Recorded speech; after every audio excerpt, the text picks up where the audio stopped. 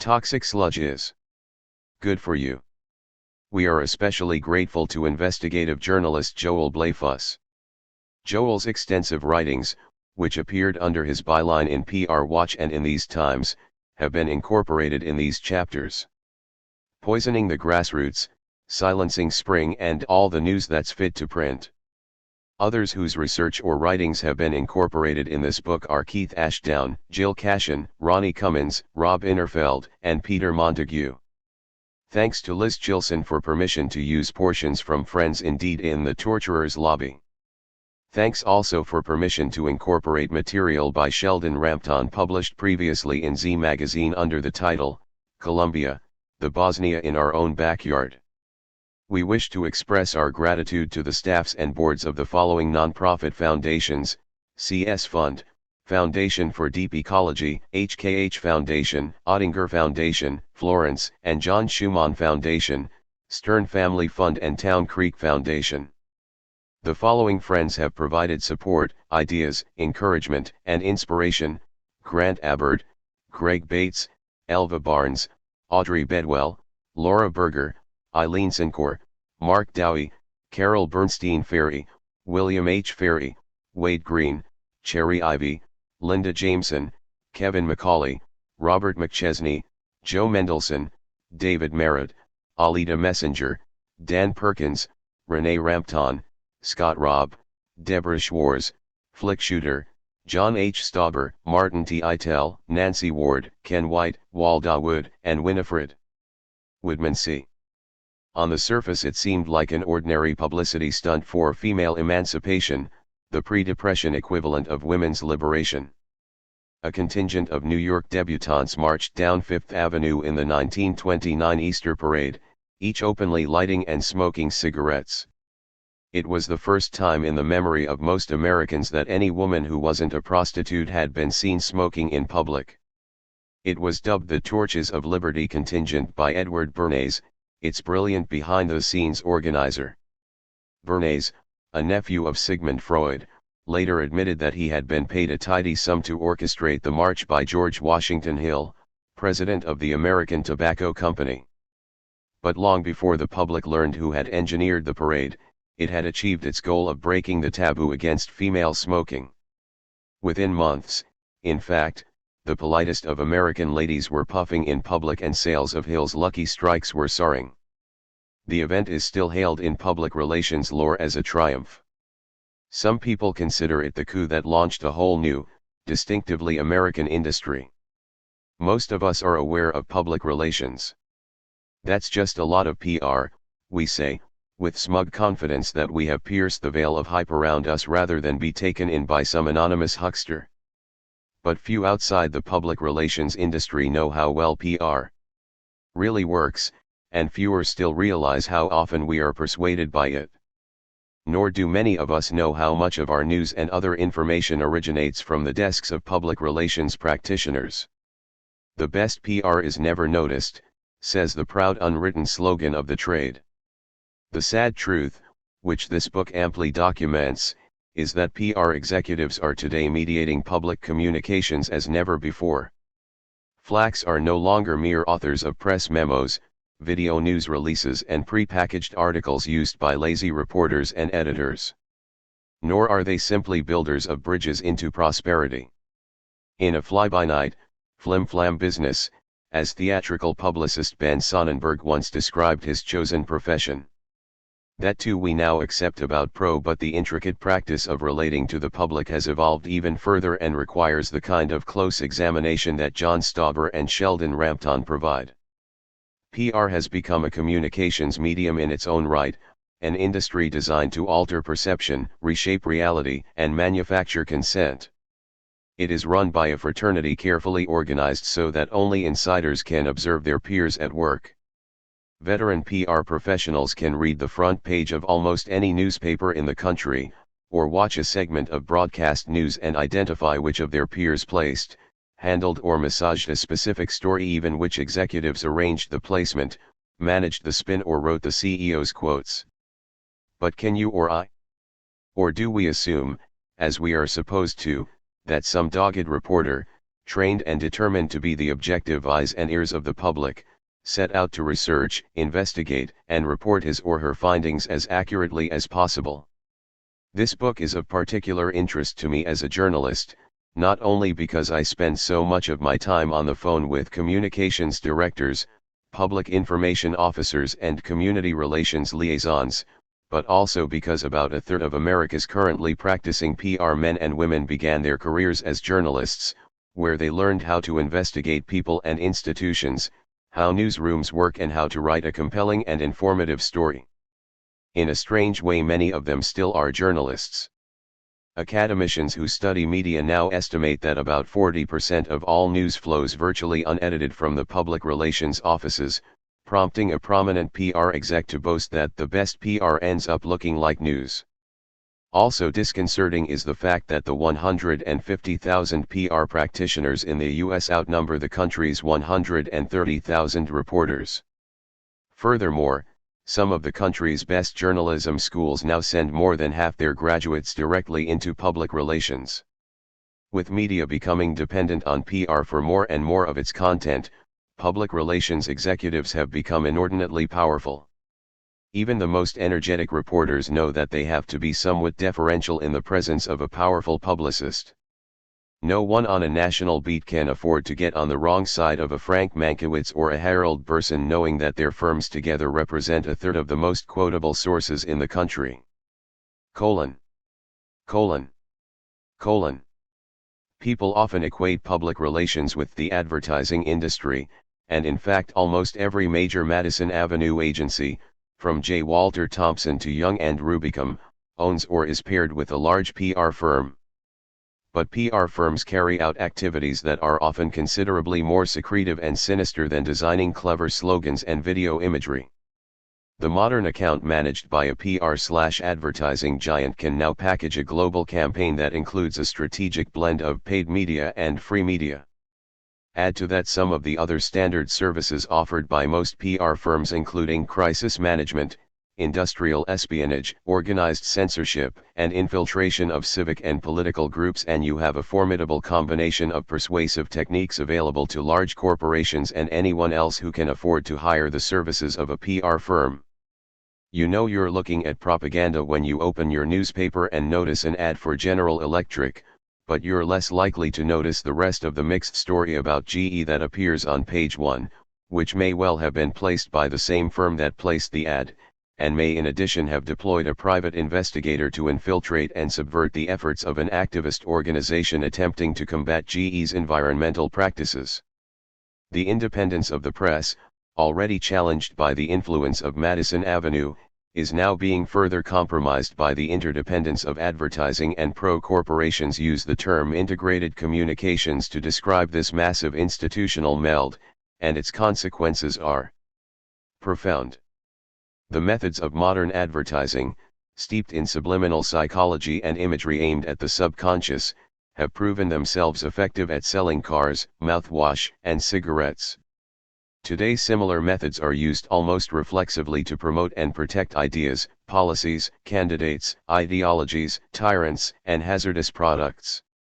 As propaganda, once the honorable purview of speechwriters, editorialists, and orators, bypasses the conscious mind and is targeted at the subconscious, the consequences for culture, democracy, and public health are staggering to contemplate.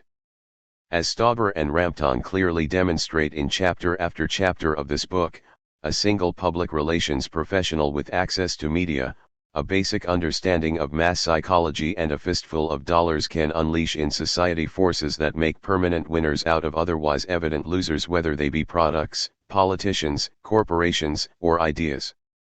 This is an awesome power we give to an industry that gravitates to wealth, offers surplus power and influence to those who need it least, and operates largely beyond public view. It is critical that consumers of media in democratic societies understand the origin of information and the process by which it is mediated, particularly when they are being deceived. Thus it is essential that they understand public relations. By offering between-the-lines analysis of PR's role in some of the most important stories of our time, this book leaves its readers with a much better sense of what is genuine. By deconstructing the modem triumphs of PR, it also shows how objective inquiry becomes subsumed by manufactured information, which either changes the public's perception of an event or the outcome of the event itself. In such an environment, facts cannot survive, nor can truth prevail.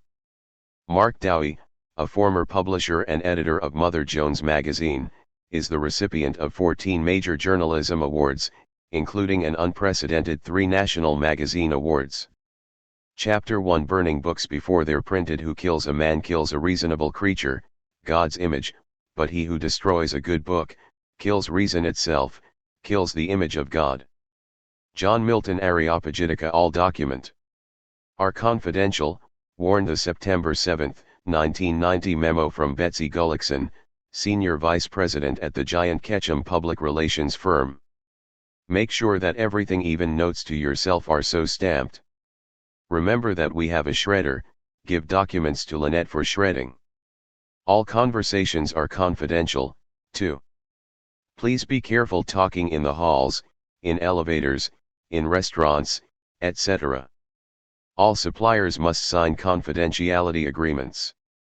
If you are faxing documents to the client, another office, or to anyone else, call them to let them know that a fax is coming. If you are expecting a fax, you or your account coordinator should stand by the machine and wait for it. We don't want those documents lying around for anybody to pick up. Gullickson, a 1969 graduate of Northwestern University's prestigious Medill School of Journalism too, understood perfectly the need for secrecy.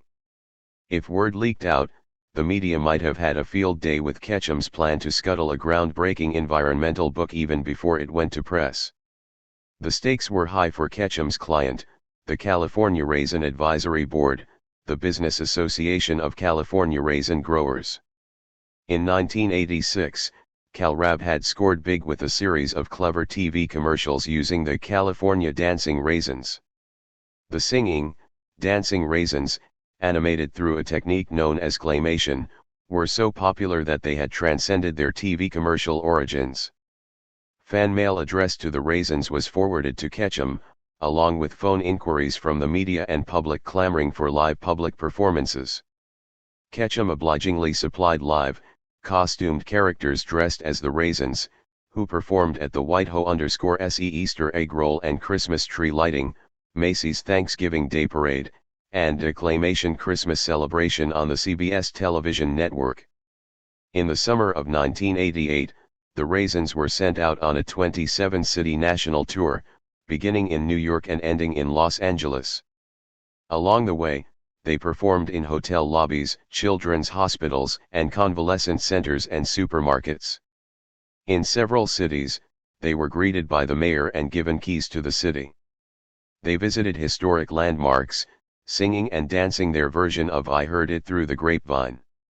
They performed at a charity benefit honoring singer Ray Charles and his claymation counterpart, Raisin Ray. Over 3,000 people joined the California Dancing Raisins fan club, and a research poll found that the raisins were second in popularity only to comedian Bill Cosby. 3 for CalRab. Of course, the real payoff came in raisin sales, which had risen 17% since the dancing raisins were first introduced. Behind the scenes, however, trouble was brewing, and Gullickson's secret memo outlined Ketchum's plan to manage the crisis. The crisis was a science writer named David Steinman. In 1985, while working for the LA Weekly, Steinman had written a story about fish contaminated from toxic waste dumped near his home in the Santa Monica Bay Area, and was shocked when a test of his own blood showed astronomical levels of both DDT and PCBs. Steinman had read the research linking these chemicals to higher rates of cancer and other diseases, and started wondering how many other poisons were in the food I ate. It started me asking why government officials, who had known about the dumping for years, had withheld the information for so long. In his search for the answers to these questions, Steinman began a 5-year investigation, using the Freedom of Information Act to obtain obscure government research reports. Based on this research, he had written a book, titled Diet for a Poisoned Planet, scheduled for publication in 1990. Steinman's investigation had uncovered evidence showing that hundreds of toxic carcinogens and other contaminants, mostly pesticides, are found routinely in U.S. foods from raisins to yogurt to beef. For example, government inspectors found raisins had 110 industrial chemical and pesticide residues in 16 samples. Diet for a Poisoned Planet recommends that people avoid any but organically grown raisins raised without pesticides. For by compiling this information in book form, Diet for a Poisoned Planet enables readers to make safer food choices. But before shoppers can use the information, they must first hear about the book, through media reviews and interviews with the author during a publicity campaign in the weeks after the book is published. And the California Raisin Advisory Board wanted to make sure that Steinman's book was dead on arrival. PR firms, of course, are the experts at organizing publicity campaigns. So who better to launch an anti-publicity campaign, to convince journalists to ignore Steinman and his book?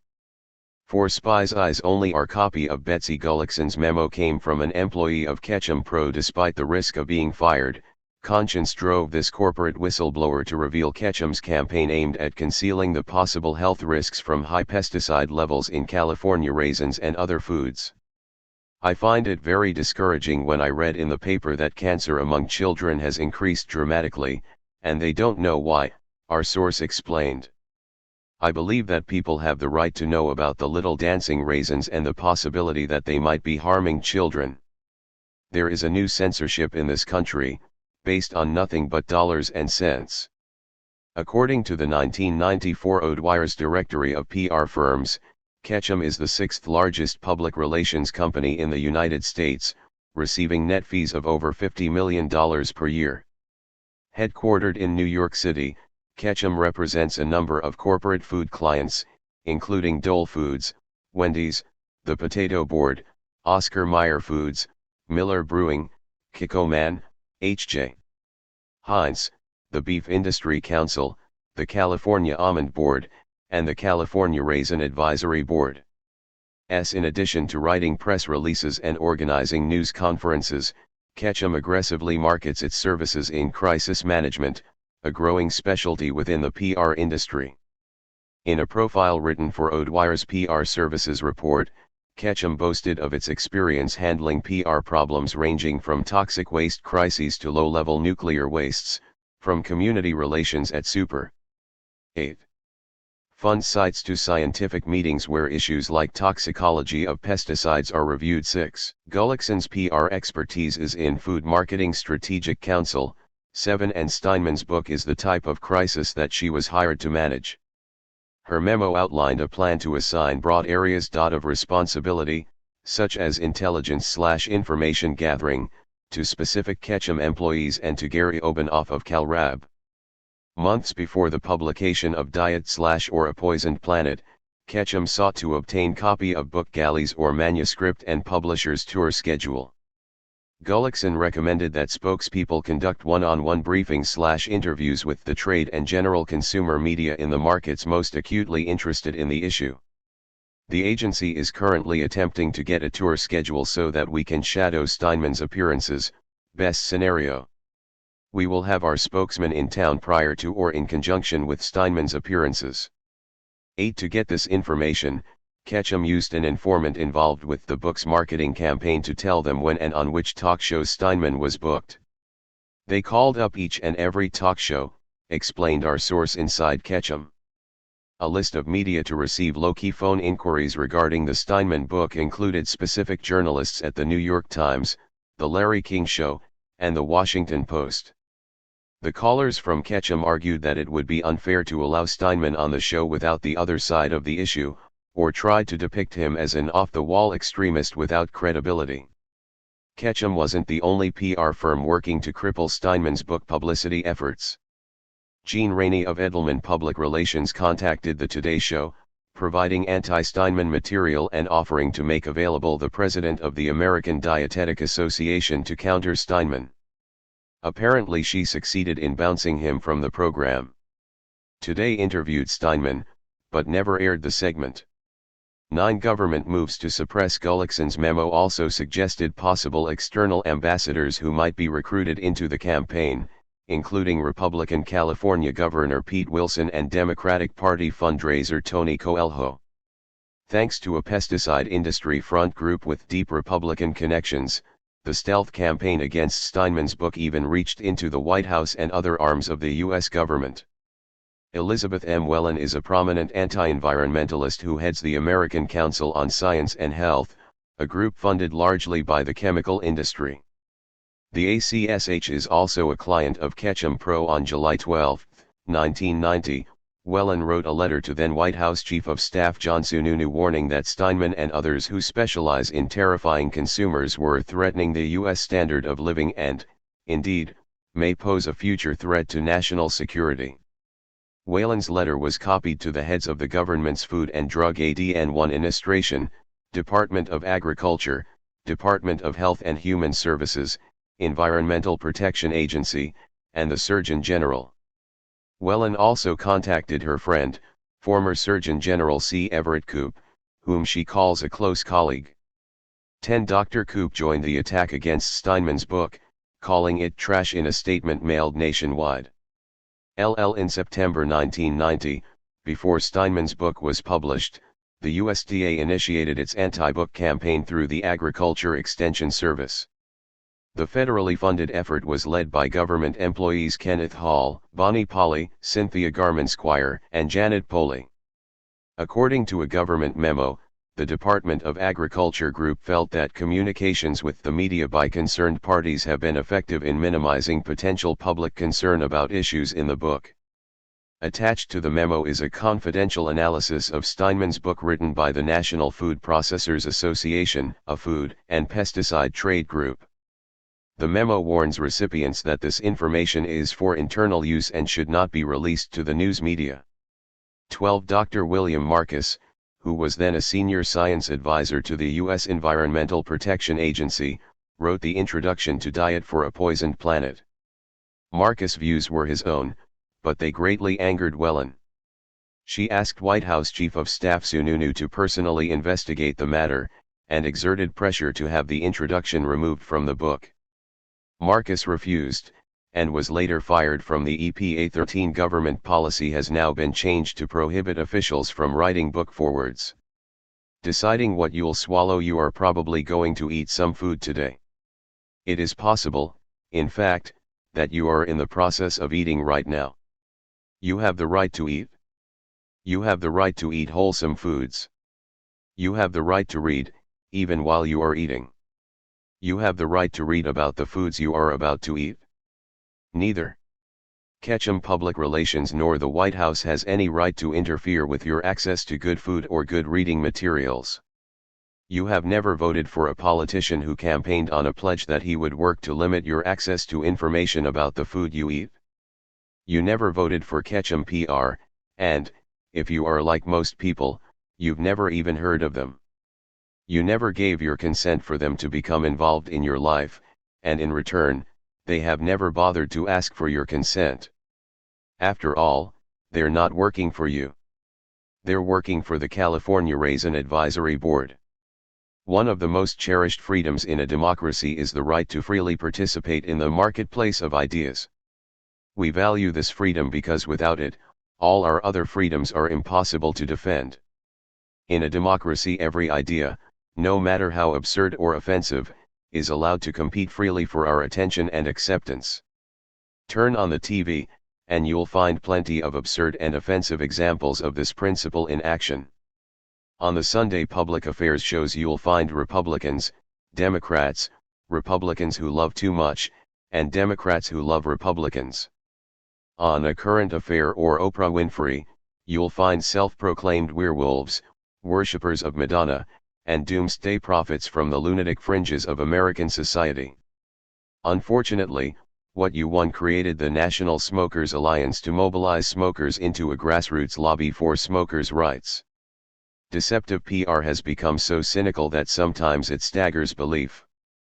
To fight former Attorney General Ed Meese's Pornography Commission, Playboy and Penthouse magazines had Gray and Company PR create a front group called Americans for Constitutional Freedom, to assist in countering the idea that those who opposed the Commission's efforts were motivated only by financial self-interest or were somehow pro-pornography. 20. To defeat environmentalists, PR firms have created green-sounding front groups such as the Global Climate Coalition and the British Columbia Forest Alliance. In defense of these activities, the PR industry claims that it is simply participating in the democratic process and contributing to public debate. In reality, the industry carefully conceals most of its activities from public view. This invisibility is part of a deliberate strategy for manipulating public opinion and government policy.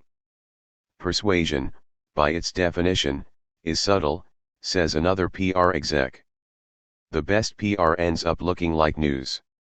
You never know when a PR agency is being effective, you'll just find your views slowly shifting. 21. Today's PR industry is related to democracy in the same way that prostitution is related to sex. When practiced voluntarily for love, both can exemplify human communications at its best. When they are bought and sold, however, they are transformed into something hidden and sordid.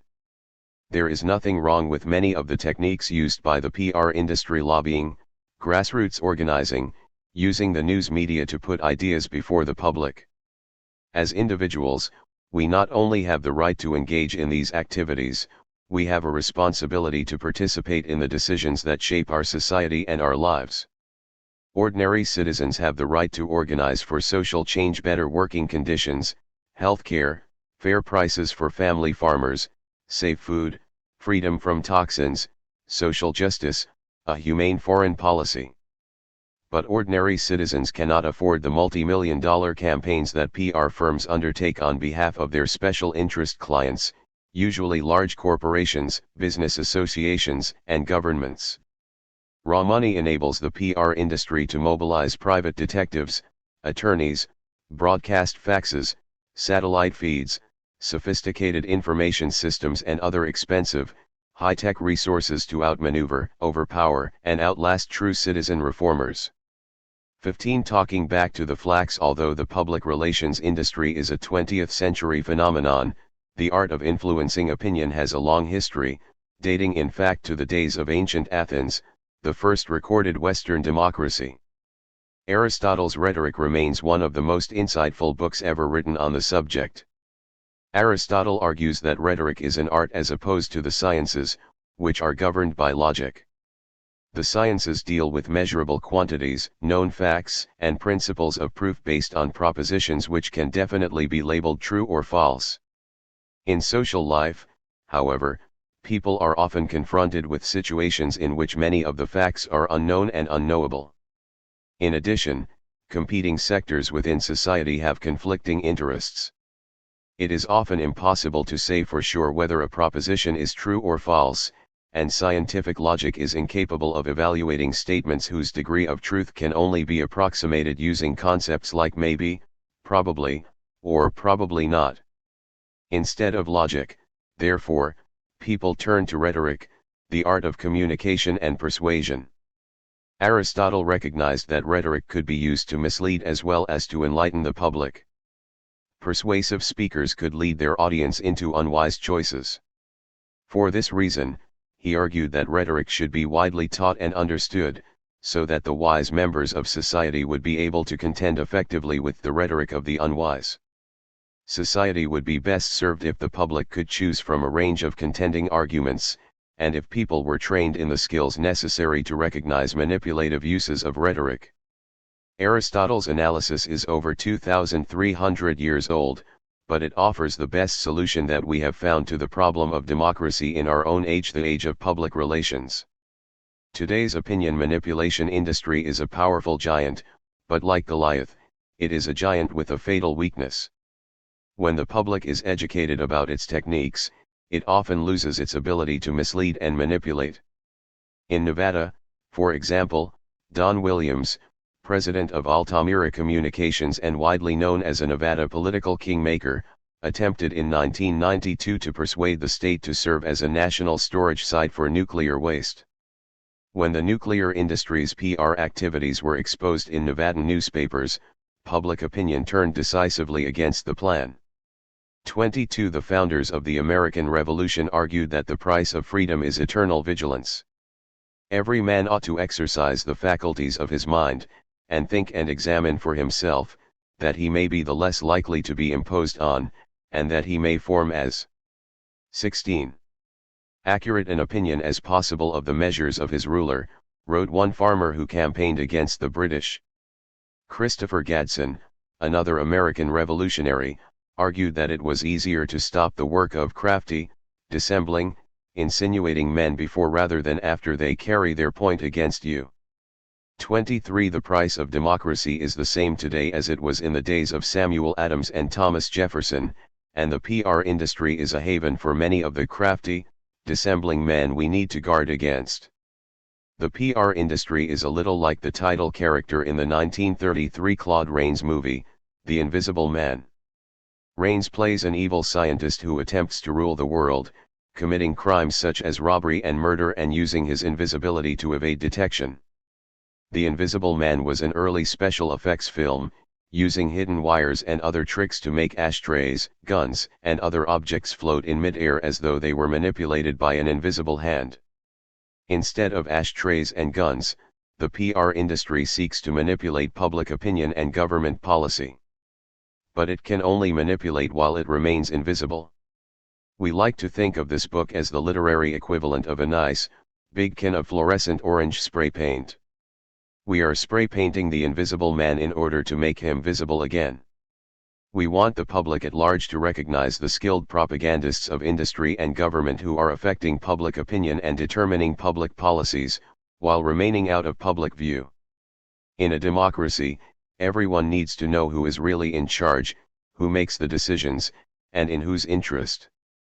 Democracies function best without invisible men. Chapter 2. The Art of the Hustle and the Science of Propaganda. A state is bound to be more dangerous if it is not governed openly by the people, but secretly by political forces that are not widely known or understood.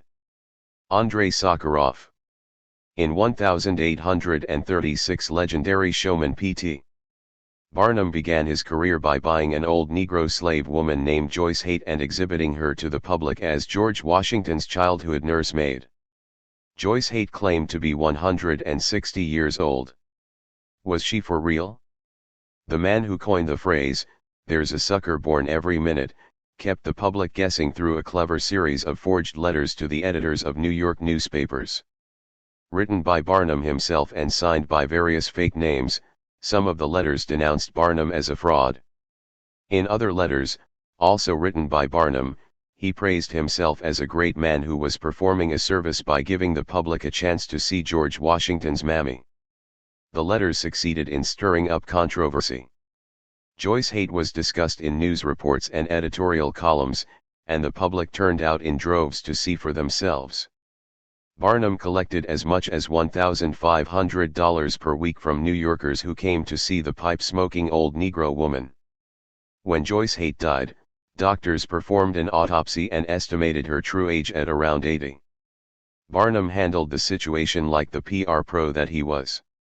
He said he was shocked, deeply shocked, at the way this woman had deceived him.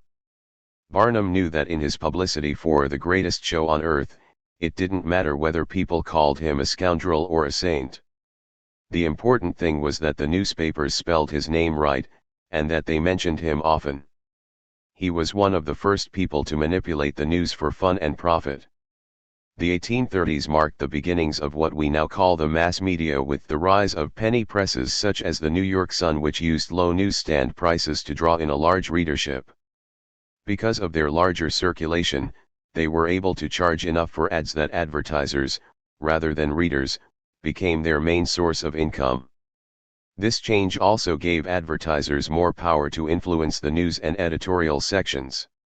Newspapers offered free puff stories to paying advertisers, a practice which is widely denied but still common today, especially in the business, food, and automobile sections of newspapers. This transformation deepened as the years progressed. According to James Melvin Lee's History of American Journalism, it was possible by the end of the 19th century to insert at a higher cost almost any advertisement disguised as a bit of news. Sometimes these paid reading notices of advertisers were distinguished by star or dagger, but more frequently there was no sign to indicate to the readers that the account had been bought and paid for and was not a regular news item. 3. By disguising paid notices as news, companies tried to bypass readers' innate skepticism toward advertising. Then, as now, readers understood that advertisements were propaganda, and they were more likely to believe a story if it seemed to come from an independent reporter. The first flax. Before the public relations industry existed, companies employed press agents to feed advertisements and publicity to newspapers. Many early press agents worked for circuses, Broadway shows and other entertainment enterprises. Often they were recruited from the ranks of underpaid reporters anxious for a way to earn more money. They used flattery, pleading and, of course, payments of money to grease the wheels for their clients' publicity. They were colorful, scheming, desperate men, drifters and con artists with bad reputations, constantly scrounging for clients and begging for favors. For in 1911, writer Will Irwin described them as the only group of men proud of being called liars. The Art of Hustle and the Science of Propaganda. 19. Like P.T. Barnum, the early press agents were more interested in generating publicity for their clients than in building images or reputations.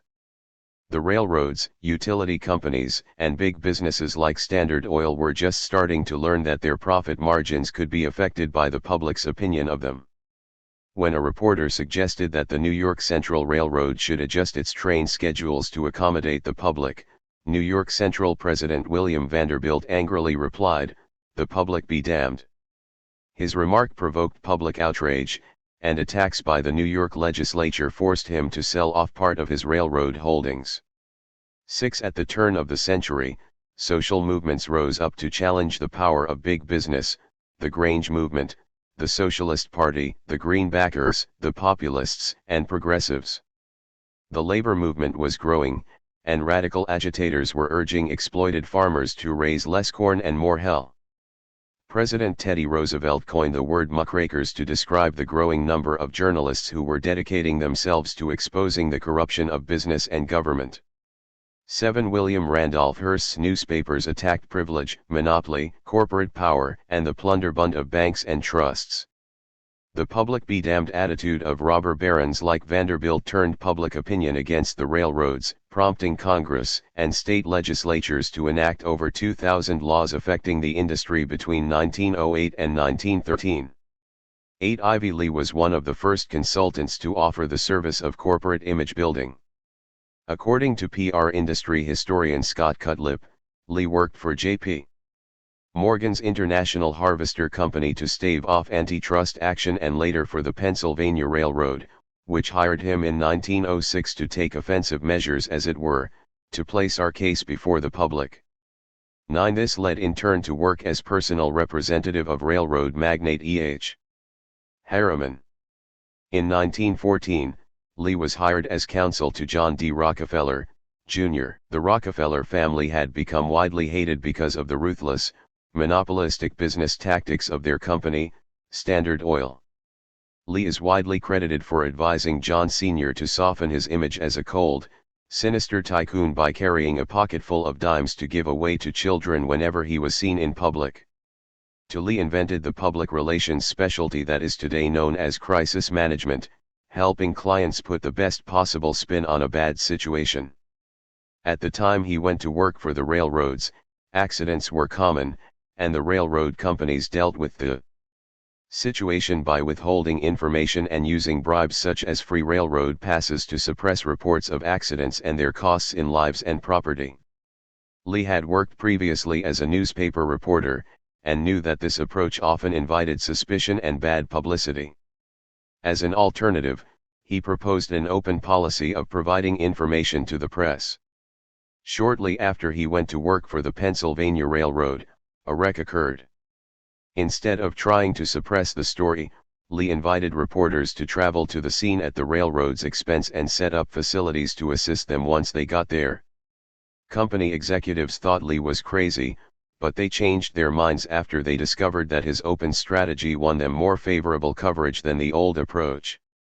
11. To advertise his policy of openness, Lee distributed a declaration of principles to newspapers across the country which is often quoted today in public relations textbooks. This is not a secret press bureau. All our work is done in the open. We aim to supply news. This is not an advertising agency. If you think any of our matter ought properly to go to your business office, do not use it. Our matter is accurate. Further details on any subject treated will be supplied promptly, and any editor will be assisted most cheerfully in verifying directly any statement of fact. In brief, our plan is, frankly, and openly, on behalf of business concerns and public institutions, to supply to the press and public of the United States prompt and accurate information concerning subjects which it is of value and interest to the public to know about. 12. According to Cutlip, Lee's approach to PR was not limited to putting the most favorable light on corporate activities. He saw himself as a counselor who studied public opinion and advised companies how to shape their affairs so that when placed before the public they will be approved. His standard prescription was, set your house in order, then tell the public you have done so. 13. In practice, however, Cutlip admits, this two-way street approach to public relations was limited by the fact that Lee's clients were engaged in activities that the public would never be likely to approve. In fact, Lee's first job for the Rockefellers was to counter bad publicity following their brutal union-busting tactics in the Ludlow Massacre, in which Colorado State Militia and company guards used machine guns to fire on a tent colony of striking mine workers, killing women and children. Lee responded with a series of pro-Rockefeller bulletins titled The Struggle in Colorado for Industrial Freedom. According to Ray Hybert, Lee's biographer, most of the bulletins, The Art of the Hustle and the Science of Propaganda 21 contained matter which on the surface was true but which presented the facts in such a way as to give a total picture that was false. 14. The Great War. The fledgling publicity industry got a big boost with World War I. Ivy Lee and many other industry pioneers joined the U.S. government's campaign to mobilize public opinion in support of the war effort. The Committee on Public Information, led by George Creel, used posters, billboards, advertising, exhibits, pamphlets, and newspapers to promote the war to end all wars to make the world safe for democracy. In a history of the war effort titled Mobilizing Civilian America, Harold Tobin and Percy Bidwell describe the committee's work as perhaps the most effective job of large-scale war propaganda which the world had ever witnessed. The committee bombarded the public unceasingly with enthusiastic reports on the nation's colossal war effort and with contrasts of our war aims and those of our allies, with the war aims of the Central Powers. Dissenting voices were stilled, either by agreement with the press or by the persuasive action of the agents of the Department of Justice. 15. The committee enrolled 75,000 civic leaders as 4-minute men to deliver war messages to people in churches, theaters, and civic groups. Ivy Lee's publicity program for the Red Cross helped it grow from 486,000 to 20 million members and raise $400 million by the time the war ended. The Creel Committee also used the time-tested tactic of feeding wartime hysteria with fantastic atrocity stories depicting the Germans as beasts and Huns. 16. The war demonstrated the power of propaganda and helped build the reputations of Creel Committee members, who returned to civilian life and offered their services to help business in the transition from a wartime to a peacetime economy. They applied and refined the publicity methods they had learned during the war. The post-war years saw Ivy Lee's firm defending the Rockefellers again, in a private war between coal mine owners and striking mine workers in West Virginia. Nearly 400,000 miners had gone out on strike to protest dangerous working conditions, low wages, and other abuses such as payment of wages in company scrip that could only be used in overpriced company stores. The coal companies hired armed Pinkerton detectives. President Warren G. Harding sent in federal troops. The governor of West Virginia declared martial law. Logan County's corrupt sheriff, Don Chaffin, used money from the coal companies to hire deputy sheriff strike breakers. The resulting battles left at least 70 miners dead. Lee worked to clean up the reputation of the coal companies by publishing bulletins titled The Miner's Lamp and Coal Facts. The bulletins ran stories praising the charitable works of mine owners, and a first-hand sketch of Sheriff Don Chaffin which reveals different traits than the public has been given to understand. They attacked the union's method of organizing and collecting dues, and claimed that company stores protect mine workers' pocketbooks. 17 These activities notwithstanding, Ivy Lee was the most widely sought-after advisor of his day to companies seeking to improve their public image. Many historians and industry insiders consider Lee the father of public relations, an honor he would probably hold without challenge if his reputation had not been tainted by scandal near the end of his career. In 1933, shortly after Adolf Hitler's rise to power, Lee's firm went to work for the German Die Trust to advise them on ways to improve German-American relations, leading to charges that he was a Nazi propagandist. The New York Mirror ran a story in July 1934 headlined, "Rockefeller Aid Nazi Mastermind." In November of that year, with the scandal still hanging over his head, Lee died of a brain tumor. An obituary in the Jewish Daily Forward described him as an agent of the Nazi government. 18 Bernays and the engineering of consent. Ivy Lee's fall from grace enabled another early PR practitioner, Edward Bernays, to claim credit for founding the field of public relations.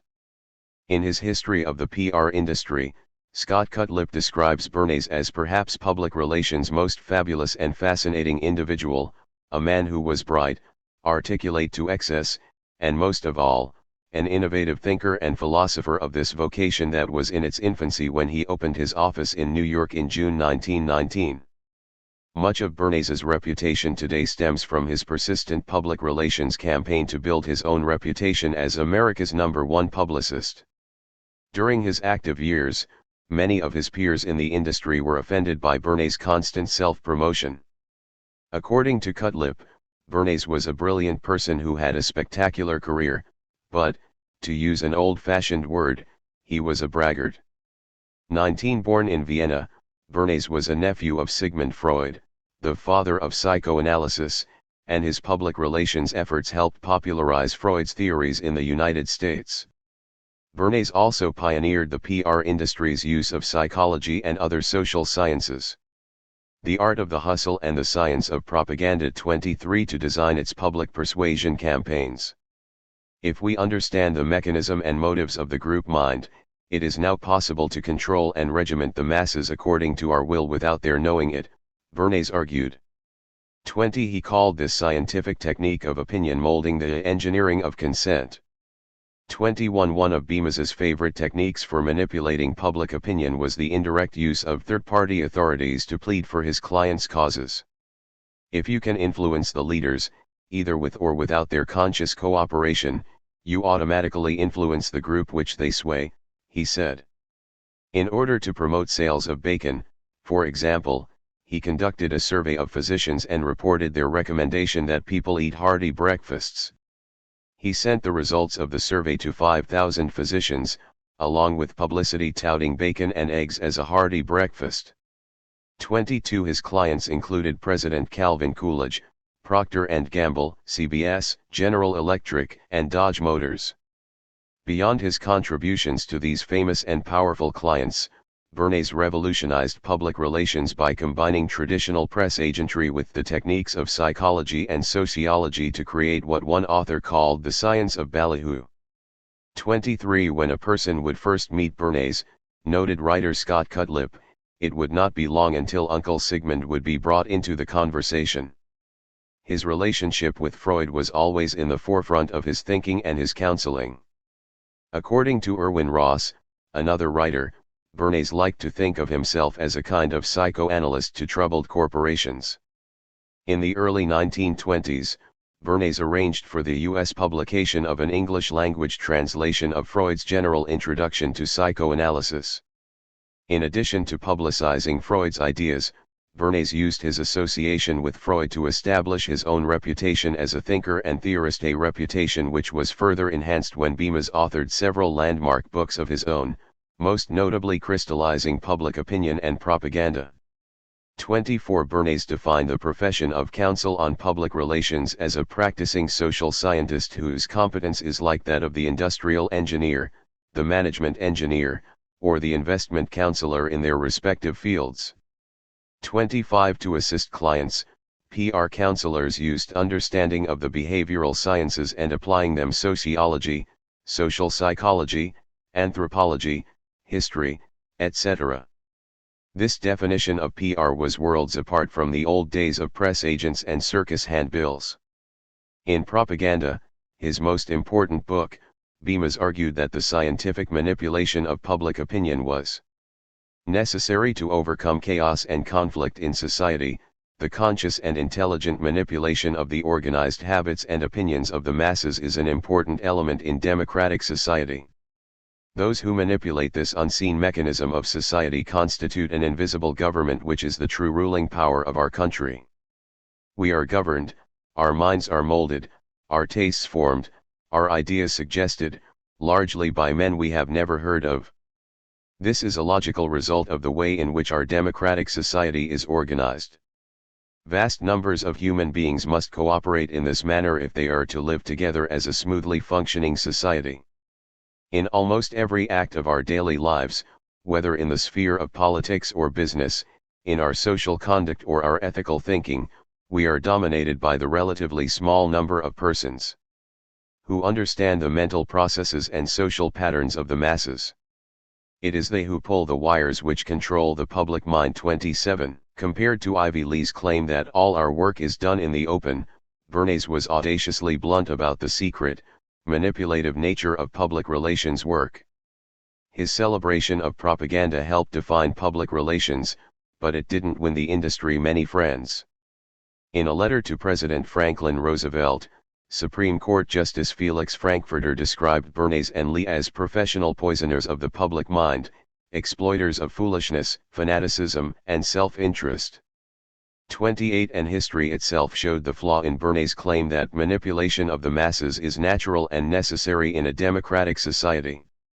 The fascist rise to power in Germany demonstrated that propaganda could be used to subvert democracy as easily as it could be used to resolve conflict. In his autobiography, Bernays recalls a dinner at his home in 1933 where Karl von Weigand, foreign correspondent of the Hearst newspapers, an old hand at interpreting Europe and just returned from Germany, was telling us about Goebbels and his propaganda plans to consolidate Nazi power. Goebbels had shown Weigand his propaganda library, the best Weigand had ever seen. Goebbels, said Weigand, was using my book Crystallizing Public Opinion as a basis for his destructive campaign against the Jews of Germany. This shocked me. Obviously the attack on the Jews of Germany was no emotional outburst of the Nazis, but a deliberate, planned campaign. Chapter 3 Smokers' Hacks. I'll tell you why I like the cigarette business. It costs a penny to make. Sell it for $1. It's addictive. And there's fantastic brand loyalty. Warren Buffett once R.J. Reynolds's largest shareholder. One of the PR industry's first major clients was the tobacco industry. In the early 20th century, the tobacco companies used PR's psychological marketing skills to first hook women and then children on their drug.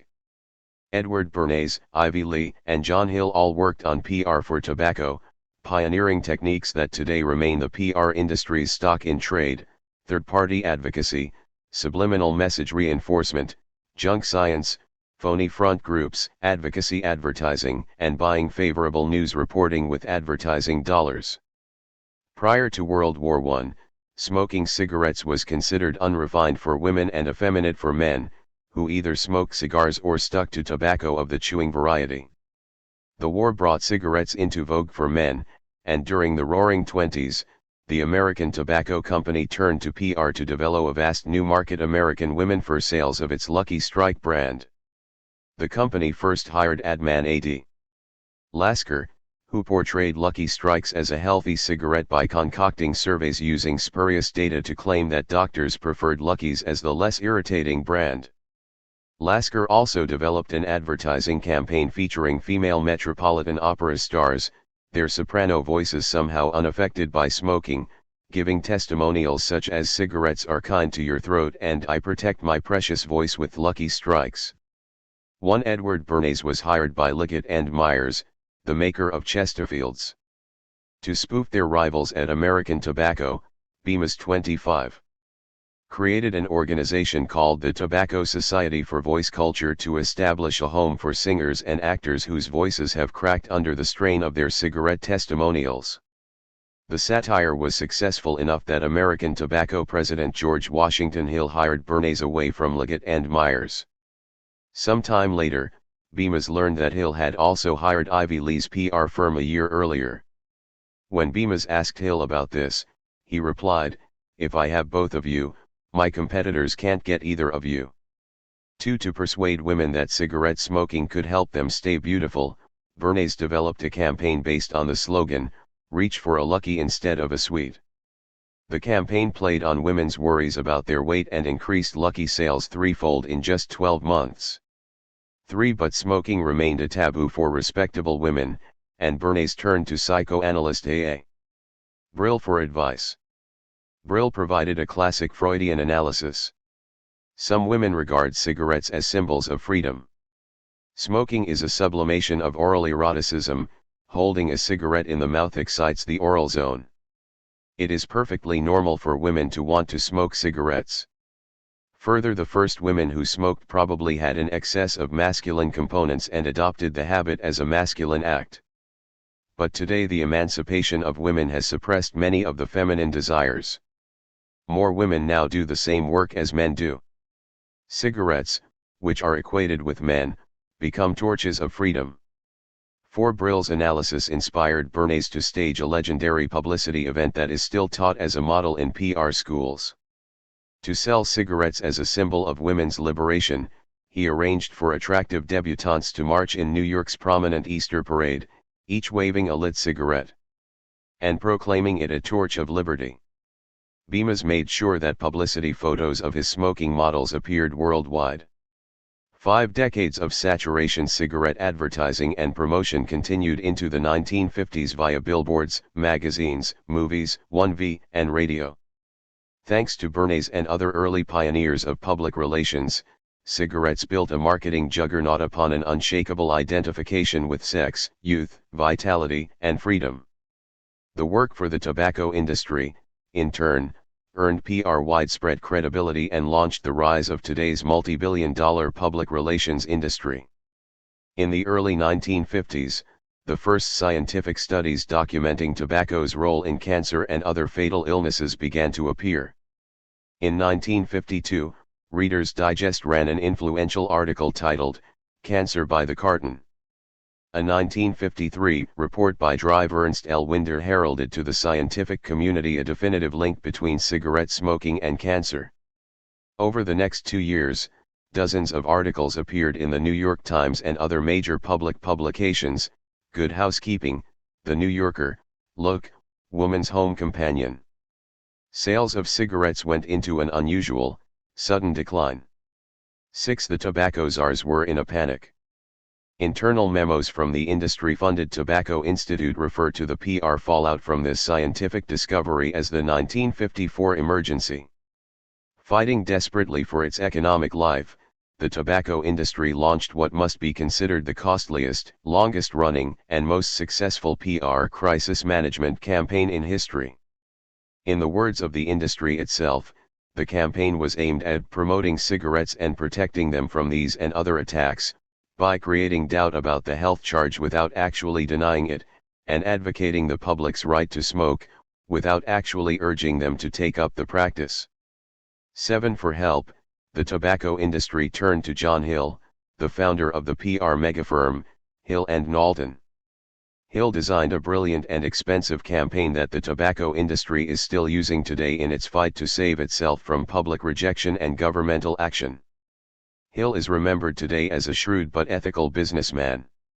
In a letter, he once stated, "It is not the work of public relations to outsmart the American public by helping management build profits." Yet Hill's work to save tobacco in the 1950s is such an egregious example of outsmarting the American public. to build profits that Hill and Knowlton is still in court today answering criminal charges. 8. The company's role is described as follows in a 1993 lawsuit, State of Mississippi versus the Tobacco Cartel. As a result of these efforts, the Tobacco Institute Research Committee, an entity later known as the Council for Tobacco Research, was formed. The Tobacco Industry Research Committee immediately ran a full-page promotion in more than 400 newspapers aimed at an estimated 43 million Americans, entitled A Frank Statement to Cigarette Smokers. In this advertisement, the participating tobacco companies recognized their special responsibility to the public, and promised to learn the facts about smoking and health. The participating tobacco companies promised to sponsor independent research.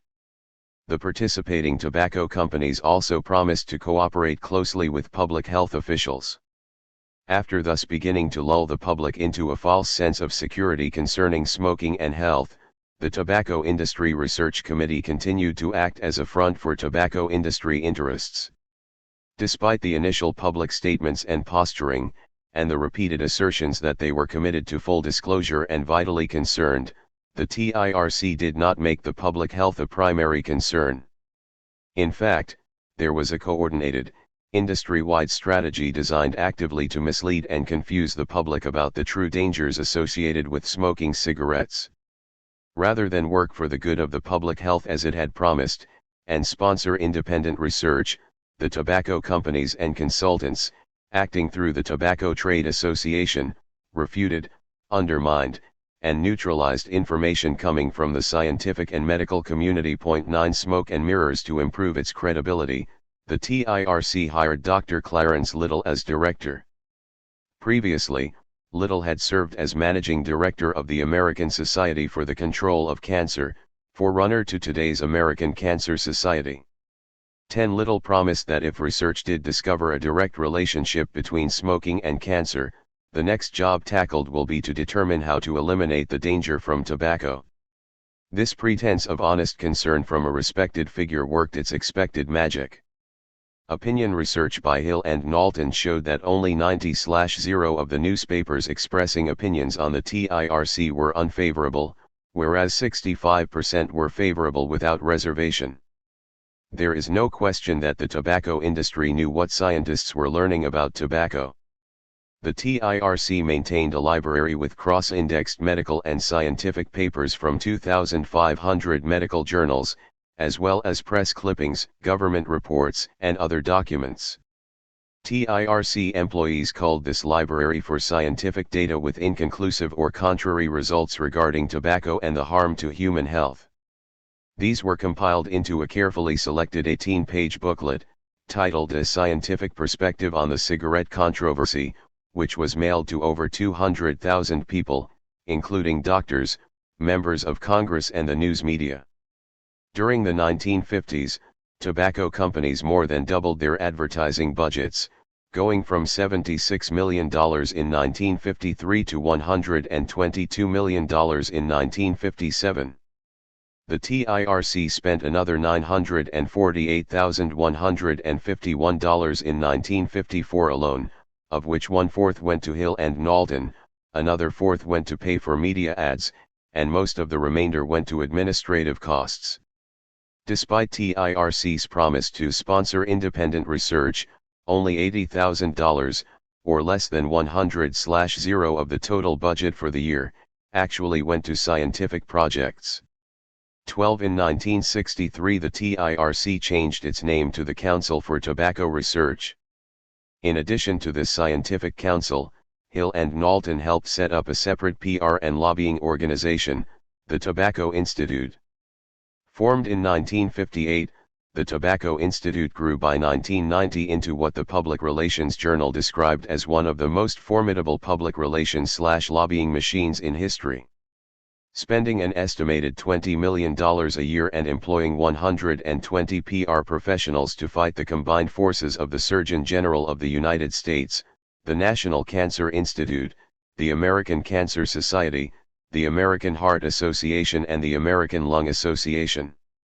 13. The tobacco industry's PR strategy has been described by the American Cancer Society as a delaying action to mislead the public into believing that no change in smoking habits is indicated from existing statistical and pathological evidence. 14. In the 1990s, medical studies estimated that 400,000 of the 50 million smokers in the United States were dying each year from tobacco-related diseases, and that smoking was likely to be a contributing factor in the deaths of half the smokers in the country. IS tobacco opponents lobbied for public education and strict new regulations to prevent youthful addiction and to protect the public's right to a smoke-free environment. But despite smoking's bad press, tobacco profits have continued to soar, and the industry is opening new, unregulated megamarkets in Asia, Eastern Europe, and the Third World. 16. Even in the US, most attempts at serious federal or state regulation or taxation are swatted down by tobacco's skilled army of highly paid lobbyists. Snatching victory from the ashes. One way the cigarette industry intends to keep winning is by escalating to unprecedented levels its use of front groups such as the National Smokers Alliance, an ambitious and well-funded grassroots campaign developed by Burson Marsteller PR with millions of dollars from Philip Morris. The National Smokers Alliance is a state-of-the-art campaign that uses full-page newspaper ads, direct telemarketing, paid canvassers, free 800 numbers and newsletters to bring thousands of smokers into its ranks each week. By 1995, NSA claimed a membership of 3 million smokers. The campaign's goal is to rile up and mobilize a committed cadre of foot soldiers in a grassroots army. Directed by Philip Morris's political operatives at Burson Marsteller. Philip Morris knows that to win politically it has to turn out the troops, people who can emotionally battle on its behalf. The NSA is a sophisticated, camouflaged campaign that organizes tobacco's victims to protect tobacco's profits. In the past, the tobacco industry attempted, not too convincingly, to distance itself from pro-smoking forces. The Tobacco Institute's Brennan Dawson told the Congressional Quarterly in 1990, "If we were to fund smokers' rights groups and bring them to Washington, wouldn't they then be viewed as an arm of the tobacco industry?"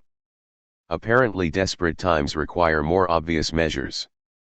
In 1994, National Journal writer Peter Stone observed that NSA is increasingly looking like a subsidiary of Burson Marsteller, and noted that the PR firm used its grassroots lobbying unit, the Advocacy Communications Team, to start building membership in the group last year. Thomas Humber, a Burson Marsteller vice president, is president and CEO of the NSA. Burson executives Kenneth Reitz and Pierre Salinger are active, as is Peter G. Kelly, a prominent Democrat with the firm of Black, Manafort, Stone and Kelly, which is owned by Burson Marsteller. 17. How does the NSA recruit smoking's victims into becoming its advocates? Through a combination of high-tech direct marketing techniques and old-fashioned feet-in-the-street community organizing. Like every good grassroots group, the National Smokers Alliance has a folksy but strident newsletter for its membership, called the NSA Voice.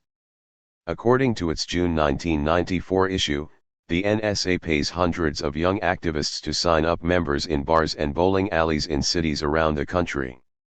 Eric Shippers, in charge of the membership drive, reported that during only the first 2 months of activity, the Chicago campaign put 180 recruiters on the street and enlisted more than 40,000 members. Many NSA members are first recruited via full-page ads with 800 numbers that exhort puffers to stand up for their rights. Everyone who calls receives the NSA newsletter free for 3 months, along with 10 membership recruitment cards and stickers to place in stores and restaurants that say, "I am a smoker and have spent $1 in your establishment." NSA members who sign up another 10 people at $10 each can win a free NSA t-shirt. The committed and informed pro-smoking advocate can also call a free 800 number to order more sign-up cards and stickers, or get the latest marching orders regarding which bureaucrats or politicians need nudging from Marlboros. Masses. One recent NSA mailing, sent first class to hundreds of thousands of smokers, urged them to write letters to the Occupational Safety and Health Administration to defeat new regulations that would ban smoking in any site where work is conducted. Marsteller's propagandists have even coined a clever play on words that questions the patriotism of anti-smokers by calling them anti-Americans. NSA's newsletter advises, if anti-America is pushing a discriminatory smoking ban in your workplace, speak up, and check the laws in your state with regard to the protection of individual rights. 18 Bringing in the sheaves. In recent years, California has been the front line of the tobacco wars and the state where the industry has suffered its worst setbacks. In 1988, the cigarette companies spent more than $20 million in a failed effort to defeat a major anti-smoking initiative. Since then, health activists have passed hundreds of local smoking bans. As a result, California has seen a 27% decrease in cigarette consumption, the most success of any state in reducing tobacco's deadly toll. 19 Philip Morris is fighting back through a California PR firm called the Dolphin Group. Dolphin CEO Lee Stitzenberger used $500,000 from Philip Morris to set up a front group called Californians for Statewide Smoking Restrictions. Using this deceptive name, NSA members gathered signatures to put a referendum on the California ballot in November 1994, which the Dolphin Group promoted with billboards reading, "Yes on 18B tough statewide smoking restrictions, the right choice." 20 In reality, Proposition 188 was a pro-tobacco referendum which, if passed, would have undermined 270 existing local anti-smoking ordinances in California cities, as well as the state's new statewide smoke-free workplace law. 21 Anti-smoking groups charged that many of the people who signed petitions in favor of the referendum were led to believe that they were supporting a measure to protect non-smokers and youths. After the public learned about the funding source behind Californians for Statewide Smoking Restrictions, opinion turned decisively against the referendum and it was voted down. The $25 million smokescreen the tobacco industry created to dupe Californians into voting for Proposition 188 has cleared, and the voters have spoken, declared the American Cancer Society. 22 The tobacco industry's PR campaign is not really about swaying public opinion, a battle which the industry has already lost. Even half of smokers favor stricter government regulation of their deadly habit. 23 The industry's goal is not to win good PR, but to avoid losing political and legal battles. This survivalist strategy has served the cigarette industry well for 40 years. At a PR seminar in May 1994, Tom Loria, the chief lobbyist for the Tobacco Institute, pointed out that tobacco sales continue to grow worldwide. He dismissed tobacco critics as simply a political correctness craze and ridiculed predictions of tobacco's demise, saying that the media has been preparing smoking's obituary for decades. Tobacco may be fighting for its life, but Loria reminded the assembled PR practitioners that his industry has been fighting and winning that battle for a long time. 24 Hazy Ethics 16,000 PR practitioners belong to the Public Relations Society of America and pledge to abide by its 17-point Code of Professional Standards. The code states that a PRSA member shall conduct his or her professional life in accord with the public interest. PR legend Edward Bernays, who designed the Torches of Liberty parade that made smoking socially acceptable for American women, later said if he'd known of the dangers of tobacco he would have refused the account. When the profession of public relations was first outlined, Bemis stated, it was envisioned as other professions functioned, that is, as an art applied to a science, in this case social science, and in which the primary motivation was the public interest and not pecuniary motivation. No reputable public relations organization would today accept a cigarette account, since their cancer-causing effects have been proven. 2 feet 5 inches. These ethical qualms in his later years made Bernays a minority voice within the public relations industry. In 1994, an informal survey of 38 PR firms revealed that only 9 would decline a contract to represent the tobacco industry. 26 Bernays, a non-smoker, lived to be 103 years old, passing away in March 1995. His final years were spent fruitlessly appealing to the PRSA to police its own ranks. Under present conditions, an unethical person can sign the code of PRSA, become a member, practice unethically untouched by any legal sanctions, Bernays observed. In law and medicine, such an individual is subject to disbarment from the profession. There are no standards. This sad situation makes it possible for anyone, regardless of education or ethics, to use the term public relations to describe his or her function. 27. Chapter 4. Spinning the Atom. Once a bright hope shared by all mankind, including myself, the rash proliferation of nuclear power plants is now one of the ugliest clouds hanging over America. Proliferation of capabilities to produce nuclear weapons of mass destruction is reaching terrifying proportions. And now, the prospect of the reprocessing or recycling of nuclear wastes from scores of atomic power plants is close upon us.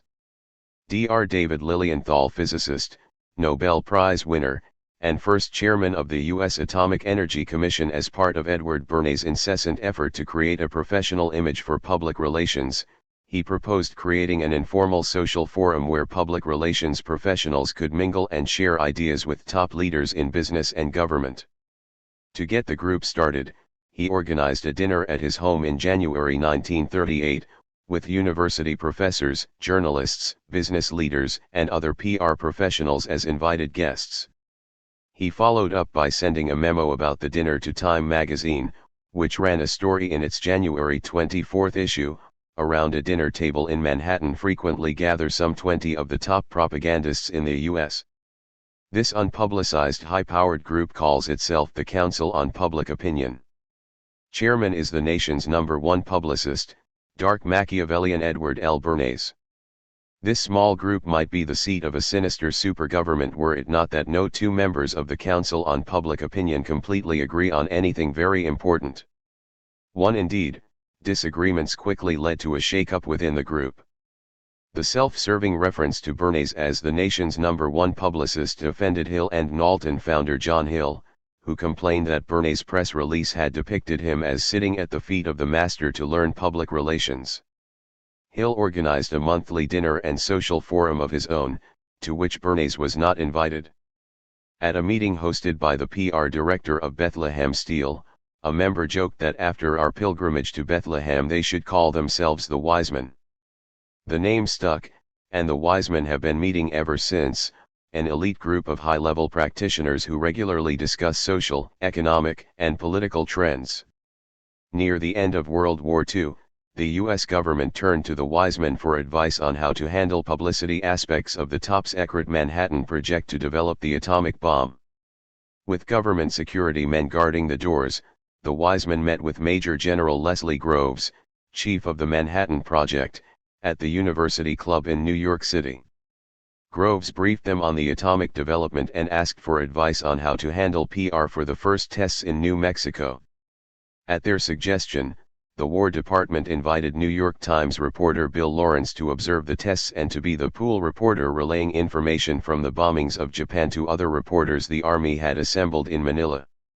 To the end of the war left the U.S. with a new set of public relations concerns related to the bomb. The U.S. monopoly on nuclear weapons quickly evaporated as the Soviet Union developed bombs of its own. By 1952, both countries had graduated from A-bombs to H-bombs, yielding more than 15,000 times the destructive power of the explosion that obliterated Hiroshima. As US-Soviet hostilities hardened, the public was left to consider the horrifying potential that atomic power had unleashed. The prospect that the next world war could involve bombs capable of destroying whole cities in a war that even then people realized no one would win. 3 Atoms for Peace. In 1953, President Dwight Eisenhower delivered his now famous Atoms for Peace speech to the United Nations. Using a sword Shinto plowshares approach borrowed from the Bible, he pledged that peaceful power from atomic energy is no dream of the future. That capability, already proved, is here now, today, ready to provide abundant electrical energy in the power-starved areas of the world. The U.S. pledges to help solve the fearful atomic dilemma, to devote its entire heart and mind to find the way by which the miraculous inventiveness of man shall not be dedicated to his death, but consecrated to his life. Eisenhower's speech marked the beginning of a public relations campaign to transform the image of nuclear technology. Previously, its sole proven use had been for the purpose of designing destructive weapons. Now the U.S. Atomic Energy Commission promised that nuclear generators would make electricity too cheap to meter. The government's monopoly on ownership of nuclear materials was abolished, and private companies were invited to participate in the commercial development of atomic energy. The U.S. promised to share atomic energy technology with underdeveloped nations. The atom's image as a magical source of unlimited energy was promoted using educational films, brochures, and experts who promised that a lump of uranium the size of a pea could unleash enough energy to drive a car to the moon and back.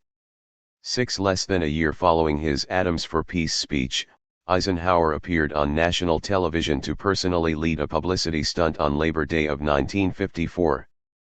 Waving for magic wand, he electronically signaled a radio-controlled bulldozer to begin breaking ground at the small Pennsylvania town of Shippingport, marking the start of construction on the country's first commercial nuclear power plant. Once again, however, image and reality were worlds apart. Although scientists had already demonstrated the possibility of using nuclear reactors to generate electricity, the technology had little support among U.S. utility companies, who saw nuclear generators as expensive and unnecessary. In fact, the cost per kilowatt of electricity generated by the Shippingport reactor was 10 times higher than the prevailing cost of power. Federal subsidies were necessary to make it commercially competitive with conventional coal-powered reactors. The true purpose of Shippingport was symbolic. It sent a message that the atom could be harnessed for peaceful uses. In 1950, David Lilienthal had resigned as AEC chairman. He became increasingly disillusioned with the many instances of the way in which public relations techniques, the not-so-hidden persuader, have been used to promote the appropriation of funds for the peaceful atom. He criticized the lab zero-rate ritual of providing nuclear technology to underdeveloped countries. Even as a propaganda move, it was self-defeating and naive. A great many of these countries need and could use doctors and medicine, storage batteries, plows and fertilizers, and seed and good elementary scientific instruction. Only the desire to prove somehow that atoms were for peace could justify the absurdity of a separate program, not in the foreign aid part of the State Department but in the AEC. By 1962, nuclear power was still more expensive than energy generated by conventional means, but the AEC and private companies such as Westinghouse, Union Carbide, and General Electric had spent billions of dollars in research and development, and they were anxious to see a return on their investment. With great fanfare, GE announced in 1962 that it had contracted to build a nuclear plant at Oyster Creek, New Jersey, for $91 million, entirely without federal subsidy. In reality, however, the Oyster Creek reactor was a loss leader. General Electric built it at a bargain basement price, accepting a loss on the deal so it could position itself to dominate the reactor market. The ploy worked. The mystique of high-tech atomic power proved hypnotic, and orders for new reactors began rolling in from utility companies convinced that they needed nuclear power to remain on the cutting edge of America's energy future. As the orders came in, GE discreetly jacked up its prices, until utility companies were actually paying more for the privilege of buying into the future than if they had stayed with conventional generators. To damage control as the rhetoric of power too cheap to meter faded, the AEC and nuclear advocates spoke instead of someday producing atomic electricity that would be competitive in cost to coal, gas, or hydroelectric power. This goal was never achieved in practice. But even if nuclear power could be produced at a competitive price, the technology had another major problem: safety. At a conventional power plant, an accident or sabotage might kill a few dozen people, a couple of hundred in a worst-case scenario. By contrast, a 1957 study by the Brookhaven National Laboratory estimated that a worst-case accident at a small, ISO megawatt nuclear reactor 30 miles upwind of a major city would kill 3,400 people, injure another 43,000, and cause $7 billion in property damage.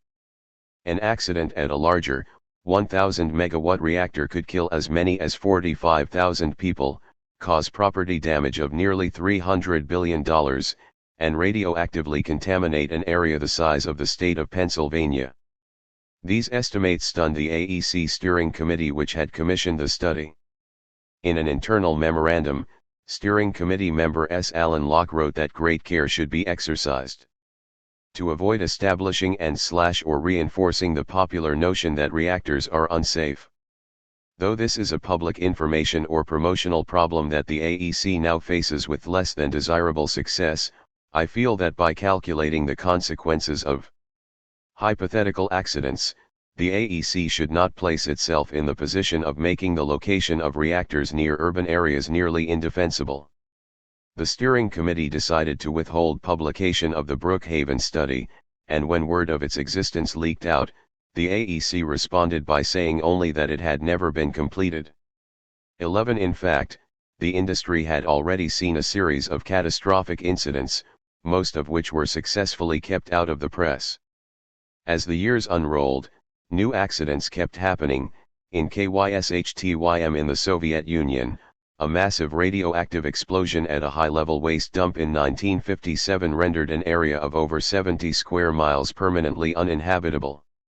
12 At the SL-1 test reactor in Idaho, an exploding fuel rod killed 3 reactor operators and saturated the reactor building with radiation. 3 weeks after the January 3, 1961, accident, the hands and heads of the 3 victims were still so hot with radiation that they had to be severed from their bodies and buried separately as radioactive waste. 13 On October 5, 1966, a partial meltdown at the 300-megawatt Enrico Fermi I fast breeder reactor at Monroe, Michigan prompted utility officials to seriously consider the possibility of trying to evacuate Detroit, 40 miles to the north. News of the accident was successfully withheld from the public until the early 1970s, when John G. Fuller, one of the engineers who witnessed the meltdown, published a book titled We Almost Lost Detroit. 14 In 1975, fire damaged electric cables and safety systems at the Tennessee Valley Authority's Browns Ferry complex in Alabama. The fire triggered near panic in the plant's control room and started a process that could, if allowed to continue, have led to a meltdown.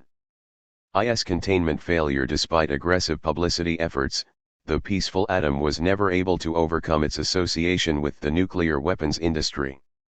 The movement against nuclear power originated with the campaign against above-ground bomb testing, which educated citizens about the health and environmental dangers posed by radiation. Environmental concerns also fed the first local opposition to the building of nuclear power stations, when the Sierra Club in 1961 opposed construction of the Bodega Head plant near San Francisco on a site that was not only part of a local nature reserve, but also on an earthquake fault. 16 The activism of the 1960s led naturally to growing protests linking nuclear power to nuclear bombs, and by the late 1970s, non-nuc groups were active throughout the United States, lobbying and developing information programs which criticized the nuclear industry on environmental, scientific, and economic grounds. In response, electrical utilities stepped up their PR campaigns. A 1978 survey of business-funded educational materials in U.S. public schools showed that more than any industry group, the electric utilities provide extensive multimedia materials on energy issues. These energy education efforts notably target the elementary grade levels through the use of films, comic books, cartoon graphics, or simple phrasing. This emphasis on the lower grades seems aimed at cultivating a future constituency in support of the electric power industry in general and nuclear power in particular. The educational cartoon books included titles such as The Atom, Electricity, and You, distributed by the Commonwealth Edison Company, for a mature audience only, published by Westinghouse, and Mickey Mouse and Goofy Explore Energy, produced by Exxon. 17. The Prairie Campaign attempted to portray nuclear power as not only safe, but environmentally cleaner than other power sources. In The Story of Electricity, published in 1975 by the Florida Power and Light Corporation, comic book characters promised that nuclear plants are clean, odorless, and generate electricity economically. And most important, help conserve fossil fuels. Another comic book titled The Battle for Survival: The War Against Environmental Pollution, published by Virginia Electric and Power, claimed that nuclear generating stations are just about the cleanest and most desirable neighbor that any community can have. And our power company is a leader in constructing these new plants. 18 Despite decades of efforts to generate favorable publicity, the nuclear industry was strikingly unprepared to handle the image crisis that erupted in Pennsylvania on March 28, 1979, when control systems failed at the 3 Mile Island facility. According to Robert DeLenschneider, the Hill and Knowlton PR executive who was brought in to manage the crisis, the miscommunication at 3 Mile Island was the most monumental I have ever witnessed in business, and itself caused a crisis of epic proportions. 19. By way of bad luck, public alarm was heightened by the ominously coincidental similarity of events at 3 Mile Island to the plot of a recently released Hollywood movie, The China Syndrome, which portrayed a utility company more concerned with corporate profits and cover-ups than with serious safety problems. Metropolitan Edison, the company managing 3 Mile Island for parent company General Public Utilities, seemed to be reading from the same script as the movie in its initial response to the discovery that its reactor was overheating. The first rule of effective public relations in a crisis is to announce the bad news as completely and quickly as possible. Metropolitan Edison broke this rule in the first day of the crisis by attempting to evade the facts and downplay the extent of radiation released from the ailing reactor. 20 Worse yet, Met-Ed's public relations staff gave out contradictory and inaccurate information. There have been no recordings of any significant levels of radiation, and none are expected outside the plant, said Met-Ed's chief spokesman, Don Curry. Shortly after the statement was released, Pennsylvania's Department of Environmental Resources sent a helicopter over the plant with a Geiger counter and detected radiation. Company officials backpedaled and said they didn't know how much radiation had been released. Later that afternoon, they changed their position again and said the release was minor. Company Vice President Jack Herbine became the perfect target for skeptical journalists, talking in technical jargon and losing his temper with reporters. When someone asked what might happen if the hydrogen bubble inside the reactor came in contact with a spark, he answered that the result could be spontaneous energetic disassembly of the reactor. When reporters asked him to explain the difference between spontaneous energetic disassembly and an explosion, he angrily refused to answer further questions. 21 Alarmed by the utility company's refusal or inability to explain what was happening inside the plant, Pennsylvania Governor Richard Thornburgh suggested that pregnant women and children leave an area within a 5-mile radius of the plant. Panic followed. 49% of the population living within 15 miles of the plant, 144,000 people, packed up and fled. The photographs in the press were appalling, DeLenschneider recalled. They resembled refugee lines in World War II. People were living off bottled water and canned food. There was an exodus.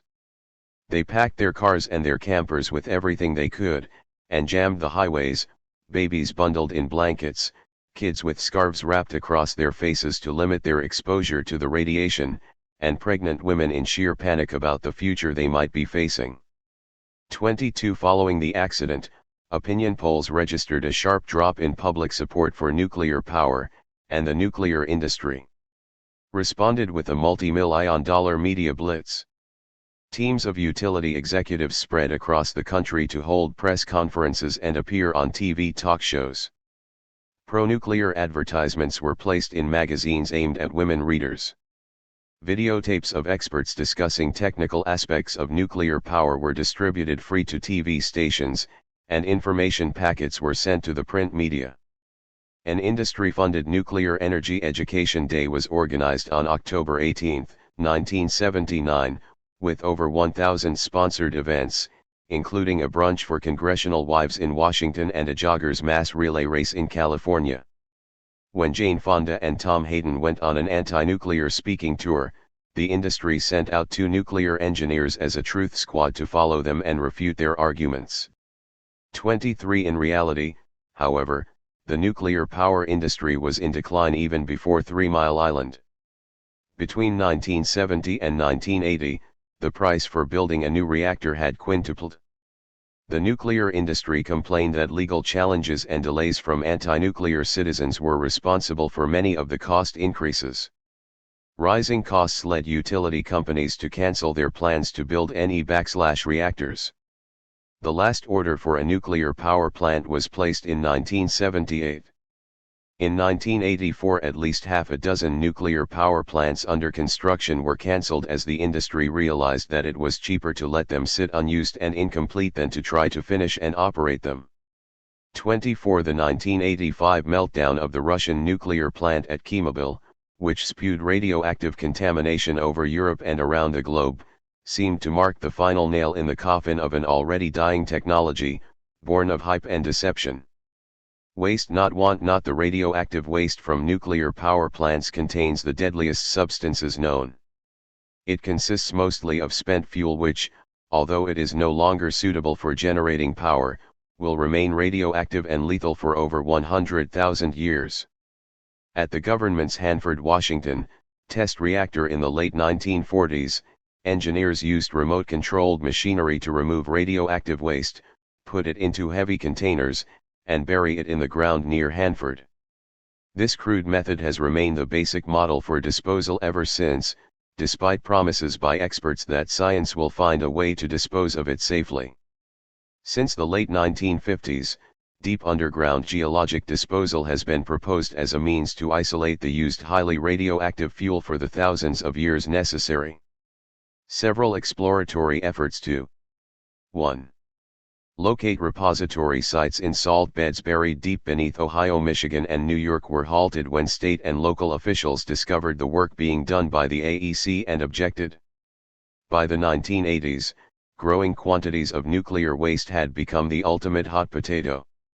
Everyone, including critics of the industry, agreed that the stuff needed to be stored somewhere, but nobody wanted it anywhere near where they lived. In 1986, the Department of Energy announced that it had narrowed the locations under consideration to 3 sites in Nevada, Texas, and Washington state. The governors of all 3 states responded immediately with lawsuits challenging the decision. In 1987, Texas and Washington were eliminated from consideration, leaving Yucca Mountain, Nevada, as the only remaining candidate. Located about 100 miles north of Las Vegas, Yucca Mountain is a barren ridge of compressed volcanic ash. Government scientists stated that nuclear waste could be buried there in underground tunnels with minimal risks to public health or the environment, but Nevada residents remained unconvinced. Surveys showed that Nevadans opposed the Yucca Mountain repository by a 4-to-1 margin. 25. In January 1991, the American Nuclear Energy Council began funding the Nevada Initiative in an effort to change public opinion. Designers of the Nevada Initiative included Kent Oram, a key advisor to Nevada Governor Bob Miller, Ed Allison, a longtime Nevada Republican political operative, and Don Williams, a political campaign consultant and lobbyist who had worked for numerous state politicians from both parties.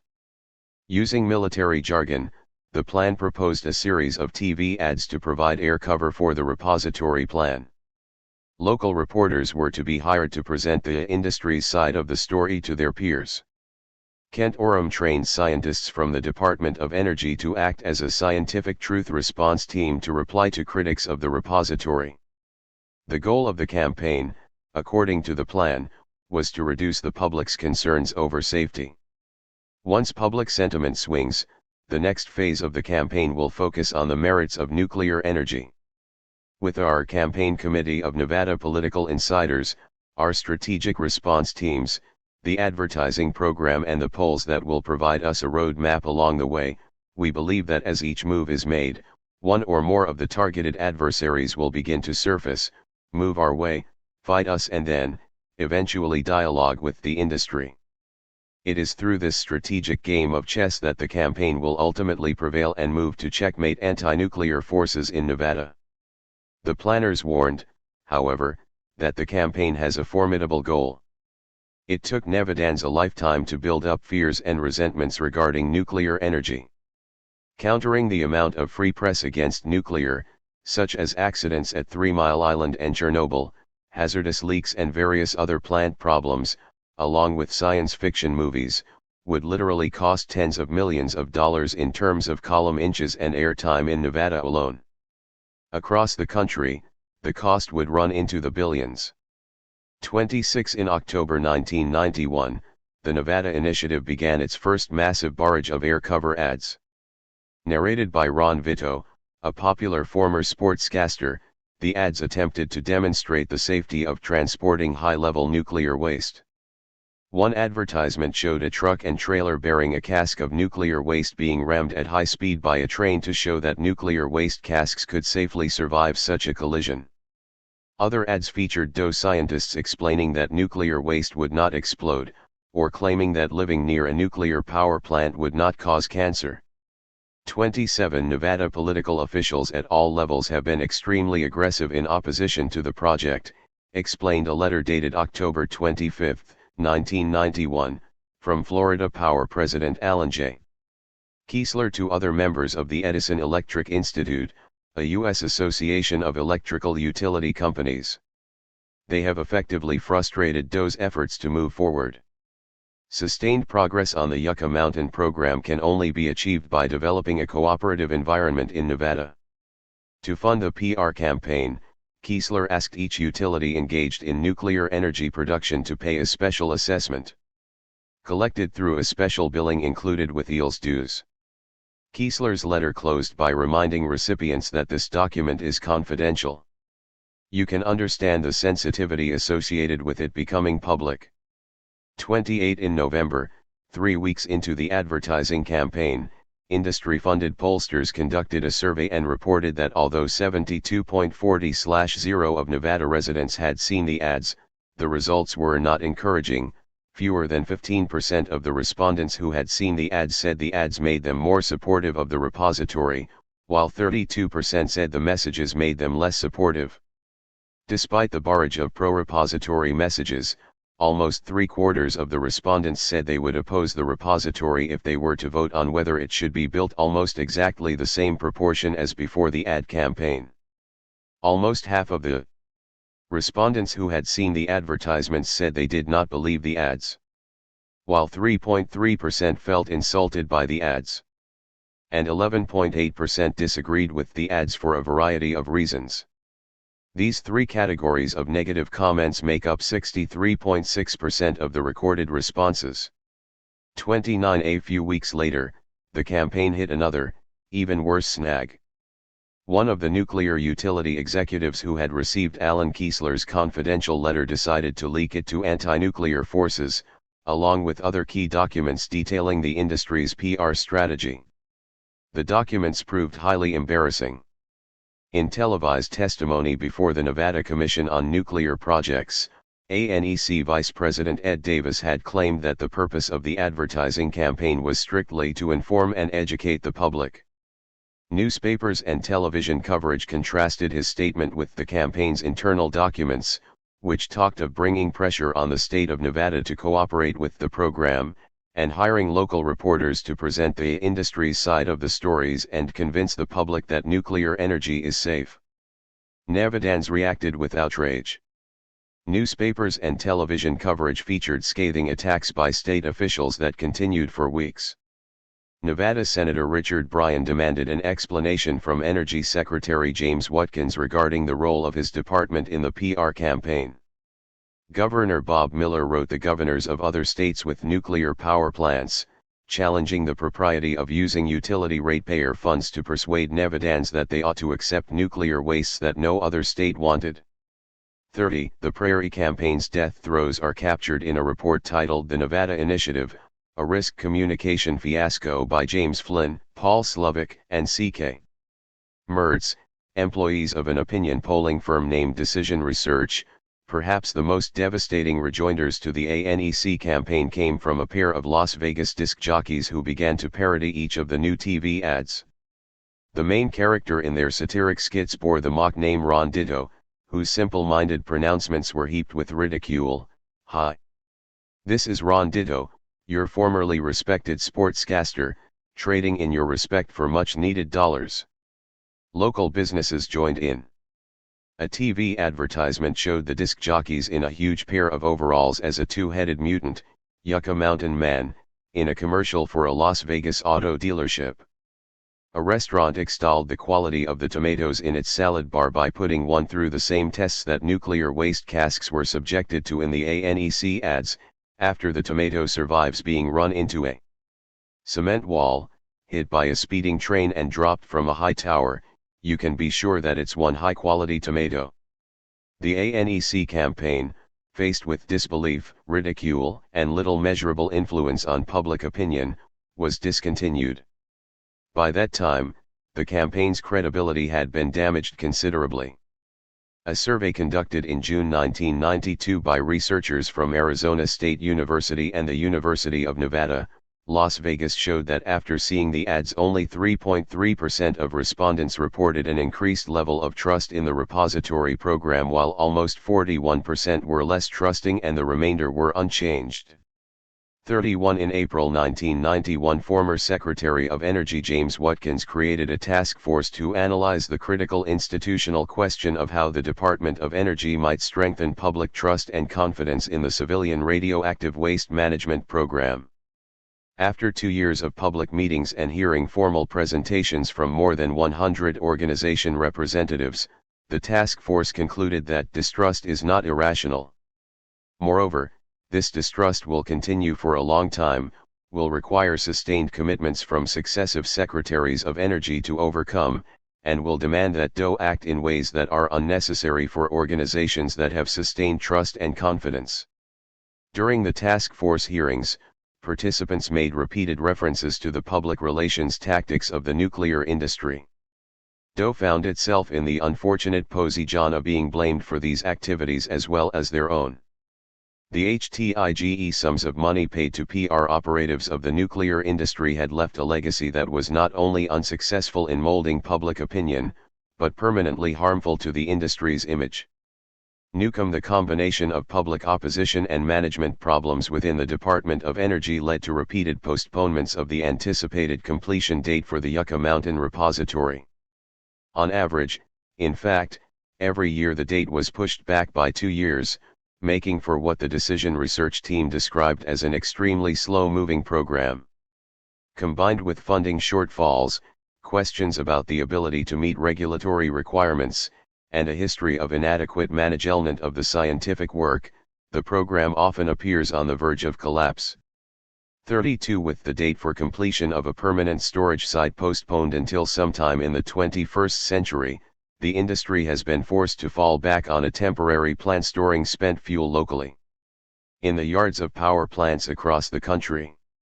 A strategy for dealing with this latest embarrassment is outlined in an industry-published article titled, "The Public Relations Behind Nuclear Waste." It begins, so. The necessity of keeping spent fuel in dry casks and in the yards of power plants is adding yet one more blemish on the face of the nuclear industry, is it? Not when good PR is used. Many utilities across the United States are finding that public relations campaigns, when launched well in advance of dry cask installation, are turning potentially negative situations into positive ones. Make no mistake about it. All the public relations in the world will never cause the public to greet radioactive waste with open arms. But for those utilities running out of pool space, a smart PR program will make them better equipped to temper the tempest and to get the public thinking about waste in a more scientific way. 33 The article appeared in the March 1995 issue of the Newcomb Market Report, published by Newcomb Incorporated, of Stamford, Connecticut. Described by the New York Times as unfortunately named, Newcomb Incorporated, is a subsidiary of the German corporation, Newcomb GmbH. Apparently in German, the name doesn't carry quite the same negative connotations as it does in English. Evidently aware that its name is a bit of a PR problem, the American subsidiary has tried various typographical strategies to encourage people to place the emphasis on the second syllable when pronouncing Newcomb, sometimes spelling it, for example, with the K or the last 3 letters capitalized, LE, Newcomb or Newcomb. Newcomb GmbH designs and operates waste treatment systems for the chemical and nuclear power industries. In December 1987, the company's nuclear shipping unit temporarily lost its license after it was disclosed that some 2,000 barrels of nuclear waste had been illegally shipped into West Germany from Belgium and stored without proper identification. The company was investigated following charges by German politician Volker Haupt that Nuclear had sold fissionable materials to Libya and Pakistan in violation of the Nuclear Non-Proliferation Treaty. The charges were never proven, but the scandal led to the suspension of top Nuclear executives Karl Gerhard Hackstein and Peter Jelinek-Fink. 34 Like its parent corporation, American Nuclear is engaged in the business of environmental waste management, but its primary activity is buying and mining uranium for sale to nuclear power plants. According to the Nuclear Market Report, honesty, openness, and cooperation are the PR tools with which utility companies can persuade their next-door neighbors, local government and business leaders, and environmentalists to tolerate nuclear waste. As an example of openness, it advises utility companies to conduct plant tours, meet with local elected officials, and communicate their point of view to plant employees, since neighbors tend to ask plant workers for the inside scoop on what's really going on. The Nuclear strategy also attempts to enlist moderate anti-nuclear groups in support of selected goals of local power companies. In Michigan, for example, the Consumers Power Company made a presentation to the moderate group, West Michigan Environmental Action Council, and succeeded in persuading the council to focus more on getting the material out of the state of Michigan and to Yucca Mountain, rather than bemoaning the fact that the waste is here. As an example of cooperation, Nuclear praises the Baltimore Gas and Electric Company for paying its employees to donate 1 hour each week for public service activities in their community. As a result, BG&E employees serve in senior positions in local volunteer fire companies and have adopted a total of 3 elementary schools for mentoring and tutoring programs. Over 100 employees are coordinating about 50 charities, including the United Way, Multiple Sclerosis, Muscular Dystrophy, and March of Dimes fundraising drives. By cultivating a caring, community-minded image, BG&E has been able to limit opposition to its dry cask proposal. The key, says BG&E Public Information Officer Carl Nettinen, is to build this image early, as long as 10 years before a utility even thinks about a dry storage facility, it had better have developed a good community image. 35 These innocuous-sounding activities are state-of-the-art PR, reflecting the industry's sophisticated understanding of the techniques necessary to sway public opinion in today's cynical world. During the 50 years since the detonation of the first atom bomb, public opinion has steadily become more suspicious of nuclear power, despite the work of the powerful, well-funded nuclear lobby. The failed Yucca Mountain campaign in Nevada is one of many examples showing that the powers that be in today's society need more than air cover advertising and manipulation of the mass media to win public acceptance. Troops are also needed to fight the ground war for public opinion. In order to fight that war, the PR industry has studied the tactics of grassroots democracy used by environmentalists and other citizen activists, and it has begun to adapt and use those tactics for its own purposes. Chapter 5 Spies for Hire. The military is a role model for the business world. Robert Delenschneider, ex-CEO of Hill & Knowlton Public Relations Bud looked the part of a B-movie detective, a huge, hulking man in his late 50s, pushing 270 pounds, with pale skin, a military haircut, sweaty palms, and fidgety manners. He almost always wore the same cheap dark blue suit and carried a large leather briefcase.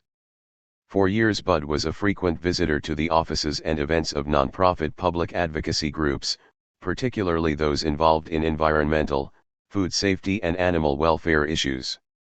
Sometimes he said he was a freelance writer, sometimes just a concerned citizen.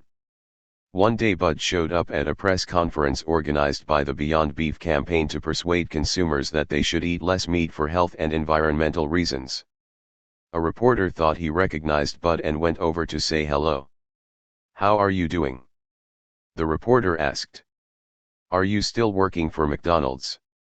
"I don't know what you're talking about," Bud said, fidgeting. "Sure," the reporter said, perplexed. "We've met before." You used to work for McDonald's. You have me confused with someone else, Bud said, shifting nervously. Point 2. The incident raised suspicions, and members of the Beyond Beef campaign decided they ought to learn a little bit more about Bud. A Beyond Beef staffer followed Bud leaving their headquarters and tailed him to the office of the secretive PR/public affairs firm of Mongavon, Bisco, and Dutchin. When activists inquired, company president Jack Mongavon denied that Bud was an employee, but an MBD secretary admitted that Bud often visited the office. Inquiring messages left on Bud's home phone machine went unanswered. Public policy and private eyes. Movements for social and political reform have often become targets of surveillance. In the early days of the labor movement, businesses used private detective agencies to infiltrate trade unions. In the 1920s and during the Cold War, the government spied on communists and suspected fellow travelers. In the 1960s, the FBI and local police investigated civil rights demonstrators and anti-war protesters. The Watergate scandal leading to the resignation of President Nixon began when White House staff members organized illegal espionage of Nixon's political opponents. Revelations of these activities provoked public outrage and led Congress to pass laws restricting the government's right to spy on law-abiding citizens. In the private sector, however, spying is relatively unrestricted. The Federal Civil Rights Act, for instance, applies mainly to government action. What's amazing about private surveillance is that there is no legal protection against it, says Philadelphia lawyer David Carey's. Point 3. Public police are accountable, says sociologist Gary T. Marks. They have to, in principle, make a case for their actions in open court, and the accused has a right to challenge and oppose evidence. Also, they're restrained by the exclusionary rule and the entrapment doctrine, but private systems of justice don't have to contend with those. We've always thought of Big Brother in government as a threat to liberty, but the framers of the Constitution didn't pay much attention to private groups, because there weren't large corporations at the time. With the rise of multinationals, there is a powerful third force. For in fact, government agencies sometimes encourage the private sector in activities that the government itself is forbidden from carrying out. In 1987, for example, administrators of U.S. government research agencies met with a lobbyist for the private biomedical researchers to develop a strategy for fighting the growing animal rights campaign against animal testing. The stakes are enormous, stated a memo circulated at the meeting by Frederick K. Goodwin, one of the participating federal officials. The memo went on to outline a strategy for keeping the government behind the scenes while encouraging private groups to undermine the animal rights movement. Wherever feasible, the research institutions should leave the out-front activities to the other groups. Agencies should find some acceptable way to provide funding for some of these efforts and technical support for others. Interviewed later, Goodwin explained the reasoning behind his strategy: we're not allowed to lobby. There's a law against it. All federal agencies have linkages to various advocacy groups interested in the business of that agency. 5. The public relations industry has developed a lucrative side business scrutinizing the thoughts and actions of citizen activists, using paid spies who are often recruited from government, military or private security backgrounds. Take, for example, Bud, the mole inside the Beyond Beef campaign. Bud's real name was Seymour D. Vestermark, Jr. Before becoming a PR spy, he began his career path as an Army analyst for the Department of Defense, writing reports such as Vulnerabilities of Social Structure, Studies of the Social Dimensions of Nuclear Attack, which laid out approaches for determining the likely social effects of nuclear attack in order to plan for post-war reorganization and shorter-term and longer-term recovery. 6. He went on to work in the Executive Office of the President of the United States, staffing a task force on political assassinations and collective violence. On March 27, 1976, he was mentioned briefly in a New York Times article describing a State Department conference on international terrorism. 7. In 1978, he co-authored a book titled Controlling Crime in the School, to help high school principals grapple with problems such as how to use intelligence information for good public relations, the dilemma created by the bomb threat, the proper use of surveillance photography, extremists and their unfolding scenarios, developing mass arrest procedures and why kids hate cops. 8 Flaks and spooks at the Watergate Hotel. In addition to domestic espionage, the PR industry has been linked repeatedly to overseas spying, often lending its overseas offices to serve as CIA front groups. Some of those links are explored in the Powerhouse, Susan B. Trento's critical biography of PR executive Robert Keith Gray. Trento reports that the giant Hill and Knowlton firm decided to open overseas offices. On the advice of friends, including then CIA Director Alan W. Dulles. According to Hill and Knowlton executive Robert T. Crowley, Hill and Knowlton's overseas offices were perfect cover for the ever-expanding CIA. Unlike other cover jobs, being a public relations specialist did not require technical training for CIA officers. George Worden, another company executive, said he used to kid at Hill and Knowlton about our office in Kuala Lumpur, because nobody would tell me what it did, and I swore it had to be a CIA front. 9. Another PR firm with CIA links, Robert R. Mullen & Co., played a key role in the Watergate scandal. A report on the scandal by Howard Baker, the Republican vice chairman for the Watergate Committee, states that Mullen & Co. maintained a relationship with the Central Intelligence Agency since its incorporation in 1959. It provided cover for an agent in Europe and an agent in the Far East at the time of the Watergate break-in. 10. In addition to fronting for the CIA, Mullen provided public relations services for clients including the Mormon Church, General Foods, and the U.S. Department of Health, Education and Welfare.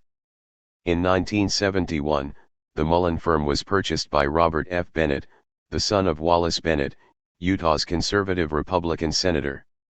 Robert Bennett figures prominently in a lengthy analysis of the Watergate affair by J. Anthony Lucas published in the January 4, 1976, New York Times Magazine. Robert Foster Bennett is one of the most intriguing figures in the Watergate saga, Lucas writes. Through his political ally, Chuck Colson, he maintained close relations with the committee to re-elect the president.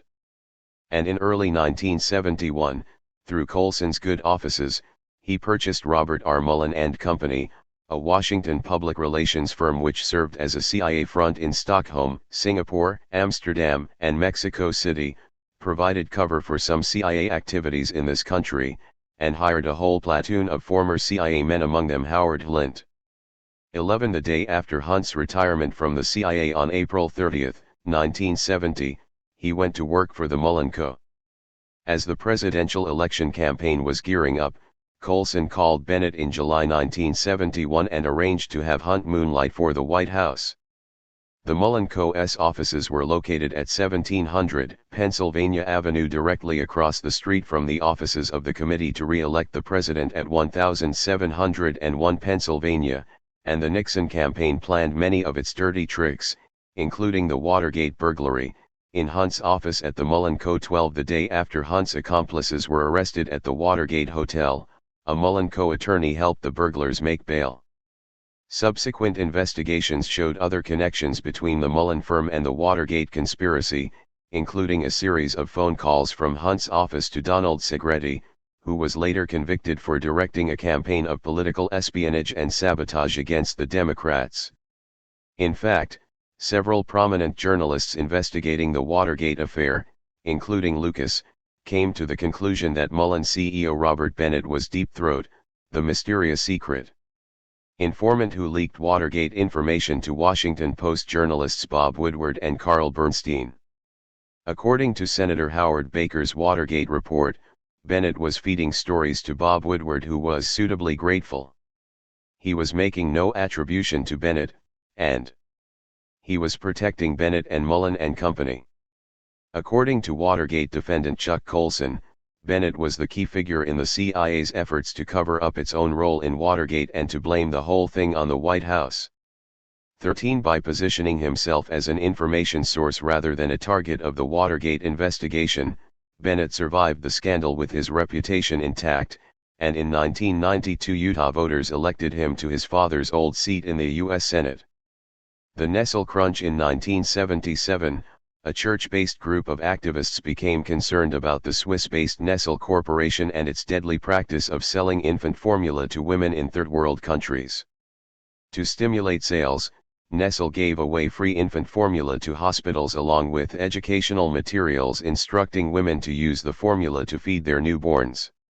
Use of the free formula interrupted women's lactation process, preventing their breasts from producing enough milk and obliging them to buy formula once the samples ran out. In the third world, many people lack access to clean water, and poor people often cannot afford to buy sufficient formula. Women who were induced to use Nestle formula in place of breast milk often had no choice but to dilute the formula with contaminated water, leading to diarrhea, dehydration, and death among third-world infants. Activists opposed to this practice originally planned a 6-month publicity campaign around the issue, but Nestlé's hostile response backfired and prompted a protracted boycott of the company's products. Eventually over 700 churches and activist groups worldwide joined the boycott. After 3 years of a losing confrontation, Nestle tried a different approach beginning in 1980 with the formation of the Nestle Coordination Center for Nutrition. Nestlé's chief strategists were Raphael Pagan and Jack Mongoven. Before entering the private sector, Pagan had been a military careerist whose work included political and economic briefings at the White House, a tour of duty at the Pentagon, and various missions to Latin America. Mongoven was a journalist before turning to political work as a Republican Party organizer, followed by work in the communications office of the Nixon and Ford administrations. Although Mongoven did not have a military background, he had studied military strategy and found it useful in planning political campaigns. He and Pagan bonded on their first day together when Mongoven listed the 9 principles of German military theorist Karl von Clausewitz during a strategy planning meeting. In developing their campaign, they also turned to Sun Tzu's classic theoretical work, The Art of War. Pagan and Mongoven conducted an in-depth analysis of the coalition supporting the boycott and developed a divide-and-conquer strategy. Some of the boycott's strongest support came from teachers, represented by the National Education Association, so NCCN courted support for Nestle from the American Federation of Teachers, a smaller, more conservative rival union. To counter the churches involved in the boycott, they needed to find a strong church that would take their side. The United Methodists were supporting the boycott, but through negotiations and piecemeal concessions, Nestle gradually succeeded in winning them over. Finally, NCCN helped establish the Nestle Infant Formula Audit Commission, an independent group chaired by former U.S. Secretary of State Edmund S. Muskie for the purpose of monitoring Nestlé's compliance with the World Health Organization's policies on marketing of breast milk substitutes. Although NIFAC was organized by Nestle, NCCN carefully selected educators, clergy, and scientists including boycott supporters whose service on the commission would create a perception of legitimacy, objectivity and fairness. It took years, but this strategy of appeasement and image manipulation gradually dampened the fires of outrage. In January 1984, the International Nestle Boycott Committee announced that they were ending the boycott. In 1989, Nestlé's infant formula marketing practices prompted renewed concern, but this time the company was ready. They hired Ogilvy and Mather Public Relations to develop a strategy, called proactive neutralization, which included plans to monitor Nestlé's critics, an analysis of various church leaders and organizations to gauge how strongly they would support the boycott, and suggestions for winning over wavering boycott supporters. John Kelly, a BBC reporter who discovered the Ogilvy and Mather plan, described it as an open and shut case of a spy plan. The end of the bitterly fought Nestle boycott left Raphael Pagan and Jack Mongoven with reputations as PR miracle workers, and a database of information about activist organizations. During the Nestle campaign, they had developed dossiers on groups such the National Organization of Consumer Unions and the Pesticide Action Network, along with clergy and labor unions. In 1985, they left Nestle to form their own PR firm, Pagan International, offering their expertise and strategic advice to defense contractors as well as the chemicals, pharmaceuticals, and foods industries.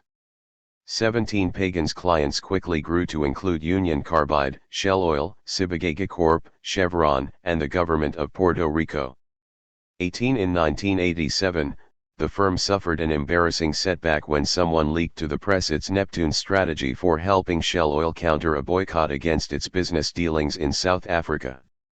Activists were pressuring Shell and other companies to pull out of South Africa as part of a campaign against the country's racist apartheid system.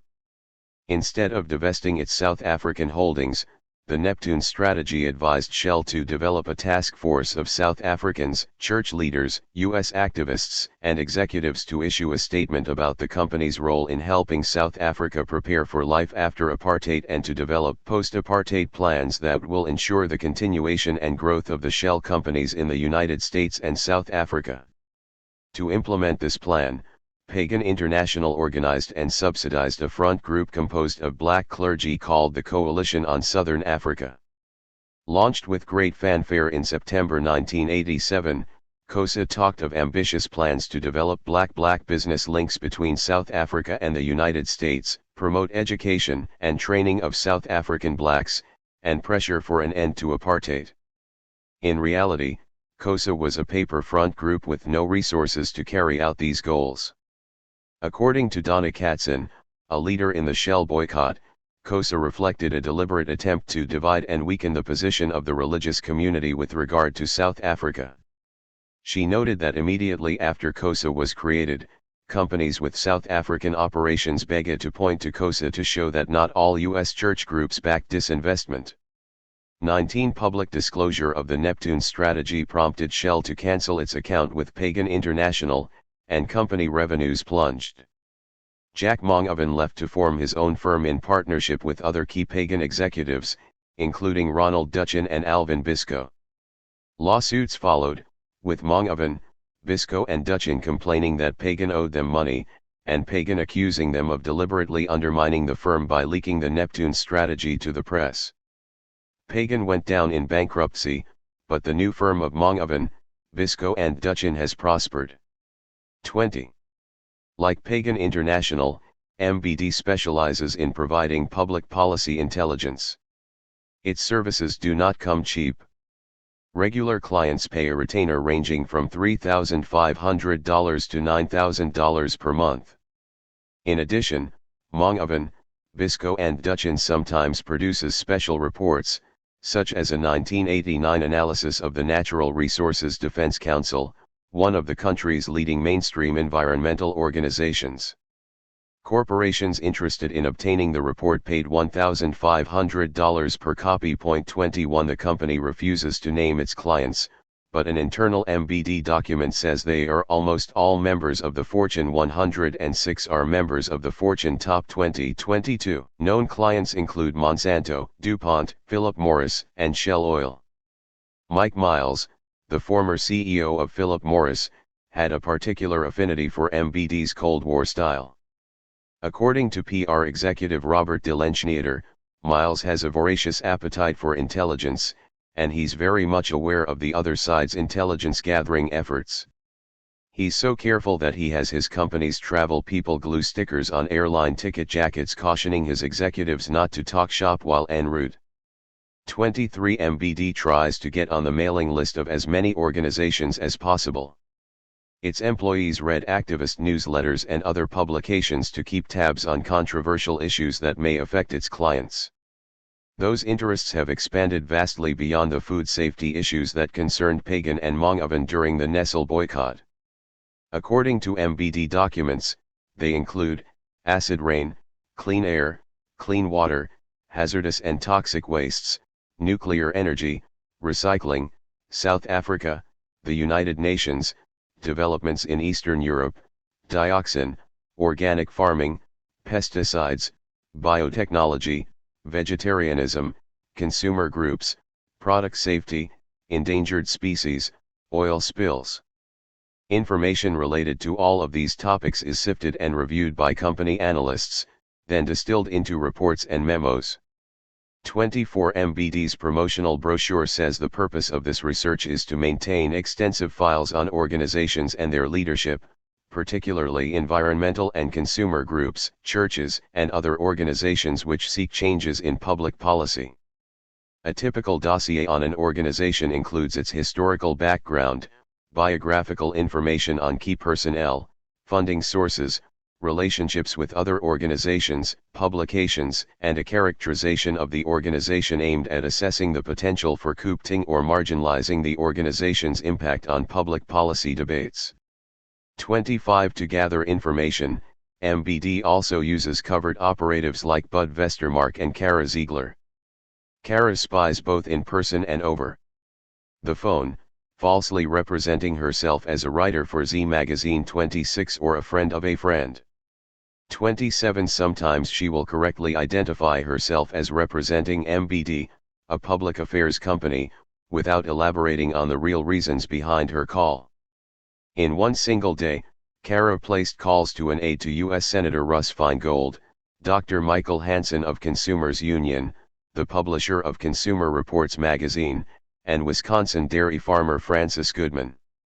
She was calling as part of a frenetic MBD campaign to gather intelligence about groups opposed to the use of recombinant bovine growth hormone, a controversial new genetically engineered drug being injected into dairy cows.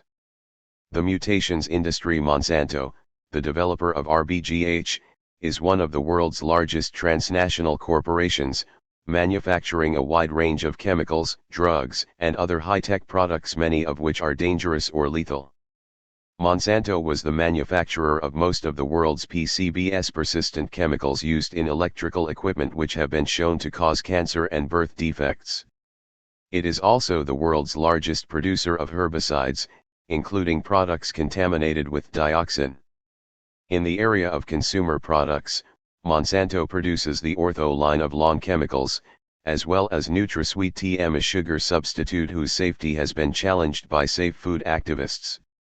Bovine growth hormone is the flagship product in Monsanto's attempt to claim leadership in the fledgling biotechnology industry. Designed to replicate a hormone that occurs naturally in cows, RBGH can increase milk production by up to 25% when injected into dairy cows.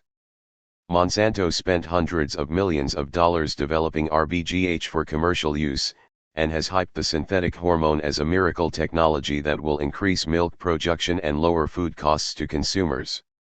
In 1985, Monsanto chief executive Richard J. Mahoney estimated the potential market for RBGH at $1 billion a year once the hormone received approval from the Food and Drug Administration. The stakes for the biotechnology industry as a whole were even higher. Other chemical and drug giants such as Eli Lilly, American Cyanamid, W.R. Grace, Upjohn, and Colgene also had major investments in biotech development and were poised to follow Monsanto's lead by introducing their own genetically altered fruits, vegetables and farm animals. Frankenfoods such as genetically engineered cows.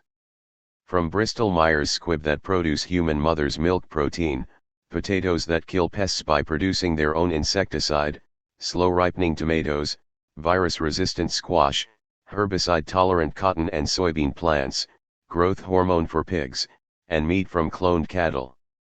Beginning in 1986, however, RBGH faced organized international resistance spearheaded by Jeremy Rifkin's Foundation on Economic Trends. The issue attracted other RBGH opponents including the Consumers Union, the Humane Society of the U.S., Food and Water Incorporated, and grassroots farmer organizations. Critics of the hormone raised a number of serious questions about its safety and alleged benefits. Monsanto's own tests showed increased levels of mastitis, a painful udder infection, in cows injected with RBGH. According to food safety experts, increased mastitis would force farmers to use more antibiotics, which would then be more likely to contaminate the cow's milk. Milk from treated cows would also spoil faster because it contains more bacteria and has a higher somatic cell count. 28 Dr. Richard Burroughs worked for the FDA from 1985 to 1988, analyzing test data supplied by Monsanto and the other companies engaged in developing RBGH. His analysis convinced him that the companies were manipulating data. In 1989, Burroughs was fired after he went to Congress accusing his superiors of covering up this information. 29 cows treated with RBGH need to consume more protein, often in the form of rendered animal protein derived from the carcasses of cows and other dead animals. Cows consuming animal byproducts are susceptible to bovine spongiform encephalopathy, also known as mad cow disease. This disease has plagued England for a decade, and some doctors worry that it could migrate from cows to humans as a fatal dementia called CJD.30. Increased milk production from RBGH hardly seemed like a blessing to dairy farmers struggling for survival in an already glutted market. And RBGH came with extra costs. Small dairy farmers, reeling from high production costs and low market prices, worried that the hormone threatened their livelihood, already threatened by competition from huge farm conglomerates. 31 In response to this opposition, Monsanto and its corporate allies pulled out all the stops. They hired a who's who list of heavy-hitting PR firms and lobbyists, including Hill and Knowlton, Burson Marsteller, Edelman, Jerry Dreyer and Associates, Manning, Selvage and Lee, Morgan and Myers, Porter/Novelli, Covington and Burling, King and Spalding, and Foreman and Hyde Preem. The PR effort included presentations to dairy farmers and veterinarians, lobbying of state legislators and the distribution of thousands of brochures, videotapes, and other pro-RBGH materials to the press and the general public. The Animal Health Institute, based in Alexandria, Virginia, coordinated the PR campaign. During the 3 years from 1988 to 1991 alone, the Animal Health Institute spent over $900,000 on RBGH promotion. Activists caught a glimpse of one PR firm's methodology for doing opposition research in November 1990. The Consumers Union, publisher of Consumer Reports magazine, was preparing a highly critical report on RBGH when a woman claiming to be a scheduler for ABC TV's Nightline contacted Michael Hansen, the report's author, and requested a preview of his findings. The woman said Nightline was interested in Hansen's research for a show they were considering on the RBGH controversy, and asked Hansen to fax her his curriculum vitae. Somewhat suspicious, Hansen phoned a friend at ABC to follow up on the Nightline call. His friend, David Sostman, who worked in the tape library at ABC News, discovered that no one on the Nightline staff had contacted Hansen. Intrigued, Sostman tracked the mystery caller. The bottom line was they said they were calling from ABC, but the fax number they gave came from Burson Marsteller's office, he said. 32 As part of its public relations campaign, the pro-RBGH coalition used polling and focus groups to determine public attitudes toward dairy foods from hormone-treated cows. The results were discouraging. Surveys showed widespread consumer doubts about the industry's claim that RBGH milk would be identical to milk from untreated cows. A large majority, particularly parents with children under 18, reported a fear that ill effects caused by RBGH would be discovered in the future. In late 1989, media coverage of RBGH intensified, and per capita consumption of milk began to decline. The pro-RBGH Dairy Coalition responded by setting up consumer telephone hotlines and designated over 250 regional experts, including doctors, nutritionists, and animal scientists, to act as media contacts. The coalition prepared educational resource kits for distribution to over 5,000 targeted recipients, including dairy retailers, state and national trade associations, national and state consumer media, and members of the National Association of Science Writers. The PR campaign lined up supporters from the American Academy of Pediatrics and the National Institutes of Health. It arranged for the American Medical Association to publish an article and an editorial claiming that all available scientific evidence showed RBGH was safe. The National Dairy Promotion and Research Board, a quasi-governmental agency, also bought into the campaign. In theory, the National Dairy Board is supposed to promote the interests of dairy farmers. Its $75 million annual budget comes from farmers in the form of mandatory deductions from milk sales. Publicly, the Dairy Board declared its neutrality on the RBGH issue. However, internal documents obtained through the Freedom of Information Act revealed that the board was working in coalition with Monsanto. Secret agents. In November 1991, a farm advocacy group called Rural Vermont issued a report based on information obtained from a dairy scientist at the University of Vermont, one of the state universities around the country engaged in testing RBGH research sponsored by Monsanto. Contrary to Monsanto's claims of RBGH safety, the scientist's data showed an unusually high rate of deformed calves born to RBGH-treated cows. University officials reacted with outrage. University PR spokesperson Nicola Marrow insisted in an interview that the Rural Vermont report was merely the first wave of a national, well-coordinated campaign against RBGH organized by Jeremy Rifkin. How did Marrow know that this campaign was being planned? Monsanto had a mole in Rifkin's meeting, Marrow said. 33. A little research quickly confirmed the truth of Marrow's boast. In October 1990, Rifkin's organization had participated in a conference in Washington, D.C., to oppose RBGH. One of the participants at the meeting was a woman who identified herself as Diane Moser, an intern working for the Maryland Citizens Consumer Council. As conference participants racked their brains to guess who might have been the mole, several people immediately thought of her. Moser had brought a book to the meeting and avoided small talk. She said she represented housewives concerned about BGH, recalled Andrew Christensen, a Vermont state representative who had been at the D.C. meeting. I had suspicions immediately. I've never seen anyone with a paperback coming to a meeting like that. It's usually pretty serious activists. 34. An investigation quickly showed that the Maryland Citizens Consumer Council did not exist, and sleuthing by activists revealed that Moser was an employee of Burson Marsteller. A reporter called Timothy Brosnahan, general manager for BMS Washington office. I know Diane, but I have no idea what she does in her spare time, Brosnahan said.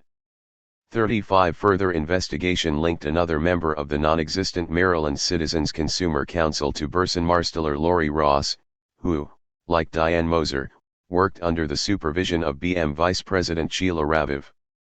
In response to reporters' questions, Raviv, who has since been promoted to CEO of BMS Washington office, behaved like a model spymaster, disavowing any knowledge of the operation.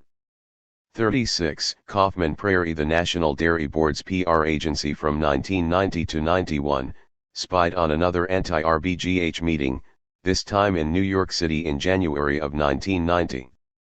After the event, organizers discovered that Monsanto PR coordinator Larry O'Neill had successfully contacted New York media in advance of the conference to convince them it would not be newsworthy. A check of National Dairy Board records through the Freedom of Information Act showed that several of the conference attendees were PR spies. 4 days before the meeting, Kaufman PR had signed a subcontract agreement with the Direct Impact Co., an Alexandria, Virginia, PR firm that specializes in grassroots lobbying. The agreement called for Direct Impact to recruit between 6 and 8 residents of New York to attend the event, monitor developments, ask questions, and provide other support as appropriate.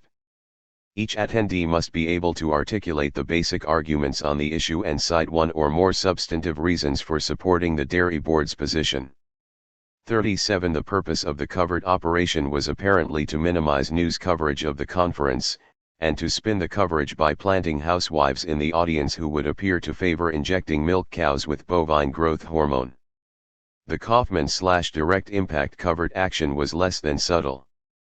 When a woman said she was a typical housewife and then made highly technical statements, you knew she hadn't gleaned her information from Better Homes and Gardens. It was kind of a B-grade spy routine, said conference organizer Dave Carter. 38. Going to the dogs. The ubiquitous Seymour Vestermark spied on anti-RBGH groups and also infiltrated a number of animals' rights organizations. In the late 1980s, his name appeared as senior contributing editor on a newsletter titled The Animal Rights Reporter, published by Perceptions Press. The animal rights reporter claimed to be an objective analysis of the animal rights movement. In reality, it offered persistently negative reporting on animal rights groups and advice on undermining the movement. Animal rights activists who saw the newsletter were shocked to find that it contained details about their organizations that could only have been known by their own members.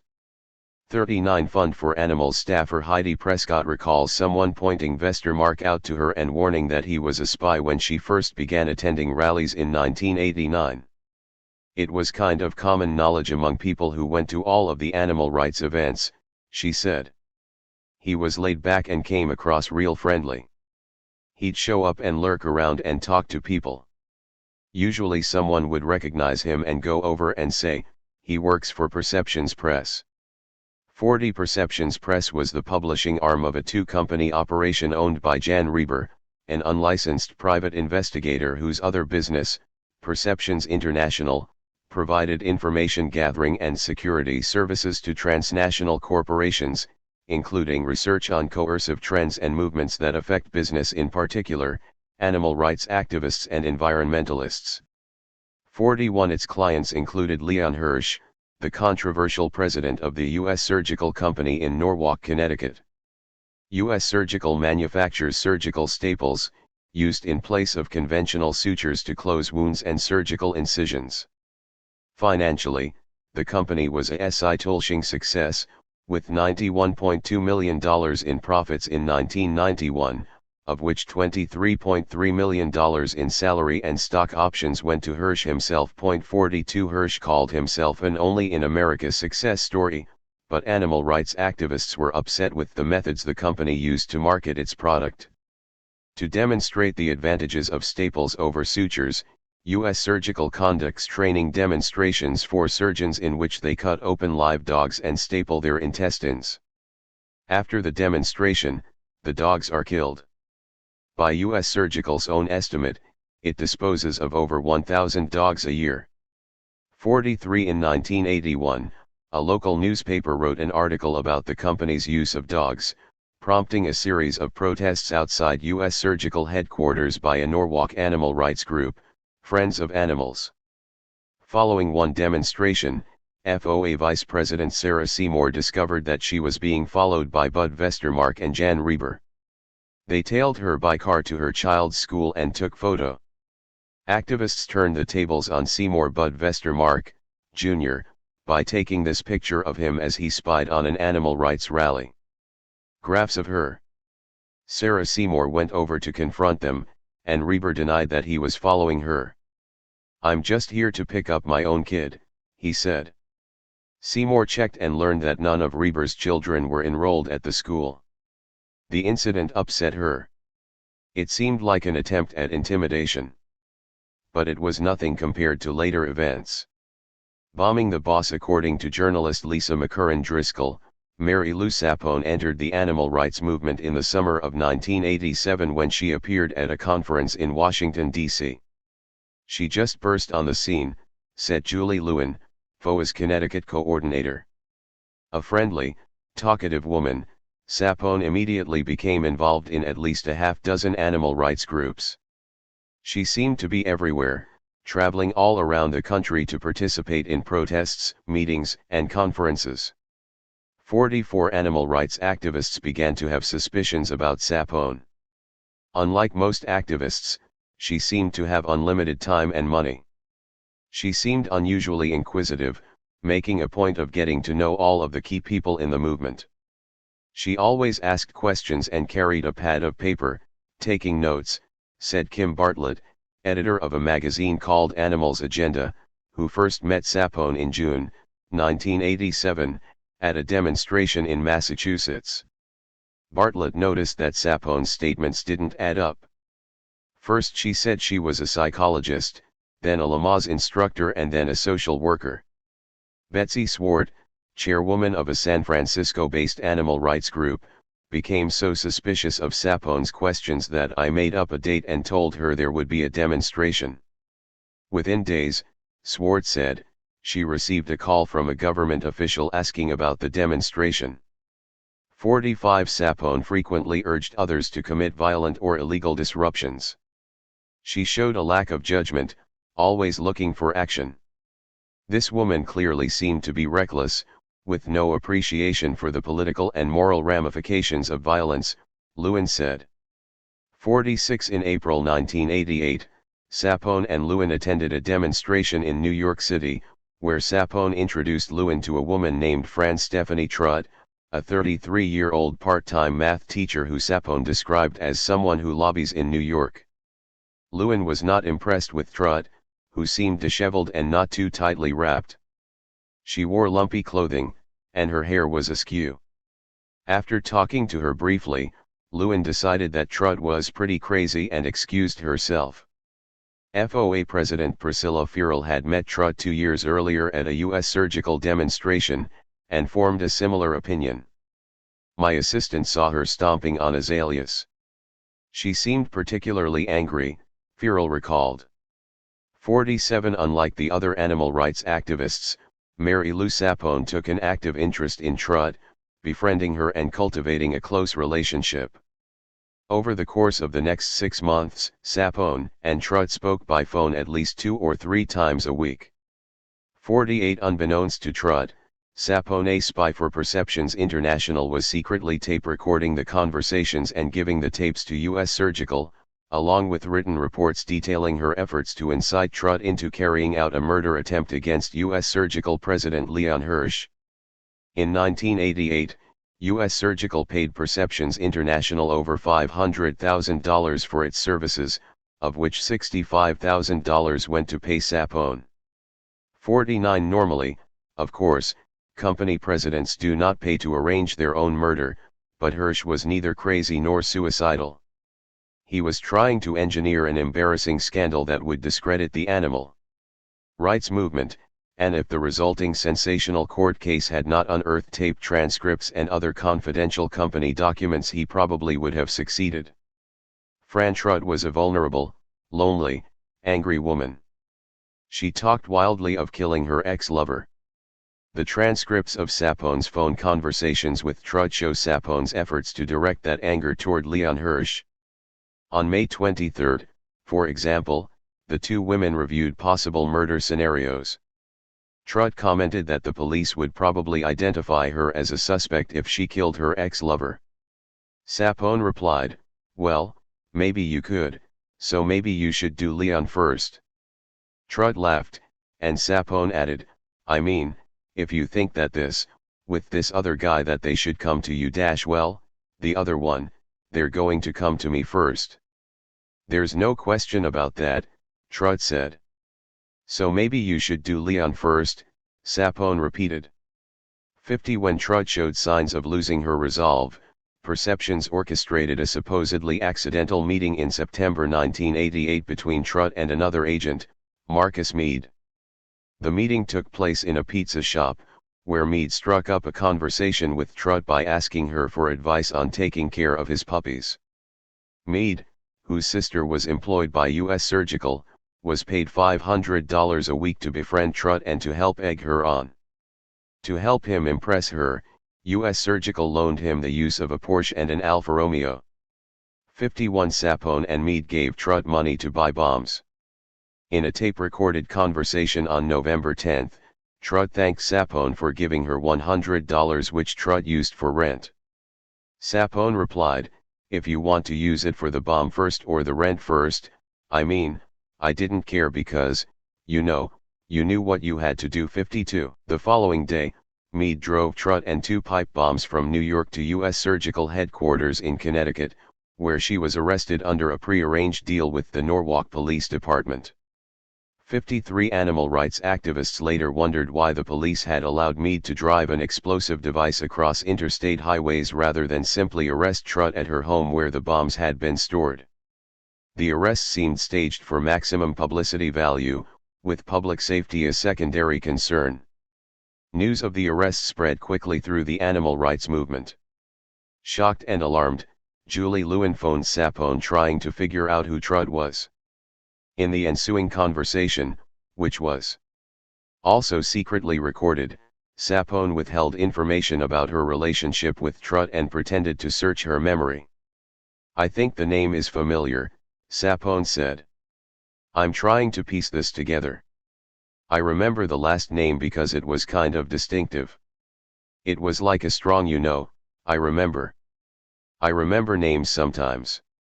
A local reporter had informed Lewin that a tip had thwarted the bombing, prompting Lewin to speculate that the bombing might have been agent provocateur kind of stuff, like in the 60s. What would that gain? Sapone asked with false naivete. It gains a blackening of our movement. Oh, I see.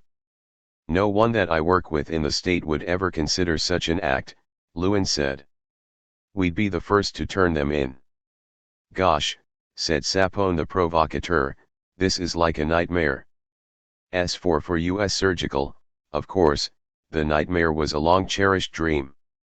The animal rights reporter lost no time in denouncing Trutt's action as a comparable to the shooting down of a civilian Rhodesian airline by a local terrorist group and murderous attacks like the Achille Lauro incident.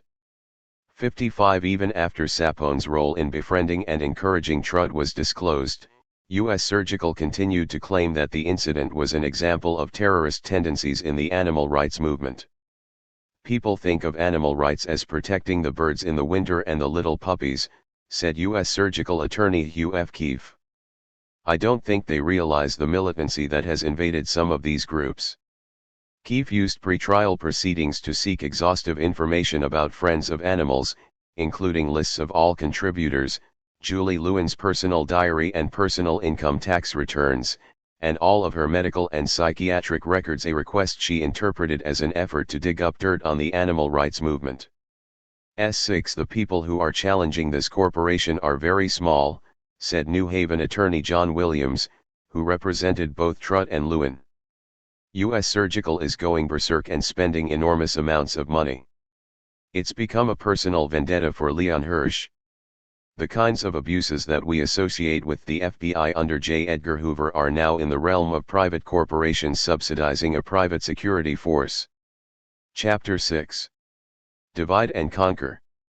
We see then that there are many ways to one's object in war, that the complete subjugation of the enemy is not essential in every case. Carl Jan Clausewitz. On war. In 1980, a drunk driver killed the 13-year-old daughter of Candy L. Leitner. Devastated and angry, Leitner created an organization called Mothers Against Drunk Driving, to publicize the suffering caused by drug and alcohol abuse.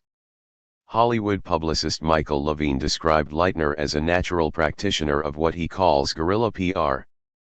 In his book by that title, Levine praised this dynamic woman who used the sheer strength of her character to forge a movement. After Leitner and her surviving daughter held a press conference to describe the consequences of drunk driving, Levine said, "A photo of the tearful mother and daughter flashed around the world, and suddenly the agony of death from driving under the influence had a face and a name, Candy Leitner. We hadn't planned scenes of crying," Leitner said. "But instinctively we knew the media needs something dramatic." After seeing the reaction to the photo, she learned to use visuals in dramatizing her cause. In a campaign to pass a California bill requiring a 5-cent tax on alcohol, she sent her daughter to buy a 6-pack with a fake ID. She then held a press conference with her daughter sitting behind a small mountain of beer cans she'd just bought, illustrating how enormous the problem actually was. MAD quickly grew to 3 million members in the US alone, but Leitner's talents have been diverted to other purposes. In 1985 she left the organization over disagreements that included her desire to have MAD receive financial contributions from the liquor industry. She moved to Washington, D.C., where she was hired by the American Beverage Institute, a liquor industry trade group, to help defeat MAD-supported laws that would toughen blood alcohol tests. Dealing with idealists since at least the days of Aristotle, practitioners of the art of rhetoric have understood that an endorsement from their opponent carries more persuasive power than anything they can say themselves. The public relations industry therefore carefully cultivates activists who can be co-opted into working against the goals of their movement. This strategy has been outlined in detail by Ronald Duchin, Senior Vice President of PR spy firm Mongovan, Bisco and Duchin. A graduate of the U.S. Army War College, Dutchen worked as a special assistant to the Secretary of Defense and Director of Public Affairs for the veterans of foreign wars before joining Pagan International and MBD. In a 1991 speech to the National Cattlemen's Association, he described how MBD works to divide and conquer activist movements. Activists, he explained, fall into four distinct categories: radicals, opportunists, idealists, and realists. He outlined a three-step strategy: isolate the radicals, cultivate the idealists and educate them into becoming realists, then co-opt the realists into agreeing with industry. 3. According to Dutchen, radical activists want to change the system, have underlying socio-political motives and see multinational corporations as inherently evil. These organizations do not trust the federal, state and local governments to protect them and to safeguard the environment. They believe, rather, that individuals and local groups should have direct power over industry. I would categorize their principal aims right now as social justice and political empowerment. Idealists are also hard to deal with. They want a perfect world and find it easy to brand any product or practice which can be shown to mar that perfection as evil. Because of their intrinsic altruism, however, and because they have nothing perceptible to be gained by holding their position, they are easily believed by both the media and the public, and sometimes even politicians. However, idealists have a vulnerable point. If they can be shown that their position in opposition to an industry or its products causes harm to others and cannot be ethically justified, they are forced to change their posy divide and conquertion. Thus, while a realist must be negotiated with, an idealist must be educated. Generally, this education process requires great sensitivity and understanding on the part of the educator. By contrast, opportunists and realists are easier to manipulate. Dutchen defines opportunists as people who engage in activism seeking visibility, power, followers and, perhaps, even employment. The key to dealing with opportunists is to provide them with at least the perception of a partial victory. And realists are able to live with trade-offs, willing to work within the system, not interested in radical change, pragmatic. The realists should always receive the highest priority in any strategy dealing with a public policy issue. If your industry can successfully bring about these relationships, the credibility of the radicals will be lost and opportunists can be counted on to share in the final policy solution. 4. Flax to Greens, Grow Up and Take the Cash. The February 1994 issue of O'Dwyer's PR Services report gives a candid description of the PR industry's strategy for encouraging sectors of the environmental movement to enter into partnerships with major polluters. The lessons of the recent recession have taught PR people that no matter how idealistic a company sounds, it puts the bottom line ahead of cleaning up its mess. 5. Admits an editorial accompanying the report. As a cost-effective alternative, such companies are finding that cold cash will buy them goodwill from the environmental movement.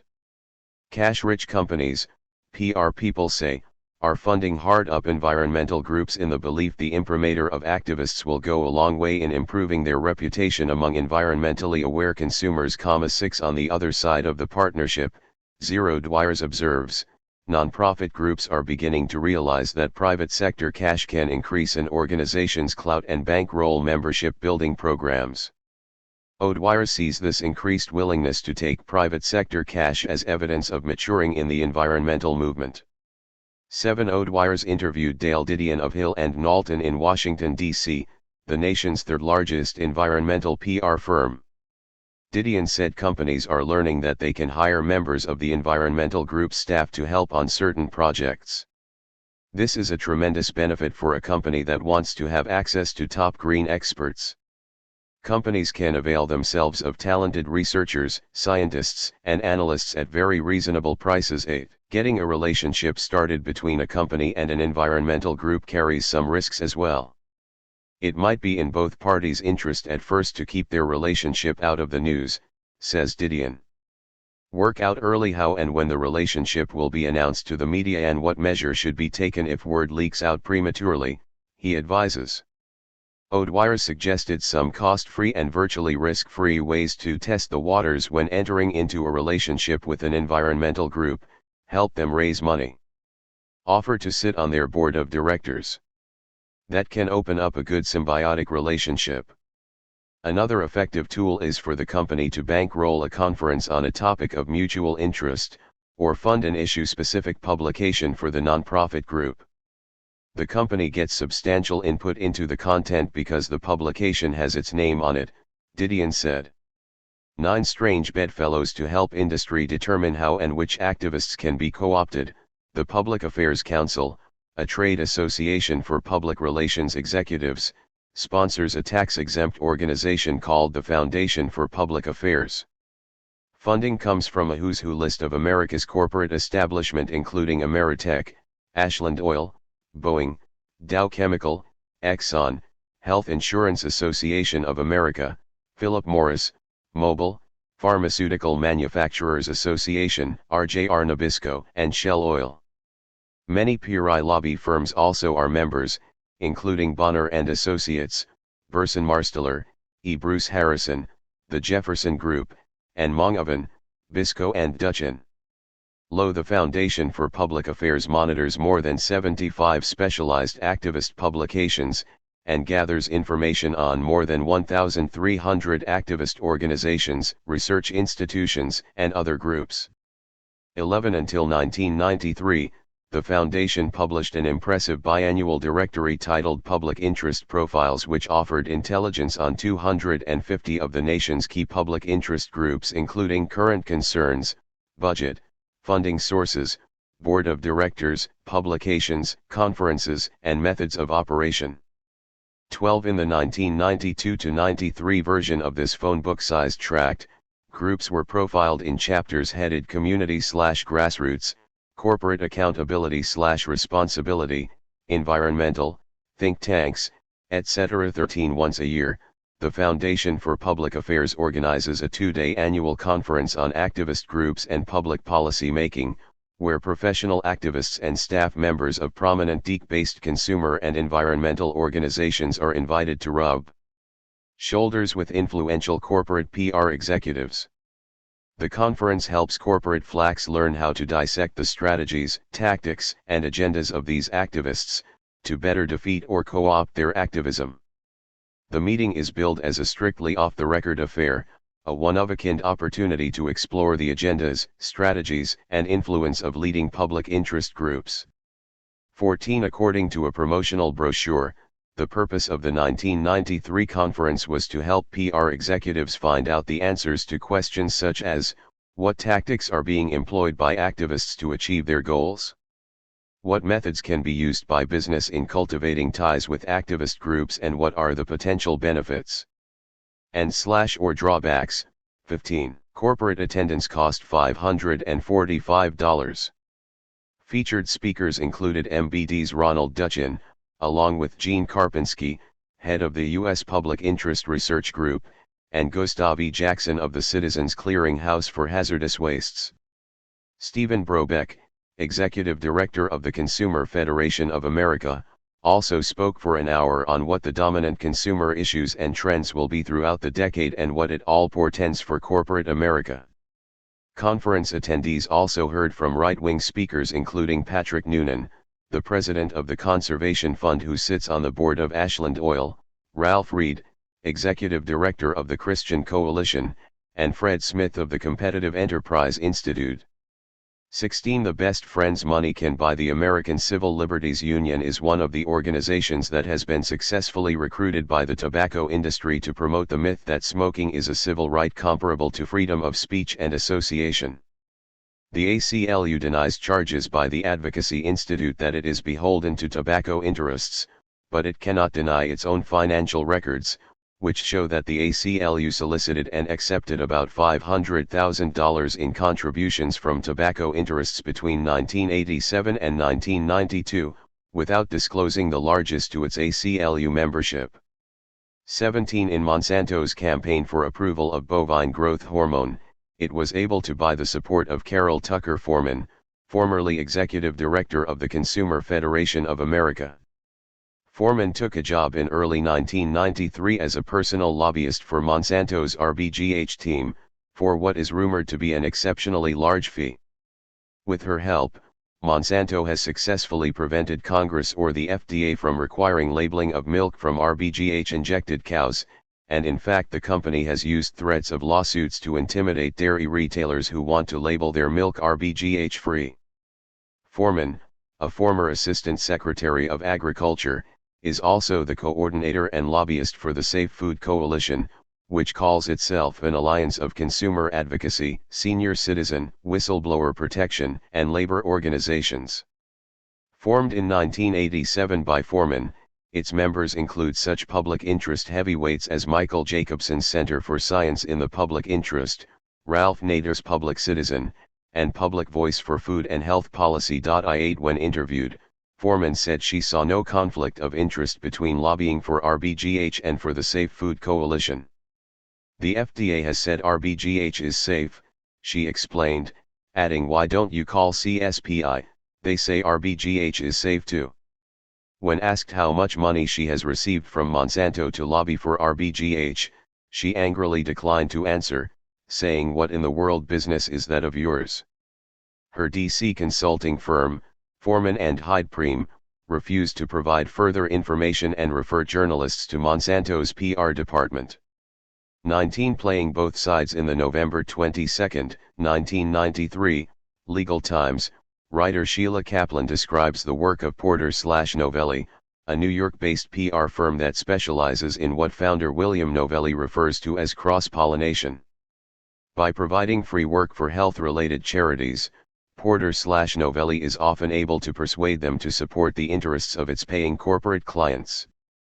In spring of 1993, for example, produce growers and pesticide manufacturers represented by Porter/Novelli were alarmed to learn that the Public Broadcasting Service was about to air a documentary by Bill Moyers on the cancer risks that pesticides pose to children.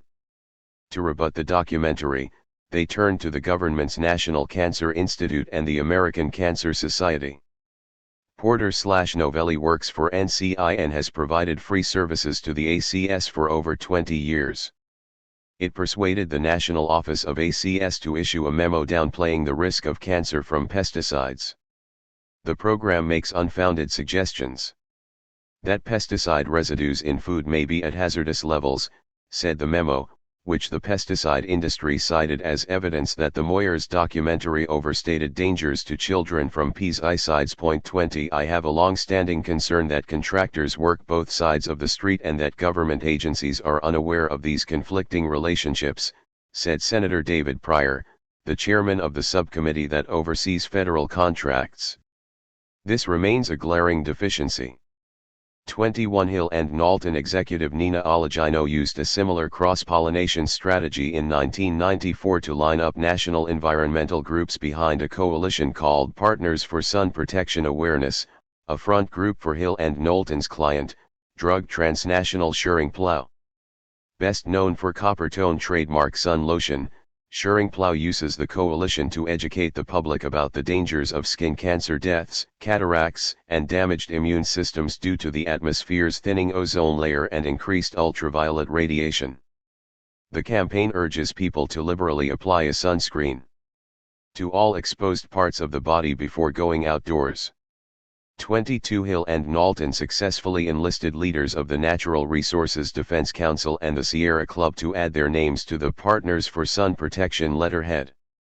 Apparently these groups are little more than a dash of green window dressing for the campaign. The partners offered no proposals for preventing further thinning of the ozone layer. A representative of one of the environmental groups, who asked not to be named, said he was ignorant of the Schering-Plough funding and its hidden agenda to sell sun lotion. The best prevention for sun-caused skin cancer is, of course, to cover up completely, but saying so would be market suicide for the world's largest maker of suntan lotion and purveyor of the sexy Coppertone trademark 10. One of the campaign's clever video news releases shows scores of sexy, scantily clad sun worshippers still overexposing themselves to UV rays, while slathering themselves with sun oil. The VNR does not mention Schering-Plough, the funder of the PR campaign. 23. Ironically, Hill and Knowlton has also worked for corporate clients who hired them to belittle the environmental risks of global climate change. 24. Going the extra mile. Some companies, such as Ben & Jerry's Ice Cream and The Body Shop Cosmetics, use progressive political rhetoric and claims of social responsibility as the centerpiece of their marketing campaigns. The Body Shop and Ben & Jerry's are among the founders of an association calling itself Business for Social Responsibility, launched in 1992 by 54 companies with progressive reputations including the Stride Rite Corporation and Levi Strauss. By 1995 it had grown to over 800 companies, including many whose social responsibility is dubious at best.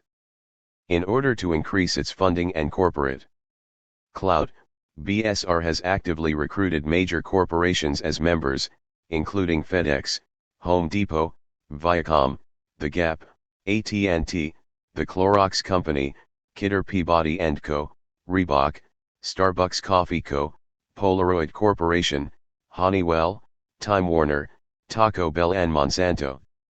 25. According to Craig Cox, former editor of Business Ethics magazine, Monsanto claims to have cut its toxic air emissions substantially, and is attempting to adopt other socially responsible business practices advocated by BSR. 26. However, these improvements in Monsanto's production process don't change the fact that the company's most profitable products include dangerous pesticides, artificial food additives, and risky bioengineered products. Monsanto's membership in BSR underscores a fundamental dilemma: how does the movement for socially responsible business define social responsibility? If Monsanto belongs in the club, why not socially responsible nuclear arms dealers? Can the tobacco industry join?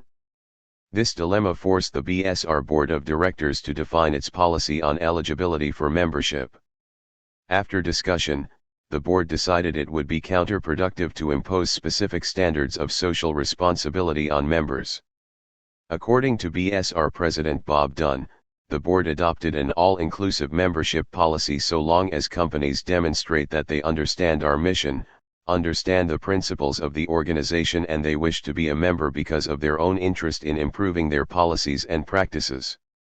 27. The bottom line is that BSR's membership now includes some of the most environmentally destructive corporations on the planet, and more are sure to join. Some of the companies that have joined BSR are also financially supporting corporate front groups and business associations lobbying to weaken important environmental, consumer protection and civil rights laws, and funding right-wing advocacy groups set up to spread the message that environmental protection is incompatible with a healthy economy. BSR's value as a vehicle for social change is further limited by the organization's decision not to take positions on specific legislation. This political neutrality stands in noticeable contrast to the right-wing activism of other corporate-sponsored associations such as the U.S. Chamber of Commerce and the Business Roundtable, which are leading the charge to undermine even the mildest efforts to challenge the political power of big corporations. BSR compensates for its limited commitment to social change with a seemingly unlimited devotion to glowing rhetoric. For the last 10 years, it's been a very Pollyanna-ish type of movement, Cox admits. 28. Speaking to a 1994 meeting of the Public Relations Society of America, BSR founder Michael Levitt said the organization's goal is to benefit our companies, employees, environment, and communities, and demonstrate the growing link between corporate responsibility and corporate prosperity. 29. A similar upbeat spirit pervaded BSR's 1994 annual conference in Cambridge, Massachusetts. Titled Beyond the Bottom Line, Putting Social Responsibility to Work or Your Business and the World, the conference featured cheerleading about the power of the private sector to build markets and demand for socially responsible business and broad public support for environmental and energy-related efforts. It featured an appearance via satellite of First Lady Hillary Rodham Clinton. PR workshops included communicating your socially responsible message with integrity and negative press, best practices, worst nightmares. Many PR firms have joined BSR including Cohn/Coghlan Communications, DDB Needham, the Delahaye Group, the Camber Group, and Ketchum Communications. 30BSR's goals, stated in its literature, include connecting member companies with the press, and developing a higher level of visibility for our members' efforts. BSR thus enables its member companies to build an image of social responsibility, and to persuade consumers that buying their products will contribute to building a better world. But even leaders within the BSR movement like Ben and Jerry's ice cream have found it easier to improve their image than it is to reconcile social responsibility with profitability. In 1994, Ben and Jerry's did its first social audit, said Craig Cox. Paul Hawken looked at the company's operations and internal practices versus marketing. The result was fairly sobering for folks at Ben and Jerry's. Major media proclaimed that Ben and Jerry's wasn't as pure as they had marketed themselves to be or as consumers had believed them to be. Ben and Jerry's didn't purposefully greenwash, but there was a misleading public perception which they helped to create. 31 The gap between words and deeds actually became a major scandal for The Body Shop, a cosmetics company which is so outspoken in its progressive rhetoric that owner Anita Roddick has been dubbed the Mother Teresa of capitalism. In a cassette version of her autobiography titled Body and Soul, Profits with Principles, Roddick laid out her personal manifesto, I hate the beauty business. It's an $80 billion a year industry that sells unattainable dreams. It lies, it cheats, it exploits women and makes them unhappy. It wastes the time, energy, and resources of consumers, workers and of the earth itself. All of that in order to sell what amounts to packaging for exorbitant prices. To me the whole notion of making beauty into a business is profoundly disturbing. By contrast, Roddick claimed, we simply and honestly sell wholesome products that women want. We sell them at reasonable prices without exploiting anyone, without hurting animals, without hurting the earth. We do it without lying, cheating and without even advertising. 32 In place of traditional paid advertising, Roddick mastered the public relations art of obtaining free publicity for her company by linking herself to a variety of progressive causes. Reporters flocked to cover The Body Shop's use of natural ingredients in its products, opposition to animal testing and support for organizations such as Amnesty International and Greenpeace. To highlight its concern for indigenous cultures in the Third World, The Body Shop publicized its Trade Not Aid program, which claimed to support indigenous groups by buying ingredients for its cosmetics from them. It was a great 2-for-1 sale, buy a Body Shop lotion and get social idealism for free, 33 said journalist John Entine. In 1994, however, Entine began a series of investigative reports and discovered that only a minuscule fraction of The Body Shop's ingredients come from Trade Not Aid.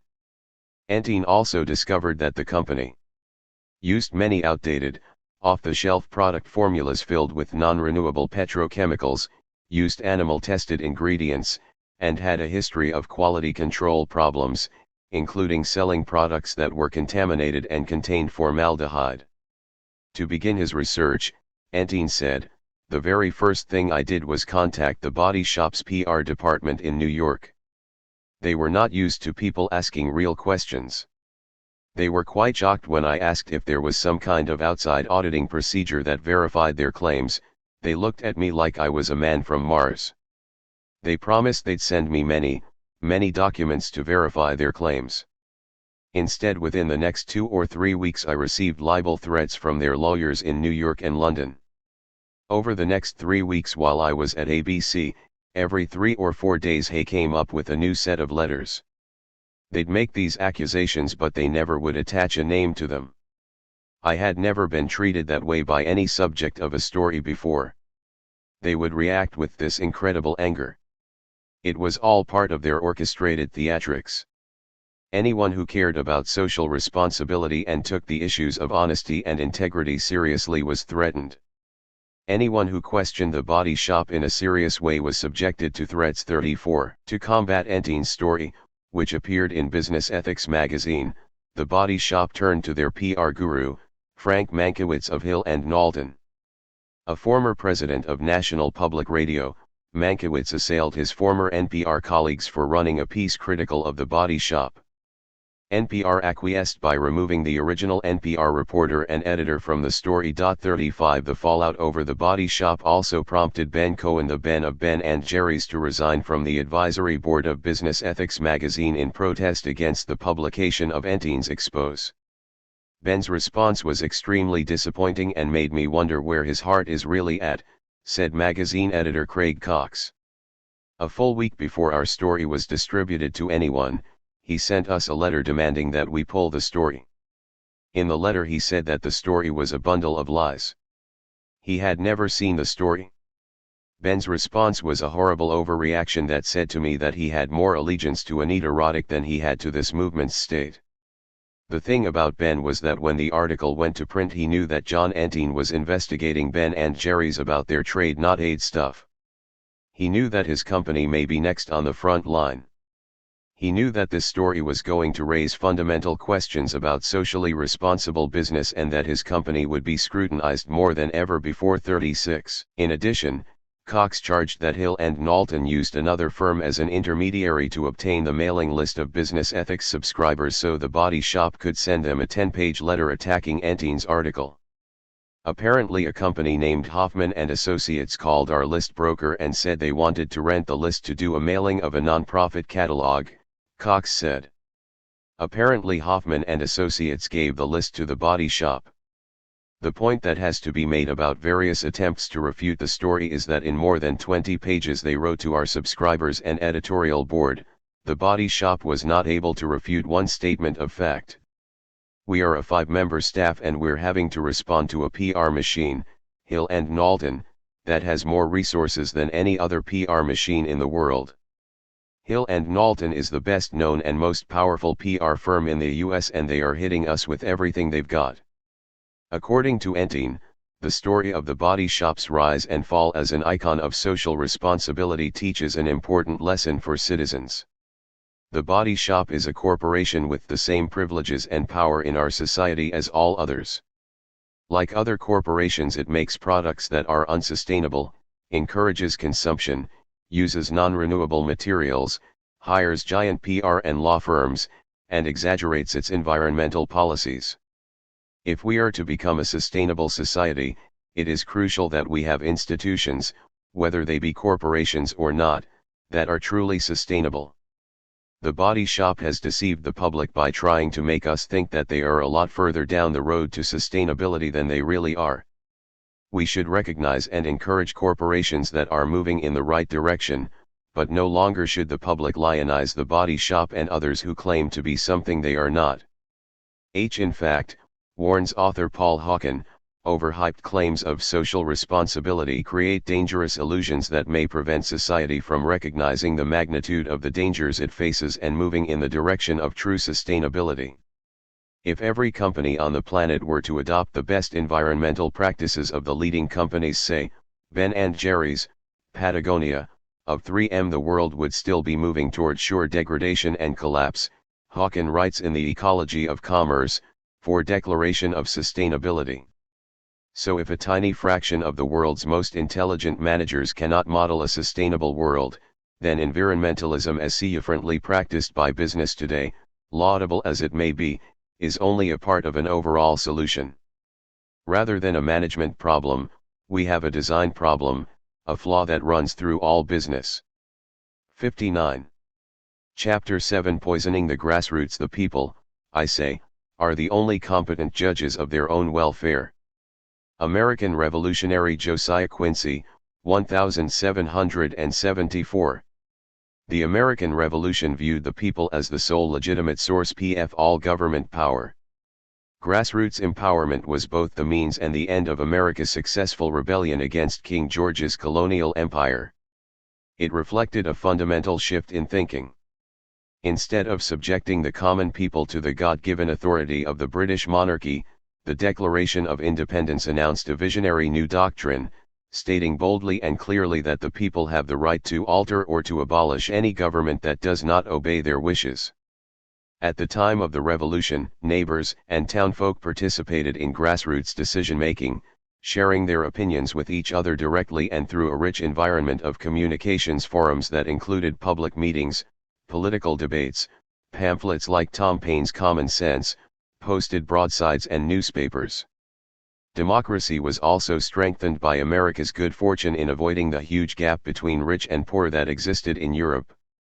The truth is, wrote Benjamin Franklin, that though there are in the United States few people so miserable as the poor of Europe, there are also very few that in Europe would be called rich. It is rather a general happy mediocrity that prevails. Unfortunately, America has changed a lot since Ben Franklin's day. In April 1995, the New York Times reported that the United States has become the most economically stratified of industrial nations. The wealthiest 1% of American households with net worth of at least $2.3 million each owns nearly 40% of the nation's wealth. And the top 20% of Americans have more than 80% of the country's wealth, a figure higher than in other industrial nations. The old joke about the golden rule says that whoever has the gold makes the rules, and with the United States entering the 21st century as the most business-dominated nation in the world, it is increasingly clear that social inequality leads naturally to a widening gap between the people and their government. The grassroots democracy that inspired our revolutionary forebears has given way to political elitism, corruption, and influence peddling. In President Clinton's 1995 State of the Union address, he alluded to the citizenry's alienation from government. 3 times as many lobbyists are in the streets and corridors of Washington as were here 20 years ago. The American people look at their capital and they see a city where the well-connected and the well-protected can work the system, but the interest of ordinary citizens are often left out. Today even the loudest advocates of big business, such as Public Affairs Council President Ray Hoeing, publicly admit the obvious. There is rising evidence of a system that favors the rich, the famous, and the entrenched. Does anyone seriously believe that it is pure coincidence that 27 U.S. senators are millionaires? 3. The business class dominates government through its ability to fund political campaigns, purchase high-priced lobbyists and reward former officials with lucrative jobs. Meanwhile, the working-class majority of the American people has felt its economic and political power diminish or disappear. It has become necessary to work longer and harder to pay bills and earn a living. People have less free time for community involvement and grassroots citizen action. Many of the social institutions that should be the bulwark of grassroots democracy, stable neighborhoods, vigorous unions, independently owned small farms and businesses are rapidly disappearing. Fewer than half of eligible Americans even bother to vote, and those who do vote have little faith that good will come of it, telling pollsters they are often voting for the lesser of two evils. Both major parties have become wholly dependent upon the same corporate dollars to pay a new professional class of PR consultants, marketers, and social scientists who manage and promote causes and candidates in essentially the same manner that advertising campaigns sell cars, fashions, drugs and other wares. Ironically, the dominance of PR in the political process has created a massive image problem for the politicians who have come to rely upon its services. In fact, politicians are held in such low esteem that they often build their election campaigns around the pretense that they are anything but professional politicians. Campaign consultants tell their candidates that the best way to join the Washington establishment today is to tell voters that they hate Washington. This tactic is like a drug that has to be administered in stronger and stronger doses. Although it is effective at winning elections for individual politicians, it further feeds the disdain that citizens feel toward the system. Cynicism, alienation, and disappointment have come to typify attitudes toward government, forcing members of the Washington establishment into increasingly hypocritical self-denials in order to retain their attachment to power. This degraded political environment has created a rich bed of business opportunity for the public relations industry. As citizens remove themselves in disgust from the political process, the PR industry is moving in to take their place, turning the definition of grassroots politics upside down by using rapidly evolving high-tech data and communications systems to custom-design grassroots citizen movements that serve the interests of their elite clients. Lloyd Bentsen, himself a longtime Washington and Wall Street insider, is credited with coining the term astroturf lobbying to describe the synthetic grassroots movements that now can be manufactured for a fee by companies like Hill and Knowlton, Direct Impact, Optima Direct, National Grassroots and Communications, Beckel Cowan, Burson Marsteller, Davies Communications or Bonner and Associates. Campaigns and Elections magazine defines AstroTurf as a grassroots program that involves the instant manufacturing of public support for a point of view in which either uninformed activists are recruited or means of deception are used to recruit them. For journalist William Grider has coined his own term to describe corporate grassroots organizing. He calls it democracy for hire. AstroTurf organizing is corporate grassroots at its most deceitful. Even PR practitioners use the term to deride their competitors' work, promising that their own grassroots programs are more professional and legitimate. Real grassroots, not AstroTurf, screams a full-page ad on the back cover of Campaigns and Elections magazine, touting the services of a firm called National Grassroots and Communications. 6 But real in PR terms has a very different definition than its common meaning in the real world. PR professionals use the term real grassroots to refer to orchestrated mass campaigns that are so well designed that they look real. Total community support. In the old days, lobbyists relied on the 3 B's: booze, blondes, and bribes to induce politicians to vote their way on the issues. These venerable persuaders have never been abandoned, but the advance of modern science has developed other methods which are more subtle and often more effective. The public relations industry now possesses something approaching a unified field theory of the methodology for motivating elected officials. In the early 1970s, writes author Susan Trento, Hill and Knowlton's Washington office conducted a survey on Capitol Hill to determine the most effective approaches for lobbying. They learned, in order of priority, that old friends, businessmen from the state or congressional district, and ordinary constituents make the biggest impact. Visits are better than letters. Handwritten or personalized letters are better than form letters or pre-printed postcards. Letters are better than telephone calls. 7 Guided by this analysis, Hill and Knowlton executive Robert Keith Gray began systematically hiring friends and family of prominent Washington politicos. This technique, which is now widely used by industry, was dubbed Grosstops Communications by PR executive Matt Reese, one of the technique's pioneering practitioners in the early 1980s. Until his retirement in 1987, Reese ran Reese Communications companies, serving clients such as AT&T, Philip Morris, McDonnell Douglas, and United Airlines. 8 Reese touted Grosstops Communications as the ultimate in corporate legislative leverage.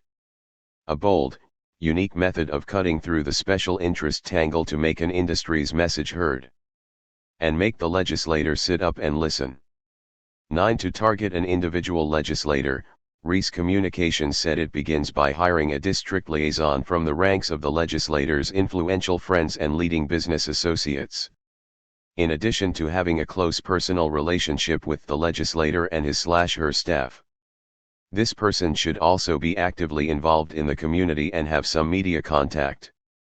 Once hired, the district liaison works to personally lobby the legislator, and helps organize a powerful business roundtable whose members are identified and recruited by the district liaison. This roundtable consists of key business and community leaders, and friends and supporters of the legislator.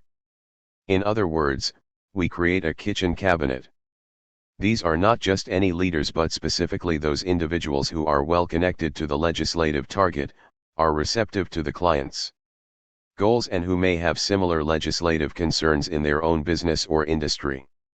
Like the district liaison, the roundtable members are recruited from the legislator's business associates, major political contributors and social contacts. Through repetitive, persuasive contact by friends, acquaintances, and influential members of the legislator's home district, the district liaison and members of the roundtable create an artificial bubble of peer influence surrounding the targeted politician, so that legislators will get the feel of total community support for an issue. 10 Organizing from the bottom up. Politicians rely like anyone else on family and friends for advice and support, and they rely on people with money to fund their campaigns.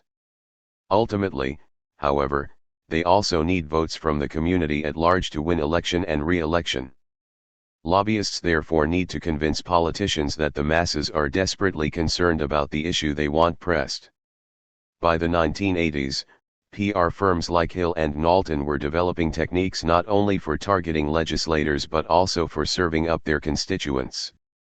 Since then, the business of organizing grassroots support for pro-business positions has become a $500 million a year PR subspecialty. One of the hottest trends in politics today, according to former state legislator Ron Fauchier, now the editor of Campaigns and Elections magazine. In the modern world, few major issues are merely lobbied anymore, Fauchier writes. Most of them are now managed, using a triad of public relations, grassroots mobilization, and lobbyists.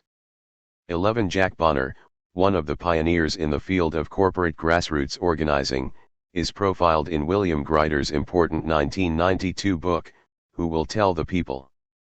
Grider's book issued a blunt, eloquent warning: American democracy is in much deeper trouble than most people wish to acknowledge. Behind the reassuring facade, the regular election contests and so forth, the substantive meaning of self-government has been hollowed out. What exists behind the formal shell is a systemic breakdown of the shared civic values we call democracy. The representative system has undergone a grotesque distortion of its original purpose. 12 Grider described Jack Bonner's grassroots organizing shop, located on one of Washington's main boulevards, as a boiler room operation with 300 phone lines and a sophisticated computer system, resembling the phone banks employed in election campaigns. Articulate young people sit in little booths every day, dialing around America on a variety of public issues, searching for white-hat citizens who can be persuaded to endorse the political objectives of Mobil Oil, Dow Chemical, Citicorp, Ohio Bell, Miller Brewing, U.S. Tobacco, the Chemical Manufacturers Association, the Pharmaceutical Manufacturers Association, and dozens of other clients. This kind of political recruiting is expensive but not difficult. Imagine Bonner's technique multiplied and elaborated in different ways across hundreds of public issues and you may begin to envision the girth of this industry. This is democracy and it costs a fortune. 13 Jack Bonner, of course, takes issue with Grider's negative opinion of his trade. I see it as the triumph of democracy, Bonner told a writer for the Washington Post. In a democracy, the more groups taking their message to the people outside the Beltway, and the more people taking their message to Congress, the better off the system is. 14 What puts the lie to Bonner's claim is that his clients are not people, but corporations and business trade associations buying the appearance of public support and citizen advocacy. Democracy is based on the principle of one person, one vote. Bonner relies instead on the principle of $1, one vote, mobilizing resources that would break the budget of even the best-funded environmental or consumer organization. His services do not come cheap, noted the New York Times in 1993. A campaign aimed at a handful of lawmakers on a subcommittee could cost in the tens of thousands of dollars, but one trade association in an uphill fight on the Senate floor paid $3 million for a single month's work. 15 As Grider points out, only those with a strong, immediate financial stake in the political outcomes can afford to invest this kind of money in manipulating the governing decisions. Most Americans have neither the personal ability nor wherewithal to compete on this field. 16 Every move you make. The business of grassroots campaigning begins with opinion polling, one of the public relations industry's staple technologies. The science of reliable polling was first developed in the 1930s for businesses alarmed by the implications of Franklin D. Roosevelt's landslide election victory, which reflected widespread Depression-era disenchantment with capitalism. Beginning in 1937, the Psychological Corporation, a business established by 20 leading psychologists, began systematic and continuous monitoring of public opinion on questions of political importance to business. At first, polls were used to gauge the mood of the public at large, but progressive refinements have enabled pollsters to zero in on the opinions of narrower and narrower segments of the population. In the 1950s, notes Canadian author Joyce Nelson, business adapted the techniques of military wargaming, which uses computer technology to run complex simulations of battle, giving numerical weights to factors like population densities, environmental conditions, and weapon deployments to create detailed projections of probable outcomes. Using similar computer models, companies were able to enter their own sets of numbers, representing variables such as demographic factors, economic conditions, and polling data to generate marketing scenarios. 17 At the same time that opinion polling was providing an ever more detailed map of the public's collective psyche, computer databases were also evolving in sophistication and ability to track the thoughts and preferences of individuals. The junk mail that arrives at every home every day is generated by direct marketing, a science that enables organizations to target their pitches directly to the individuals whose past history shows that they are most likely to respond, using computerized lists that track people according to characteristics such as membership in organizations ranging from the ACLU to the Christian Coalition, income, recent change in address, magazine subscriptions, hobbies, attitudes toward crime, ethnic background, buying habits, and religion, to name just a few. Through computerized merge/purge techniques, companies can produce hybrid lists, for example, of white Democrat male gun owners who have recently moved, or of upper-income Now members who subscribe to the National Review. By combining this capability with the psychographic maps generated by opinion polling, corporations can draw a remarkably detailed portrait of you, using the information they do have to make calculated guesses about your likely attitude on gun control, taxes, nuclear power, or any other issue. According to PR executive Robert L. DeLenschneider, Hill & Knowlton subsidiary Reese Communications used this technique a few years ago to help AT&T identify 1.2 million people who actually wrote their senators to raise their phone bills. It was all a question of correlating characteristics, values, and geography so that a targeted direct action campaign could be waged. 18 This isn't rocket science, in fact, it's direct marketing 101, says Mike Malik, Vice President of Optima Direct, which offers issue communications and grassroots mobilizations to corporate clients. We do junk mail and junk phone calls. Everybody hates that stuff, but it works. Our two major clients are Philip Morris and the National Rifle Association. You can learn from those two organizations and what they do. They are very efficient, very effective at grassroots. 19 Like most of today's political wizards, Malik is young but experienced, confident and well compensated. Raised in Iowa, he graduated from Columbia University with a political science degree in 1985, then returned for his master's in business administration in 1991. Malik spent over 7 years with Philip Morris developing a grassroots tobacco lobby that he proudly calls one of the best citizen action grassroots programs in the nation today. In December 1994, he explained how it works at a corporate seminar in Chicago titled Shaping Public Opinion. If you don't do it, somebody else will. Mail is what you do when you have more time, Malik said. The mass of Americans don't care. So you want to find the people who do care, and then you want to find the people who will take action on your side of the issue. You've got to communicate to them in their manner. It's really easy to get lists of people who might be affected by your issue. Build a database today that will track mail response. Follow it up with a phone call, find out where they stand, mark it down in a database so you can target who you want to call again right before a vote. When an issue is actually coming up for a vote, Malik turned to his phone banks. Phones are for speed. Another advantage of phones is that it's really flexible. You test mail, get results in 3 weeks, and make adjustments. With phones, you're on the phones today, you analyze your results, you change your script and try a new thing tomorrow. In a 3-day program you can make 4 or 5 different changes, find out what's really working, what messages really motivate people, and improve your response rates. Telephones can also be used very effectively to deluge a targeted legislator with constituent phone calls, using patch-through, a contact technique in which a phone bank for a lobbying organization gets one of its supporters on the line and directly connects him or her to the targeted public official to deliver a personal message. Optima Direct has communication switches specially designed for this purpose.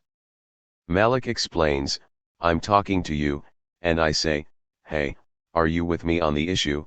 and we have a little conversation. You say, 'Yeah, I'll talk to my legislator.' I say, 'Great, I'll connect you now.' You need a shop that has a switch that you can push a button and they are connected, and they are off, and you're live. Operator is on the outbound talking to the next person. That's advanced switches, people. There are bad patch-through jobs out there," Malik warned, sounding like the used car salesman he so much resembles. Optima Direct, he says, does quality work patch-through jobs so sophisticated they look like spontaneous manifestations of popular sentiment. Space the calls out throughout the day, it's got to look real, he advises. Talk to your lobbyists and find out what the call flow patterns are. Make it look as real as possible. 20 Onward Christian Soldiers. High-tech, well-funded grassroots organizing is the basis for the remarkable growth of the Christian Coalition, led by boyish-looking Executive Director Ralph Reed. The Christian Coalition is largely responsible for the swelling tide of far-right politics in recent U.S. elections, representing an ungodly alliance of right-wing Christians and corporate America using a high-tech version of the direct action organizing tactics pioneered in the 1960s by the New Left. Former felon Oliver North, who narrowly missed his bid to become a U.S. Senator from Virginia, was one of the rare candidates supported by the right-wing Christian Coalition who failed to win office in 1994, despite massive financing, energetic, mobilized Christian troops, and an angry message that spoke to the bitter mood of American voters. Reed has become the single most important pro-business activist on the political right, making him a favorite speaker at conferences sponsored by the Public Affairs Council, the PR industry's leading political association. In February 1994, he joined PR consultants Michael Dunn, Neil Cohen, and other speakers at an expensive and exclusive conference held in Sarasota, Florida.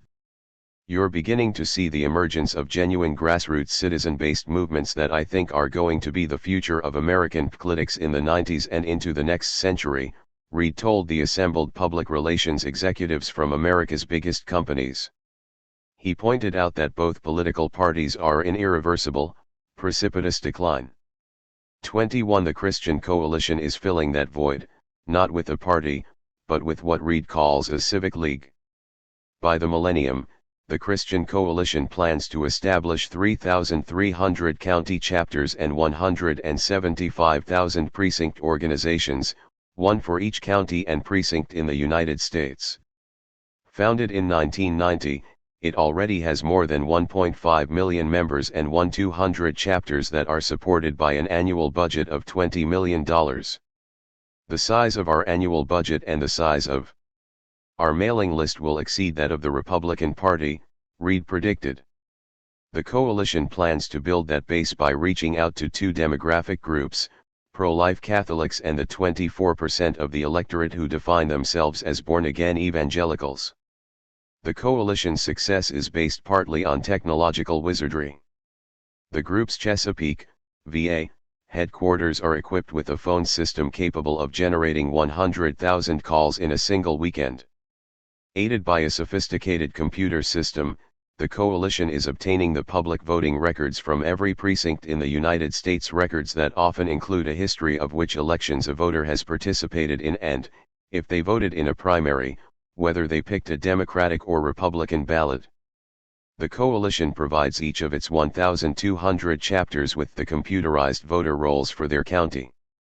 Using those lists, the chapters build what Reed calls a voter ID file. Volunteers and hired workers call each voter in the county and ask 3 questions. First, voters are asked whether or not they are in favor of raising taxes, a question that identifies economic conservatives. Next, they are asked about abortion. This identifies who is pro-life or pro-choice. Third, voters are asked what is the most important issue facing their community, and that response is coded as belonging to one of 43 identified hot-button issues, such as crime, homosexuality, and humanism. Reid explained that the coalition's success is based on the group's realization that its potential supporters are not a monolithic voting bloc. For example, many evangelicals will not respond to an anti-abortion argument, but can be reached with an anti-tax message. Armed with these ideological IDs on each voter, Christian coalition-backed candidates can generate elaborate direct mail campaign appeals. There is no replacement for knowing what somebody cares about, said Reid. As an example, Reid told the assembled PR executives how the Christian coalition had success in targeting Sonny Stallings, an up-and-coming Democratic state legislator from Virginia Beach. In 1991 there was a state senator that we did not care for, the business community did not care for, and the National Rifle Association did not care for. Was positioning himself to run for Attorney General in Virginia 2 years hence, said Reid. None of us together could afford to take the chance that he might be elected because in Virginia Attorney General is a nice stepping stone to governor. So we figured it would be a lot cheaper to move him back to his law practice in a state Senate race than it would be to do it in a statewide race. So Reid and company, working stealthily, nipped Stallings' political ambitions in the bud and helped a Christian Republican, Ken Stahl, capture his seat. First, the coalition surveyed the electorate and discovered that the number one issue concerning district voters was the city's inadequate water supply. Second, the coalition helped Stahl, who represented the more conservative pro-family and pro-business viewpoint, send out personalized letters to potential voters. The letters arrived the Saturday before the election. To those who had voiced concern about water, Stahl declared himself to be the water candidate. To those voters who said crime was the most important issue, Stahl was packaged as the crime candidate, and so on. Consequently, the coalition, by picking and then exploiting the right issues, was able to elect Stahl, a right-thinking Republican, to a seat that Democrats had held since Reconstruction. Reid also offers his coalition's services to help corporations mobilize citizens on issues that go beyond the Christian coalition's litany of evils: abortion, condoms, and secularism. He acknowledged that many of the PR executives gathered in Sarasota didn't share his views on these subjects. They could agree to disagree, but there were other areas of common ground, such as environmental issues, especially if a corporation is involved in getting a lot of harassment from activists. The Christian coalition also did its part to defeat Clinton's 1994 health care reform proposal. Reid told of plans to drop into 60,000 evangelical churches 32 million postcards that have a picture of a 4-year-old child getting a shot. The caption under the picture read, "Don't let a government bureaucrat in this picture."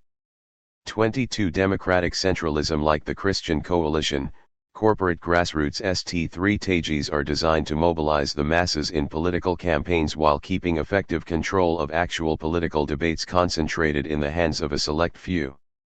Speaking at the same conference as Reid, Neil Cohen, the Director of Political Support Services at APCO Associates in Washington, explained the relationship between broad-based membership and tightly centralized decision-making.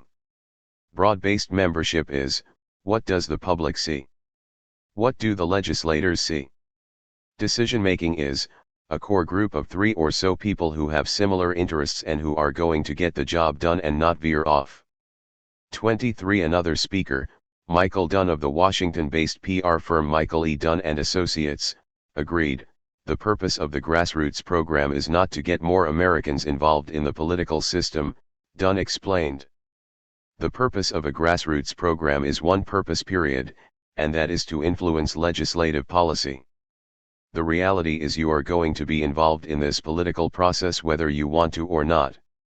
The only real question is whether or not you are going to win. And if you do not have a grassroots program, your odds of winning have seriously diminished. 24 Fortunately, Dunn said, corporations can use the same technology as the Christian coalition. First, companies must systematically build a political propaganda effort targeted at their employees, retirees, vendors, and customers.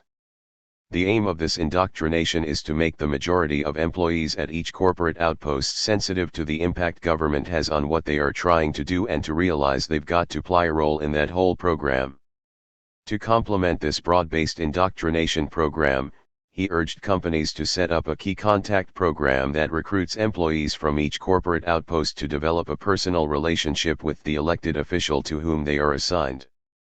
In order to have a quality relationship, that key contact has to basically be willing to integrate into that lawmaker's political organization, and become part of their political campaign apparatus, be a part of the social circle of which that lawmaker is a part, said Dunn, describing an in-house gross-ops strategy. Employees are being told, in short, that to keep their jobs and rise within the company, they should become political operatives for the company, befriending candidates and becoming the grassroots eyes and ears for the corporation in local politics. Dunn even advocated putting this key contact responsibility into a job description. Dunn didn't discuss, of course, how the company should deal with employees who fail to get with the program.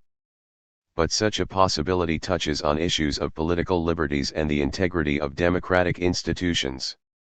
Dunn's system of grassroots mobilization is in fact a top-down command system, under which employees are expected to vote and agitate not for what they as free citizens consider politically good or desirable but for the political interests of the company that employs them.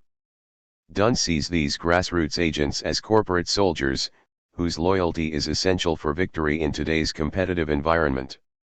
This is a battle, folks. There is a German general who once said politics is war without bullets. And if you think you are not in a war right now, you have not been in the trenches yet. This is a war, he thundered.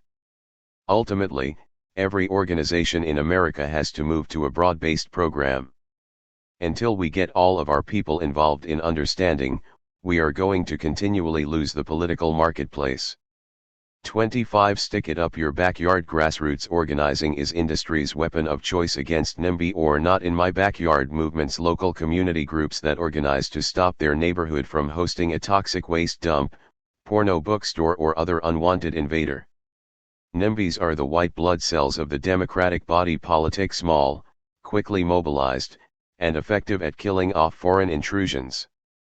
Like white blood cells, they sometimes attack harmless or even beneficial newcomers, but they are authentic and deeply felt expressions of democracy, reflecting the right of citizens to shape their own environment and destiny. John Davies helps neutralize these groups on behalf of corporate clients including Mobil Oil, Hyatt Hotels, Exxon, American Express, and Pacific Gas and Electric.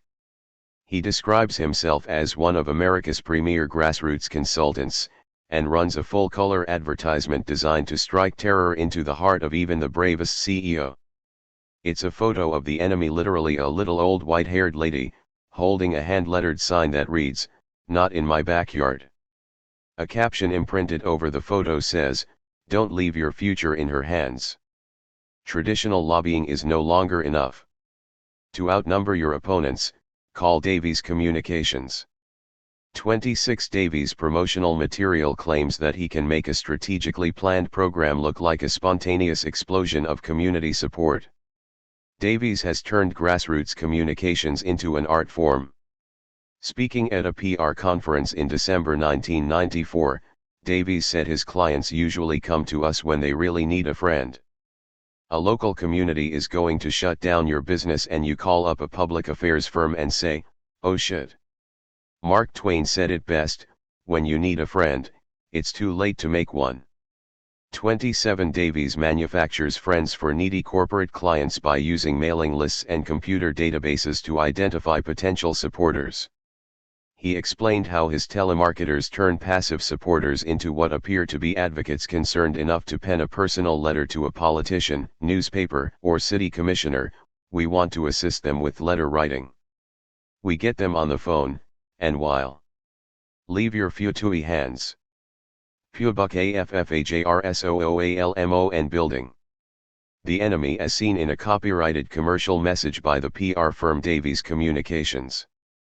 This ad appeared in the December/January 1995 issue of Campaigns and Elections Mal P7INE, which was dedicated to the topic of corporate grassroots lobbying. We're on the phone, we say, "Will you write a letter?" "Sure." "Do you have time to write it?" "Not really." "Could we write the letter for you?" "I could put you on the phone right now with someone who could help you write a letter." "Just hold, we have a writer standing by." The call is then passed on to another Davies employee who creates what appears to be a personal letter to be sent to the appropriate public official. If they're close by, we hand deliver it. We hand write it out on little kitty cat stationery if it's a little old lady.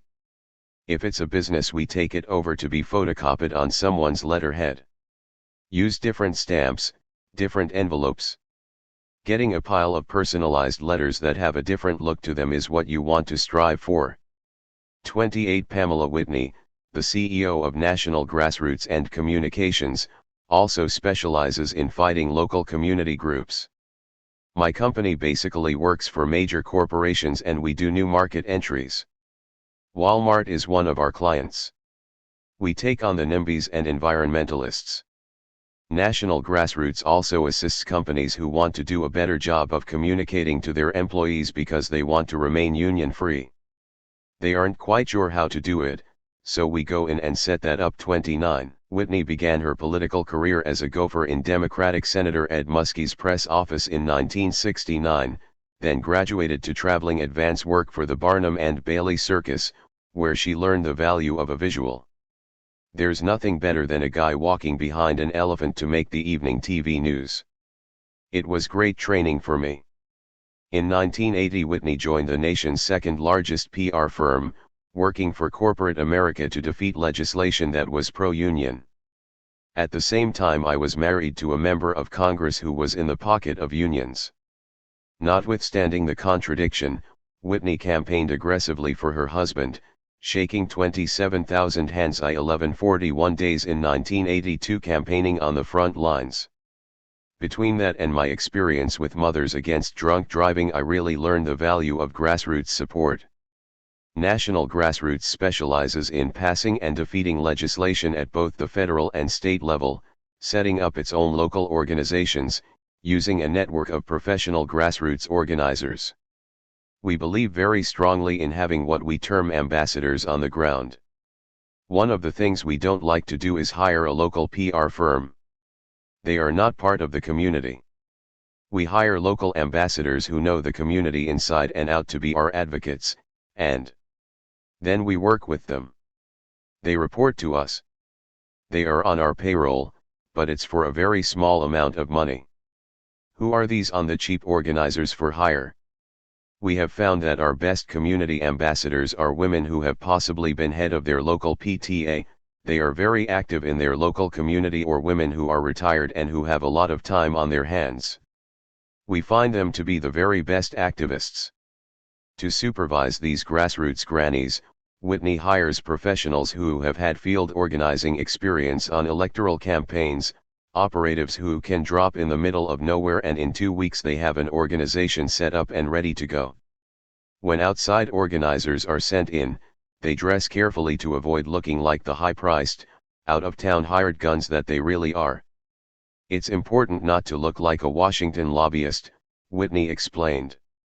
"When I go to a zoning board meeting, I wear absolutely no makeup, I comb my hair straight back in a ponytail, and I wear my kids' old clothes. You don't want to look like you're someone from Washington, or someone from a corporation. You want very much to fit in with the environment. Wearing a baseball cap is how you fit in, that's how you're one of them instead of somebody from the outside coming in. People hate outsiders, it's just human nature."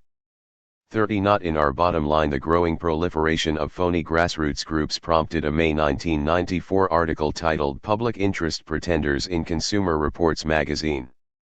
"That group with the do-good name may not be what it seems," warned the magazine. There was a time when one usually could tell what an advocacy group stood for and who stood behind it simply by its name. Today, councils, coalitions, alliances, and groups with citizens and consumers in their names could as likely be fronts for corporations and trade associations as representatives of citizens or consumers. These public interest pretenders work in so many ways through advertisements, press releases, public testimony, bogus surveys, questionable public opinion polls, and general disinformation that it's hard to figure out who's who or what the group's real agenda might be. 31. As an example, Consumer Reports pointed to the Workplace Health and Safety Council, which is actually a lobbying group composed of employers, and it has opposed a number of regulations aimed at strengthening worker safeguards. Similarly, someone looking at the logo of the National Wetlands Coalition, which features a duck flying over a marsh, would have no clue that the coalition is made up mainly of oil drillers, developers, and natural gas companies. Today, inventing phony citizens groups is an industry in its own right. Public relations specialists have discovered countless ways to create at least the illusion of citizen involvement. The auto and oil industries are also active in grassroots organizing. Consumer Reports noted that the American Petroleum Institute retained the Beckel Cowan PR firm in 1989 to organize Americans Against Unfair Gas Taxes, a national organization with over 15,000 members that helped kill a proposed hike in the federal gas tax. In Nevada, the auto industry created a front group called Nevadans for Fair Fuel Economy Standards to impress Nevada Senator Richard Bryan. A PR firm called the FMR Group worked to find Nevadans who owned gas guzzlers, and spread the word that a law supported by Bryan to foster greater gas efficiency would make such vehicles unaffordable.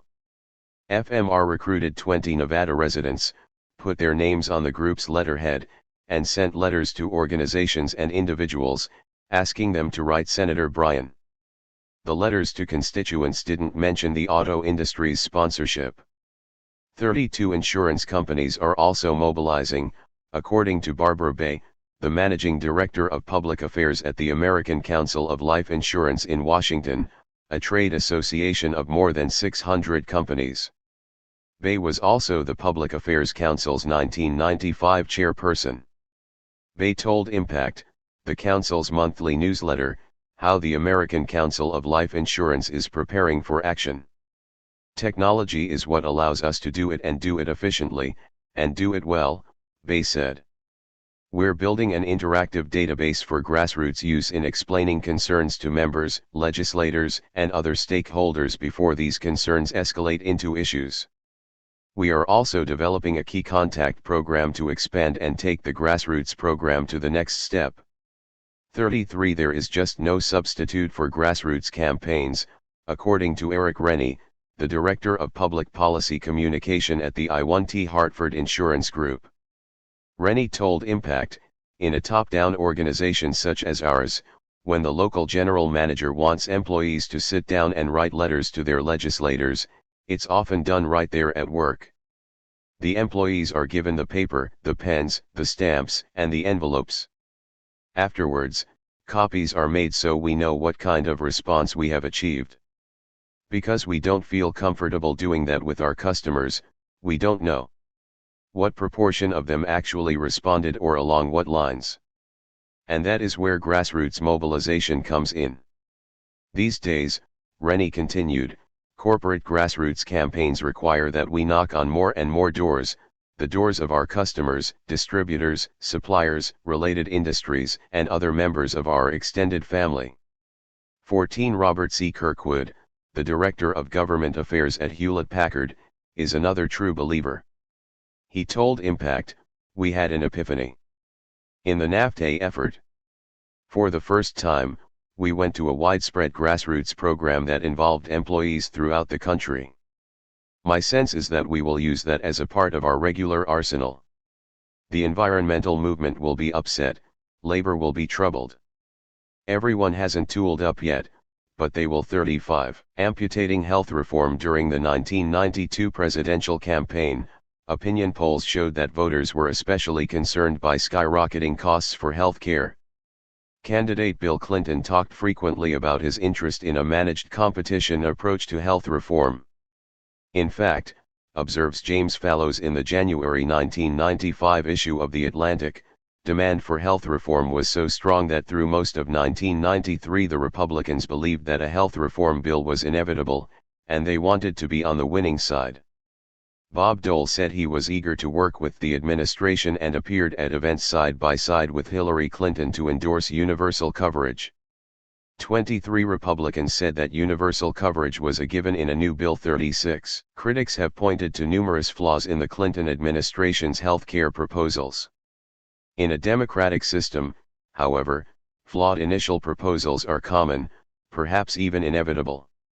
A healthy democratic process brings together people from differing perspectives to debate and revise plans until a consensus emerges.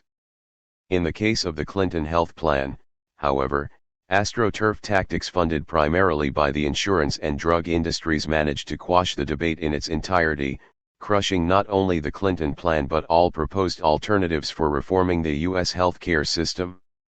What had been the centerpiece of the Clinton administration's domestic policy was relegated to the dustbin of political history.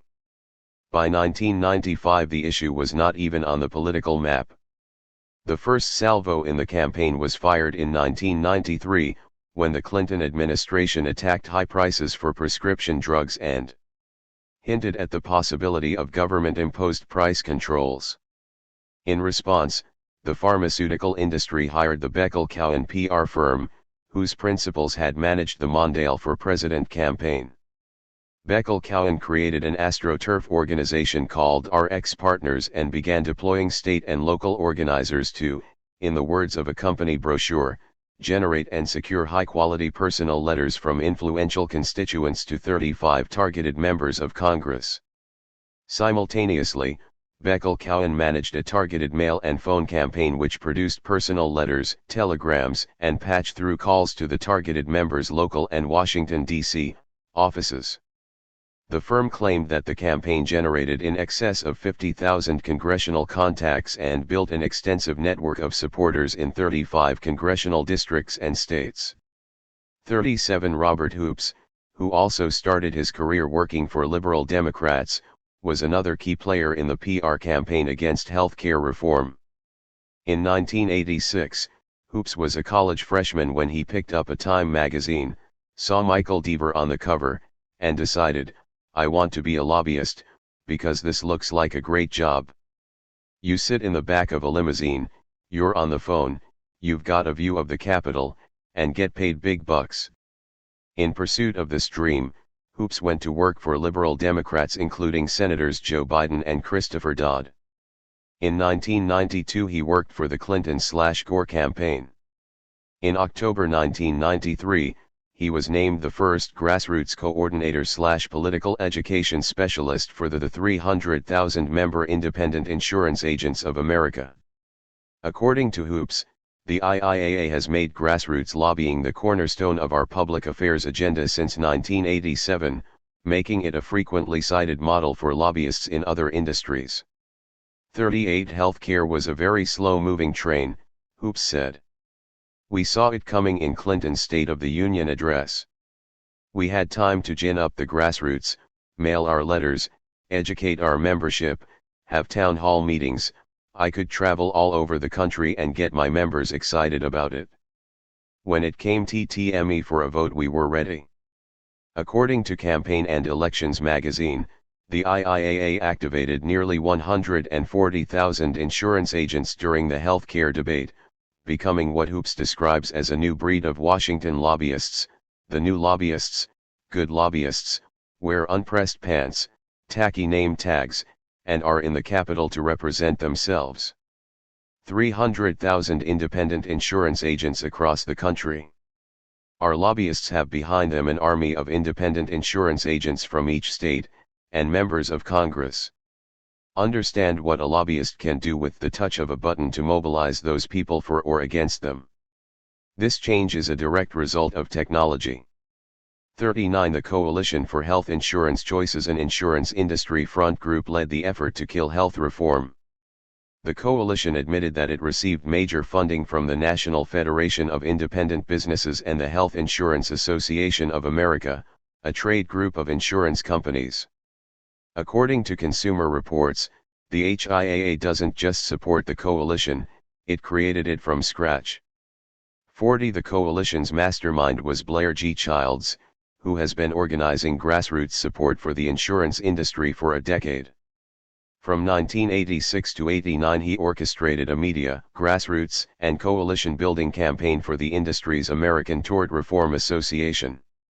Then he moved to Aetna Life and Casualty, where he instituted one of the most sophisticated corporate grassroots systems in the nation. He wasn't the only PR genius behind the anti-healthcare campaign, but his coalition can honestly claim the kill. Through a combination of skillfully targeted media and grassroots lobbying, these groups were able to change more minds than the president could, despite the White House bully pulpit. Never before have private interests spent so much money so publicly to defeat an initiative launched by a president, states Thomas Scarlett in an article titled "Killing Healthcare Reform in Campaigns and Elections" magazine. 41 In 1993, Childs recalled, the insurance industry was real nervous. Everybody was talking about healthcare reform. We felt like we were looking down the barrel of a gun. Forming coalitions, he explained, is a way to provide cover for your interest. We needed cover because we were going to be painted as the bad guy. You get strength in numbers. Some have lobby strength, some have grassroots strength, and some have good spokespersons. Start with the natural, strongest allies, sit around a table and build up. To give your coalition a positive image. For the healthcare debate, his coalition drew in everyone from the homeless Vietnam veterans to some very conservative groups. It was an amazing array, and they were all doing something. 42 Instead of forming a single coalition, health reform opponents used opinion polling to develop a point-by-point list of vulnerabilities in the Clinton administration proposal and organized over 20 separate coalitions to hammer away at each point. In naming your coalition, use words that you've identified in your research, Childs said. There are certain words that have a general positive reaction. That's where focus group and survey work can be very beneficial. Fairness, balance, choice, coalition, and alliance are all words that resonate very positively. The Coalition for Health Insurance Choices, for example, focused on opposing the Clinton plan's proposed mandatory health alliances. 43 To drive home the message, Chic sponsored a now legendary TV spot called Harry and Louise, which featured a middle-class married couple lamenting the complexity of Clinton's plan and the menace of a new billion-dollar bureaucracy. The ad was produced by Goddard *Clausen First Tuesday, a PR and election campaign management firm that has worked for liberal Democrats, including the presidential campaigns of Gary Hart, Bruce Babbitt, and Jesse Jackson. According to Robin Toner, writing in the September 30, 1994, New York Times, Harry and Louise symbolized everything that went wrong with the great healthcare struggle of 1994, a powerful advertising campaign, financed by the insurance industry, that played on people's fears and helped derail the process.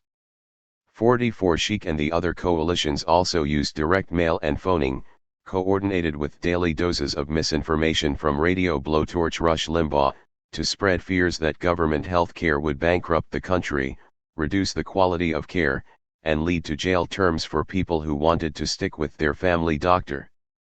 Every day 20 million Americans tune in and turn on to the Limbaugh Talk radio show, which is aired on 650 stations across the United States. However, few people realize the degree of technologically sophisticated orchestration behind Limbaugh's power. Childs explained how his coalition used paid ads on the Limbaugh show to generate thousands of citizen phone calls urging legislators to kill health reform. First, Rush would whip up his Ditto head fans with a calculated rant against the Clinton health plan. Then during a commercial break, listeners would hear an anti-health care ad and an 800 number to call for more information.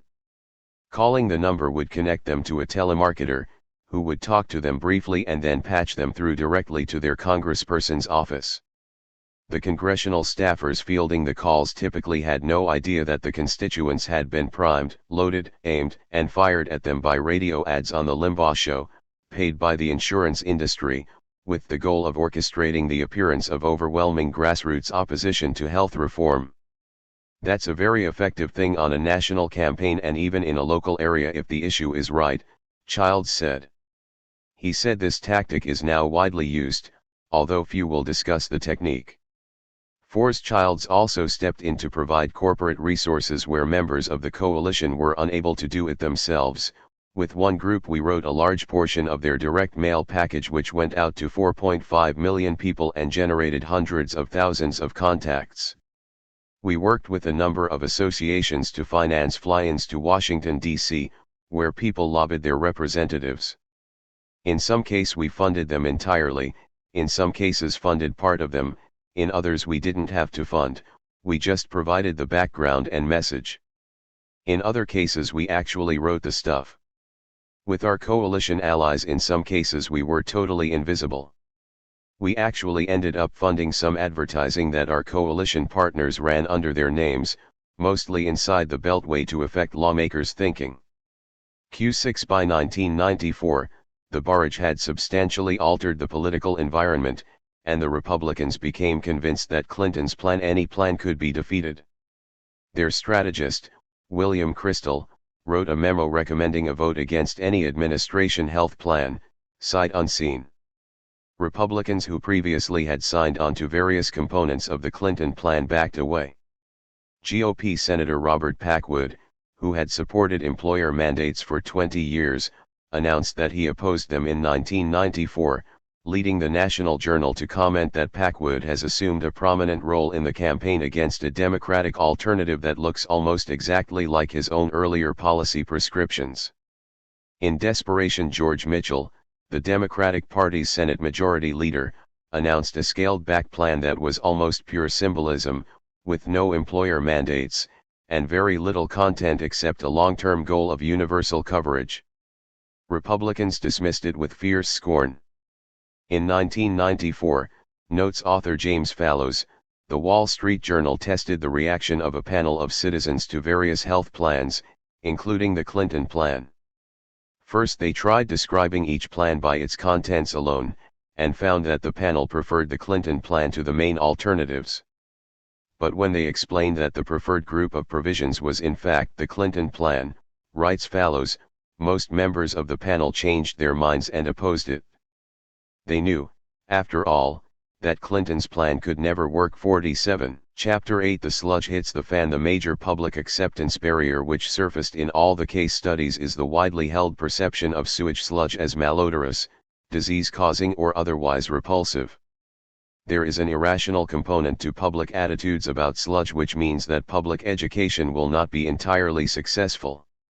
U.S. Environmental Protection Agency 1981 Public Relations document. The German politician Otto von Bismarck once said that those who love sausage and the law should never watch either being made. Something similar might be said about the process we've gone through in writing this book. Take, for example, our title. We knew we wanted to write an expose of the PR industry, but our publisher felt that using public relations in the title would put people right to sleep. His advertising timeline required that we furnish a title before the manuscript was actually finished. We went through weeks of constant brainstorming in search of a title that would say public relations without actually using those words. We searched dictionaries for interesting phrases, and badgered friends to ask how they felt about titles such as The Hidden Manipulators, Flak Attack, Sound Bites Back, or The Selling of the Public Mind. We seriously considered lifting the title from Arnold Schwarzenegger's 1994 film, True Lies, or from J. Edgar Hoover's classic 1950s anti-communist diatribe, Masters of Deceit. Our final title was borrowed from the Tom Tomorrow cartoon reprinted in Chapter 1. We tried it on a friend who thought toxic sludge is good for you sounded too weird to be taken seriously, but our publisher felt it would stick in people's heads and make the book easier to market. In the end, therefore, our decision boiled down to commercial calculations. We weren't planning to write about toxic sludge per essay. We were trying to reach so-called Generation X readers with a Generation X title, a cynical, exaggerated parody of deceptive public relations. Then Nancy Blatt called, and we discovered that our parody is no exaggeration. Nancy Blatt is an aggressively perky woman who serves as Director of Public Information for the Water Environment Federation. She phoned to say that she had seen an advance notice mentioning our book, and she was concerned that the title might interfere with the Federation's plans to transform the image of sewage sludge. It's not toxic, she said, and we're launching a campaign to get people to stop calling it sludge. We call it biosolids. It can be used beneficially to fertilize farm fields, and we see nothing wrong with that. We've got a lot of work ahead to educate the public on the value of biosolids. Blatt didn't think the title of our book would be helpful to her cause. Why don't you change it to Smoking is Good for You? She suggested. That's a great title. People will pick it up. I think it has more impact. You can focus in on all the Philip Morris money. I think it's a grabber. We thanked her for the suggestion, but explained that we don't want our book to be confused with Christopher Buckley's hilarious satire of the PR industry, titled Thank You for Smoking. Blatt took pains to insist that I am not a flack for an interest that I don't believe in personally. She said she shared our dim view of PR representatives working to promote tobacco and other harmful products. She said the Water Environment Federation works to promote recycling by applying the nutrients in sewage waste as fertilizer to farm fields, a natural process that returns organic matter to the soil and keeps it from polluting water supplies. We were concerned that you might have heard some negative things about the campaign planned by our PR firm, Powell Tate, Blatt said. That caught our attention. Powell Tate is a blue-chip Washington-based PRI lobby firm that specializes in public relations around controversial high-tech, safety, and health issues, with clients from the tobacco, pharmaceutical, electronics and airlines industries. Jody Powell was President Jimmy Carter's press secretary and confidant. Sheila Tate similarly served Vice President George Bush and First Lady Nancy Reagan. Tate is also the chairperson of the Corporation for Public Broadcasting. Realizing we might be onto something, we asked Nancy Blatt to send more information about the Water Environment Federation. She dutifully mailed a glossy brochure and some other promotional materials, along with a letter reiterating her concern that our book might do a disservice to the public and the environment. Her cooperation quickly turned to stonewalling, however, when we requested strategy documents, memos, opinion surveys, and other materials from Powell Tate. Legally we are entitled to these documents, since the Water Environment Federation is partially funded at taxpayer expense. WEF's refusal to voluntarily produce them forced us to file a Freedom of Information Act request with the federal government. As this book goes to press, the EPA is still stalling on our information request. Our investigation into the PR campaign for beneficial use of sewage sludge revealed a murky tangle of corporate and government bureaucracies, conflicts of interest, and a cover-up of massive hazards to the environment and human health. The trail began with the Water Environment Federation, formerly known as the Federation of Sewage Works Associations, and led finally to Hugh Kaufman, the legendary whistleblower at the Hazardous Site Control Division of the Environmental Protection Agency. In the 1980s, Kaufman refused to remain silent about the collaboration between EPA officials and leaders of the industries they were supposed to regulate. His courageous testimony exposed the agency's failure to deal with mounting chemical wastes and brought down Ann Burford, President Reagan's EPA administrator. His active protest resulted in a secret campaign to track his whereabouts and find evidence to fire him, report Myron Peretz Glazer and Penina Migdal Glazer in their 1989 book, The Whistleblowers. The EPA's Inspector General became implicated in this scheme. Silencing Kaufman became official policy even if it meant invading his privacy in the futile hope of uncovering some personal indiscretion. Kaufman gained national prominence and became a symbol of an employee who refused to be cowed by an oppressive bureaucracy.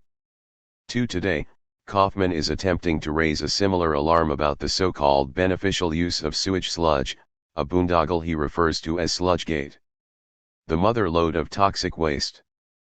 3. A brief history of slime. Prior to the 20th century, indoor plumbing was an almost unheard of luxury. Common people used outhouses, while the wealthy used a primitive indoor system, bedpans, which were carried away by servants. In either case, the waste ultimately returned to the soil near its point of origin. In traditional, agricultural societies, human waste was prized as a prime ingredient in what the Chinese called night soil, artfully composted, high-grade fertilizer. Things changed with the Industrial Revolution, which brought people together in congested cities, far away from farmlands, where composting and recycling were no longer practical. Open gutters were dug to carry sewage from city streets into nearby bodies of water. When populations were small and water supplies seemed unlimited, the wisdom of using fresh water as a vehicle and receptacle for human waste was not questioned. By the 1920s and 1930s, large cities were piping large quantities of untreated sewage into rivers and oceans, creating serious pollution problems. Septic systems in thousands of small and medium-sized communities were failing due to overloading. Thousands of industries were also producing chemical wastes and needed to dispose of them. The environmentally sound approach would have been to develop separate treatment systems for human and industrial waste. Biological wastes should have been recycled through a system that returned their nutrients to the soil, and businesses should have been required to separately treat their chemical wastes on site so that they could be contained and reused within the industries from which they came. At the time, however, it seemed easier and cheaper to simply dump everything into a single common sewer system. For businesses, the system provided tax-based aid to help them dispose of their toxic byproducts. For people, indoor plumbing that magically carried everything away was a luxury that marked their escape from frontier hardship and their entrance into modernity. The system helped limit the spread of communicable diseases, and for many it symbolized the difference between primitive crudity and the civilized benefits of technological society. The problem with this system, however, is that it collects, mixes, and concentrates a wide range of noxious and toxic materials which are then very difficult, if not impossible, to separate and detoxify. According to Abby Rockefeller, a philanthropist and advocate of waste treatment reform, conventional wastewater treatment systems are not designed to produce usable end products. Because this is so, it must be said that failure to solve the overall problem of pollution caused by the waste materials received by these systems is a function of their design. 4. Today, observe environmental writers Pat Costner and Joe Thornton, waterless treatment systems on-site composting and drying toilets that process human wastes directly into a safe, useful soil additive are available. These dry systems are more economical than water-flushed toilets and their attendant collection and treatment systems. However, water-flushed toilets are so entrenched in the cultural infrastructure that the transition to alternative waste systems has been blocked. Instead, billions of dollars are spent on perfecting the mistake of waterborne waste systems. Wastes are first diluted in water and then, at great expense, partially removed. The products of this treatment are sludge, which requires even further treatment before disposal, and treated effluent, which carries the remaining pollutants into receiving waters. To cope with the mounting problem of water pollution, the United States launched what has become the largest construction grants program in U.S. history, linking millions of homes and tens of thousands of businesses into central treatment facilities. As the 1970s dawned, front-page headlines across America told stories of polluted drinking water and quarantined beachfronts.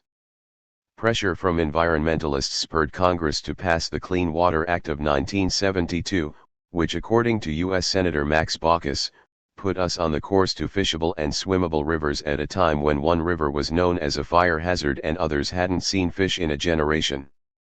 6. The Clean Water Act required communities to make sure that by 1977 their sewage plants could remove at least 85% of the pollutants passing through them, and allocated funding to pay for the additional treatment and filtering technologies needed to achieve this goal. By 1976, the federal government was spending $50 billion per year to help cities achieve water purity goals. 7. In the 1980s, however, politicians responded to pressure for reduced federal spending by cutting funds for water treatment, and by the 1990s the money had been virtually eliminated.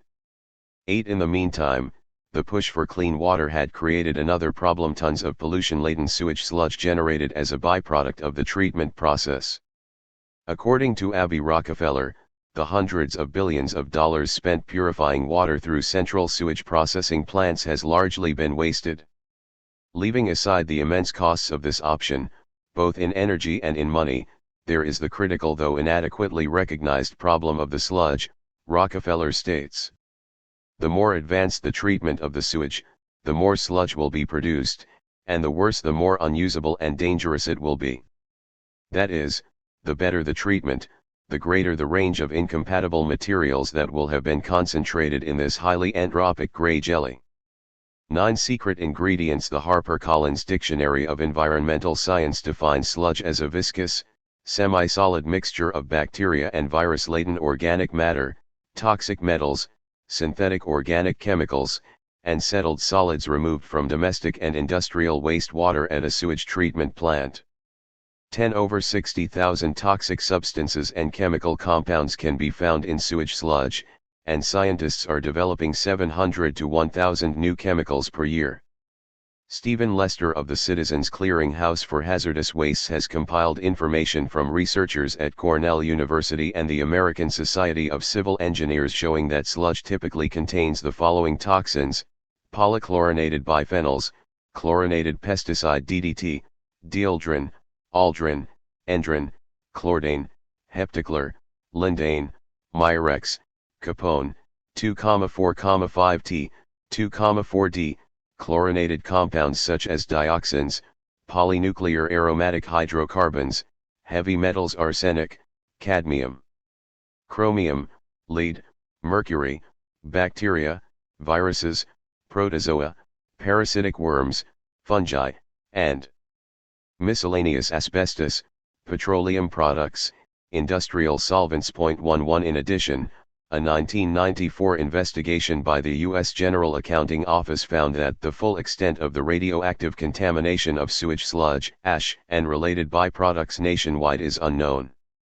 Most of the radioactive material is flushed down the drain by hospitals, businesses, and decontamination laundries, a practice which has contaminated at least 9 sewage plants in the past decade. In 1977, EPA Administrator Douglas Cossell estimated that by 1990 treatment plants would be generating 10 million tons of sludge per year, a thought that gives us all a massive environmental headache. Today there are about 15,000 publicly owned wastewater treatment works in the United States, discharging approximately 26 billion gallons per day of treated wastewater into lakes, streams, and waterways. Before treatment, this wastewater contains over 1 million pounds of hazardous components. Sewage plants use heat, chemicals, and bacterial treatments to detoxify 42% of these components through biodegradation. Another 25% escapes into the atmosphere, and 19% is discharged into lakes and streams. The remaining 14%, approximately 28 million pounds per year, winds up in sewage sludge. Once created, sludge must be disposed of in some fashion. The available methods include incineration, dumping into landfills, and ocean dumping. A fourth approach, gasification, using sludge to generate methanol or energy, is favored by EPA's Hugh Kaufman as the most environmentally sound approach, but also the most expensive. A fifth approach, using sludge as plant fertilizer, was considered hazardous to health and the environment until the 1970s, but it has the advantage of being inexpensive. As budget concerns mounted in the late 1970s, the EPA began to pressure sewage plants to adopt the cheapest method available, spreading sludge on farm fields. Arose by any other name to educate the public at large about the benefits of sludge, the EPA turned to Nancy Blatt's employer, known today as the Water Environment Federation. Although its name evokes images of cascading mountain streams, the WEF is actually the sewage industry's main trade, lobby, and public relations organization, with over 41,000 members and a multi-million-dollar budget that supports FA 100 member staff. Founded in 1928 as the Federation of Sewage Works Associations, The organization in 1950 recognized the growing significance of industrial waste in sludge by changing its name to the Federation of Sewage and Industrial Wastes Associations. In 1960, it changed its name again to the cleaner-sounding Water Pollution Control Federation. In 1977, Federation Director Robert Canham criticized the EPA's enthusiasm for land application of sludge, which he feared could introduce viruses into the food chain.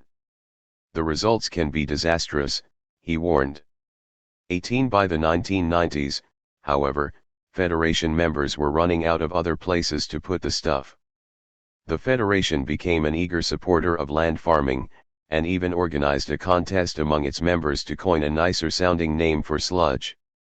The proposal to create a name change task force originated with Peter Mockno, manager of Seattle's sludge program, after protesters mobilized against his plan to spread sludge on local tree farms. "If I knocked on your door and said I've got this beneficial product called sludge, what are you going to say?" he asked. At Mockno's suggestion, the Federation newsletter published a request for alternative names.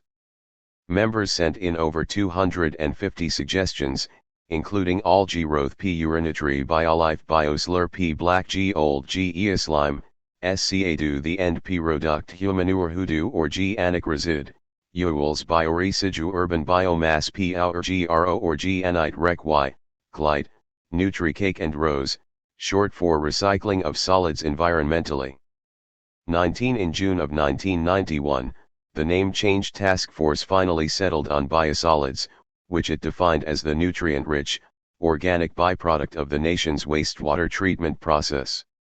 The new name attracted sarcastic comment from the Doublespeak Quarterly Review, edited by Rutgers University professor William Lutz. "Does it still stink?" Lutz asked. He predicted that the new name probably won't move into general usage. It's obviously coming from an engineering mentality. It does have one great virtue, though. You think of biosolids and your mind goes blank. According to Mockno, the name change was not intended to cover something up or hide something from the public. "We're trying to come up with a term that can communicate to the public the value of this product that we spend an awful lot of money on turning into a product that we use in a beneficial way." James Bynum, director of an organization called Help for Sewage Victims, saw a more sinister motive behind the name change. In 1992 the EPA modified its Part 503 technical standards which regulate sludge application on farmlands. The new regulations used the term biosolids for the first time, and sludge which was previously designated as hazardous waste was reclassified as class of fertilizer. The beneficial sludge use policy simply changed the name from sludge to fertilizer, and the regulation changed the character of sludge from polluted to clean so it could be recycled with a minimum of public resistance, Bynum wrote. Sludge that was too contaminated to be placed in a strictly controlled sanitary landfill was promoted as a safe fertilizer and dumped on farmland without anyone having any responsibility.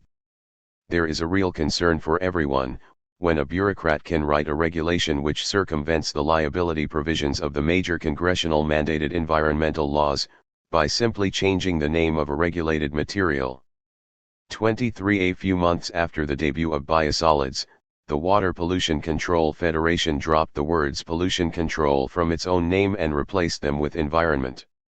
At the group's 64th annual conference, WEF President Roger Dolan explained the reasoning behind the latest name change: "We don't control pollution anymore, we eliminate it.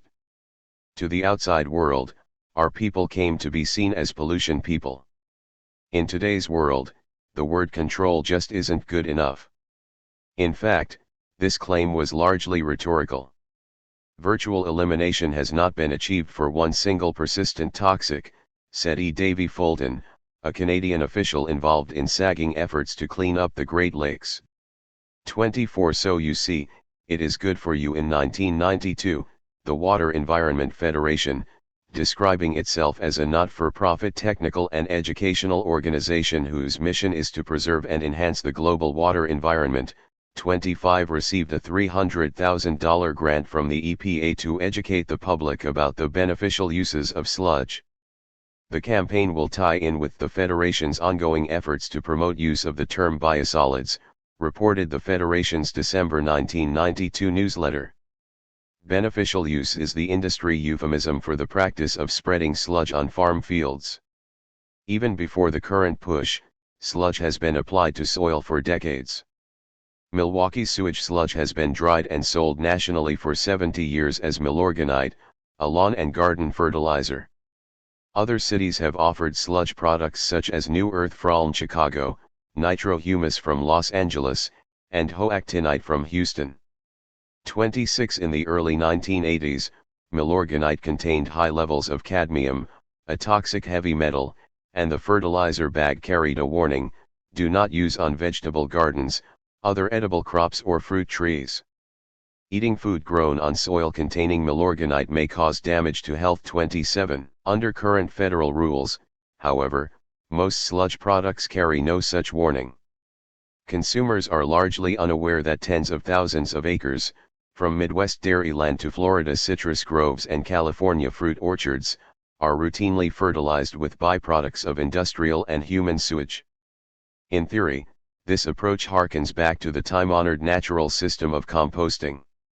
Of course, the organic farmers of previous centuries didn't have to worry that their night soil contained a synergistic soup of dioxins, asbestos, DDT, and lead that could contaminate themselves, their groundwater, and their food.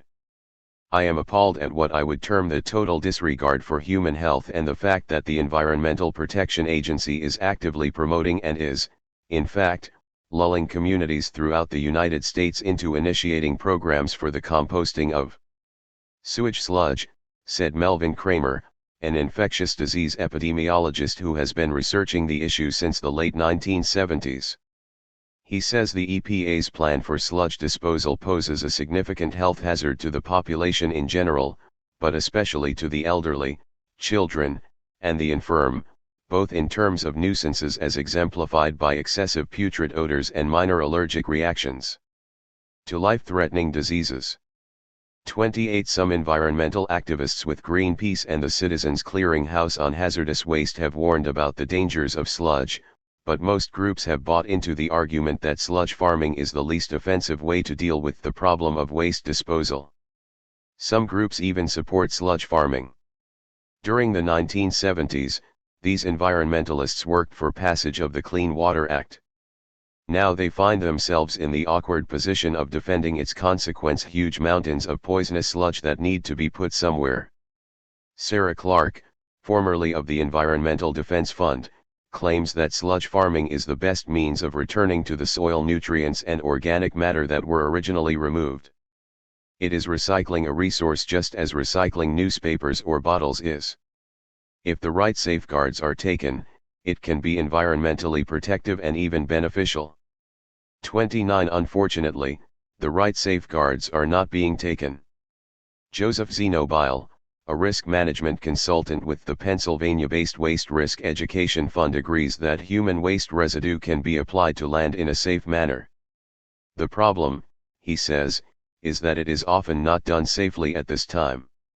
The primary reason that it is not always done safely at this time is a nearly complete subjugation of safety concerns by the US EPA in favor of their concern over solving their disposal dilemma.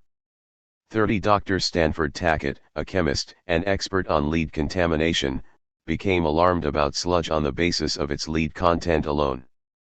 The use of sewage sludge as a fertilizer poses a more significant lead threat to the land than did the use of leaded gasoline, he says. All sewage sludges contain elevated concentrations of lead due to the nature of the treatment process. Lead is a highly toxic and cumulative poison. Lead poisoning can cause severe mental retardation or death. It is now known that lead interferes with the blood-forming process, vitamin D metabolism, kidney function, and the neurological process.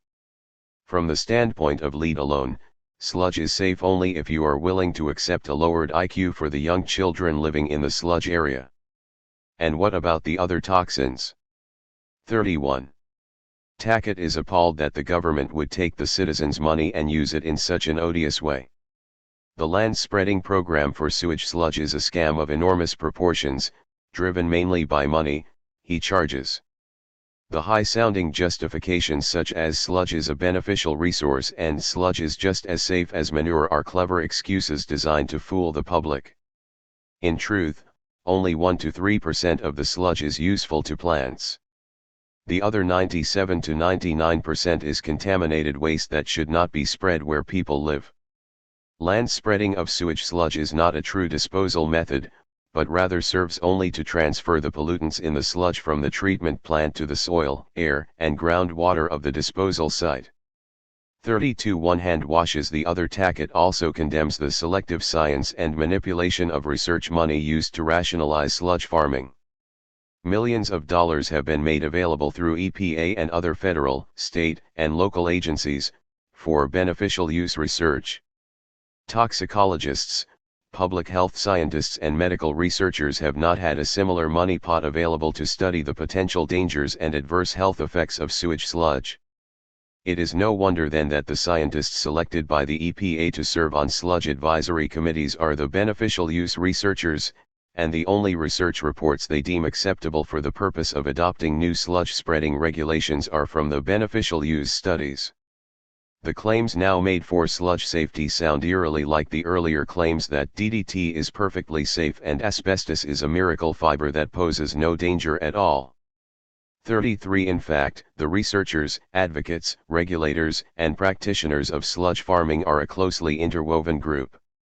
Dr. Alan Rubin, for example, served as chief of the Environmental Protection Agency's sludge management branch where he oversaw the development of new regulations for land farming of sludge fertilizer. In 1994 the EPA loaned Rubin to the Water Environment Federation, while continuing to pay half of his salary. Now Rubin the regulator is a full-time cheerleader for biosolids.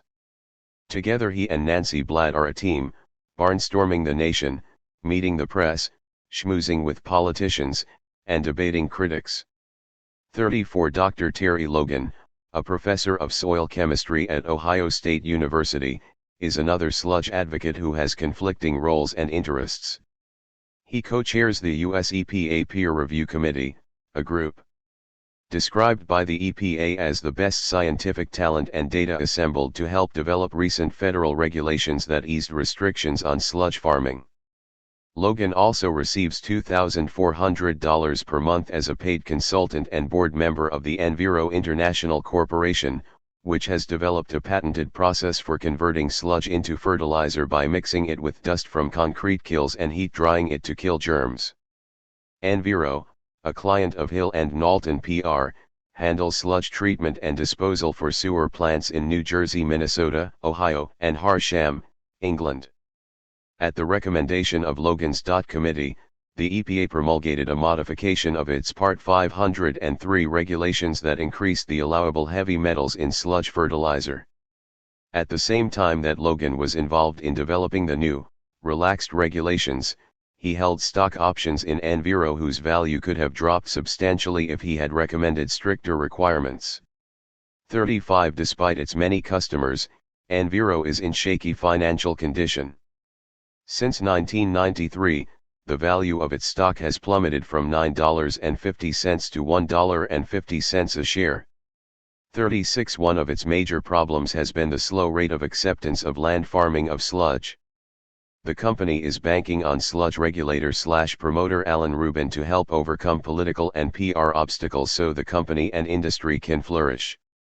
In 1994, Dr. Logan was named Man of the Year by the EPA, and Enviro, along with the Compost Council and the Rodale Institute, received a $300,000 grant from the U.S. Congress to help promote its product.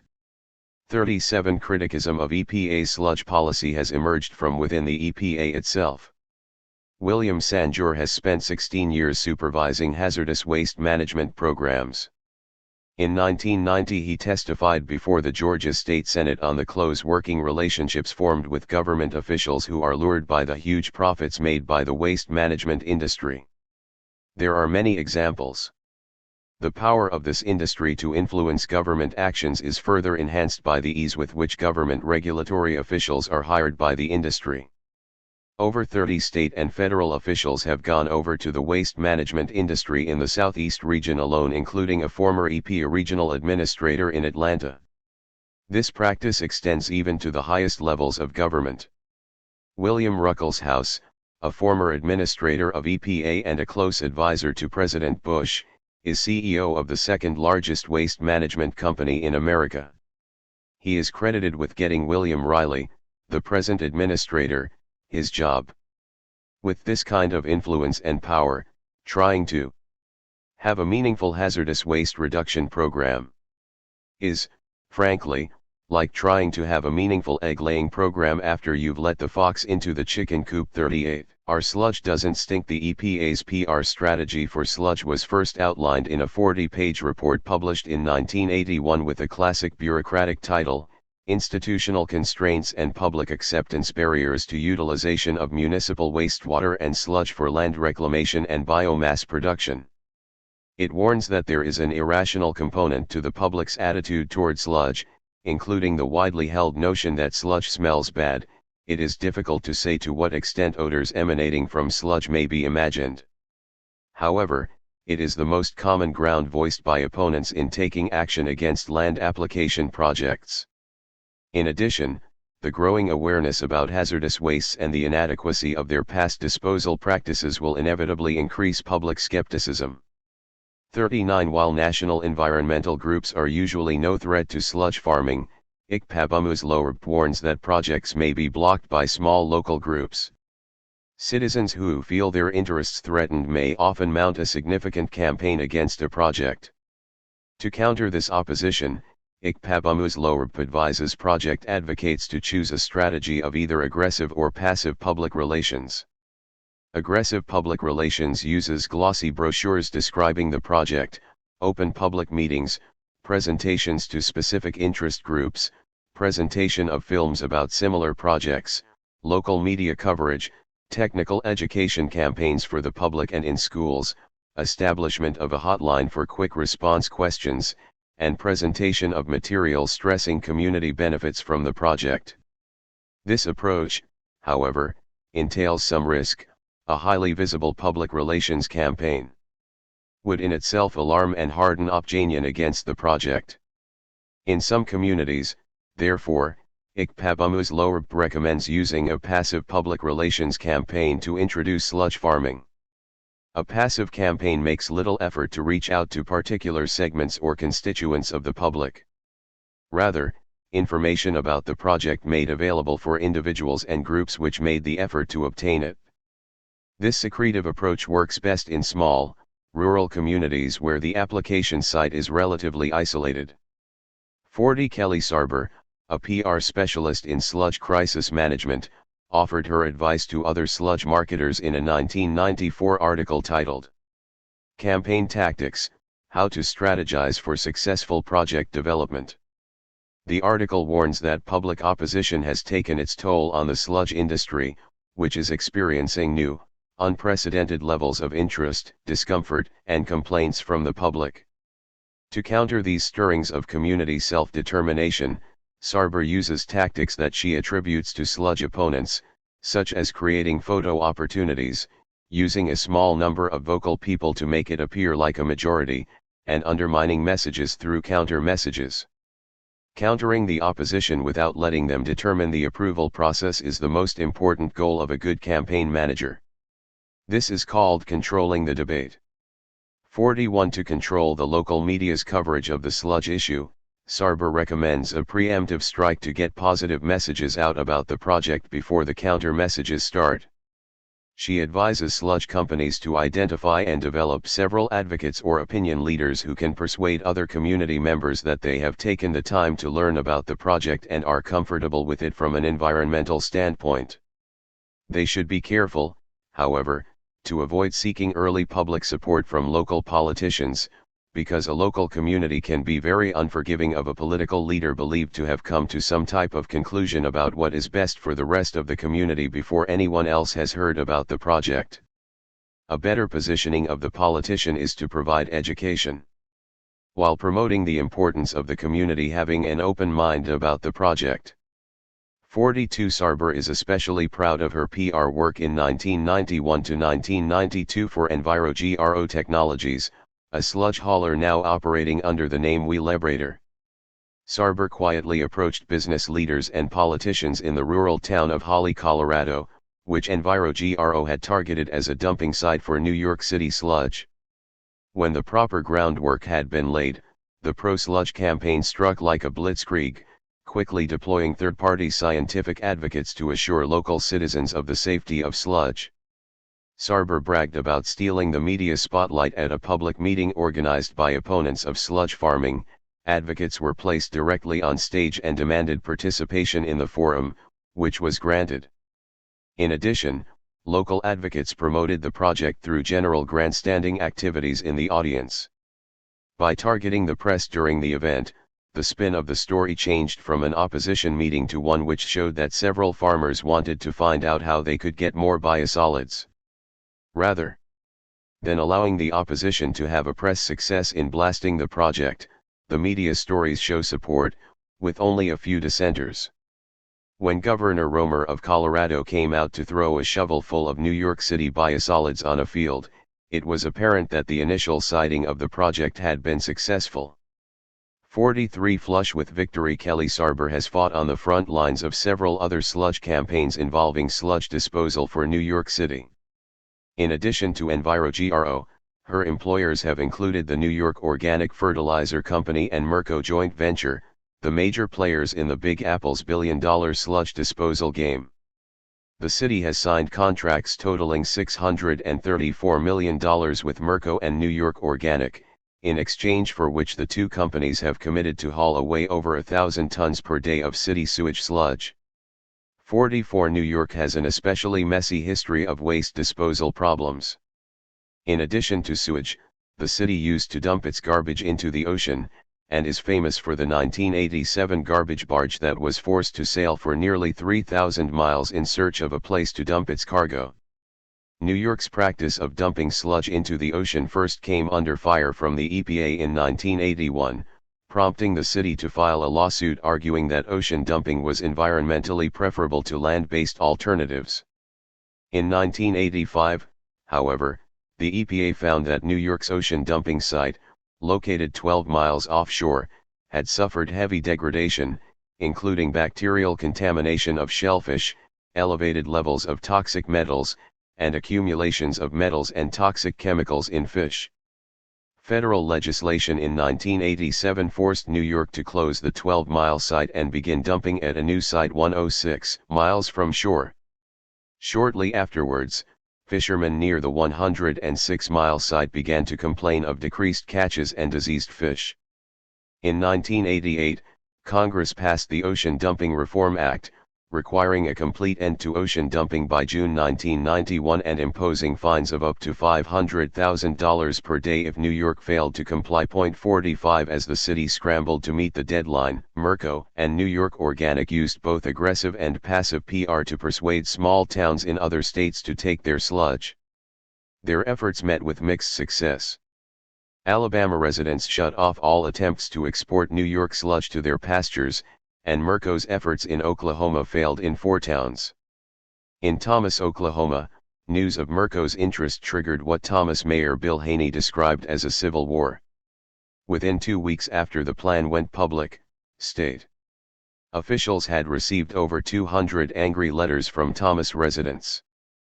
46 The public outcry prompted the Oklahoma legislature to vote unanimously for a moratorium, signed into law by the governor on April 17, 1992, prohibiting land application of sludge that contains significantly higher concentrations of heavy metal than sludge produced in the state. 47 It's a scary thing at first to take New York's waste and spread it on the land that supports you, Stauber admitted. In fact, to some people it's the most scary thing they can think of. But after a little education most people eventually come around. 48 In her work as an environmental media consultant, Stauber faced questions that went beyond issues of nitrogen content and pH balance. She was called upon repeatedly to deny allegations that her employers were engaged in environmental violations, influence peddling and organized crime.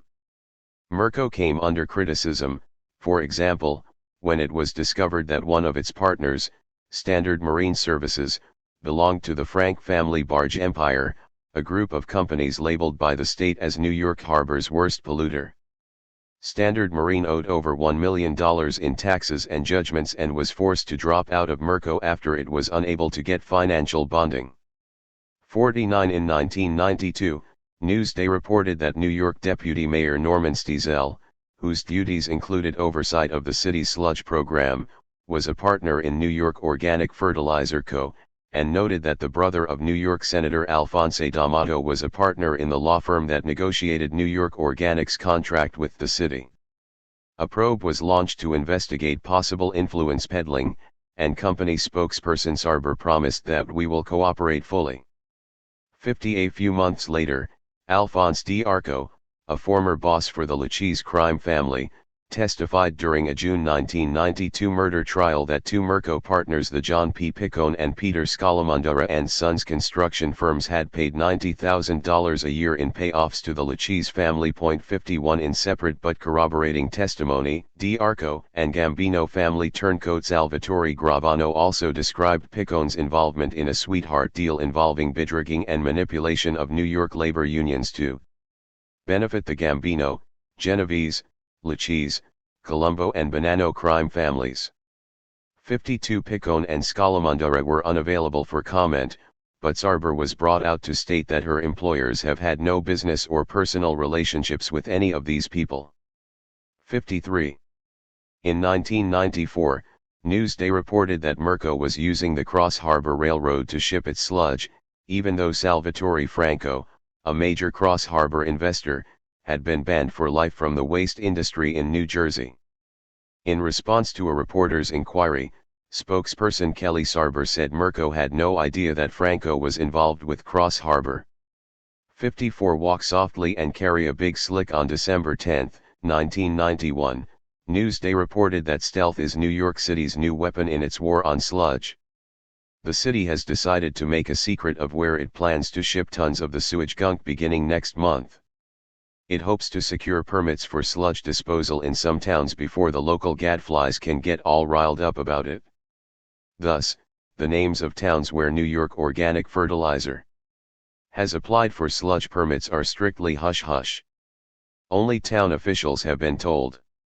The city wants to avoid a political circus such as the one in Oklahoma, where 3 towns rejected another New York plan for sludge because they feared it could carry everything from AIDS to organized crime with it.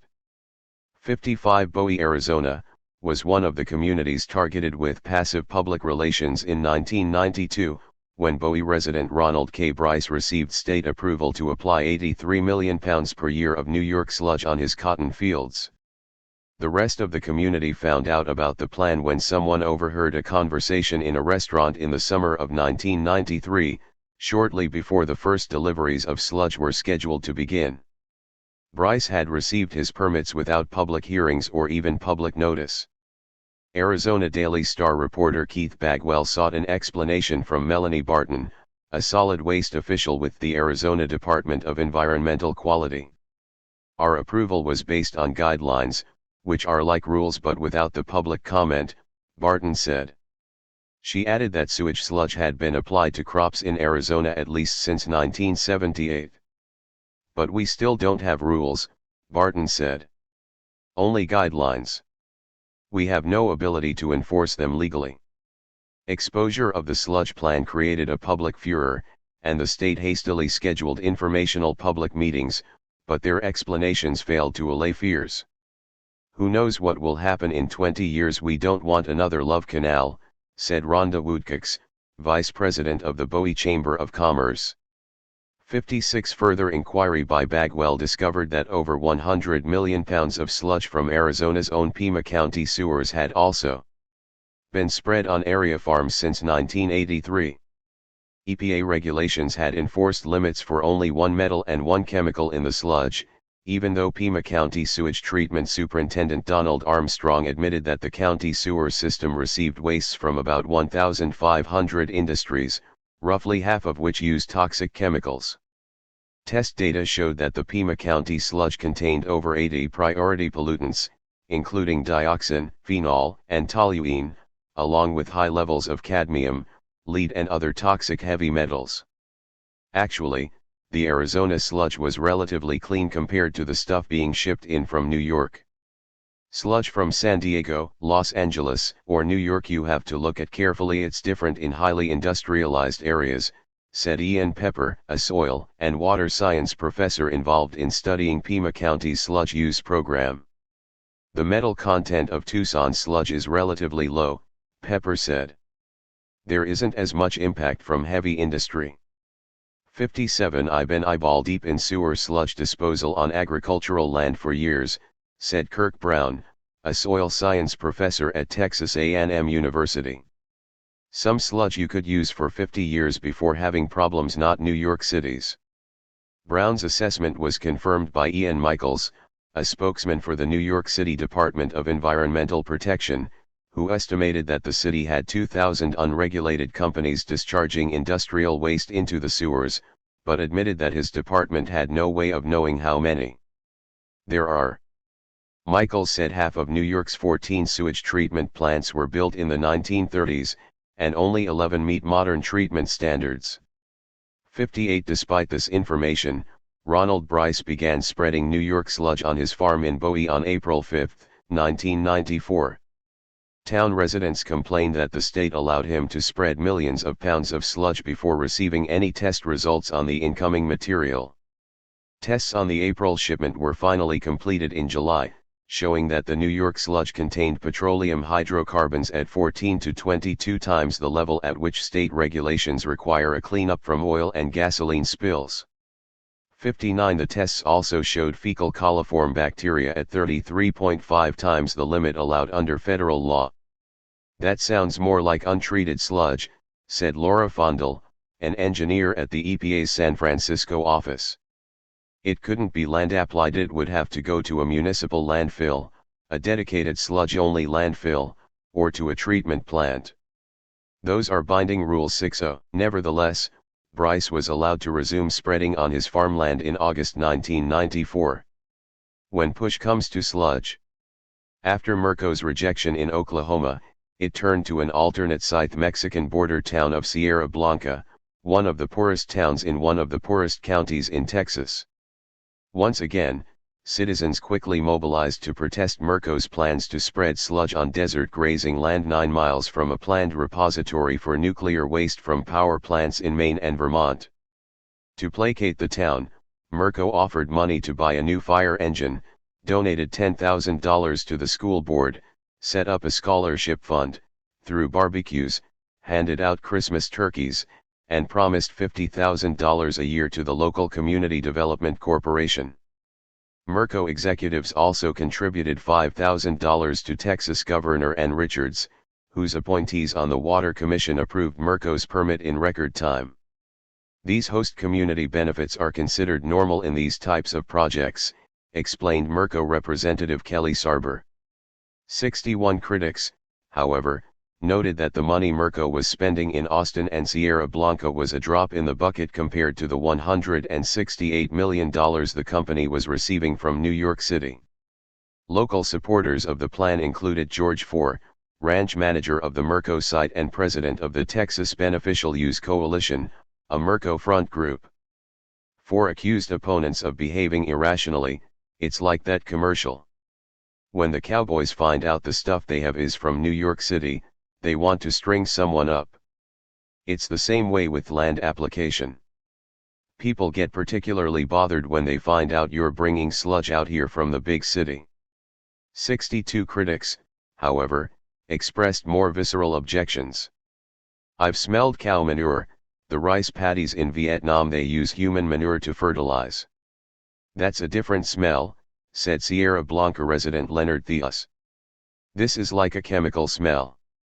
63 In February 1994, several opponents of the sludge farm said they had received anon YJ11US death threats.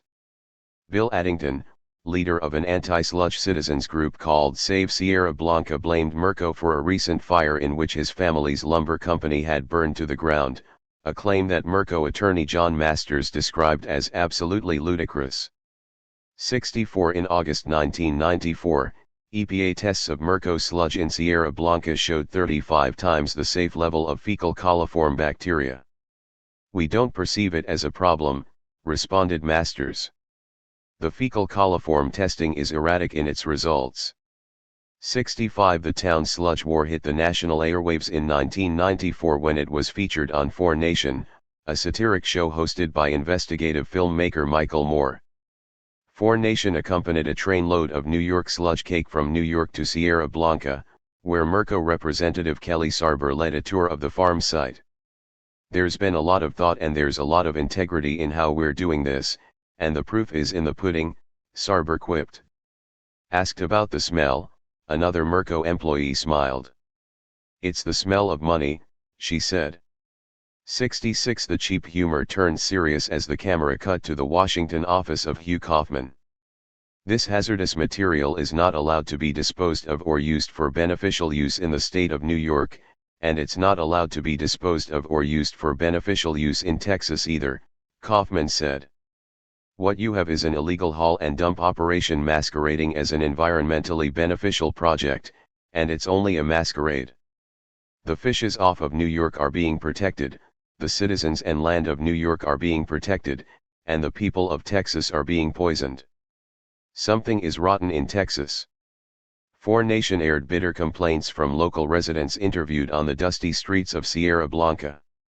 "You can smell it all over, and I don't see why New York has any right to dump their shit on us," one woman said angrily. Another said, "We've gotten a lot of allergies." People who have never had allergies in their lives have come up with a bunch of stuff like that. 67 Soon after the show aired, Mirko filed a lawsuit seeking $33 million in damages from Kaufman and 4Nation's producer, Sony Entertainment Pictures Incorporated, accusing them of defamatory and disparaging statements made with actual malice and a reckless disregard for the truth. The lawsuit complained that Mirko had spent about $600,000 in direct public relations efforts to establish goodwill in Texas, half of which had been lost as a result of the program. Hugh Kaufman countersued for $3 million, accusing Mirko of ties to organized crime, violating Texas and New York laws and interfering with a federal investigation. 68 In the past, Kaufman has blown the whistle on toxic contaminations of Love Canal and Times Beach, Missouri. Under the Reagan administration, he took on EPA Administrator Ann Burford, who was forced to resign after being found in contempt of Congress for not turning over documents. Burford's assistant administrator, Rita Lavelle, served 4 months in jail for lying to Congress about diverting Superfund money for political purposes. "This issue is much bigger," Kaufman said, "because this is obstructing a criminal investigation of companies affiliated with organized crime involved in the illegal disposal of waste with an illegal contract at great taxpayer expense. The Burford-Lavelle thing was just using Superfund for political shenanigans, determining which site would be cleaned up or not cleaned up based on politics." In Sierra Blanca, Kaufman said, "We're talking about government basically taking a dive for organized crime during an open criminal investigation." 69 Victimless crime. Chemicals, pesticides, acids, heavy metals, radioactivity. To some extent these risks can be quantified. However, assessing the health threat from the human disease pathogens inhabiting sewage sludge defies the capabilities of current science. This is especially true given the ability of mutating microbes to withstand antibiotics, and growing concerns over newly emerging diseases such as Ebola virus, mad cow disease, killer E. coli, and hantavirus.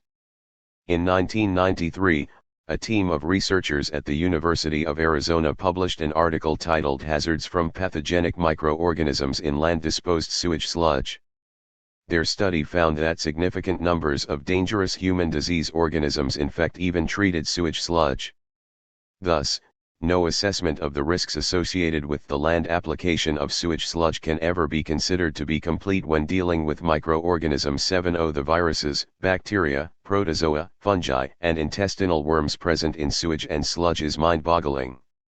Many of the pathogens cause diseases that sicken, cripple and kill humans, including Salmonella, Shigella, Campylobacter, E. coli, enteroviruses, Giardia, Cryptosporidium, roundworm, hookworm, and tapeworm. Sludge pathogens can move through many environmental pathways: direct contact with sludge, evaporation and inhalation, contaminated groundwater, contamination of rodents burrowing in sludge, and uptake through the roots of crops. 71 Already, victims have begun to emerge. In Islip, New York, 25-year-old Harry Dobbin ran a coffee truck at a Long Island Railroad station 1,000 feet away from a sludge composting site. In July 1991 he began suffering health problems. Doctors treated him for asthma, arthritis, Wegener's disease, Lyme disease, kidney disorder, and bronchitis. Finally, in January 1992, when he could no longer breathe, they performed a lung biopsy and discovered Aspergillus fumigatus, a common byproduct of sludge composting. By the time the disease was diagnosed, it was unstoppable, spreading to his spine, his legs, and finally his heart, leading to his death on September 23, 1992. 72 other residents of Islip complained of chronic coughing, nausea and other reactions. A study by the State Department of Health found that neighborhoods downwind of the composting plant had 4 times the average background level of Aspergillus. State officials concluded that the study did not find that the higher concentration of mold spores increased health problems. Such a connection might, in fact, be present. Further study was needed to come to a definitive conclusion. 73 Outside Sparta, Missouri, a tiny rural town whose sewage plant began operations in the late 1980s, dairy farmer Ed Roller began having problems with his cows in 1990. They were falling sick and dying, and no veterinarian or university scientists could tell him why. The death and disease continued until late 1993, when the farm declared bankruptcy. Someone suggested to Roller that his cows could be victims of sludge which was dumped on a nearby field in 1989 to 1991, and suggested he read journalist Ed Hogg's articles on the topic, which had recently appeared in 2 farm magazines. Eventually Roller initiated scientific soil tests. We found lots of heavy metal contaminants. The field where the sludge was dumped ran into our fields.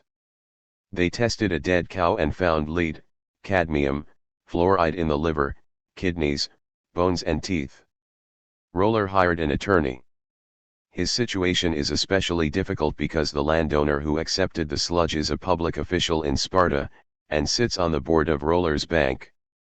As of 1995, the Roller case was still pending, and Ed's father was experiencing health problems suspected to result from his exposure to sludge.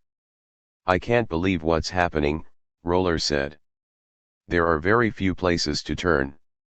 I don't want a government agency to cover this up." 74 In Linden, Washington, dairy farmers Linda and Raymond Zander began to lose cows a year after sludge was spread on an adjoining farm. "We noticed lameness and other malfunctions," said Linda Zander. "Tests found heavy metals in soils at the sludge disposal site and in water from 2 neighborhood wells that serve several families. Since then, Raymond Zander has been diagnosed with nickel poisoning, and several family members show signs of neurological damage which they believe is linked to heavy metal poisoning, including zinc, copper, lead and manganese. 16 neighboring families have experienced health problems ranging from flu symptoms to cancer." Linda Zander formed an organization called Help for Sewage Victims, and began to hear similar stories of sickness and death from farmers near sludge sites in Virginia, Pennsylvania, North Carolina, Georgia, and other parts of the country.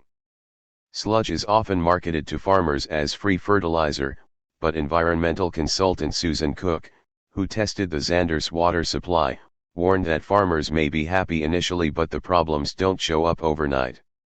It was nearly 2 years before Ray and Linda realized what was happening. 75 In fact, Says toxicology professor Carl Schur of the University of Minnesota. Some of the same chemicals found in sewage sludge were also employed by Cesare Borgia and his sister Lucrezia Borgia in Italy during the 1400s to very slowly poison their opponents. 76 Let them eat cake. As horror stories like these have begun to leak out, advocates of sludge farming are responding. There is no doubt, among sludge scientists in general, that their long and arduous efforts to convince society of the safety of sludge have been set back a few years, wrote Gene Logston in Biocycle magazine. One good effect is that it should become easier to get funds to mount education progress. Logston advocated funding a roadshow starring scientist advocates like Terry Logan and a star-studded supporting cast of wastewater treatment plant operators. Put another way, this is a job for a creative advertising agency. If the nuclear industry can convince the public that nuclear energy means clear air, then improving the image of sludge would be, pardon the pun, a piece of cake. 77. As we go to press, the biosolids PR blitz is picking up steam. The WATE Environment Federation met in July 1995 to examine the public debate on biosolids recycling in all parts of North America. Critique local media footage. Share special strategies, tactics, and materials developed for targeting specific audiences and analyze their region's successes and failures. Sludge newsletter reported that Charlotte Newton of Powell Tate PR, whose firm has received EPA tax dollars to push sludge farming, advocated getting tough with opponents. Attack them in a way that does not demonize them. You can't play to those who act weirdest, she recommended. 78. One measure of the success of the WEF's biosolids public acceptance campaign is that major food companies and associations are reversing their long-standing opposition to sewage sludge. Until recently, for instance, the National Food Processors Association's main lobby group representing the food industry, with members such as Del Monte, Heinz, and Nestle strongly opposed accepting and selling sludge-grown fruits and vegetables. In the wake of the PR blitz from WEF and EPA, that opposition is waning. In 1992, the tomato and ketchup conglomerate Heinz responded to a consumer inquiry about sludge by writing, Heinz Company feels the risk of utilizing municipal sludge, which is known to be high in heavy metals such as cadmium and lead, is not a health risk which we need to take. Root crops such as potatoes, carrots, and other vegetables which are grown under the ground can take up unacceptable high levels of heavy metals. It should be noted that once the lead levels are present in the soil, they stay there for an indefinite period of time. We have at times dropped suppliers who have used the municipal sludge on their cropland.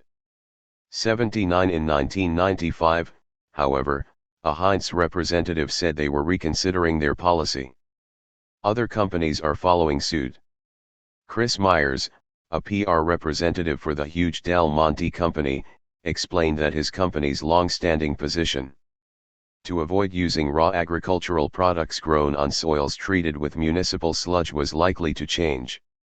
The EPA has asked the National Academy of Sciences to conduct an extensive study of the outstanding safety issues. Del Monte is an active supporter of this study, which we hope will facilitate sludge use in the future.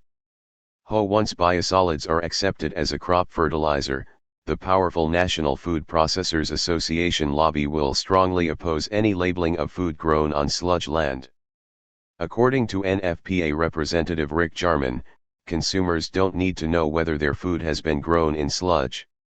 Currently, certified organic farmers are prohibited from using sludge on their crops, but the sludge industry is pushing for acceptance by organic farming organizations, and this will be a battleground for industry PR in the future. The amount of farm acreage dedicated to organic farming is currently very small. However, said Brian Baker of California Certified Organic Farmers, imagine what great PR it would be for the sewage sludge promoters to say that sludge is so clean it can even be certified organic. What a way to greenwash sewage sludge. H2. Chapter 9 Silencing Spring. The big corporations, our clients, are scared shitless of the environmental movement. The corporations are wrong about that. I think the companies will have to give in only at insignificant levels. Because the companies are too strong, they're the establishment. The environmentalists are going to have to be like the mob in the square in Romania before they prevail. Frank Mankiewicz, vice chairman, Hill and Knowlton PR. More than any other modern American, author Rachel Carson is credited with giving birth to populist ecological awareness. Silent Spring, her bombshell 1962 bestseller, gave a dramatic, prophetic, and factual account of massive agri-chemical poisoning from the chemical industry's sales of DDT, lindane, heptachlor and other dangerous toxins. Written with the goal of shocking the public, government, and industry into action, it sowed seeds of consciousness that burst forth 8 years later when some 20 million Americans interrupted their business as usual to participate in the first Earth Day, April 22, 1970, a day of protests, marches, rallies, concerts, and teach-ins on the environmental crises wrought by industrialism. After years of public activism, DDT and other chemicals that Carson warned about were banned or restricted from use within the United States. Silent Spring also created a crisis, a PR crisis for the powerful agricultural chemical industry which had emerged after World War II, based in large part on the military's widespread use of DDT and its development of 2,4-D and 2,4,5-T herbicides. The agri-chemical industry hit back at Carson with the PR equivalent of a prolonged carpet bombing campaign. Even before her book was published, Velsicol Chemical Company tried unsuccessfully to intimidate its publisher into changing it or canceling publication. The National Agricultural Chemical Association doubled its PR budget and distributed thousands of book reviews trashing Silent Spring. 2. Monsanto Chemical Company published The Desolate Year, a parody in which failure to use pesticides causes a plague of insects that devastate America. About 5,000 copies were sent out to book reviewers, science and gardening writers, magazine editors and farm journalists. The argument was picked up by Walter Sullivan of the New York Times, who wrote, "By stating her case so one-sidedly, Rachel Carson forfeits persuasiveness. She also lays herself open to parody." Some unsung hero of the chemical industry has written for Monsanto magazine an article entitled, "The Desolate Year." 3. A rising young PR executive named E. Bruce Harrison was appointed manager of environmental information for the manufacturers of agricultural pesticides. He was assigned to coordinate and conduct the industry's attack on the book. In their campaign to discredit Carson, Harrison and his cohorts used crisis management, including emotional appeals, scientific misinformation, front groups, extensive mailings to the media and opinion leaders, and the recruitment of doctors and scientists as objective third-party defenders of agri-chemicals. Today, agri-chemical poisoning of our soil, wind, water, food, and bodies is a worldwide environmental health threat. Supermarket surveys find that most foods in the U.S. are routinely contaminated with one or more pesticide residues, and in third-world countries the use of dangerous chemicals is even more widespread. The U.S. ban on DDT hasn't stopped it from being manufactured and used elsewhere, and global use is now at an all-time high. Everyone on the planet has scores of pesticides and other chemical contaminants stored in body fat and organs, a toxic biological cocktail whose full consequences are as yet unknown. Evidence is emerging that DDT and other organochlorine pesticides mimic hormones, triggering sexual and physiological abnormalities in humans and animals. 4. Rachel Carson succumbed to cancer on April 14, 1964, never seeing herself venerated as the founder of modern environmentalism. However, her old nemesis E. Bruce Harrison is alive and thriving. He even has his own book out, a PR how-to guide titled Going Green, How to Communicate Your Company's Environmental Commitment. Going Greenwash. In 1973 Harrison established his own PR company, drawing in clients such as Monsanto and Dow Chemical, who were among the sponsors of the campaign against Silent Spring. In 1990 he declared green PR to be the sole specialty of his firm, and in 1993 the PR trade publication Inside PR named him a PR all-star. His award stated that by writing Going Green, Harrison had confirmed his status as the leading thinker on environmental issues and as a continuing pioneer in the field. 6. The E. Bruce Harrison Company now has offices in D.C., Dallas, Austin, New York, and San Francisco, and recently opened a new office in Brussels, Belgium that will, in the words of Inside PR, help its transnational clients work through the complexity of Europe's new environmental regulations. The company employs more than 50 staff and nets $6.5 million annually, working for about 80 of the world's largest corporations and associations, including Coors, Clorox, R.J. Reynolds, the American Medical Association, and Vista Chemical. Harrison's clients include corporate front groups like the Global Climate Coalition and the Coalition for Vehicle Choice. He has even received taxpayer funding from one of his clients, the Federal Environmental Protection Agency. 8. In the perverse world of corporate public relations, propagandizing and lobbying against environmental protection is called environmental or green. Greenwashing is a more accurate pejorative now commonly used to describe the ways that polluters employ deceptive PR to falsely paint themselves an environmentally responsible public image, while covering up their abuses of the biosphere and public health. In the years since the publication of Silent Spring, corporate public relations experts have learned how to tame and turn aside the activism that it spawned. Today a virulent, pro-industry, anti-environmentalism is on the rise, propelled by some of the same industries and PR practitioners who battled Rachel Carson. PR experts at Burson Marsteller, Ketchum, Shandwick, Bruce Harrison, and other firms are waging and winning a war against environmentalists on behalf of corporate clients in the chemical, energy, food, automobile, forestry and mining industries.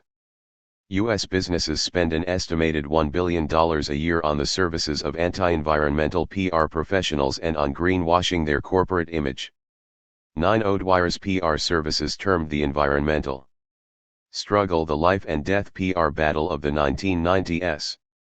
10. It is a battle that is being waged on many fronts: television, the printed press, grade school classrooms, community meeting halls, the boards of directors of mainstream environmental groups, journalism conferences, and talk radio. The PR industry's strategy for pacifying the environmental movement reflects its well-researched understanding of public opinion in the United States. Polls indicate that the vast majority of people today believe that human actions are damaging the natural environment they live in. Market researchers say that somewhere between 75% to 95% of U.S. citizens consider themselves to be green. More than 20 million Americans translate these concerns into contributions of time and money to environmental organizations. Public opinion contrasts strongly with that of corporate executives. According to a survey by E. Bruce Harrison, 99.9%. After the Citizens Clearinghouse on Hazardous Waste organized a national grassroots campaign against McDonald's use of plastic foam containers, EDF Executive Director Fred Crook barged in, negotiated a highly publicized settlement, and began an ongoing partnership with the fast food behemoth. Crook gained a victory which the EDF highlights prominently in its fundraising activities. Bragging about this achievement helped EDF raise over $17 million in 1993, and pay Fred Crook his salary and benefit package worth more than $200,000 a year. 19. Harrison provides a bottom-line assessment of the deal. In the late 1980s, the company slipped into its worst sales slump ever, and the anti-McDonald's drive of the green activists was at least partly blamed. Crook saw the golden arches of McDonald's, the nation's fast food marketing king, as a sign of opportunity. Crook was ready to deal, and so was McDonald's. 20. EDF's mission, Crook said, is not to attack corporations but to get environmental results. He told the New York Times, being willing to consider new ways to regulate and being willing to talk with business in a business-like way is not the same as being in favor of halfway compromises. 21. The main beneficiary of the agreement, however, has been McDonald's, which saw its environmental reputation soar. Opinion polls now give McDonald's one of the highest environmental ratings of any U.S. corporation. To celebrate the 25th anniversary of Earth Day in 1995, McDonald's announced that the fast food giant would be printing recycling messages on millions of its bags and cups. EDF assists McDonald's in fooling the public into believing that something significant has occurred. 22 Meanwhile, McDonald's remains a massive corporate polluter. It continues to hire and underpay an unorganized workforce that sells greasy, fatty food grown with pesticides on factory farms, sold by an international franchise that destroys community economic diversity. Advertised with billions of D011Rs that target children using bigger-than-life millionaire sports celebrities. When a tiny group of London environmental activists had the audacity to leaflet McDonald's and publicly criticize its destructive policies, the fast food giant sued them under Britain's reactionary libel laws to prevent even this small mention of the truth from undermining the company's cultivated image. 23 In Losing Ground, author Mark Dowie cites the EDF McDonald's arrangement as an example of high-level capitulations which unfortunately allow companies like McDonald's to look a lot greener than they are. The corporate exploitation of so-called win-slash-win compromises has been relentless. Companies compete through paid and free media to outgreen one another. That, of course, is life on the corporate food chain. It's predictable and understandable. But the environmentalists' complicity and their own PR-driven tendency to turn compromise into false triumph illuminates the desperation and impending moral crisis of the mainstream organizations. 24 At the grassroots level, meanwhile, thousands of citizens are engaged in genuine environmental activism, facing off in their communities against the waste dumpers, wanton developers, and pesticide pushers. These grassroots activists are being left high and dry by the big green groups, which soak up almost all the environmental money from green philanthropists and small donors alike, while providing little or no support to the legitimate foot soldiers of the environmental movement. Big green operations like EDF claim that the best way to be effective is to look for common ground with businesses and eschew the politics of citizen empowerment and confrontation. According to Harrison, however, the aggressive tactics of grassroots activists are the Greens' strongest weapons. Harrison writes that greening and the public policy impact of greenism are being propelled by what I refer to as the AMP syndrome, a synergy of activists plus media plus politicians. Activists stir up conflict, naming victims and villains. The news media respond to conflict and publicize it. Politicians respond to media and issues, moving to protect victims and punish villains with legislative and regulatory actions. 25 The good guys. There has recently been a spurt of corporate advertising about how corporations work to clean the environment, writes Jerry Mander, author of In the Absence of the Sacred. In fact, it is a fair rule of thumb that corporations will tend to advertise the very qualities they do not have, in order to allay a negative public perception.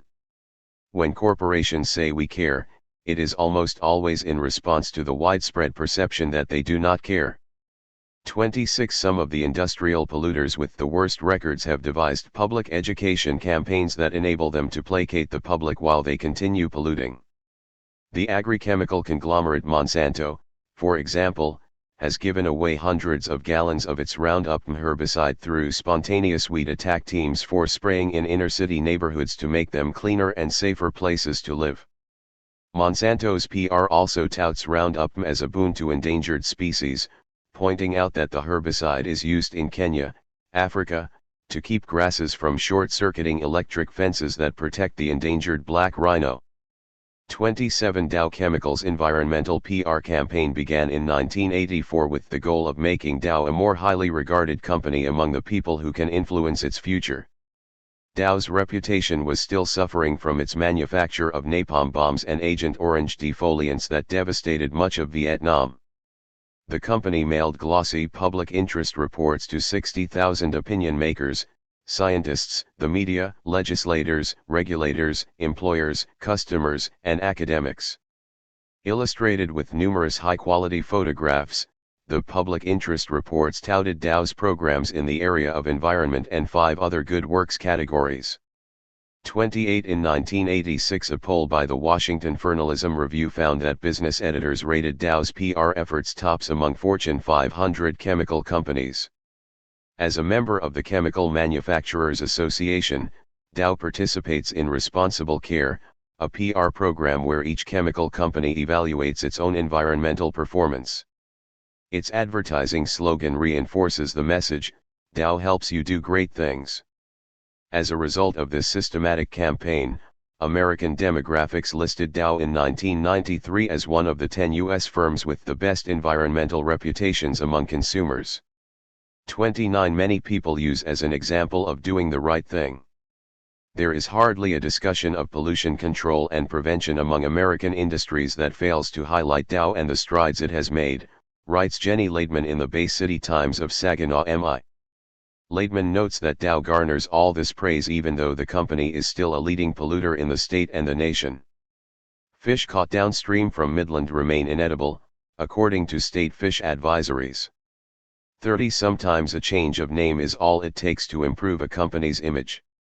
Waste Management, the nation's largest waste disposal company, has paid an estimated $45 million since 1980 for admitted and alleged violations of environmental laws. Recently the company changed its name 10WMX Incorporated, and began advertising itself as a provider of environmental services. In addition to coopting environmental moderates, corporate PR firms are helping companies set up community advisory panels to strengthen their image in neighborhoods that host industrial facilities. Dow Chemical is one of the companies that has pioneered the establishment of CAPs. I would give it 3 years and you'll see all around. They will be an integral part of doing business in all major industries, said A.J. Grant, president of Environmental Communication Associates in Boulder, Colorado. You've got to have a marketing department, you've got to have accounting, and you'll have to have community interaction in the form of a CAP 31. According to Joel Makower, editor of the Green Business Letter, CAPs differ in makeup, style, and function, but a typical CAP consists of 12 to 15 people, including activists, homemakers, community leaders, a representative sampling of just plain folks as well as company representatives. CAPs create a forum for dialogue between the company and the community, but the nature of the dialogue is carefully modulated to emphasize emotions and image shaping rather than issues of substance. As an example of their PR effectiveness, Makower relates the following anecdote: members of one CAP, unbeknownst to the company, appeared voluntarily before a local hearing to testify why the company should be allowed to site an incinerator in their backyard. You can't buy that kind of help at any price. 32 Shifting the blame. If corporations are not despoiling our natural environment, then who is to blame? According to corporate-sponsored PR campaigns, the answer is obvious. You are. In place of systemic analysis and systemic solutions to social problems, they offer an individualistic and deeply hypocritical analysis in which all of us are to blame for our collective irresponsibility. If we would all just pick up after ourselves, they nag, the problems would go away. Greg Easterbrook, the author of A Moment on the Earth, concludes that the acts of individuals are the root of many environmental problems. He wrote in the New York Times Magazine, though environmental orthodoxy holds that third world deforestation is caused by rapacious clear-cutters and ruthless cattle barons, penniless peasants seeking fuel wood may be the greatest threat to our forests. 33 He conveniently fails to mention that penniless peasants are forced to colonize rainforests and cut down trees for firewood after being driven from their traditional lands by rapacious clear-cutters and ruthless cattle barons. In the U.S., the Keep America Beautiful campaign is industry's most organized proponent of the belief that individual irresponsibility is at the root of pollution. About 200 companies, including McDonald's, fund CAP to the tune of $2 million a year. According to the Greenpeace Guide to Anti-Environmental Organizations, most of the companies that support CAP manufacture and distribute aluminum cans, paper products, glass bottles and plastics that account for about a third of the material in U.S. landfills. CAB's message to consumers is that they are responsible for this trash, and that they must solve this problem by changing their habits.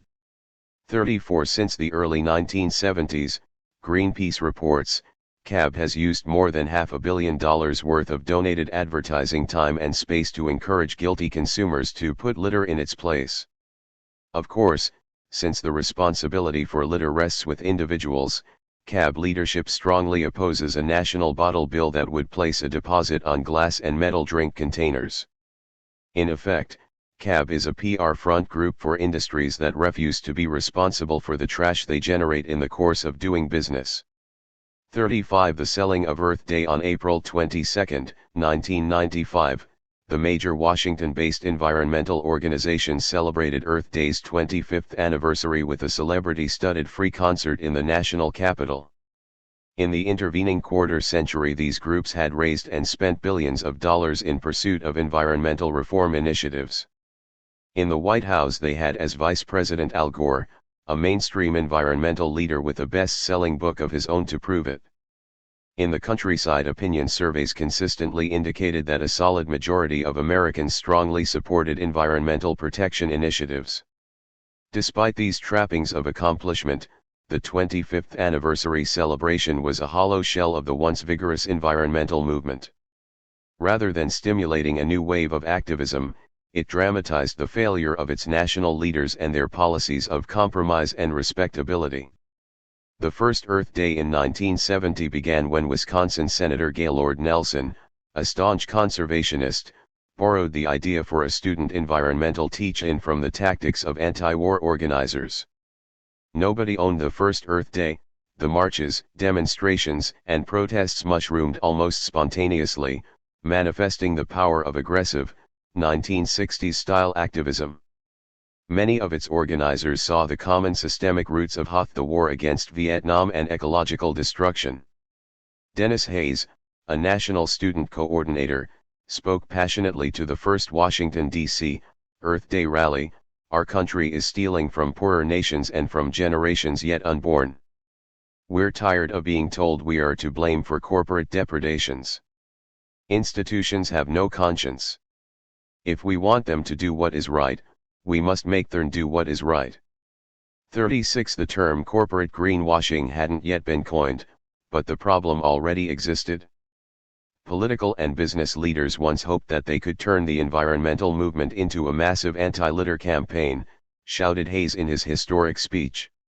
Industry has turned the environmental problem over to its public relations men. We have learned not to believe the advertising. 37 2 decades later, however, Gaylord Nelson himself helped turn Earth Day into a corporate commodity. Since losing his 1986 bid for re-election, Nelson has been a lobbyist and consultant with the Wilderness Society, a prestigious mainstream environmental group that accepts funding from WMX, Archer Daniels Midland and other multinationals. 38 In 1991, Nelson and environmental business consultant Bruce Anderson created an umbrella organization titled Earth Day USA to orchestrate and fundraise for the event's 25th anniversary. Unlike previous Earth Day organizations, however, Anderson and Nelson encouraged corporations to buy into their official Earth Day, without any standards to screen out major corporate polluters. Anderson justified this approach by arguing that we're all to blame, every one of us. If a business says they want to improve their environmental record, it's not up to Earth Day USA to be the judge and jury of their past behavior. Confrontation is the old way. We have to work together hand in hand, arm in arm, or /eerie wasting time, fiddling while the planet burns. 59 Nelson agreed. Greenwashing, he said, is no problem at all, not even on the map. If a corporation is moving to be green, that's just fine. Many of today's corporate leaders participated in Earth Day in college, it turned them into environmentalists. I'm glad to see corporations joining in. If they try to co-opt Earth Day, they'll just help spread environmental propaganda. 40 Nelson also defended Earth Day USA's shocking decision to hire Shandwick PR, a leading anti-environmental greenwasher, to help plan, coordinate and execute the 25th Earth Day celebration. I have no concerns about that, Nelson said. They are a PR firm. They represent all kinds of people. It's like hiring a lawyer. If he represents a murderer or a crooked businessman, that's what lawyers do. Am I not to hire him? 41 Of course, PR firms are not law firms, although practitioners promote the comparison to dignify their profession and to racialize their work for unsavory clients. Bruce Anderson made the decision to hire Shandwick at a greatly reduced fee after a breakfast meeting in Washington, D.C., with company executive Alan Finch. Anderson said he was impressed with Alan Finch's attitude. "I see commitment to Earth Day USA expanding every day. He looks at it the same way I do. Earth Day is an incredible gift with a potentially tremendous impact." 42 No doubt Alan Finch did see Earth Day as a tremendous gift, much the way a fox would relish managing the chicken coop. Finch's work for Shandwick includes personally representing one of the oldest, most notorious anti-environmental front groups, called the Council for Agricultural Science and Technology. Founded in 1972, CAST is funded by hundreds of companies invested in genetically engineered foods, agricultural chemicals, food additives, and corporate factory farming, including Dow, General Mills, Land O'Lakes, Sibagaki, Archer Daniels Midland, Monsanto, Philip Morris, and Uniroyal One.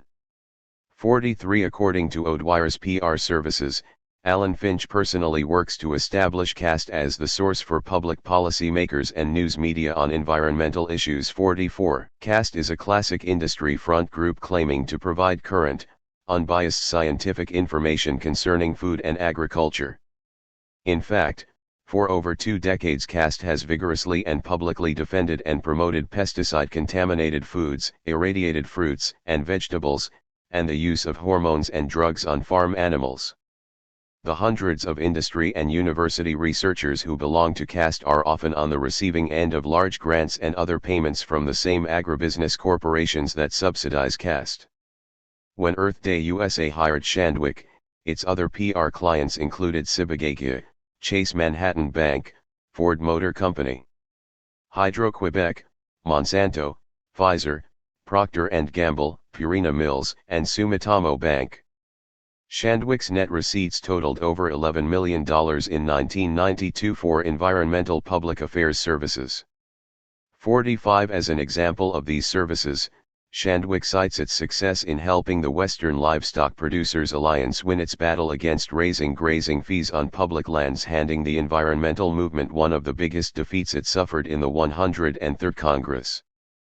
46 In 1994 Shandwick PR claimed that "We're helping companies maximize green market opportunities, mitigate environmental risks and protect the bottom line, with access to the corridors of power at the federal level and every state capital, local business community and newsroom." 47 With Alan Finch on board, Earth Day USA began meeting with the Clinton White House and various corporations to make April 22, 1995, the biggest eco-publicity blast of all time, with a prominent role for corporate contributors. What about decisions by previous National Earth Day groups to screen large corporate contributions? According to board member Jerry Klaman, that approach was passé. "We would work with companies others probably wouldn't, because we see the need for the carrot approach. These companies need to be nurtured and brought AIQNG." Klaman's St. Louis group accepted funding from Monsanto, and relied on the donated PR work of Alan Finch's St. Louis affiliate. "We need to use tactics that people are habituated to following," Klaman said. "These PR people are obviously good at penetrating the American consciousness." 48 Earth Day USA raised hundreds of thousands of dollars from businesses, including clients of Alan Finch's PR firm. Gifts of $15,000 or more came from Procter & Gamble, Honeywell, Ralston Purina, Kinko's, Pillsbury, and AT&T. For $20,000 a company could become an Earth Day USA sponsor. Further negotiations could buy permission to use the official Earth Day USA logo. An internal Earth Day USA memo contemplated the spin-off of a second organization called the Earth Day Corporate Team, consisting of environmental leaders within corporations in the United States.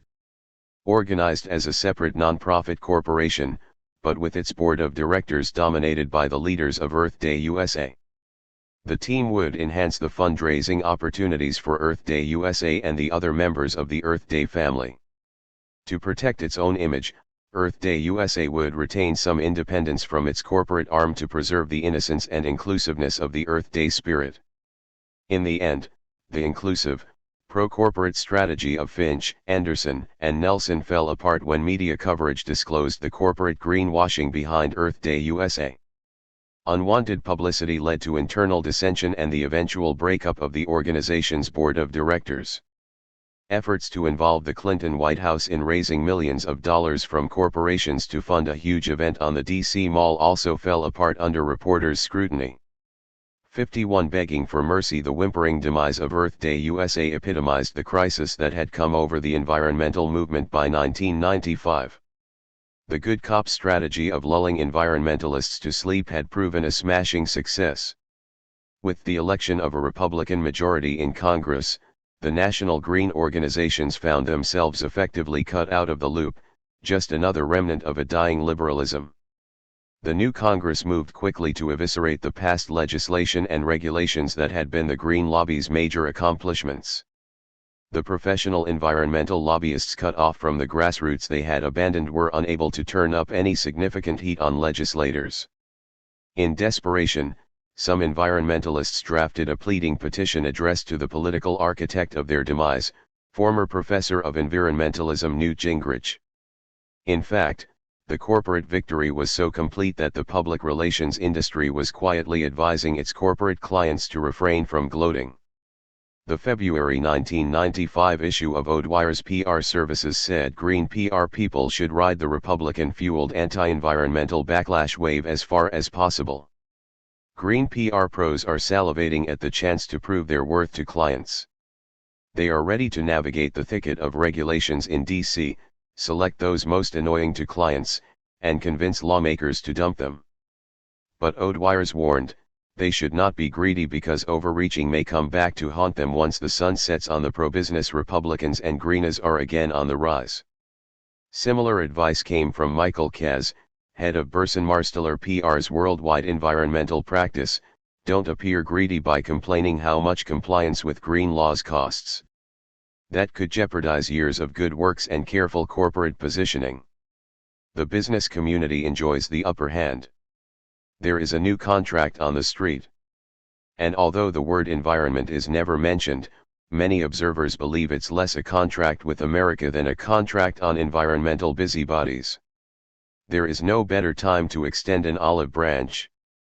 In this milieu, the Earth Day 1995 release of A Moment on the Earth, The Coming Age /Environmental Optimism, a 745-page exercise in sophistry by Greg Easterbrook, seemed like dirt in the face of that, losing green lobbyists. Cancel your plans for doomsday. Planet Earth is alive and well, screamed the book's full-page New York Times advertisement. Easterbrook's one-sided and factually deformed tract promoted his Pollyannish doctrine of Israelism. While defensively proclaiming himself a liberal and an environmentalist, he provided the PR greenwashers with their best manifesto to date, written by an objective journalist. Easterbrook's own mother died of breast cancer after working in the notorious Hooker chemical plant that produced the toxic wastes buried at Love Canal, yet A Moment on the Earth claims that all major environmental crises are virtually solved or never really existed in the first place. It argues that corporate capitalism has embraced environmental and social responsibility and will soon end all pollution, and accuses environmentalists of denying these facts in order to sustain their fear-based fundraising campaigns. Ironica JLY, Easterbrook's book was completed just before the anti-environmentalists seized Congress and began dismembering the various regulations that he claimed had guaranteed an ecological utopia. In an Earth Day column in the April 21, 1995 New York Times, Easterbrook's naivete showed as he publicly pleaded with industry to call off its lobbyists' assault on environmental regulations. Has all the apparent progress in the chemical industry been merely a public relations ploy? Easterbrook wondered with apparently genuine consternation. Notwithstanding the advice from Odewires to avoid overreaching, the PR industry was already positioning itself for a no-holds-barred assault on the Greens, the bad cop component of its good cop/bad cop strategy. Now solidly in the political driver's seat, polluting corporations could relax in their efforts to co-opt and partner with environmental groups. PR News, an industry publication, acknowledged that since Earth Day more than 20 years ago, a generation of PR executives have become accustomed to donning the green hat. But now, it advised, the rise of anti-environmentalism presents an opportunity for PR executives at corporations and firms to play the advocate role not for corporate environmentalism, but for the rabidly anti-environmental wise use groups. In fact, Hill and Knowlton, Burson Marsteller, Edelman PR, Shandwick, Fleischman Hillard, Bruce Harrison and other greenwashers had been working for wise use all along.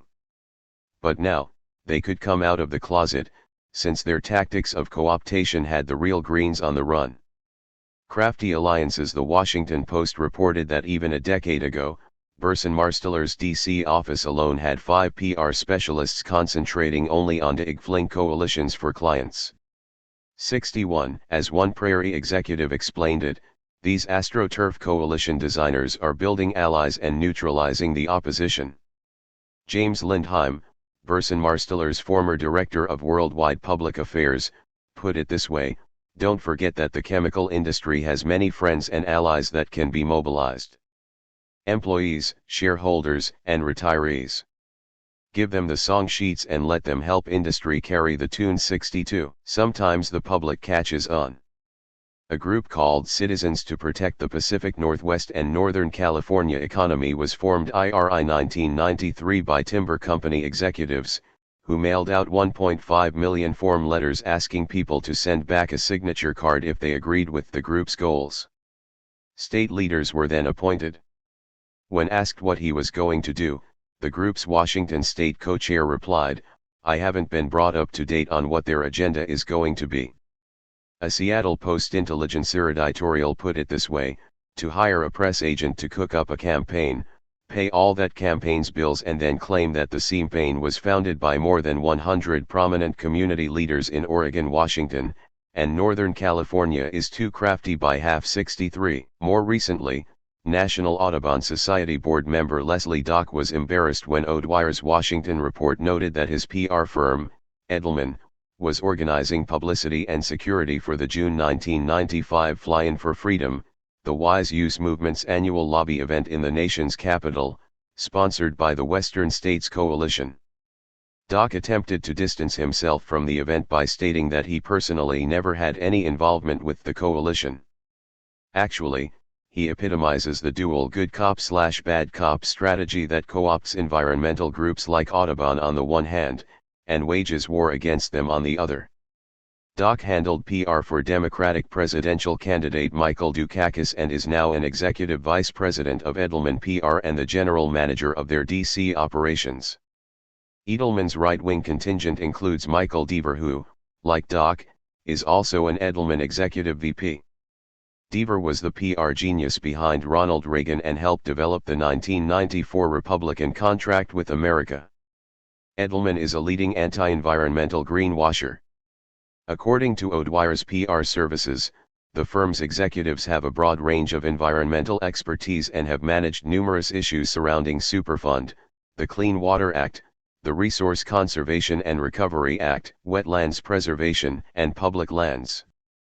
65. Edelman's client, the Alliance for America, is an industry-subsidized network of 650 anti-environmental companies and associations that are the backbone of the Wise Use movement.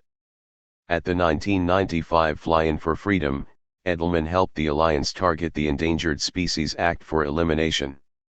No More Mr. Nice Guy. Wise Use is the brainchild of Alan Gottlieb and Ron Arnold, respectively founder and director of the Bellevue, Washington-based Center for the Defense of Free Enterprise, the premier think tank and training center for the Wise Use movement, according to the Greenpeace Guide to Anti-Environmental Organizations.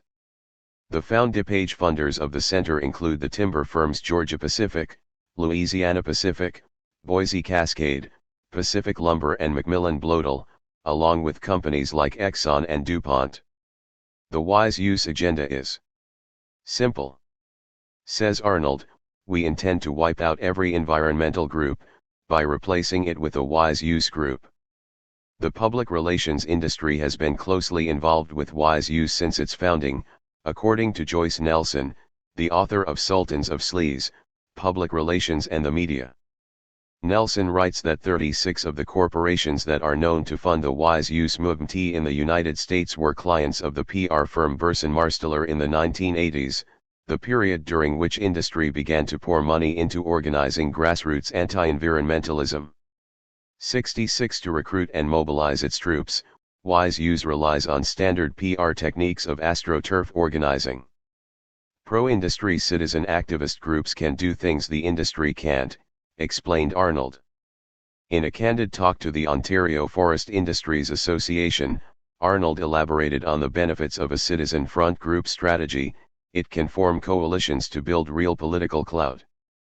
It can be an effective and convincing advocate for your industry. It can evoke powerful archetypes such as the sanctity of the family, the virtue of the close-knit community, the natural wisdom of the rural dweller, and many others I'm sure you can think of.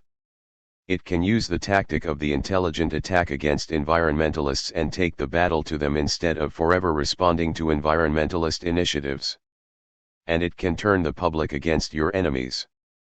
67 The first Wise Use Conference, held in 1988, was supported by a variety of special interests including Exxon and the National Rifle Association. The highlight of the conference was the presentation of Alan Gottlieb's Wise Use Agenda, which listed goals such as, rewriting the Endangered Species Act to remove protection from non-adaptive species like the California condor, immediate oil drilling in the Arctic National Wildlife Refuge, opening up all public lands to mineral and energy production, including national parks and wilderness areas, turning the development of national parks over to private firms with expertise in people moving, such as Walt Disney, imposing civil penalties against anyone who legally challenges economic action or development on federal lands. The 1990 conference, funded by Chevron, Exxon, Shell Oil, and Georgia Pacific, featured a talk by Reed Irvine of Accuracy in Media and Accuracy in Academia. Titled Red into Green, Irvine's talk claimed that environmentalism is the latest incarnation of socialism. 68. Irvine's groups are bankrolled by Dresser Industries, Chevron, Sibagaki, Exxon, IBM, Kaiser Aluminum and Chemical, Union Carbide, Phillips Petroleum, Mobil Foundation and Texaco Philanthropic Foundation, among others. 69 Also at that conference, the right-wing Mountain States Legal Foundation gave 3 seminars on suing environmental organizations. Mountain States Legal Foundation is funded by companies including Amoco, Exxon, Ford, Texaco, Phillips Petroleum, Chevron, and the Coors Foundation. Our intent is to sue environmental groups whenever there is a legal reason to do so, Arnold said. We feel that whenever any environmental group tells lies that have an economic harm against anybody, that is a civil tort, and under U.S. law they should be vigorously prosecuted in civil court. 70 And if lawsuits fail, some anti-environmentalists urge even stronger tactics. Former Interior Secretary James Watt told a gathering of cattlemen in June 1990, if the troubles from environmentalists cannot be solved in the jury box or at the ballot box, perhaps the cartridge box should be used. 71. Chapter 10 The Torturer's Lobby If I wanted to lie, or if we // to lie, if we wanted to exaggerate, I wouldn't use my daughter to do so. I could easily buy other people to do it. Saud Nasir al-Sabah, Kuwait's ambassador to the United States and Canada on October 10, 1993, the Bogotá newspaper El Tiempo reported with satisfaction on President Clinton's remarks at a ceremony for Colombia's new ambassador to the United States. The president praised Colombia as a valued trading partner and one of our strongest allies, not only in the effort to free the world of the scourge of narcotics trafficking, but also in our common desire to see democracy flourish and the rule of law prevail throughout the region. More than any nation in this hemisphere, Colombia has suffered at the hands of the drug traffickers, Clinton said. The courage your people have demonstrated at all levels, from the president to the prosecutor, to the policeman on the street and the soldier in the field, merits our respect and thanks. The following day, a group of soldiers in the field killed 3 peasants, 2 men and 1 woman, and dumped their bodies in front of the Catholic bishop's residence in Tabli in Colombia's Santander region. The bishop, Monsignor Luis Madrid Merlano, condemned the killings and the fact that soldiers displayed the bodies in the street for 3 hours before allowing them to be removed. In response to the Colombian army's accusation that the peasants had been subversive guerrillas, Madrid Merlano noted that the owner of the farm where they worked told me that they had been employed there for more than 20 months, and the woman who was killed was the trusted cook of the household. Colombia's policemen in the street and soldiers in the field commit similar atrocities on literally a daily basis. The country's dismal human rights record prompted Amnesty International to publish a special 1994 report titled Myth and Reality, which held government forces responsible for most of Colombia's human rights violations.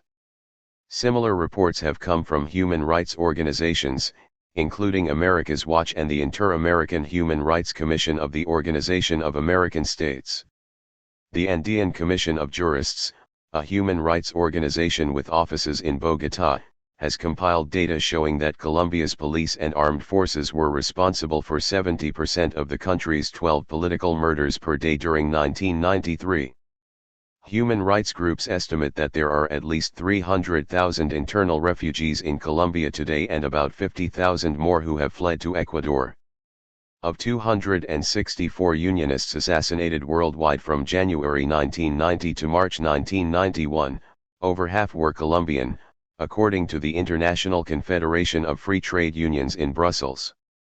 There is an almost surreal absurdity in Clinton's kind words of respect and thanks to the intellectual authors and physical perpetrators of these crimes, particularly since Clinton's words came packaged in a speech in which he also declared, "All who abuse human rights, regardless of their ideology or position, must be punished severely and swiftly." But President Clinton was simply expressing a common illusion in the United States, the notion that Colombia's human rights problems are side effects of the country's war on drugs. As Marcela Salazar of the Andean Commission of Jurists observes, this perception is the result of careful PR positioning by the government of Colombia.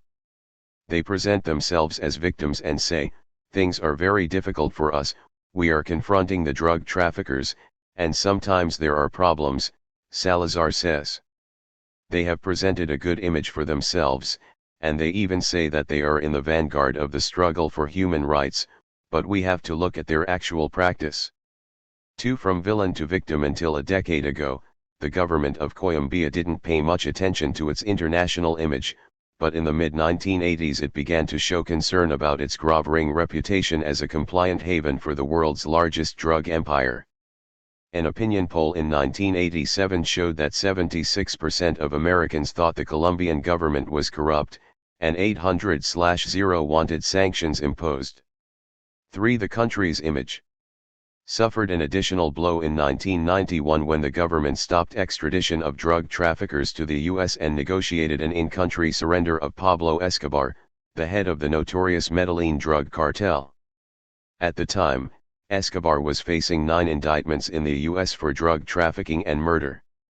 Under the terms of the surrender, he was picked up by a government helicopter and flown to a luxury jail dubbed the Hilton Prison by U.S. Congressman James Traficante.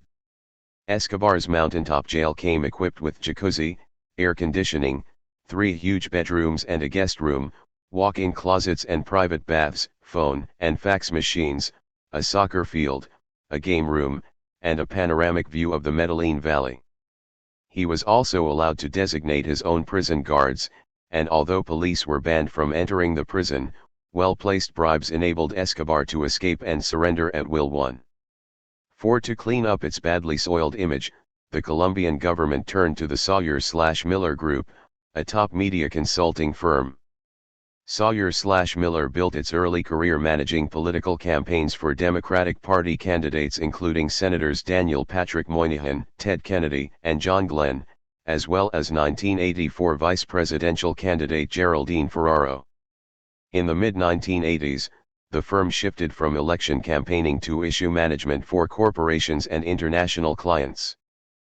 After conducting opinion polls to evaluate the public's opinion of Colombia, Sawyer/Miller concluded that the country's image was so negative that an attempt to improve it through positive publicity would be dismissed as obvious propaganda. Instead, the firm devised a multi-stage campaign. First, reposition Colombia in the public mind from villain to victim. Then, turn the victim into a hero, and then a leader in the war on drugs. In 1991 alone, Colombia poured $3.1 million into the campaign, which began with newspaper ads and TV commercials targeted at Washington policymakers. The commercials showed stark images of a bullet-riddled car, a coffin, and mourners. A voiceover recited a list of prominent Colombians murdered by drug traffickers, and asked viewers to remember the Colombian heroes who are dying every day in the war against drugs. Another ad attempted to swing the focus away from Colombia's role as drug supplier to the U.S. role as consumer. It showed a young woman snorting a line of cocaine, with a caption that said, "Drug user or drug terrorist? How can we also consider her a drug terrorist? After all, this young American has never built a bomb or fired a gun. But, because of her cocaine habit, she is directly supporting the drug terrorists who are tearing apart our country. We and she have to win this war together." Look at the press clips from then on, bragged Sawyer/Miller's Jack Leslie. News stories, columns, editorials, all start talking more and more about the mandate. In addition to advertising, Sawyer/Miller pumped out pamphlets, video news releases and letters to editors signed by Colombian government officials. All requests from U.S. journalists for interviews with Colombian officials were channeled through Sawyer/Miller. Sympathetic reporters got quick access, while critical journalists were turned away. Sawyer/Miller also organized meetings between Colombian government officials and newspaper editorial boards, pitching favorable stories and stressing Colombia's value as a U.S. trading partner. Following a meeting with New York Times Magazine editor Warren Hogue, the Times ran a lengthy, factually flawed profile glorifying Colombian President Cesar Gaviria Trujillo, whose election campaign, in fact, had been heavily funded by drug cartels. After the article appeared, the Colombian embassy bought reprint rights and sent thousands of copies to journalists around the United States. Another Sawyer/Miller ad featured a lineup of dead or jailed drug leaders. "These men once ran the world's largest drug empire," said the text. "They murdered thousands, terrorized a democratic nation and turned the profits of cocaine into lives of luxury. No country has paid a higher price in the war on drugs than Colombia. That war isn't over, but every day brings evidence that democracy can triumph over drugs." The ad put a favorable spin on Colombia's handling of Pablo Escobar, claiming that Escobar is out of business and in jail.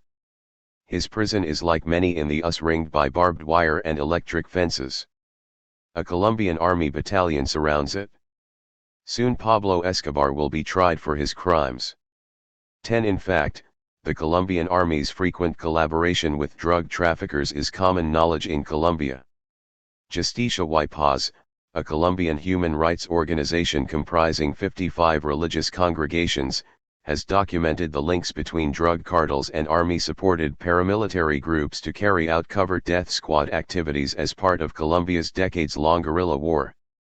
They use very savage methods, such as cutting off people's arms and legs with chainsaws, said a Justicia y Paz researcher, speaking anonymously for fear of personal retribution.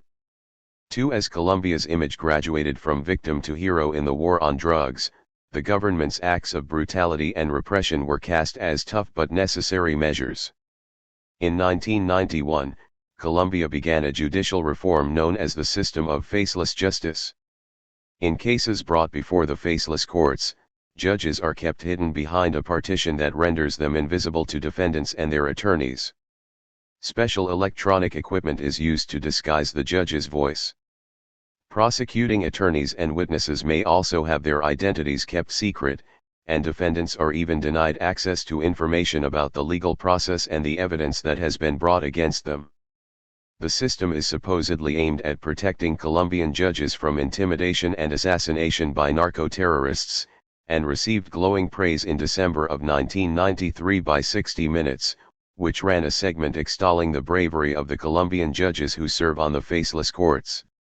Cecilia Zarate, a Colombian woman active with human rights groups in the United States, had a different opinion. Secret judges, secret witnesses, secret evidence. This is really scary. In Latin culture, people have a vivid historical memory of the killings, tortures and injustices that went on under this type of system during the Spanish Inquisition. It's horrible that they should be bringing this back, really horrible. The Center for Investigation and Popular Education, a highly respected Jesuit organization which monitors human rights conditions in Colombia, examined the system of faceless justice and discovered that 584 of the 618 persons prosecuted under these special courts during the first 6 months of 1992, that is, 94% were persons engaged in social protests or civic organizing, while only 6% consisted of drug trafficking or guerrilla cases.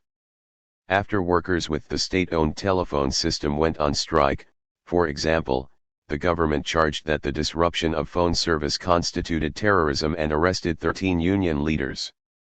Other union members became victims of unofficial violence. The government used a strategy of implausible denial to account for the death of telecom union member José Joaquín Cachedo Angulo. After he was strangled, gasoline was poured on his body, and he was set on fire. The government's investigation into his death concluded that he had committed suicide. Later that year, a car bomb claimed the life of another telecom worker, a technician named Gonzalo Garcia. The government listed his murder as unsolved. These official explanations serve two functions, said Jack Lawn, a Wisconsin attorney who has been active for many years in Colombian human rights groups. Before the international community, they enable the Colombian government to represent itself as innocent of crimes committed by its agents. To the victims of those crimes, on the other hand, they send a very different message. The government is announcing to the workers of telecom, "We can kill you with impunity, and whatever we say about it afterwards will be believed." 12. Meanwhile, Colombia's justice system remained notoriously lax with drug dealers. Pablo Escobar's death in a 1994 shootout merely transferred power from his hands to a rival cocaine cartel in CAF, with no appreciable impact on the drug trade. After Escobar Samper replaced Gaviria as president of Colombia, investigators discovered that Samper had received campaign contributions from the CAF cartel. Samper attempted to counter this revelation by launching a highly publicized crackdown on the drug lords, but journalist Stephen Gutkin noted that cartel leaders may actually prefer to be behind bars for a while. More than 1,000 underlings in the drug trade have already taken advantage of indulgent anti-narcotics legislation, either surrendering or cutting deals after being arrested. The average sentence has been 3 years, far less than the punishment for carrying an unlicensed gun. No one expects a significant decrease in the amount of illicit drugs entering the United States. The government must come through with meaningful prison sentences, not public relations ploys to appease the United States. Flacking for the fascists' governments that murder and jail their critics don't particularly need to worry about maintaining an attractive image among their own people. Their public relations efforts are targeted primarily at an international audience, in particular, to corporations, policymakers, and news media responsible for shaping trade and foreign aid policies.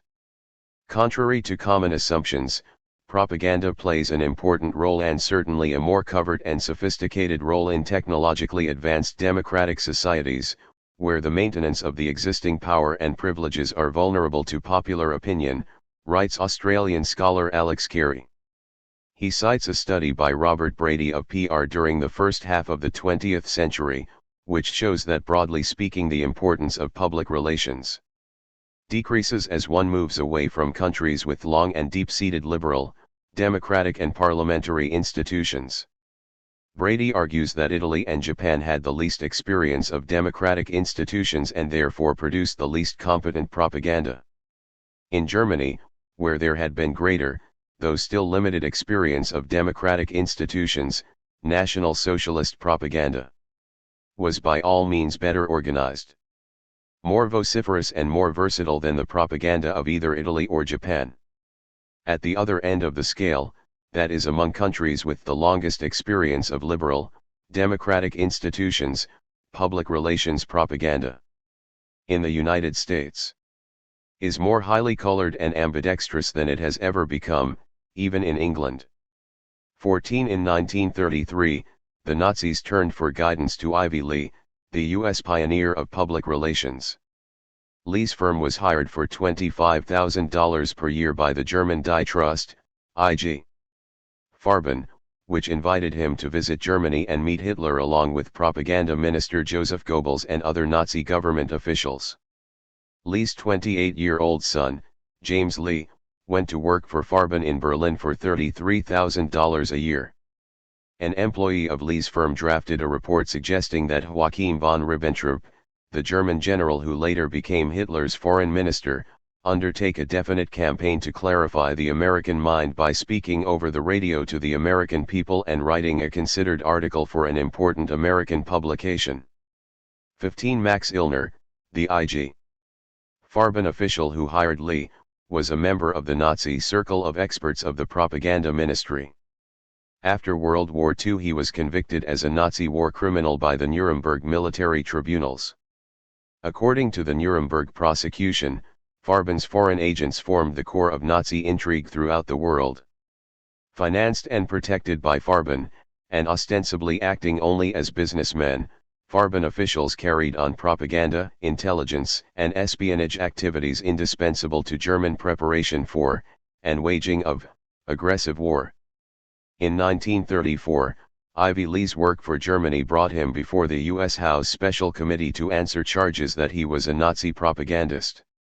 Lee claimed that his meeting with Hitler was just as a personal matter, to si-to-e him up, and said he had advised the Germans to abandon their persecutions of the Jews. These earthy generalizations failed to satisfy Congress, which in 1938 passed the Foreign Agents Registration Act requiring anyone who engages in U.S. political activities on behalf of a foreign government to register with the Criminal Division of the Justice Department. Under FARA, it is illegal for a foreign interest or agent to make political contributions, or for a U.S. government official to act as a foreign agent. In practice, however, FARA is virtually toothless. Many lobbyists do not even bother to register, and those who do provide only the minimum required information, writes author Susan Trento. When violations are discovered, little action is taken. Banana Republicans. Many of the big spenders on Washington lobbying and PR are governments with severe human rights abuses including Taiwan, South Korea, Pakistan, Mexico, and Saudi Arabia. In 1992, the Washington-based Center for Public Integrity published a study titled The Torturer's Lobby, showing that Washington lawyers and lobbyists, many of whom served as top political advisors to Presidents Reagan, Bush, and Clinton, were raking in more than $30 million a year by helping repressive governments improve their images. PR giant Hill and Knowlton topped the list, with $14 million in receipts from countries with documented records of abuse, torture and imprisonment, including Kuwait, Indonesia, Israel, China, Egypt, and Peru. China, of course, uses strict media censorship and political prisons to control its population. In 1989 it carried out the infamous massacre of hundreds of pro-democracy students in Tiananmen Square. Other examples cited by the torturer's lobby included, Turkey, which got $800 million in US aid despite being charged by the State Department with widespread human rights abuses, spread $3.8 million around to capital influence peddlers, including $1.2 million to Hill and Knowlton. Guatemala, whose genocide against its indigenous population is described in the autobiography of Nobel Prize winner Rigoberta Menchú, laid out $650,000 for Washington lobbying. During 1991–92, while hundreds of Guatemalans were executed for political reasons, fees totaling $220,000 went to the Washington firm of Patton, Boggs and Blow, whose partners included Democratic National Committee Chairman Ron Brown.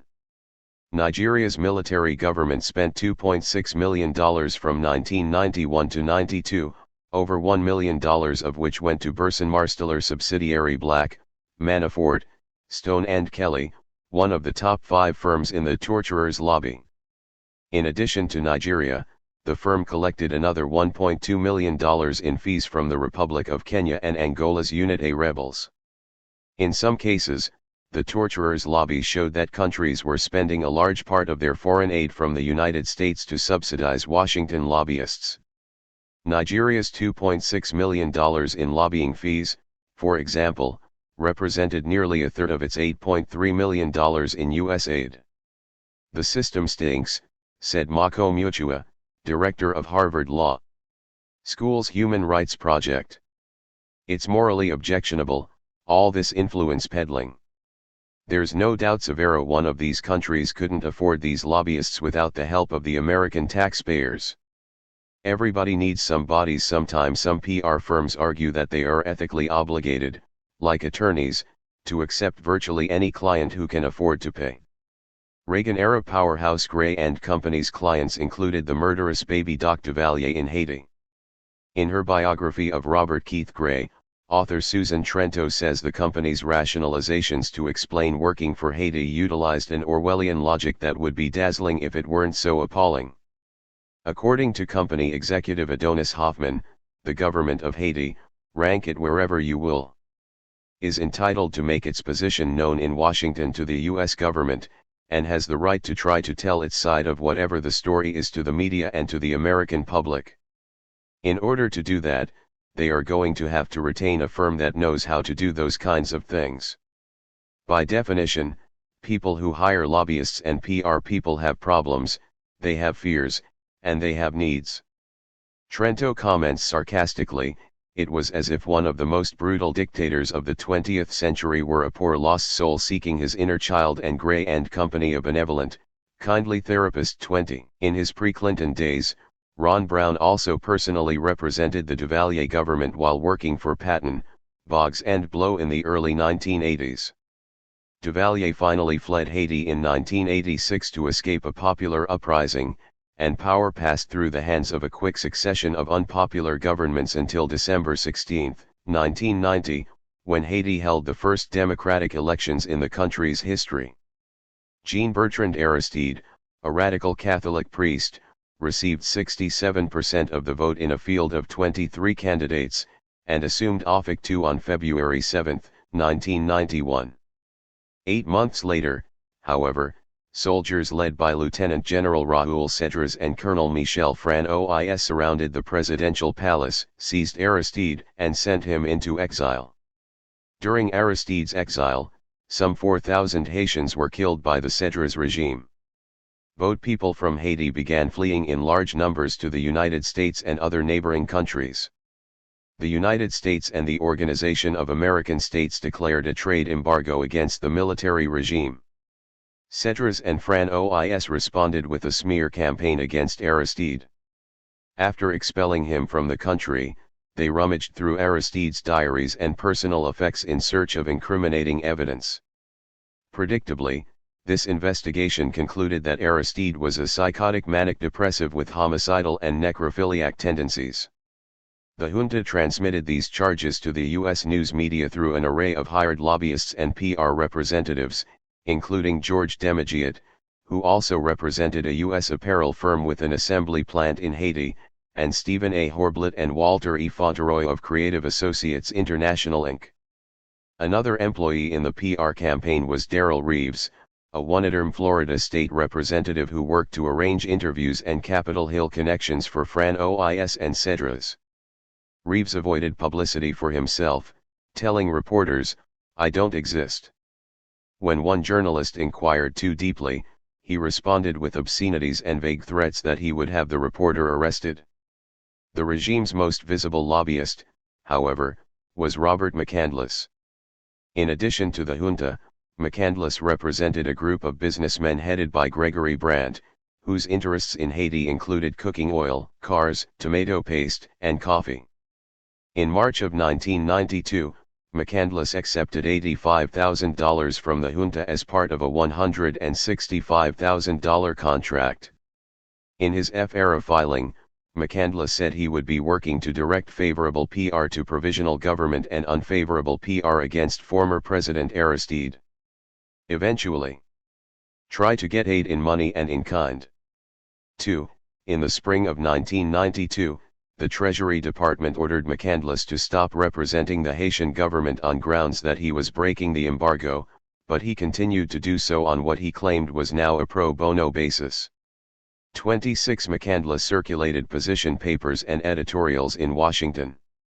In an August 13, 1992, memo, he rehashed the Haitian military's claim that Aristide was a tyrant and a cruel and oppressive ruler, and characterized the U.S. trade embargo as a policy of genocide that would cause the deaths of hundreds of thousands of innocent Haitians. As a suggested compromise, McCandless proposed to end the crisis by letting Aristide return to Haiti not to resume office, but to face trial before a blue-ribbon citizens panel on charges of embezzlement, inciting mob violence, torture and murder. 27. In his prairie work for the provisional government, McCandless cashed in on his friendship with conservative syndicated columnist Robert Novak, who obliged by visiting Haiti at McCandless' invitation and writing a series of columns in support of the junta. In a 1993 article titled "Why So Hard on Haiti's Military?", Novak accused the Clinton administration of uncharacteristic rigidity for refusing to consider a negotiated settlement of exiled Haiti President Jean-Bertrand Aristide's return to power or even to hear conflicting advice. Warnings about Haiti began even before Clinton took office, when Washington lawyer Robert McCandless offered his invaluable contacts with the Haitian military and police to seek a solution. McCandless again has offered the president use of his relationship with Francois and Cedras to seek a peaceful solution. 28. The Bush and Clinton administrations expressed support for Aristide as Haiti's elected president, but behind the scenes the junta had powerful allies in the CIA and in the offices of conservative U.S. Senators Jesse Helms and Robert Dole. Its attacks on Aristide's character received extensive media attention when Helms organized a classified briefing with Brian Latell, the CIA's intelligence officer for Latin America. The briefing, at which Latell used a forged letter to document his false claim that Aristide suffered from psychological disorders, was promptly leaked to Novak at the Washington Post. 29. Helms followed up by delivering a news-making tirade against Aristide on the floor of the Senate, labeling him a psychopath and claiming that Aristide had incited followers to murder his opponents. With friends like these. Ironically, the most effective PR work against Aristide may have come from his friends in high places. Throughout the crisis, the U.S. sponsored negotiations that forced Aristide to make repeated concessions. When Aristide failed to comply, U.S. officials attacked his intransigence, portraying his obstinacy as the primary obstacle to peace. Gregory Craig, a well-connected Washington attorney, was a key player in shaping the Clinton policy. A former Yale classmate of the Clintons, Craig was hired in 1992 to represent the interests of Fritz Mavs, Sr., a Miami resident who made his fortune with a sugar monopoly under the dictatorship of Francois Papa D0C Duvalier. Mavs, along with his sons and other family members, have been called the mini-mafia of Haiti.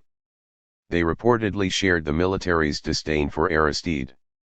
A report by the National Labor Committee, a labor education group representing 23 national unions, claimed that Mavs was one of the chief organizers of the coup and that the Mavs family made money smuggling cement in violation of the embargo. 3. Mavs contacted Craig to discover what measures he should take to protect his interests as the Bush administration considered freezing assets of backers of the coup. After determining that the U.S. government had no proof of Mavs' family complicity in the coup, Craig agreed to become the family's personal lobbyist in Washington. Using his Clinton connections, Craig played a key role in shaping U.S. policy toward Haiti after Bush left office.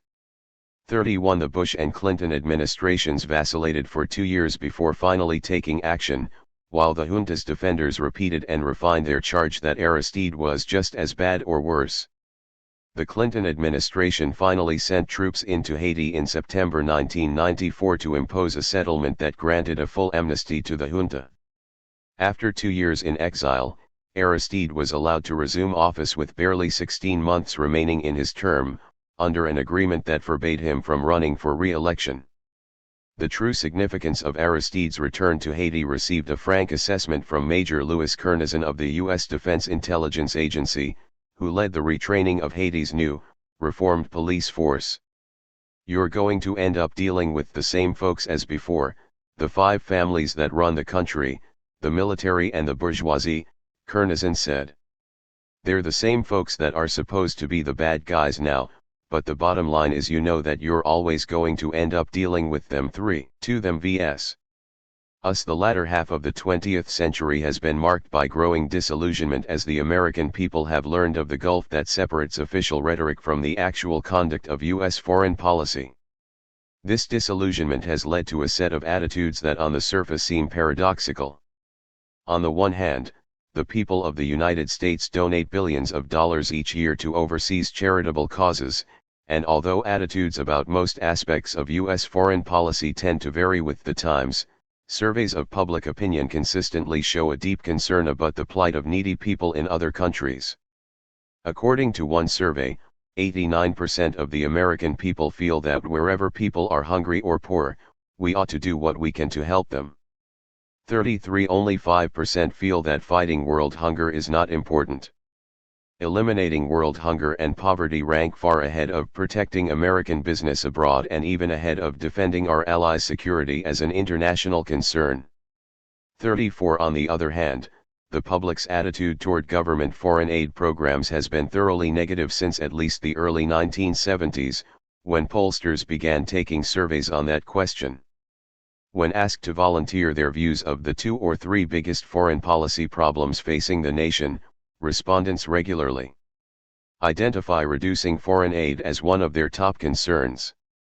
35 According to the Gallup polling organization, a sharp difference has emerged between the attitudes of the general public and the attitudes of people that pollsters designate as opinion leaders, i.e., heads of business, the professions, politicians, the news media and labor union officials. With respect to economic aid, over 90% of opinion leaders support it, but the general public favors such aid by only a thin margin. Most people see foreign aid as helpful to the economies of recipient countries, but not to the United States. Moreover, they perceive it as benefiting the rich more than the poor, and 75% feel that it gets the U.S. too involved in other countries' affairs. 36 Public support for military aid is even weaker. Although it still receives the support of a 2-to-1 majority among opinion leaders, roughly the same majority within the general public opposes military aid. Moreover, 4 out of 5 Americans believe that military aid lets dictatorships repress their own people, and 5 out of 6 believe that it aggravates our relations with other countries and gets us too involved in their affairs. 37 At the same time, the field of foreign policy offers a fertile breeding ground for propaganda. Most efforts at molding public opinion target the portion of the public which is undecided, uninformed, or vaguely informed about an issue, and foreign countries are by definition faraway places inhabited by people whose language and customs are unfamiliar and different from ours. It is no accident that the U.S. public relations industry first rose to prominence as a result of the Creel Committee's propaganda efforts during World War I. Every successive war has brought new innovations and growth in both the technique and scope of public relations. Wartime propaganda has a long history, going back to Attila the Hun. The classical rhetorical model is crude but effective. Before ordinary human beings can begin the organized killing known as war, they must first kill their opponents psychologically, observes Vincent Kavalowski. This is the ritual as old as civilization itself, known as becoming enemies. The enemy is described by our leaders as not like us, almost inhuman. They are evil. They are cruel. They are intent on destroying us and all that we love. There is only one thing the enemy understands: violence. This logic of the enemy image leads to one inescapable conclusion: the enemy must be killed. Indeed, destroying the enemy is an heroic act, an act of salvation and purification. Author John MacArthur notes, for example, that during World War I, the French and British seized on Germany's conquest of Belgium for propaganda purposes.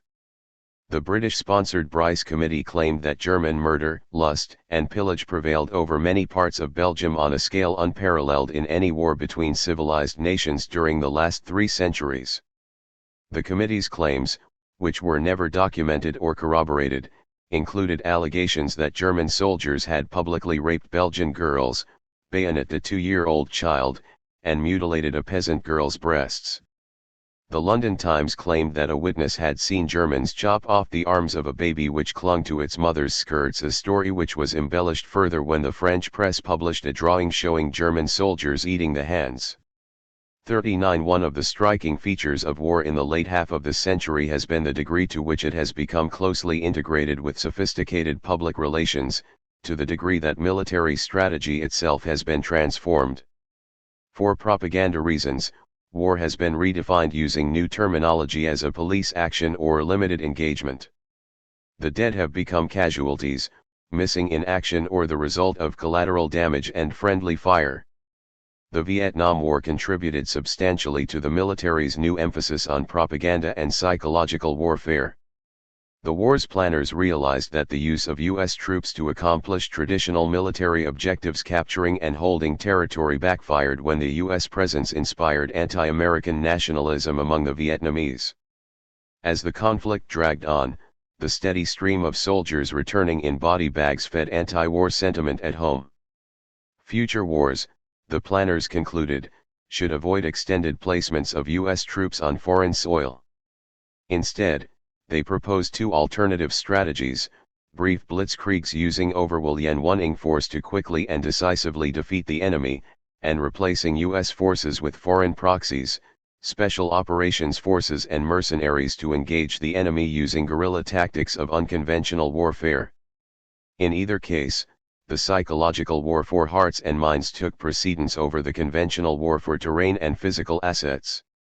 Lightning Wars. The 1983 U.S. invasion of Grenada, a tiny island nation with a population of 160,000 and a per capita income of $390 per year, marked the adoption of the new military doctrine. Following a violent coup within Grenada's leftist government, the Reagan administration seized the opportunity to return Grenada to the fold of capitalism by sending an invasion force of 6,000 US troops to storm the island. Grenadan troops, outnumbered, outgunned and demoralized by the recent coup, offered little resistance. "With the equipment we have, it's like Star Wars fighting cavemen," said one soldier. 43 days after the troops landed, the fighting was essentially over. Unlike the invasion of Normandy Beach during World War II, the invasion of Grenada took place without the presence of journalists to observe the action. Reagan advisors Mike Deaver and Craig Fuller had previously worked for the Hannaford Company, a PR firm which had represented the Guatemalan government to squelch negative publicity about Guatemala's massive violence against its civilian population. Following their advice, Reagan ordered a complete press blackout surrounding the Grenada invasion. By the time reporters were allowed on the scene, soldiers were engaged in mop-up actions, and the American public was treated to an antiseptic military victory minus any scenes of killing, destruction, or incompetence. In fact, as former Army intelligence officers Richard Gabriel and Paul Savage wrote a year later in the Boston Globe, what really happened in Grenada was a case study in military incompetence and poor execution. Of the 18 American servicemen killed during the operation, 14 died in friendly fire or in accidents. To this day, no one has been able to offer a reliable estimate of the number of Grenadans killed. Retired Vice Admiral Joseph Metcalf III remembered the Grenada invasion fondly as a marvelous, sterile operation. 41 After reporters protested the news blackout, the government proposed creating a national media pool. In future wars, a rotating group of regular Pentagon correspondents would be on call to depart at a moment's notice for U.S. surprise military operations. In theory, the pool system was designed to keep journalists safe and to provide them with timely, inside access to military operations.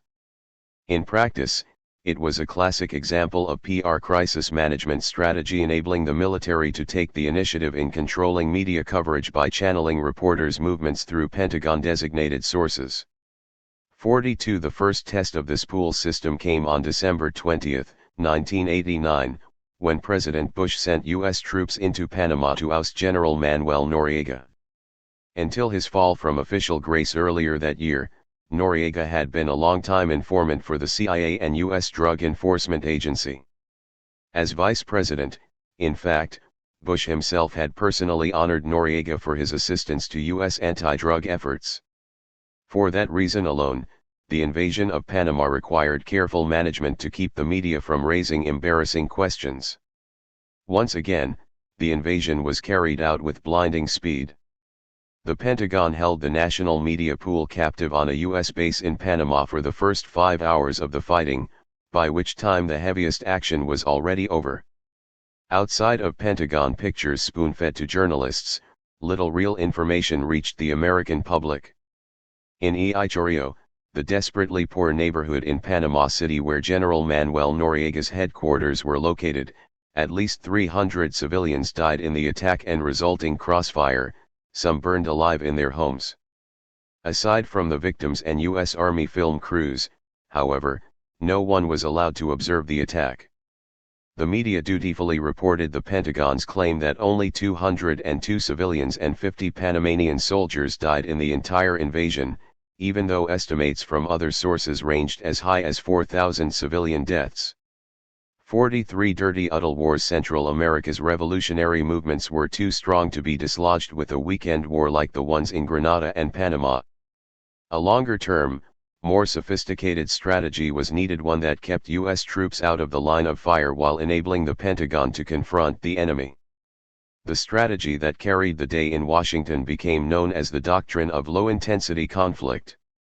As Sarah Miles observed in her landmark 1986 analysis, its name comes from its place on the intensity spectrum of warfare, which ascends from civil disorders, through classical wars, to nuclear holocaust. This kind of conflict is more accurately described as revolutionary and counter-revolutionary warfare, explains Col. John Wagelstein, currently commander of the Army's 7th Special Forces. He warns that the term low intensity is misleading, as it describes the level of violence strictly from a military viewpoint. In fact, Wagelstein argues, this type of conflict involves political, economic, and psychological warfare, with the military being a distant fourth in many cases. In perhaps the most candid definition given by a U.S. official, Wagelstein declares that low-intensity conflict is total war at the grassroots level. 44 The 1979 Sandinista Revolution, which overthrew the Somoza dictatorship in Nicaragua, rang alarm bells in Washington. The Somoza family had ruled the country for 45 years after coming to power by murdering its enemies. It was notorious for corruption and violence, but it was also considered an unwavering ally of the United States. Anastasio Somoza was also one of the first Latin American dictators to recognize the value of a good flack, hiring the McKenzie & McChaney PR firm in New York, along with lobbyist William Kramer, a former Republican congressman from Florida. In 1978, Somoza's last full year in power, McKenzie & McChaney received over $300,000 in fees from the Somoza government. As the revolution gained momentum, McKenzie & McChaney partner Ian McKenzie was dispatched to counter negative reports characterizing the dictator as corrupt, authoritarian, crude, cruel and overweight. "The president is totally different from what people think," McKenzie said. "He is intelligent, most capable, warm-hearted. He is loyal and strong with his friends, compassionate with his enemies. By the sheer law of averages, Somoza has to have done some good. Even Mussolini did some good for Italy." As an example of the freedom that existed under the Somoza regime, McKenzie pointed to Nicaragua's opposition newspaper, La Prensa.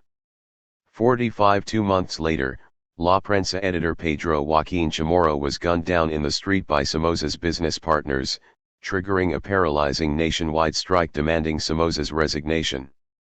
Somoza hired a new flack, paying $7,000 per month for the services of Norman L. Wolfson of the New York PR firm of Norman, Lawrence, Patterson and Farrell. As Somoza's air force was decimating Nicaraguan cities with aerial bombings during its final campaign of terror, Wolfson, who didn't speak Spanish, complained to whoever would listen that reporters were trying to knock down Somoza and had not been entirely fair. 46-47 By the time Somoza fled Nicaragua, his family had accumulated wealth estimated at $400 to $500 million. Meanwhile, half the country's population was illiterate. 1 in 3 infants born to poor Nicaraguans died before the age of 1. More than 20,000 Nicaraguans suffered from advanced tuberculosis. The victorious Sandinistas launched ambitious, popular vaccination and education programs. They also broke new ground in foreign policy, seeking alliances with Cuba and the Soviet Union. A line in the country's new national anthem, "We Fight the Yankees, Enemies of Humanity," showed just how far they intended to take Nicaragua from the Somoza days of dependence and fealty to the United States. The low-intensity strategy aimed at undermining the Sandinistas was an ambitious concept, uniting Vietnam-era counterinsurgency with civic action initiatives, psychological warfare, public relations activities and civilian development assistance projects traditionally considered beyond the sphere of military responsibilities. On the economic level, the U.S. pressured international financial institutions to cut off loans to Nicaragua and imposed a debilitating trade embargo. On the political front, the U.S. promoted carefully stage-managed elections in El Salvador and Honduras. Psychological operations against Nicaragua ranged from sabotage attacks to radio propaganda broadcasts. On the military level, U.S. strategy was designed to avoid the commitment of U.S. ground troops, while doing everything possible to create the fear of a U.S. invasion. The U.S. also brought together Somoza's dispersed National Guard and reorganized it into what became known as the Contra Army. At first the Contras had no political leadership, so the White House recruited a group of disaffected Nicaraguan businessmen and scripted speeches to help them pose as the Contras' civilian leadership. The civilian leaders included Edgar Chamorro, a Managua advertising executive who later became disaffected with the cause. Camarfo complained bitterly in his 1987 book, Packaging the Contras, A Case of CIA Disinformation, that the U.S. had used him as a civilian figurehead for an army over which he had no real control. The CIA paid Chamorro a salary of $2,000 per month plus expenses for his work, which included bribing Honduran journalists and broadcasters to write and speak favorably about the Contras and to attack the Nicaraguan government and call for its overthrow. Approximately 15 Honduran journalists and broadcasters were on the CIA's payroll, and our influence was thereby extended to every major Honduran newspaper and radio and television station, Chamorro said. In 1983, the Reagan administration began a series of major military maneuvers in Honduras, coordinated with Contra units and the Salvadoran military. The maneuvers were carefully staged to create the impression that they were preludes to a U.S. invasion of Nicaragua. In reality, as Miles observed, the maneuvers were not a preparation or cover for the war, they were the embodiment of the war. Fears that the administration may be threatening to invade have been an integral part of the plan at the psychological level. The first goal was to squeeze the economy by forcing a massive diversion of resources into defense. Next came psychological operations to feed on the conflict. Leaflets distributed throughout the country urged Nicaraguan youths to escape the totalitarian Marxist draft. Radio stations of the Nicaraguan Democratic Force in Honduras urged revolt against the communists who spend our national treasure on bullets instead of food. 49 The Reagan administration faced a scandal in 1984 with the disclosure that the CIA had produced a training manual for the Contras titled Psychological Operations in Guerrilla Warfare. The strategy outlined in the text include recommendations for selective assassination of Nicaraguan government officials. Critics charged the CIA with encouraging indiscriminate assassination of civilians. Miles observed, however, that the actual intent of the document was more subtle. There is a conscious effort to reduce the presence of the civilian government, to remove successful social programs and the ideological influence that comes with them. In practice, This means the targeted torture and assassination of teachers, health workers, agricultural technicians, and their collaborators in the community. This is not, as many critics charge, indiscriminate violence against civilians. Rather, the violence is part of a logical and systematic policy, and reflects the changing pattern of the war. The war at home. The most pressing concern of all for the Reagan administration was the need to win the support of the U.S. people for its policies in Central America. I think the most critical special operations mission we have today is to persuade the American people that the communists are out to get us. If we can win this war of ideas, we can win everywhere else, explained Michael Kelly, Deputy Assistant Secretary of the U.S. Air Force. Psychological operations, ranging from public affairs on the one end, through black propaganda on the other end, is the advertising and marketing of our product. Public affairs is the government's term for public relations, a rather pointless change in terminology adopted to get around a 1913 law which specifically enjoins federal government agencies against engaging in public relations activities. The law also forbids the White House from using ads, telegrams, letters, printed matter, or other media outside official channels to influence members of Congress regarding legislation. Rules against CIA involvement in domestic U.S. politics are even more severe. It is against the law for the CIA to operate domestically, except in narrowly defined circumstances such as cooperating with an FBI investigation. In 1982, however, reports of the secret CIA war in Nicaragua led Congress to pass the Boland Amendment, ending military aid to the Contras and barring the Reagan administration from any further attempts to overthrow the Sandinistas. In response, Reagan dispatched CIA Director William Casey in January 1983 to set up a public diplomacy machine that journalists Robert Perry and Peter Kornbluh describe as America's first peacetime propaganda ministry. A set of domestic political operations comparable to what the CIA conducts against hostile forces abroad. Only this time they were turned against the three key institutions of American democracy: Congress, the press, and an informed electorate. Employing the scientific methods of modern public relations and the war-tested techniques of psychological operations, the administration built an unprecedented bureaucracy in the State Department designed to keep the news media in line and to restrict conflicting information from reaching the American public. 52 As head of the operation, Casey appointed Walter Raymond, Jr., a 20-year veteran of the CIA's clandestine overseas media operations, described by one U.S. government source as the CIA's leading propaganda expert. According to Washington Post editor Ben Bradley, Raymond's involvement in the campaign symbolized the wholesale integration of intelligence and PR at the National Security Council. 53 During the Iran/Contra scandal, Congress investigated the Reagan administration's domestic propaganda operations and found that Raymond's name appeared on Oliver North's calendar more than that of any other White House staff member or government employee.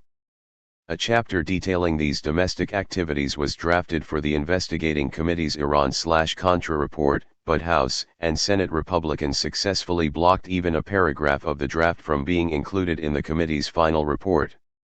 As a result, the CIA's domestic propaganda activities in violation of its charter have received almost no public scrutiny. A little help from our friends as the PR apparatus was taking shape. In August 1983, Casey summoned a group of top public relations executives to a full-day, hush-hush strategy meeting. 4 of the 5 PR executives at the meeting with Casey were prominent member of the Public Relations Society of America, the industry's leading professional association. All 5 were members of PR Seminar, a 37-year-old highly secretive gathering of about 120 senior corporate prairie executives. All PR Seminar proceedings are off the record, and members are threatened with a lifetime ban if they reveal any details of PRS to the press. The members who met with Casey were Kalman B. Druck, retired president and founder of Hasharatman and Druck. He was national president of the PRSA in 1972 and has long been one of its most outspoken and prominent members. Kenneth Clark, vice president for corporate communications of Duke Power Co., and a former national treasurer of PRSA. Kenneth D. Husser, a senior vice president of PR giant Burson Marsteller, the largest PR firm in the world. William I Greener, Jr., senior vice president of corporate relations at GD. Searle. Greener had served previously as deputy press secretary for President Gerald Ford and then as assistant secretary of public affairs for the Department of Defense under Donald Rumsfeld in the late 1970s. James Bowling of Philip Morris, a highly experienced Washington hand who later went on to work for Burson Marsteller. In 1985 Bowling became chairman of the Public Affairs Council, the leading public affairs industry trade association. 54 According to Druck, the atmosphere at the meeting was emotionally supercharged. It began in the morning with a briefing in front of a large map of Latin America. Aides from the CIA and National Security Council painted a frightening picture of subversion spreading throughout Central America and asked for advice to help pin white hats on the Contras and black hats on the Sandinistas.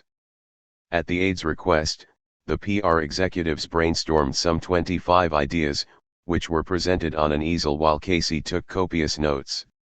Their advice boiled down to two principal suggestions. First, that the administration follow the lead of modern-day corporations by setting up a classic corporate communications function within the White House. Second, to dramatize the Contra cause, they proposed that the White House set up a private sector-funded public education program, headed by a prominent individual, to launch a highly publicized national fund drive. Following this advice to the letter, the White House brought together a coalition of retired military men and right-wing millionaires to support the Nicaragua Freedom Fund, chaired by Wall Street investment executive William Simon. Contributors included familiar right-wing figures like TV evangelist Pat Roberts and Colorado beer baron Joseph Coors, oil magnate Nelson Bunker Hunt, singer Pat Boone, and soldier of Fortune magazine. The fund claimed to raise over $20 million through activities such as a $2.50 plate Nicaraguan refugee dinner in April 1985 attended by Casey and Simon and featuring a speech by Reagan. In reality, the fund was a propaganda front, spending almost as much money as it raised. An audit of the refugee dinner showed it had raised $219,525 but costs totaled $218,376, including $116,938 in consulting fees. 56 The main purpose of the Nicaraguan Freedom Fund was to divert attention from the covert channels through which real money flowed to the Contras in violation of the Boland Amendment. One of those channels was a specialized PR firm, International Business Communications, which pleaded guilty in 1987 to fraud by using a tax-exempt foundation to raise funds to arm the Contras. It had been a profitable business, according to the Iran/Contra Congressional Investigating Committee, which concluded that IBC had kept about $1.7 million of the $5 million it channeled to the Contras. The other part of the PR plan, setting up a communications function within the White House, put Raymond at the head of a newly created Office of Public Diplomacy for Latin America and the Caribbean. Public diplomacy was simply another synonym for public relations. In its first year alone, reported Perry and Kornbluh, the activities of the OPD included booking more than 1,500 speaking engagements, including radio, television, and editorial board interviews, publishing 3 booklets on Nicaragua, and distributing materials to 1,600 college libraries, 520 political science faculties, 122 editorial writers, and 107 religious organizations. Special attention was given to prominent journalists. 58. In 1985, for example, a memo by OPD staffer Otto Reich described using a cutout to set up visits by Contra leader Alfonso Robelo to news organizations including Hearst Newspapers, Newsweek, Scripps Howard Newspapers, the editorial board of The Washington Post, USA Today, CNN, The McNeil-Lehrer Report, The Today Show and CBS Morning News.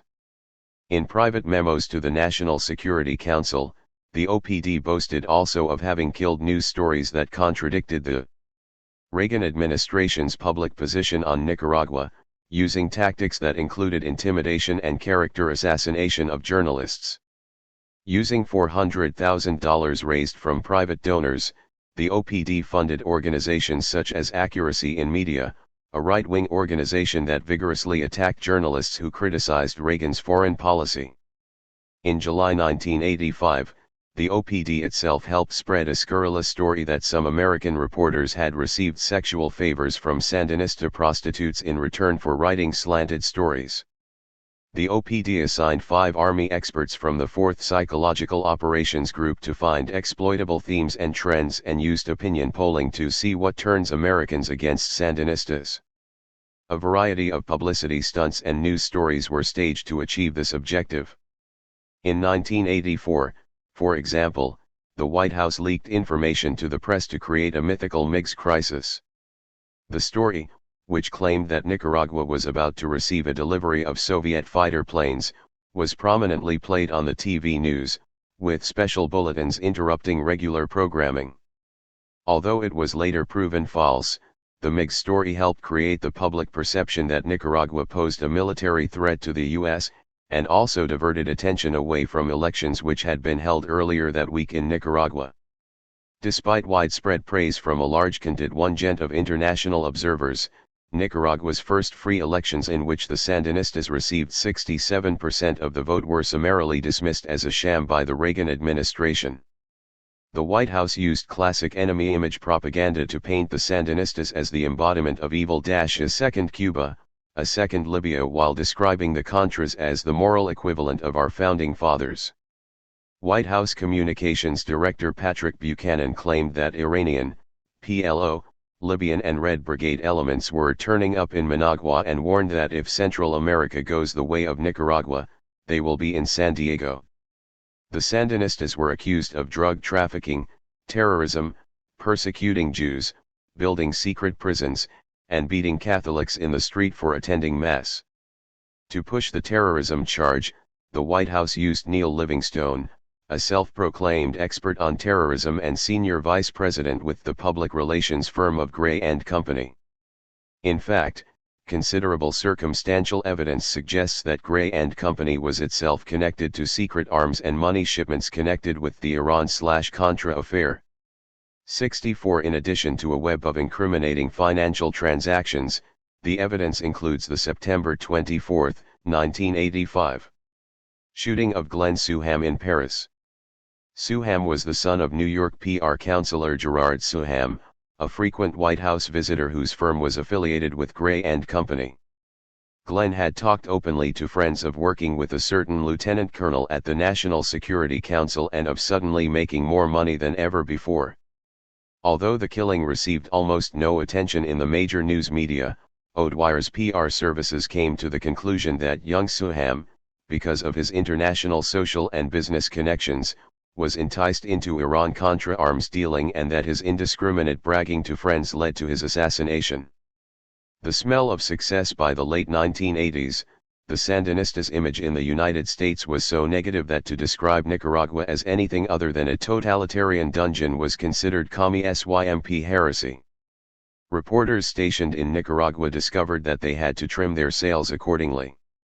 In the first couple of years I was here, said Judy Butler, a journalist living in Managua, there was an interest, at least on the part of some reporters, to try to write about what they saw in Nicaragua, within the framework of what would be acceptable to their editors. Increasingly, their stories were changed in the States and the reporters started carrying telexes around to show that what got published was not what they had written. Now, they don't even bother. The final nail in the Sandinista coffin was the National Endowment for Democracy, founded by the same White House executive order that launched the Office of Public Diplomacy. Funded by Congress, the NED provides money for democracy promotion and civic training in foreign countries abroad. As Nicaragua geared up for elections in 1990, President Bush sent $9 million in NED money, including a $4 million contribution to the campaign of opposition presidential candidate Violeta Chamorro. Bush almost needn't have bothered.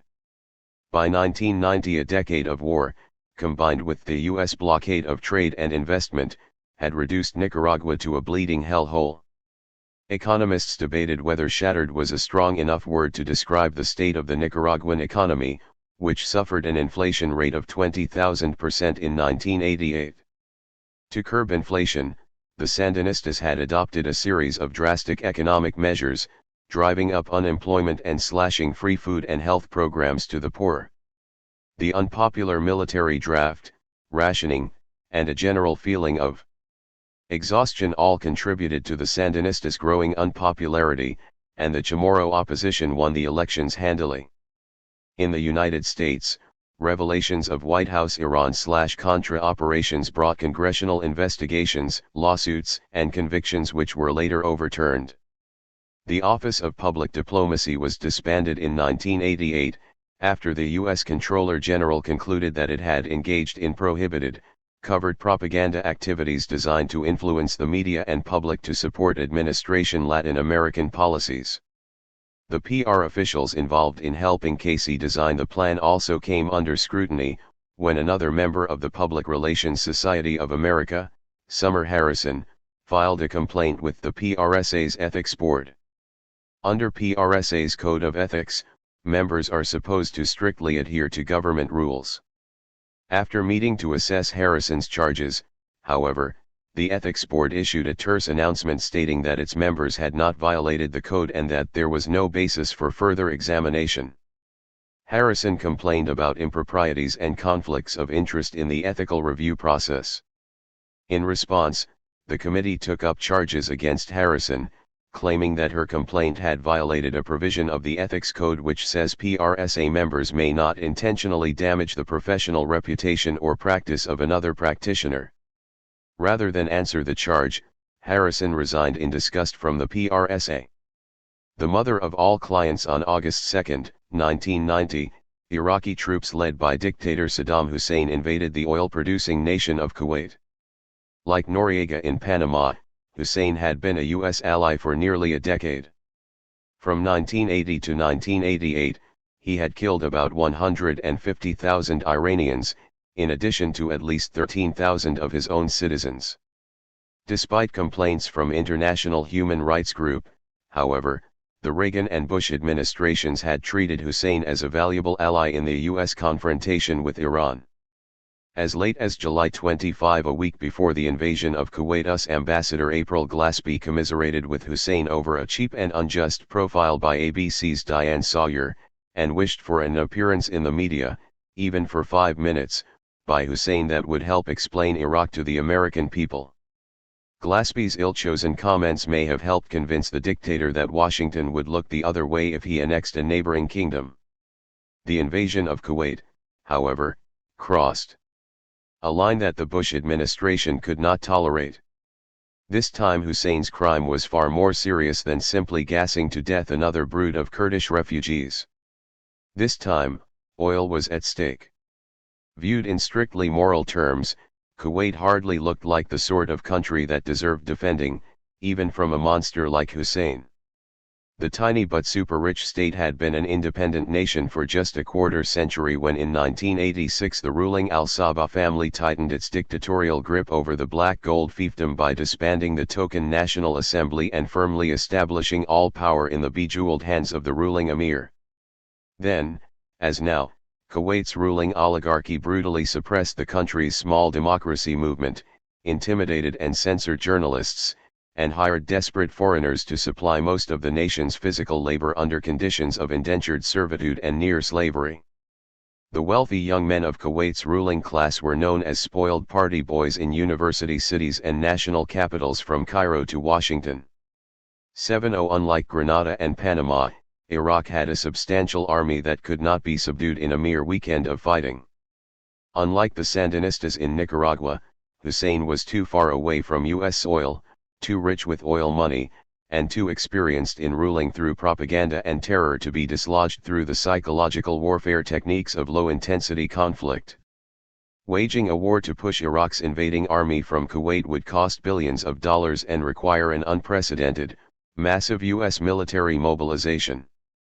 The American public was notoriously reluctant to send its young into foreign battles on behalf of any cause. Selling war in the Middle East to the American people would not be easy. Bush would need to convince Americans that former ally Saddam Hussein now embodied evil, and that the oil fiefdom of Kuwait was a struggling young democracy. How could the Bush administration build U.S. support for liberating a country so fundamentally opposed to democratic values? How could the war appear noble and necessary rather than a crass grab to save cheap oil? If and when a shooting war starts, reporters will begin to wonder why American soldiers are dying for oil-rich sheiks, warned Hal Stewart, a retired Army PR official. The U.S. military had better get cracking to come up with a public relations plan that will supply the answers the public can accept. Stewart needn't have worried. A PR plan was already in place, paid for almost entirely by the oil-rich sheiks themselves. Packaging the Emir. U.S. Congressman Jimmy Hayes of Louisiana, a conservative Democrat who supported the Gulf War, later estimated that the government of Kuwait funded as many as 20 PR, law, and lobby firms in its campaign to mobilize U.S. opinion and force against Hussein.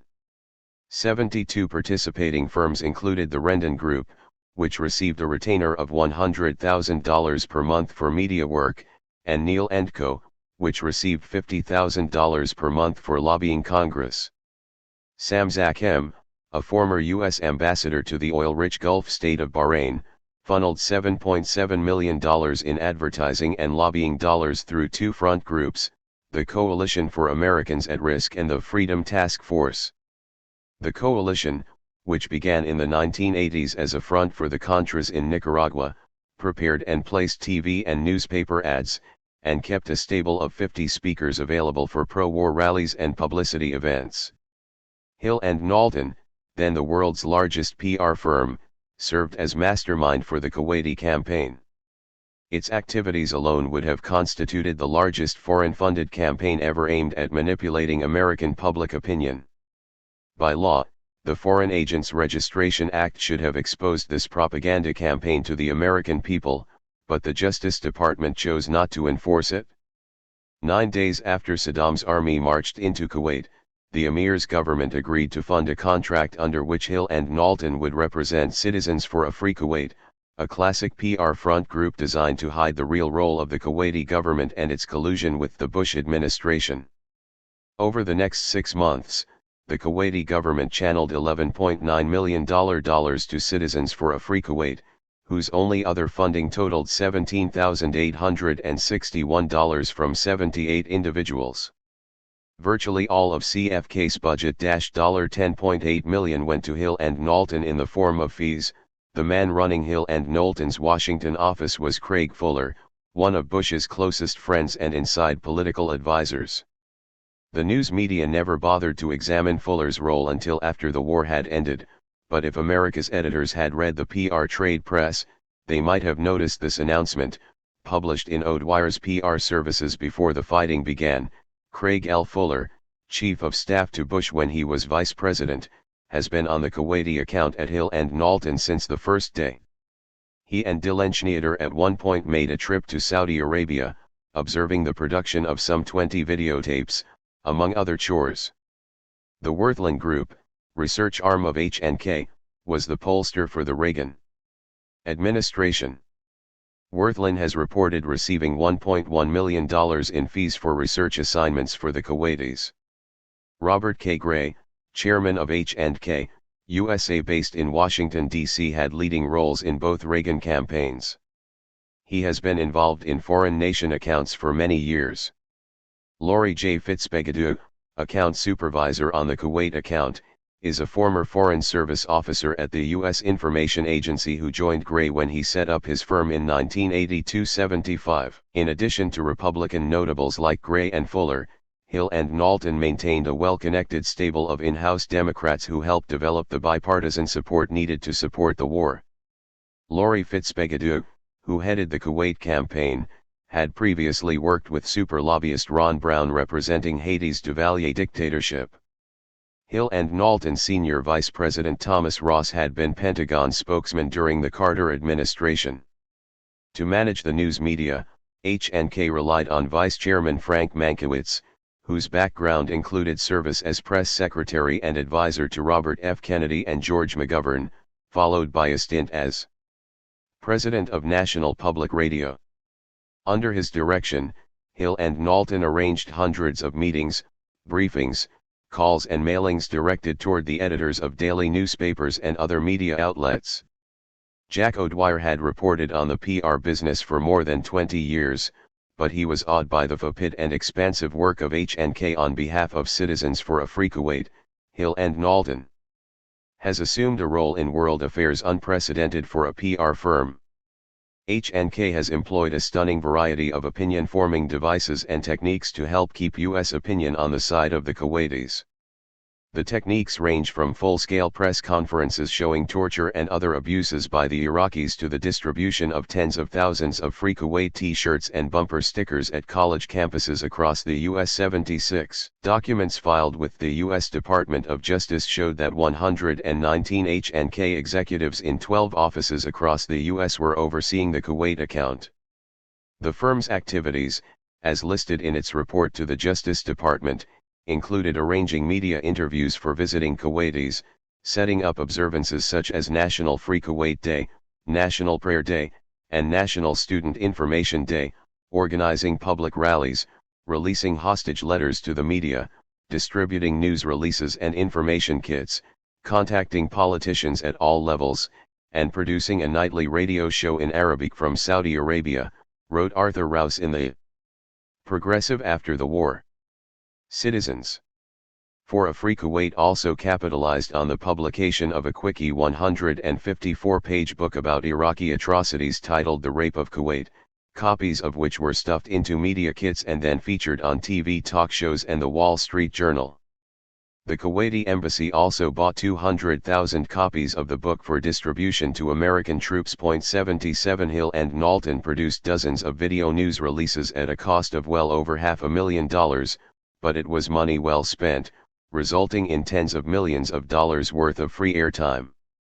The VNRs were shown by eager TV news directors around the world who rarely if ever identified Kuwait's PR firm as the source of the footage and stories. TV stations and networks simply fed the carefully crafted propaganda to unwitting viewers, who assumed they were watching real journalism. After the war, Arthur Rouse asked Hill and Knowlton to show him some of the VNRs, but the PR company refused. Obviously the phony TV news reports had served their purpose, and it would do H&K no good to help a reporter reveal the extent of the deception. In unreliable sources, authors Martin Lee and Norman Solomon noted that when a research team from the Communications Department of the University of Massachusetts surveyed public opinion and correlated it with knowledge of basic facts about U.S. policy in the region, they drew some sobering conclusions. The more television people watched, the fewer facts they knew, and the less people knew in terms of basic facts, the more likely they were to back the Bush administration. 78 Throughout the campaign, the Worthland Group conducted daily opinion polls to help Hill and Knowlton take the emotional pulse of key constituencies so it could identify the themes and slogans that would be most effective in promoting support for U.S. military action. After the war ended, the Canadian Broadcasting Corporation produced an Emmy Award-winning TV documentary on the PR campaign titled To Sell a War. The show featured an interview with Worthland executive D. Alsop in which Alsop bragged of his work and demonstrated how audience surveys were even used to physically adapt the clothing and hairstyle of the Kuwait ambassador so he would seem more likable to TV audiences. Worthland's job, Alsop explained, was to identify the messages that really resonate emotionally with the American people. The theme that struck the deepest emotional chord, they discovered, was the fact that Saddam Hussein was a madman who had committed atrocities even against his own people, and had tremendous power to do further damage, and he needed to be stopped. Suffer the adult children. Every big media event needs what journalists and flacks alike refer to as the hook. An ideal hook becomes the central element of a story that makes it newsworthy, evokes a strong emotional response, and sticks in the memory. In the case of the Gulf War, the hook was invented by Hill and Knowlton. In style, substance, and mode of delivery, it bore an uncanny resemblance to England's World War I hearings that accused German soldiers of killing babies. On October 10, 1990, the Congressional Human Rights Caucus held a hearing on Capitol Hill which provided the first opportunity for formal presentations of Iraqi human rights violations. Outwardly, The hearing resembled an official congressional proceeding, but appearances were deceiving. In reality, the Human Rights Caucus, chaired by California Democrat Tom Lantos and Illinois Republican John Porter, was simply an association of politicians. Lantos and Porter were also co-chairs of the Congressional Human Rights Foundation, a legally separate entity that occupied free office space valued at $3,000 a year in Hill and Knowlton's Washington, D.C. office. Notwithstanding its congressional trappings, the Congressional Human Rights Caucus served as another Hill and Knowlton front group. V/Hitch, like all front groups, used a noble-sounding name to disguise its true purpose. Only a few astute observers noticed the hypocrisy in Hill and Knowlton's use of the term human rights. One of those observers was John MacArthur, author of The Second Front, which remains the best book written about the manipulation of the news media during the Gulf War. In the fall of 1990, MacArthur reported, Hill and Knowlton's Washington switchboard was simultaneously fielding calls for the Human Rights Foundation and for government representatives of Indonesia, another H&K client. Like H&K client Turkey, Indonesia is a practitioner of naked aggression, having seized the former Portuguese colony of East Timor in 1975. Since the annexation of East Timor, the Indonesian government has killed, by conservative estimate, about 100,000 inhabitants of the region. MacArthur also noticed another telling detail about the October 1990 hearings: the Human Rights Caucus is not a committee of Congress, and therefore it is unencumbered by the legal accoutrements that would make a witness hesitate before he or she lied. Lying under oath in front of a congressional committee is a crime. Lying from under the cover of anonymity to a caucus is merely public relations. In fact, the most emotionally moving testimony on October 10 came from a 15-year-old Kuwaiti girl, known only by her first name of Nayara. According to the caucus, Nayara's full name was being kept confidential to prevent Iraqi reprisals against her family in occupied Kuwait. Sobbing, she described what she had seen with her own eyes in a hospital in Kuwait City. Her written testimony was passed out in a media kit prepared by Citizens for a Free Kuwait. I volunteered at the Al-Adan hospital, Nayara said. While I was there, I saw the Iraqi soldiers come into the hospital with guns, and go into the room where babies were in incubators. They took the babies out of the incubators, took the incubators, and left the babies on the cold floor to die. 3 months passed between Nayara's testimony and the start of the war. During those months, the story of babies torn from their incubators was repeated over and over again. President Bush told the story. It was recited as fact in congressional testimony, on TV and radio talk shows, and at the UN Security Council. Of all the accusations made against the dictator, MacArthur observed, none had more impact on American public opinion than the one about Iraqi soldiers removing 312 babies from their incubators and leaving them to die on the cold hospital floors of Kuwait City. 84 At the Human Rights Caucus, however, Hill and Knowlton and Congressman Lantos had failed to reveal that Nayara was a member of the Kuwaiti royal family. Her father, in fact, was Saud Nasir al-Sabah, Kuwait's ambassador to the U.S., who sat listening in the hearing room during her testimony. The caucus also failed to reveal that H&K Vice President Lori Fitzpatrick had coached Nayara in what even the Kuwaitis' own investigators later confirmed was false testimony. If Nayara's outrageous lie had been exposed at the time it was told, it might have at least caused some in Congress and the news media to soberly re-evaluate the extent to which they were being skillfully manipulated to support military action. Public opinion was deeply divided on Bush's Gulf policy. As late as December 1990, a New York Times/CBS News poll indicated that 48% of the American people wanted Bush to wait before taking any action if Iraq failed to withdraw from Kuwait by Bush's January 15 deadline. 85 On January 12, the U.S. Senate voted by a narrow, 5-vote margin to support the Bush administration in a declaration of war. Given the narrowness of the vote, the babies thrown from incubators story may have turned the tide in Bush's favor. Following the war, Human rights investigators attempted to confirm Nayara's story and could find no witnesses or other evidence to support it. Amnesty International, which had fallen for the story, was forced to issue an embarrassing retraction. Nayara herself was unavailable for comment. "This is the first allegation I've had that she was the ambassador's daughter," said Human Rights Caucus co-chair John Porter. "Yes, I think people were entitled to know the source of her testimony." When journalists for the Canadian Broadcasting Corporation asked Nasir Al-Sabah for permission to question Nayara about her story, the ambassador angrily refused. 86 Frontline flaks. The military build-up in the Persian Gulf began by flying and shipping hundreds of thousands of U.S. troops, armaments and supplies to staging areas in Saudi Arabia, yet another nation with no tolerance for a free press, democratic rights, and most Western customs. In a secret strategy memo, the Pentagon outlined a tightly woven plan to constrain and control journalists. A massive babysitting operation would ensure that no truly independent or uncensored reporting reached back to the U.S. public. News media representatives will be escorted at all times, the memo stated. Repeat, at all times. 87 Deputy Secretary of Defense for Public Affairs Pete Williams served as the Pentagon's top flak for the Gulf War.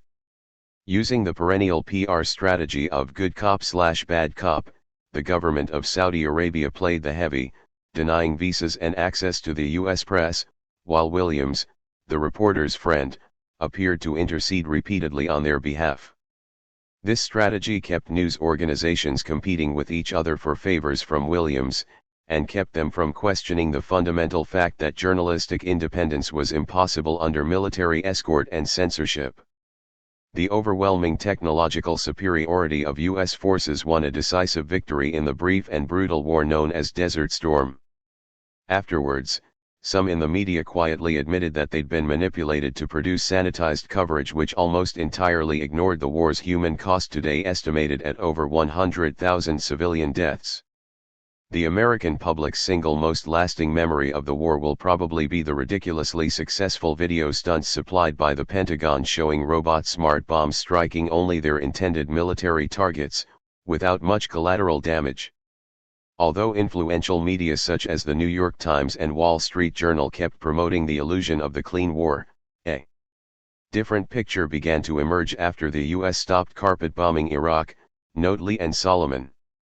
The pattern underscored what Napoleon meant when he said that it wasn't necessary to completely suppress the news, it was sufficient to delay the news until it no longer mattered. 88 Mexican standoff for Hill and Knowlton. The Kuwaiti account was a sorely needed cash cow, appearing at a time that the PR giant was suffering from low employee morale amid controversies surrounding some of its sleazier clients. When the Kuwaiti money dried up at the end of the war, Hill and Knowlton went into a precipitous decline. A series of layoffs and resignations at its Washington office, including a mass walkout of 24 employees, reduced the staff from 250 to about 90. Clients began deserting the company, and rival PR firm Burson Marsteller stepped in to take its place as the world's largest PR firm. During the U.S. debate over passage of the North American Free Trade Agreement, Burson Marsteller spearheaded a PR campaign for the government of Mexico that, in dollar terms, made Hill and Knowlton's campaign for Kuwait look small by comparison. Mexican business interests and the country's ruling Institutional Revolutionary Party spent over $50 million on PR and lobbying in the U.S. alone to guarantee NAFTA's passage. 89 And these expenditures in turn were small change compared to the spending on spin control that went into the PRI's dubious victory in Mexico's 1994 elections. By the mid-1990s, advertising giant Young and Rubicam, Burson Marsteller's parent corporation, was raking in yearly Mexican revenues of over $100 million. Analysts estimate that the PRI and its wealthy supporters spent well over $1 billion to win the 1994 elections, compared to only $3.6 million spent by its left-wing opposition. The money went not only to reel-in voters, but also to reassure U.S. and other foreign investors that 1994's elections were clean and honest, in contrast to the blatant electoral frauds of the past, and that the investment climate in Mexico would remain favorable. Low wages, access to prime markets, no environmental restrictions, and prompt payment on the national debt. To judge from the party line that prevailed in the U.S. press during the early 1990s, Mexico was in the midst of an impressive economic renaissance, seemingly proving the wisdom of the country's free market policies under President Carlos Salinas de Gortari. What the press missed, however, was the country's growing social inequality. Since the inauguration of Salinas in 1988, Mexico's 200 most powerful families had exponentially increased their wealth, thanks to lucrative government contracts, insider trading on Mexico's stock market, and bargain basement purchases of over 900 formerly state-owned enterprises. This transfer of public wealth into private hands created a country which in 1992 ranked fourth in the world in the number of billionaires, including extremely influential behind-the-scenes billionaire drug traffickers such as Carrillo Fuentes with an estimated net worth of $25 billion. 90 While Los ricos were growing richer, real wages for the majority of Mexicans plummeted in the 1980s and 1990s, and an increasing number of small farmers and Indians were forced to abandon their subsistence land holdings. As social scientists and government critics point out, this is the real reason why rebels calling themselves the Zapatista Army of National Liberation rose up against the Mexican government on New Year's Day, the day that NAFTA went into effect. In the face of the Zapatista uprising, the facade of Mexico's economic miracle crumbled almost instantly. A series of other incidents contributed to the country's collapsing image. A Catholic cardinal was killed by drug traffickers in the Guadalajara airport, apparently with collusion from police and government officials. Several billionaire businessmen were kidnapped for ransom of up to $100 million. During the 1994 election campaign, an assassin killed Donaldo Colosio, the PRI's candidate for president, and opinion polls showed that the majority of the Mexican people believed the assassination was the work of the PRI itself.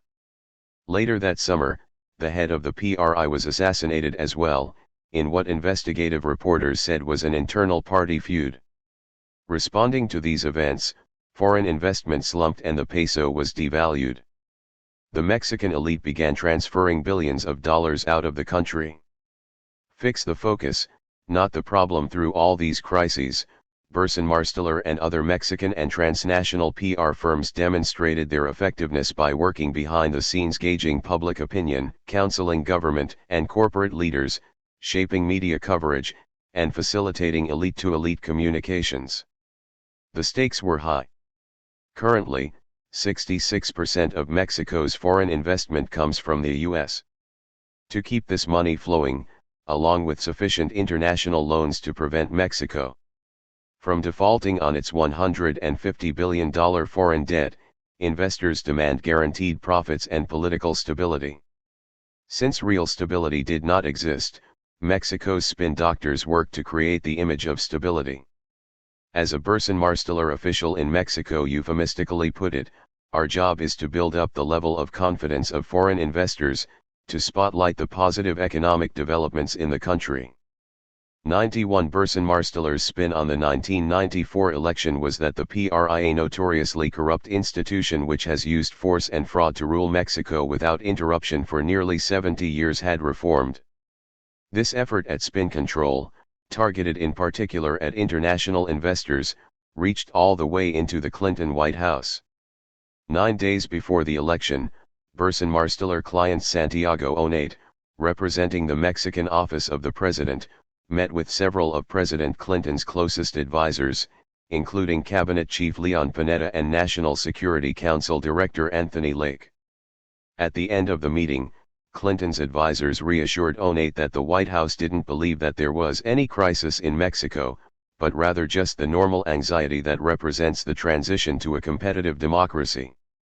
Meanwhile, the Mexican Businessmen's Council, another BM client, was reassuring U.S. investors that the PRI would cleanly win the elections just as the polls indicated, and that Mexico's investment climate would remain stable.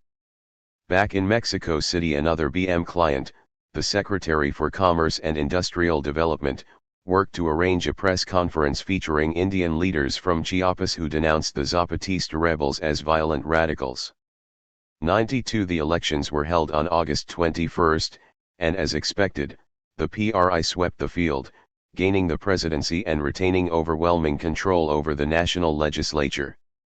The U.S. government and international press described the elections as the cleanest in Mexico's history, ignoring widespread evidence of voter fraud, registration manipulation, intimidation, bribery, illegal financial donations, partisan misuse of government resources, distorted media coverage, and misleading polling techniques.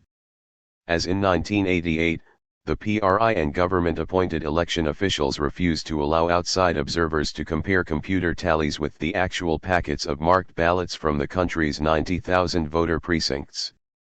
In the aftermath of the elections and a massive collapse of Mexico's inflated economy, civil unrest intensified, with street demonstrations, riots, strikes, road blockades, seizures of city halls, and even armed conflicts. Leaders of the Zapatista guerrillas vowed to continue civil resistance until new, democratic elections are held under a national constituent assembly. To re-establish stability, the Mexican army has apparently adopted a strategy of low-intensity conflict reminiscent of the wars of attrition that decimated Central America during the 1980s. This strategy has been studied by Global Exchange, an international organization which sponsors frequent delegations to Chiapas, the poverty-stricken department in southern Mexico where the Zapatista rebels remain entrenched. In June 1995, a delegation to southeastern Chiapas observed large-scale deployment of troops in the areas of conflict, the systematic destruction of the means of community-based self-sufficiency, the creation of divisions through selective rewards and punishments, and the gradual dismantling of independent bases of community organization, tactics which appear to be governed by political, economic, and psychological objectives. As the world moves toward the end of the 20th century, it seems to have solved many of its image problems but few of its real ones. Foreign policy planners have developed a frightening sophistication in their ability to combine military strategies with propaganda and psychological manipulation, but they have failed to eliminate starvation, disease, economic exploitation, and violence, the root causes of international conflict. During the 1980s and early 1990s, the United States seemingly won every war it waged, but the untamed uprising in Chiapas suggests that these wars may have been mere preliminary skirmishes in a broader war that we have been losing. The low-intensity conflicts in Nicaragua and El Salvador have given way to a new conflict in which the stakes are larger and the battles are closer to our own national borders. While U.S. planners remain obsessed with images and oblivious to the real human needs of the poor, Latin America and the rest of the Third World will remain a hotbed of revolutionary ferment, fueled by the desperation of people for whom dying in battle appears preferable to dying of hunger. In a very real sense, the Third World War has already begun, but thanks to clever public relations, it simply hasn't been announced. Chapter 11. Oh, the news that's fit to print. It's to the point where Brit Hume, the ABC correspondent at the White House, plays tennis with George Bush. Tom Friedman of the New York Times is very close to Jim Baker. You find these relationships are so close that reporters don't challenge the subjects of their stories, they just tell you what the government is saying. In other words, they have become stenographers for power and not journalists. Jeff Cohen, Executive Director, Fairness and Accuracy in Reporting. If popular culture is any guide at all to the imagination of the American people, there is something sacred about the news. Journalists, along with private detectives and police, seem to occupy a special place as the ministers of truth and wisdom in our society. The archetypal image for all three professions is the little guy with the common touch. Picture Columbo, Lou Grant, or Phil Marlowe dressed in cheap clothes, cynical, smoking a cigar, fond of a drink at the local tavern, working odd hours, bothering people, persistent, smart beneath that rumpled exterior, piecing together clues, finding contradictions, relentless and inquisitive, refusing to let go of an investigation until the truth is exposed and the villains receive their just punishment. This image of the journalistic profession has been the backdrop for a number of popular plays, novels, films, and television shows, including Citizen Kane, His Girl Friday, Meet John Doe, The Front Page, The Paper, and Murphy Brown. Of course, mild-mannered reporter Clark Kent is the alter ego of Superman, the ultimate comic book hero, who spends much of his time rescuing fellow reporters Lois Lane and Jimmy Olsen when their journalistic curiosity gets them into trouble. Hollywood turned to real life in All the President's Men, in which Robert Redford and Dustin Hoffman portray Washington Post reporters Bob Woodward and Carl Bernstein in their investigation of President Nixon's role in the Watergate scandal. The final scene of the movie visually dramatizes the power of the press when the camera zooms in on a clattering newsroom teletype as it prints out a sequence of bulletins from the Watergate affair, culminating in the terse headline, "Nixon Resigns." Today, more than 20 years after Watergate, the saga of Woodward and Bernstein is related in high school textbooks as an example of the power of muckraking journalism. To perpetuate the mythology of the crusading press, many newspaper mastheads cane mottos such as Thomas Jefferson's statement that the only security of all is a free press. Americans grow up believing that the free press, so cherished and constitutionally protected, is a fierce watchdog of the public interest, and that when societal or political wrongs are splashed across page 1 of the New York Times or aired on 60 Minutes, our democratic system in some automatic way responds to right the wrongs. But school books often fail to mention that Woodward and Bernstein were virtually alone in their dogged pursuit of the Watergate scandal, which occurred in the midst of a presidential election yet had absolutely no impact on the election outcome. According to Project Censored, a phone call from the Nixon White House was all it took to persuade CBS chair William Paley to scale back Walter Cronkite's attempt to do an extraordinary two-part series about Watergate on the CBS Evening News before the election. Nixon was re-elected by an overwhelming margin, and wasn't forced to resign until 2 years after the burglary. Even then, the real heroes include a still unknown whistleblower dubbed Deep Throat and Nixon's own arrogance in leaving behind expletive-loaded tape recordings of his self-incriminating involvement in a cover-up. Even Woodward and Bernstein were never able to explain important aspects about the scandal, such as White House motivations behind the Watergate break-in, or Deep Throat's reasons for coming forward. Hard-pressed, the romantic mythology surrounding the journalistic profession attracts many more would-be reporters than there are jobs available. In reality, as most working reporters readily admit, the profession is a far cry from its image. Reporters are notoriously underpaid and overworked. While researching this book, we encountered one reporter with a small-town daily paper who was earning an annual income of $13,000 in 1994 while working 60-hour weeks, less than he could have earned flipping hamburgers. Sitting below a poster of Rush Limbaugh which the newspaper management had mounted on the wall of his break room, the reporter described how the paper had ordered him and his fellow reporters to falsify time cards so it would appear they were only working 40 hours per week, thus enabling management to violate minimum wage laws. We contacted a state labor official who assured us that if the reporter kept good records, he could document the fraud and force the paper to pay him for his uncompensated labor. The reporter, however, was afraid that he would be fired if he filed a complaint, and we were left wondering, is someone who collaborates this easily with covering up his own exploitation even capable of investigating and exposing the larger wrongs in his community? In a democracy, a free and independent press is counted upon to provide the information and opinions that fuel public debate, expose corruption, illuminate major social issues, and enable an informed citizenry to make participatory decisions. Today's reality, however, is ever more distant from this lofty ideal. Journalism is in fact in demise, and its collapse is opening ever more opportunities for PR practitioners to increase their influence in the newsroom. To begin with, the media itself is a huge, profitable business, the domain of fewer and fewer giant transnational corporations.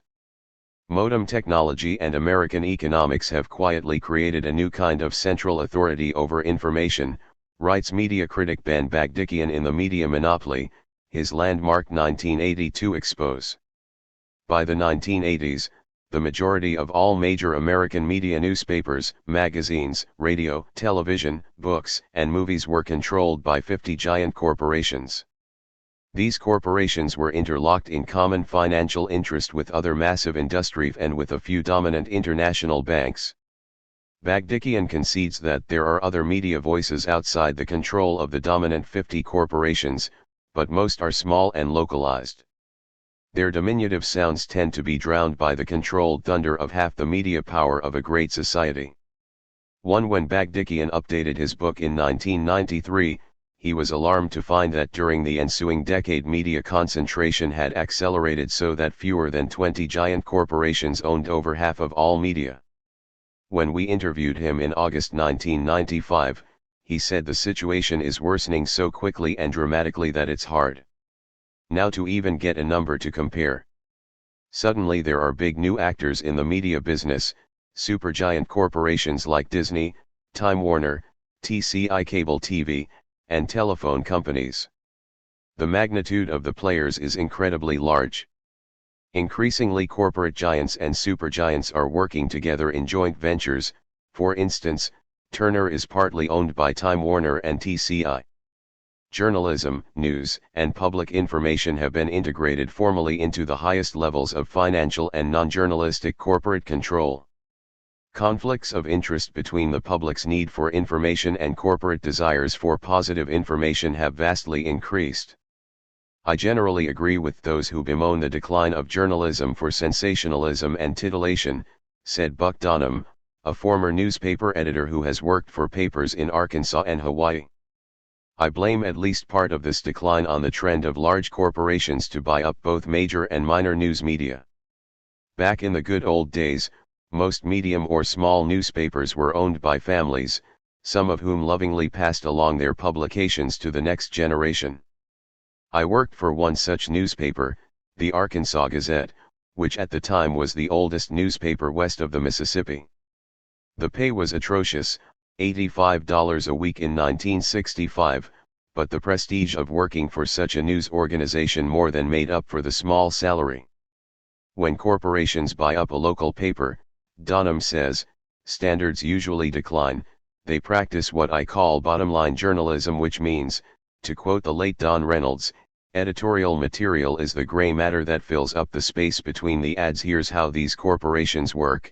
After buying up a small or medium-sized newspaper with much fanfare, the companies make a lot of noises about local editorial control, promising not to interfere with the editorial content of the publication. They frequently keep on the old editor slowly, however, they exert their control, and the editor usually leaves after 6 months to a year after purchase. They cut the newspaper's staff to the bare minimum it takes to put out the publication on a daily or weekly basis. They stop reinvesting any of the profits in the product and instead ship all profits made back to corporate headquarters. They de-emphasize the news and emphasize advertising and circulation revenue. After about a year or so, you have an extremely streamlined operation. What remains of the editorial staff is humping so hard just to get the paper out, there is no time to do in-depth or investigative reporting. Needless to say, it makes for superficial journalism and news. By press release. If they don't quit, hard-pressed and bitter reporters resign themselves to covering the superficial and the easy, to relying on press releases or on breaking, easy-to-cover stories, such as the Zero Simpson case. Reporters simply don't have the time, and after a while, the inclination to do anything in-depth. 3 This environment may be demoralizing to journalists, but it offers a veritable hog's heaven to the public relations industry. In their 1985 book, PR, How the Public Relations Industry Writes the News, authors Jeff and Marie Blyskill write that PR people know how the press thinks. Thus they are able to tailor their publicity so that journalists will listen and cover it. As a result, much of the news you read in newspapers and magazine or watch on television and hear on radio is heavily influenced and slanted by public relations people. Whole sections of the news are virtually owned by pro. Newspaper food pages are a PR man's paradise, as are the entertainment, automotive, real estate, home improvement and living sections. Unfortunately, news hatched by a PR person and journalist working together looks much like real news dug up by enterprising journalists working independently. The public thus does not know which news stories and journalists are playing servant to PR. Today the number of PR flacks in the United States outnumbers working journalists, and the gap is widening. A working reporter is deluged daily with dozens if not hundreds of phone calls, letters, faxes, and now emailed press releases. Pam Burns, the publisher of Chicago Life magazine, estimates that her office receives at least 100 PR contacts each and every day. "It's annoying and overwhelming," says Burns. PR Newswire claims to be the world's acknowledged leader in the distribution of corporate, association and institutional information to the media and the financial community for 40 years. The firm has 19 offices in the U.S. and distributes some 1,000 news releases a year to some 2,000 newsrooms for more than 15,000 clients. Other PR distribution services specialize in placing stories in newspapers through the mass distribution of PR written feature articles and opinion pieces which are simply picked up as real news. 6. The North American Press Syndicate, for example, sends camera-ready stories on behalf of most of the top PR firms and most Fortune 500 companies to 10,000 newspapers, almost all of whom reprint some of the material. The stories are designed to promote products, or serve clients' political agendas. Lobbyists love it, claims Knapp's promotional material. You generate tons of letters to legislators. A similar business, Radio USA, supplies broadcast quality news scripts to 5,000 radio stations throughout the country. We'll write, typeset, print and distribute broadcast quality scripts. We give you usage reports based on station verifications. Hard-pressed radio journalists greet these canned scripts with relief rather than suspicion. When your job is to come up with hundreds of story ideas every month, Radio USA helps, says Susan Vaughn, news director at KVEC in San Luis Obispo, California. Max Colby, the news director at KKIN in Aitkin, Minnesota, describes Radio USA as a lifesaver on a slow news day. Even the media itself is getting into the PR distribution act. The Associated Press now makes money distributing electronically digitized PR photos to over 400 newspapers that have agreed to receive them. On June 24, 1994, for example, the New York Times ran a prominent article announcing that Federal Express had formally changed its name to FedEx, not exactly an earth-shattering expose. In fact, the story resulted from a PR campaign by FedEx. A photo accompanying the story showed a FedEx jet, and the photo credit simply read Associated Press. Actually, Federal Express paid AP to electronically distribute the PR photo, which was staged and taken by the Federal Express company rather than an AP photographer. 9. Is it real or is it Memorex? The use of radio and video news releases is a little-known practice which took hold during the 1980s, when PR firms discovered that they could film, edit, and produce their own news segments, even entire programs, and that broadcasters would play the segments as news, often with no editing. When Gray & Company began producing a radio program for its clients called Washington Spotlight, the Mutual Radio Network came to Gray and asked to carry it. PR firms would not send out packaged radio and television stories if no one was using them, notes author Susan Trento. Not only technology, but economics made things easier for PR firms in the 1980s. Video news releases, known as VNRs, typically come packaged with two versions of the story the PR firm is trying to promote. The first version is fully edited, with voiceovers already included or with a script indicating where the station's local news anchor should read his or her lines. The second version is known as B-roll, and consists of the raw footage that was used to produce the fully edited version. The receiving station can edit the B-roll footage itself, or combine it with other footage received from other sources.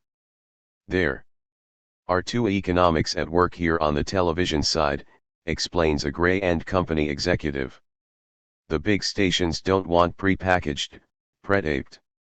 They have the money, the budget, and the manpower to put their own together. but the smaller stations across the country lap up stuff like this.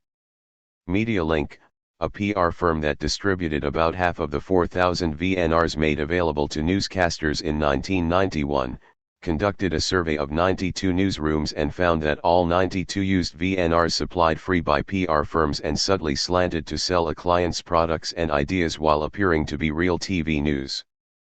On June 13, 1991, for example, the CBS Evening News ran a segment on the hazards of automatic safety belts. According to David Lieberman, author of a 1992 article titled Fake News, the safety belt tape was part of a video news release created by a lobby group largely supported by lawyers.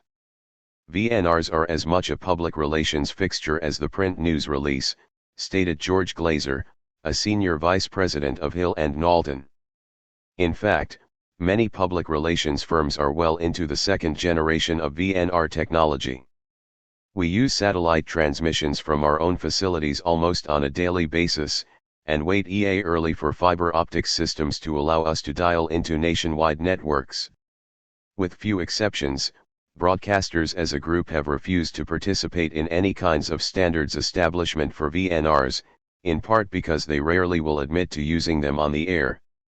There are truly hundreds of examples of self-denial on the part of broadcasters when it comes to admitting that VNRs are used.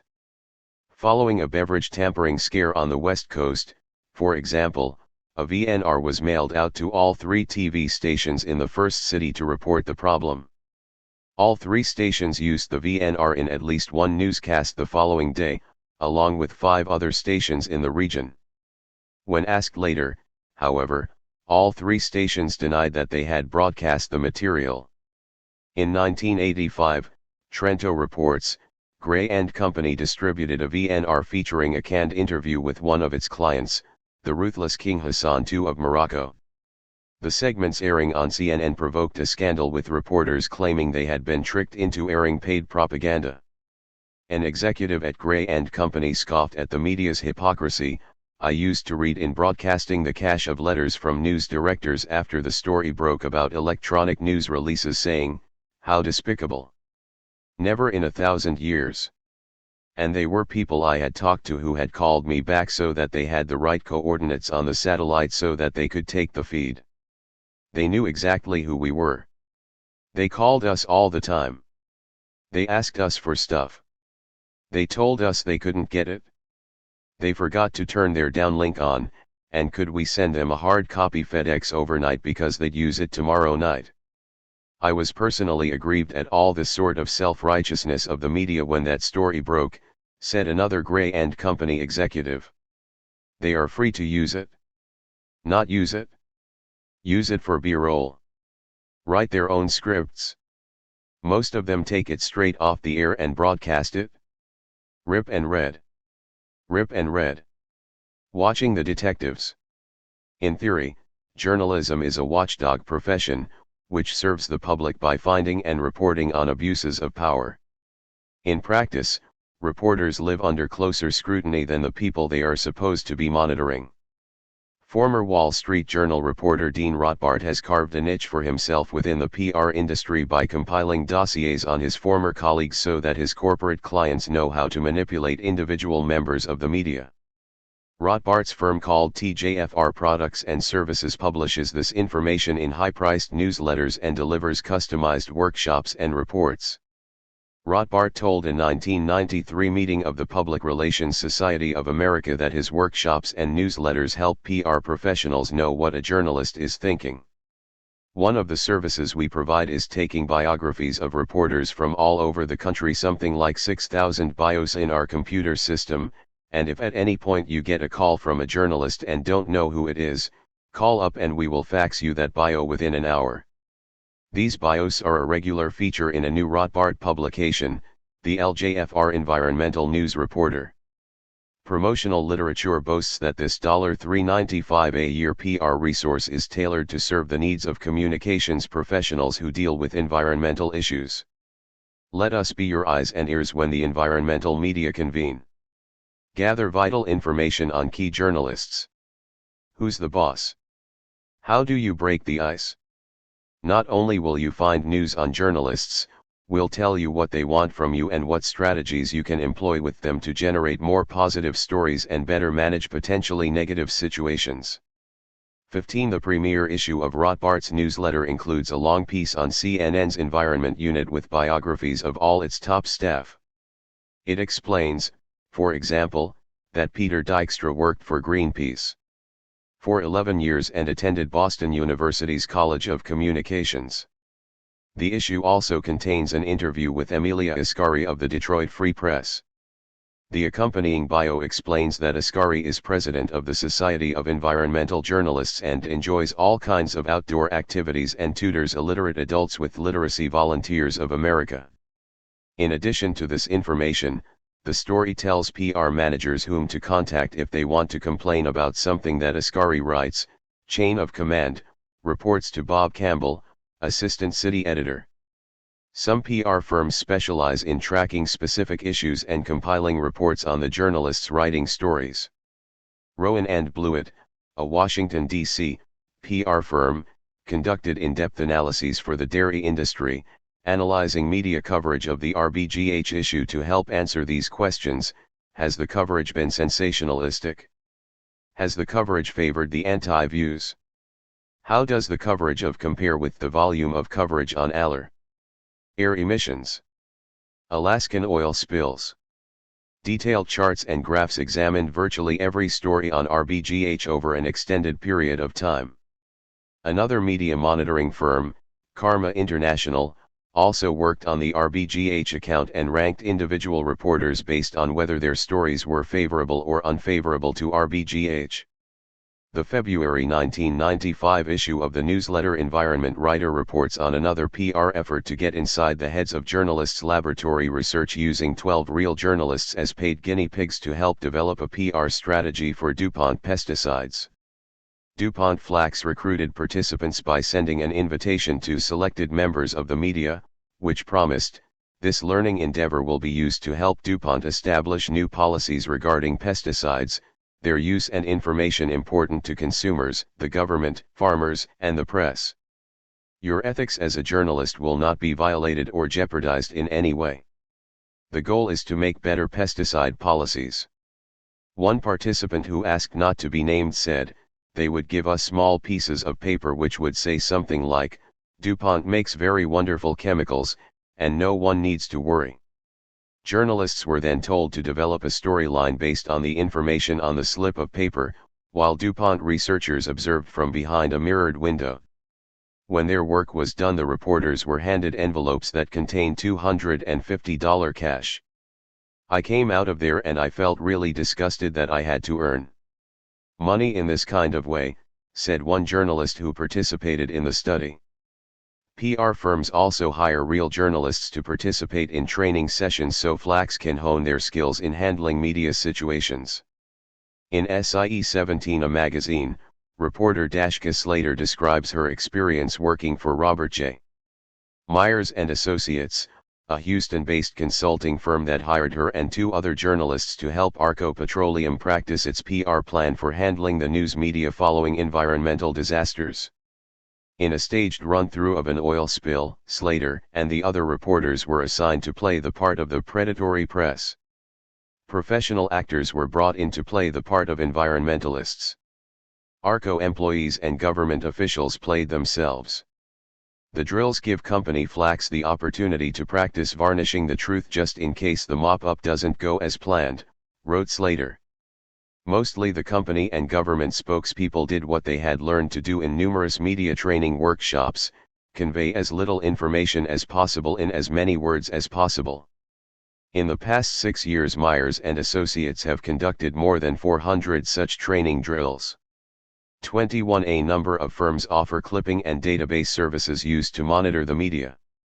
For a fee of $1,000 per month, for example, organizations can subscribe to Nexus/Lexus, which contains the full text of media stories appearing in a wide range of newspapers, magazines, newsletters, and TV and radio programs. A skilled researcher can search for mention of a specific word and obtain articles from hundreds of publications. Clipping services are also available which charge a reading fee to provide virtually instant reports on stories appearing in the media which relate to clients' interest. To monitor TV coverage, for example, Video Monitoring Services advertises that it records all news and public affairs programs on local TV stations in more than 130 markets, local radio stations in 14 markets and national broadcast TV, cable TV, and radio networks. VMS also monitors stories in more than 20 countries including Australia, Canada, Germany, Israel, and Japan. The company notifies its clients immediately which stories it has snagged off the airwaves that correspond to a list of keywords the client has provided. The keywords can be executives, company names, brand names, events, general or specific topics, etc. Such intelligence can assist PR firms in identifying sympathetic or cooperative reporters and editors, pressuring or punishing reporters who file unsympathetic stories, and measuring the impact of coverage upon public opinion. Careful overnight telephone surveys can also help a corporation decide how, or even whether, to respond to a breaking story on a news program like 60 Minutes. Before such instant surveys were available, a corporation exposed on national TV for crimes or corruption might feel compelled to immediately hold a news conference. Today, if overnight polling shows that the 60 Minutes expose had little impact on viewers, PR consultants advise their clients to simply ignore the report rather than risk drawing attention to it. Surveys can also reveal strategic approaches to crafting a response. Perhaps the polling shows some sympathy for the corporation or other opinions that can be exploited in a carefully designed response the next day. Experts agree the advertising industry learned years ago that one of the best ways to influence an audience is to put its message in the mouth of a publicly trusted expert such as a scientist, doctor, or university professor. A whole genre of TV commercials has evolved featuring actors dressed in white laboratory coats who announce that research proves their brand is the best product on the market. The PR industry has also mastered the art of using third-party experts, a ruse which almost never fails to hoodwink supposedly cynical reporters. Via the internet, for example, public relations representatives assist the news media through an online service called ProfNet, based at the State University of New York in Stony Brook. Journalists in search of information are invited to simply email their request to ProfNet, which distributes it to over 800 PR representatives of research institutions in 16 countries. The flacks then find professors or researchers to answer the questions. Needless to say, this free information helps shape the spin of the story in a direction the PR representative is trying to promote. 23 corporations also fund nonprofit research institutes which provide third-party experts to advocate on their behalf. The American Council on Science and Health, for example, is a commonly used industry front group that produces PR ammunition for the food processing and chemical industries. Headed by Elizabeth Whelan, ACSH routinely represents itself as an independent, objective science institute. This claim was dissected by Howard Kurtz of The Washington Post in the March 1990 Columbia Journalism Review, which studied the special interests that fund ACSH. Kurtz reported that Whelan praises the nutritional virtues of fast food and receives money from Burger King. She downplays the link between a high-fat diet and heart disease, while receiving funding from Oscar Mayer, Frito-Lay and Land O'Lakes. She defends saccharin and receives money from Coca-Cola, Pepsi, NutraSweet, and the National Soft Drink Association. Whelan attacks a Nebraska businessman's crusade against fatty tropical oils, the unhealthy oils in movie popcorn, while she is in the pay of palm oil special interests. There has never been a case of ill health linked to the regulated, approved use of pesticides in this country, she claims, while taking money from a host of pesticide makers. And Whelan speaks harshly of mainstream environmentalists, such as the Natural Resources Defense Council. Speaking to the Bangor Daily News, Whelan described the NRDC as an ideologically fueled project whose target is the free enterprise, corporate America system. I think they hate the word profit and they'll do anything that will involve corporate confrontation. 24 Whelan defends her scientific views by saying that her findings have undergone peer review by experts among the scientists affiliated with her group. But Michael Jacobson of the Center for Science in the Public Interest dismisses the bona fides of such peer review scientists. They don't exactly publish in leading scientific journals. They publish pamphlets that are reviewed by their professional cronies of the regulated industries. It's science that's forced through a sieve of conservative philosophy. Journalists rarely check the background of sources, so Whelan and the American Council on Science and Health are often quoted in the news as scientific experts. For example, in a show hosted by Walter Cronkite titled Big Fears, Little Risks, Cronkite introduced Whelan as one of a growing number of scientists who fear that overstating the risk of environmental chemicals is actually threatening the health of Americans. In Fortune magazine, Whelan appeared as the source in a story by N. Riley Dowd which stated, "A big part of the problem is that America's environmental policy making has increasingly been driven more by media hype and partisan politics than by sensible science." Despite the waves of panic that roll over America each year, some 500 scientists surveyed by the American Council on Science and Health have concluded that the threat to life from environmental hazards is negligible. Neither Cronkite nor Dowd explain that the ACSH is an industry front group. 25 Reese Roth of the Northwest Atmosphere Protection Coalition continually goes up against industry science as he tries to raise public concern about the greenhouse effect and ozone depletion. Roth says, "Scientists like Whelan, who speaks of the allegedly depleting ozone layer, are atmosphere confusionists who achieve their goal by simply sowing enough confusion in the minds of Americans about the science behind the greenhouse effect to defuse our collective concern and outrage, rendering us politically mute." 26 The truth about tumors. Whelan and other experts use creative manipulation of statistics to obscure the rising rate of cancer in industrialized nations. "We also know there is no cancer epidemic," she says. "Most cancer rates have been constant for decades. What a marvelous time to live, and to be born. We are giving ourselves and our children the gift of better and longer lives." This claim was repeated by David Shaw of the Los Angeles Times in a series of articles examining environmental health risks. Shaw took his information from Resources for the Future, a pro-industry group that he described as a think tank that specializes in environmental issues. Shaw quoted RFF Vice President Paul Portney. "If everything is as harmful as we're told, how come we're healthier and living longer than ever before?" Shaw also turned to the National Cancer Institute, a government agency with close ties to the chemical and pharmaceutical industry. According to the institute, the age-adjusted mortality rate for all cancers combined except lung cancer has been declining since 1950, except for those 85 and over. 27 These statistics, however, paint a misleading picture.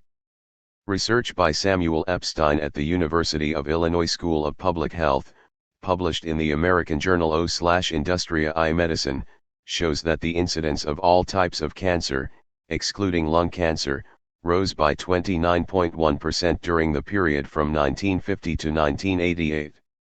Contrary to the National Cancer Institute's claims, the British medical journal Lancet reported in 1990 that the death rate from brain and other central nervous system cancers, breast cancer, multiple myeloma, kidney cancer, non-Hodgkin's lymphoma, and melanoma has been increasing over the past 20 years in persons age 55 and older in the US and 5 other industrialized nations. 28 Improved medical care, not a decline in cancer rates, has kept cancer mortality rates from jumping dramatically. The extent to which mortality rates can obscure trends in the incidence of cancer is clearly and tragically demonstrated by childhood cancer statistics, states author David Steinman. According to the National Cancer Institute, deaths from childhood cancers decreased between 1973 and 1987. Yet between 1950 and 1988, the incidence of childhood cancers among whites increased 21.3%. 29 Notwithstanding the comforting assurances from industry front groups, most independent scientists recognize that cancer rates are increasing and that industrial chemicals play a critical role in this increase. The National Cancer Institute itself recognizes asbestos, benzene, arsenic, aromatic amines, coal tars, vinyl chloride, chromium and wood dust as carcinogens. 30. A growing body of scientific evidence links pesticides to escalating rates of certain kinds of cancer in farmers. 31. We are just beginning to understand the full range of health effects resulting from the exposure to occupational and environmental agents and factors, admits a recent NCI report. Lack of appreciation of the potential hazards of environmental and food source contaminants, and laws, policies, and regulations protecting and promoting tobacco use, worsen the cancer problem and drive up healthcare costs. Revolving doors. Media critics note that the media habitually fails to report on itself, it also fails to report on the PR industry. To do so would reveal the extent of its dependency on PR for access, sources, quotes, stories and ideas. According to authors Jeff and Marie Blyskell, the press has grown frighteningly dependent on public relations people. Outsiders, the reading and viewing public, would have a hard time discovering this on their own because the dependence on PR is part of behind-the-scenes press functioning. Meanwhile, like an alcoholic who can't believe he has a drinking problem, members of the press are too close to their own addiction to PR to realize there is anything wrong. In fact, the press, which has a seemingly inborn cynical, arrogant, down-the-nose view of public relations, seems sadly self-deceptive about the true press/PR relationship. 33. Canned news and industry-supplied experts are effective because they appeal to budget-conscious news organizations. When a TV news show airs a video news release, the PR firm that produced the segment pays for all the costs of scripting, filming and editing. Likewise, PR-supplied experts enable reporters to produce authentic-sounding stories with a minimum of time and effort. The public rarely notices the self-serving bias that creeps into the news along with these subtle subsidies. Sometimes the financial pressures that influence the news are more direct. In Canada, PR giant Burson Marsteller's work for the British Columbia timber industry became the subject of investigation by Ben Parfitt, forestry reporter for the Daily Vancouver Sun. In 1991, however, Burson Marsteller picked up the Sun as a client, and editorial policy shifted. Before Burson Marsteller went to work for the Sun, the paper employed 5 full-time reporters to cover forestry, fisheries, native affairs, energy and mines, and environment. Today only the environment position remains, and the reporter on that beat has been instructed to cover environmental issues in Greater Vancouver and the Lower Mainland, an area which is conveniently distant from the Clayoquot Sound, where Burson Marsteller is helping fell one of the last large areas of intact coastal temperate rainforest in the world. 34. Parfitt sold an article to another publication, the Georgia Strait, that discussed Burson Marsteller's past history, such as the company's PR work to clean up Argentina's international image at a time when the Argentinian military was murdering thousands of political dissidents. Parfitt also reported that Ken Reitz, a senior Burson Marsteller employee and timber industry consultant, was a key Watergate conspirator. Following the publication of Parfitt's article, the Sun pulled him from the forest beat. My personal experience in trying to cut through Burson Marsteller was not greeted with favor by the paper, he says. Corporate advertisers have enormous power to influence news coverage, despite editors' statements to the contrary. Large corporations pump $100 billion per year in advertising dollars into the coffers of the U.S. media alone. Ben Bagdikian points out that selecting news in order to make advertising more effective is becoming so common that it has achieved the status of scientific precision and publishing wisdom. PR executive Robert DeLenchniater admits that the notion that business and editorial decisions in the press and media are totally separate is largely a myth. Mergers, buyouts, and new electronic technologies are all hastening the crumbling of walls that supposedly separate news reporting, advertising, and two of the biggest global PR firms, Burson Marsteller and Hill and Knowlton, are owned by 2 of the biggest advertising conglomerates, respectively Young and Rubicam and the WPP Group. These 2 PR/advertising giants purchase billions of dollars of media print space, TV, and radio time. Their clients include Philip Morris, McDonald's, Ford Motor Company, Johnson & Johnson, AT&T, Pepsi, Coca-Cola, NutraSweet, Revlon, Reebok, and hundreds of other major advertisers. In 1992, the nonprofit Center for the Study of Commercialism invited some 200 journalists to a Washington, D.C., news conference where the center released a report titled Dictating Content: How Advertising Pressure Can C01F Up to Free Press. The scholarly report documented dozens of instances of media self-censorship imposed by advertisers and advertising-related pressures. Almost none of the invited journalists came to the news conference, and the report was virtually ignored in the news, prompting Project Censored, a media watchdog project of Sonoma State College, to name Dictating Content as one of the 10 best censored stories of 1992. 37 corporations have found that one good way to curry favors with the media is to court right one UAL journalists who have become media celebrities, offering them large sums of money for a brief appearance and talk. During the 1993-94 debate over health care reform, the National Journal reported that drug companies and trade associations were practically throwing money at journalists to get them to speak at their events. Media figures including Fred Barnes of the New Republic, Eleanor Clift and Jane Bryant Quinn of Newsweek, Dr. Bob Arnott of CBS and Dr. Art Yoleen of ABC collected speaking fees ranging up to $25,000. 38 more recently, the political finance and lobby reporter noted in June 1995 that ABC News' Cokie Roberts accepted a $35,000 fee for a speech last May to the Junior League of Greater Fort Lauderdale that was subsidized by JM Family Enterprises, a privately held $4.2 billion company that distributes Toyotas. Roberts refused to discuss her speaking fee.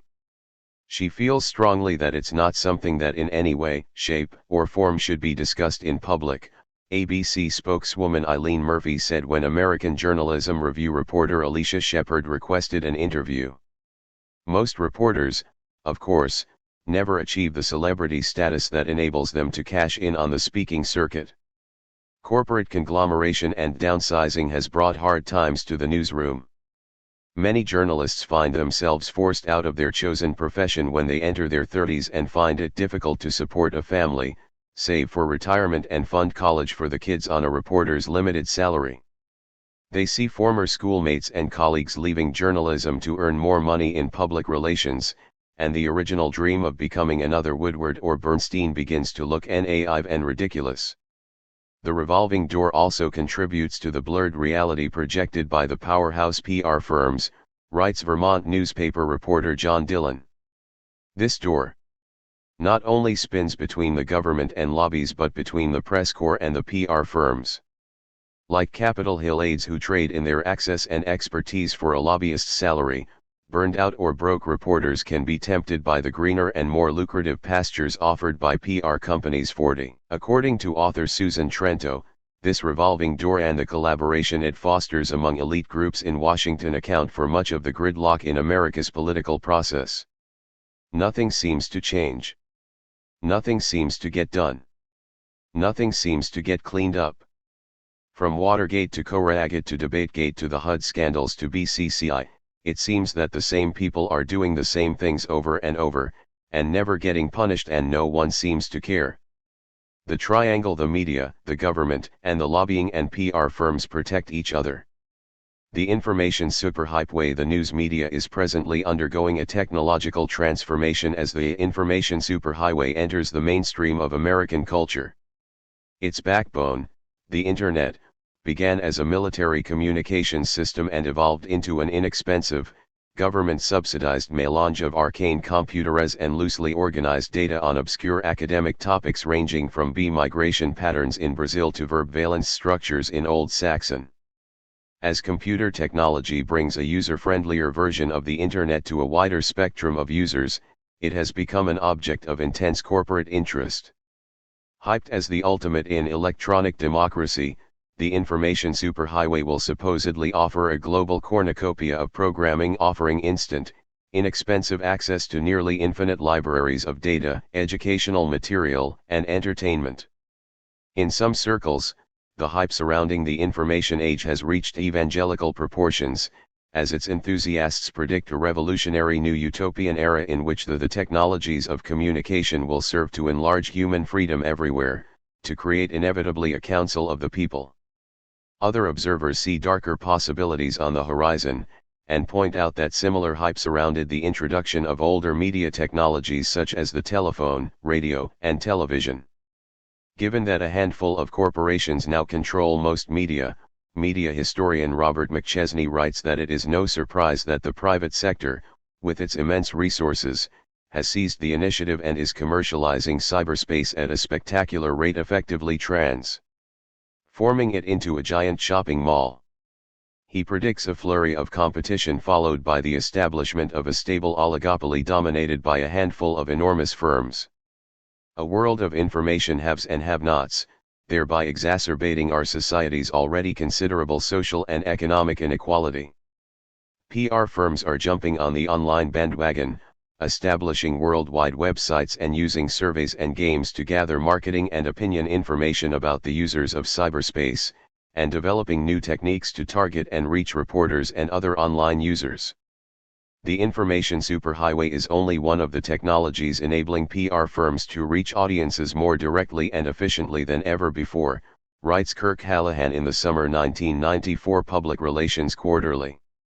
Today, with many more options available, PR professionals are much less dependent upon mass media for publicity. In the decade ahead, the largest American corporations could underwrite entire, sponsored channels. Organizations such as Procter & Gamble might circumvent public media altogether and subsidize programming that combines promotional and otherwise conducive messages, news, talk shows, infomercials, or sponsored entertainment or sports. Shows such as Entertainment Tonight stand to become the prototype for programming of tomorrow, in which the source doubles as the deliverer of the message. Channel sponsors will be able to reach coveted super-heavy users with a highly tailored message over which they exert complete control. Ironically, Hallahan worries that the growing interpenetration of news and advertising is troublesome because it weakens the credibility of the traditional news media. Every time that a newspaper produces an advertorial section that offers free puff pieces to advertisers, he writes, and every time that a television station presents an infomercial in the guise of programming, media organizations cheapen the value of their product. When a news medium covered a story in the past, the information sponsor gained more than mere exposure. The client, product, or cause gained salience, stature, and legitimacy. That legitimacy will be lost, he warns, if the public ceases to see a difference between news and paid propaganda. While PR people might circumvent the press occasionally, we aren't going to want to do so all the time, Hallahan writes. We can't kill the goose that laid the golden egg. A loss of public reliance upon and confidence in the mass media could be devastating. 44. Chapter 12 Taki NG Back Your Own Backyard. The 20th century has been characterized by three developments of great political importance: the growth of democracy, the growth of corporate power, and the growth of corporate propaganda as a means of protecting corporate power against democracy. Alex Carey taking the risk out of democracy. According to PR executive Pamela Whitney, the key to winning anything is opposition research. At a PR seminar in December 1994, she illustrated the point by describing her company's undercover work for a corporate client who manufactures automobile antifreeze. Common antifreeze is made of ethylene glycol, whose sweet taste and smell belies its highly poisonous nature. As little as 2 teaspoons of antifreeze can cause death or blindness, and every year it claims the lives of children and pets who drink it by accident. In Europe, antifreeze makers poison-proof their products by adding bitterant denatonium benzoate, listed in the Guinness Book of World Records as the most bitter substance ever discovered. Adding it to antifreeze at a price of 2 cents per gallon will make it taste so vile that children almost always spit it out the instant it enters their mouths. In the United States, however, Whitney's company National Grassroots and Communications, Inc. was hired to discredit an organization pushing for legislation to require bitterant in antifreeze. We set up an operation where we posed as representatives of the estate of an older lady who had died and wanted to leave quite a bit of money to an organization that helped both children and animals, Whitney said. We went in and met with this organization and said, we want to bequeath $100,000 to an organization. You're one of 3 that we are targeting to look at. Give us all of your financial records. Give us all of your game plan for the following year, and the states you want to target and how you expect to win.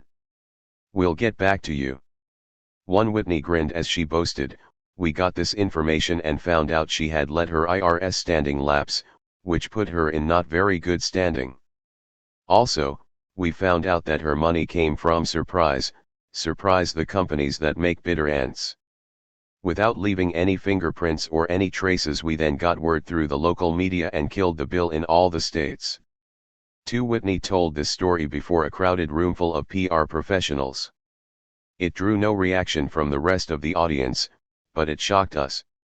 Although Whitney didn't mention the name of the organization she had spied on, we decided to see if we could track it down.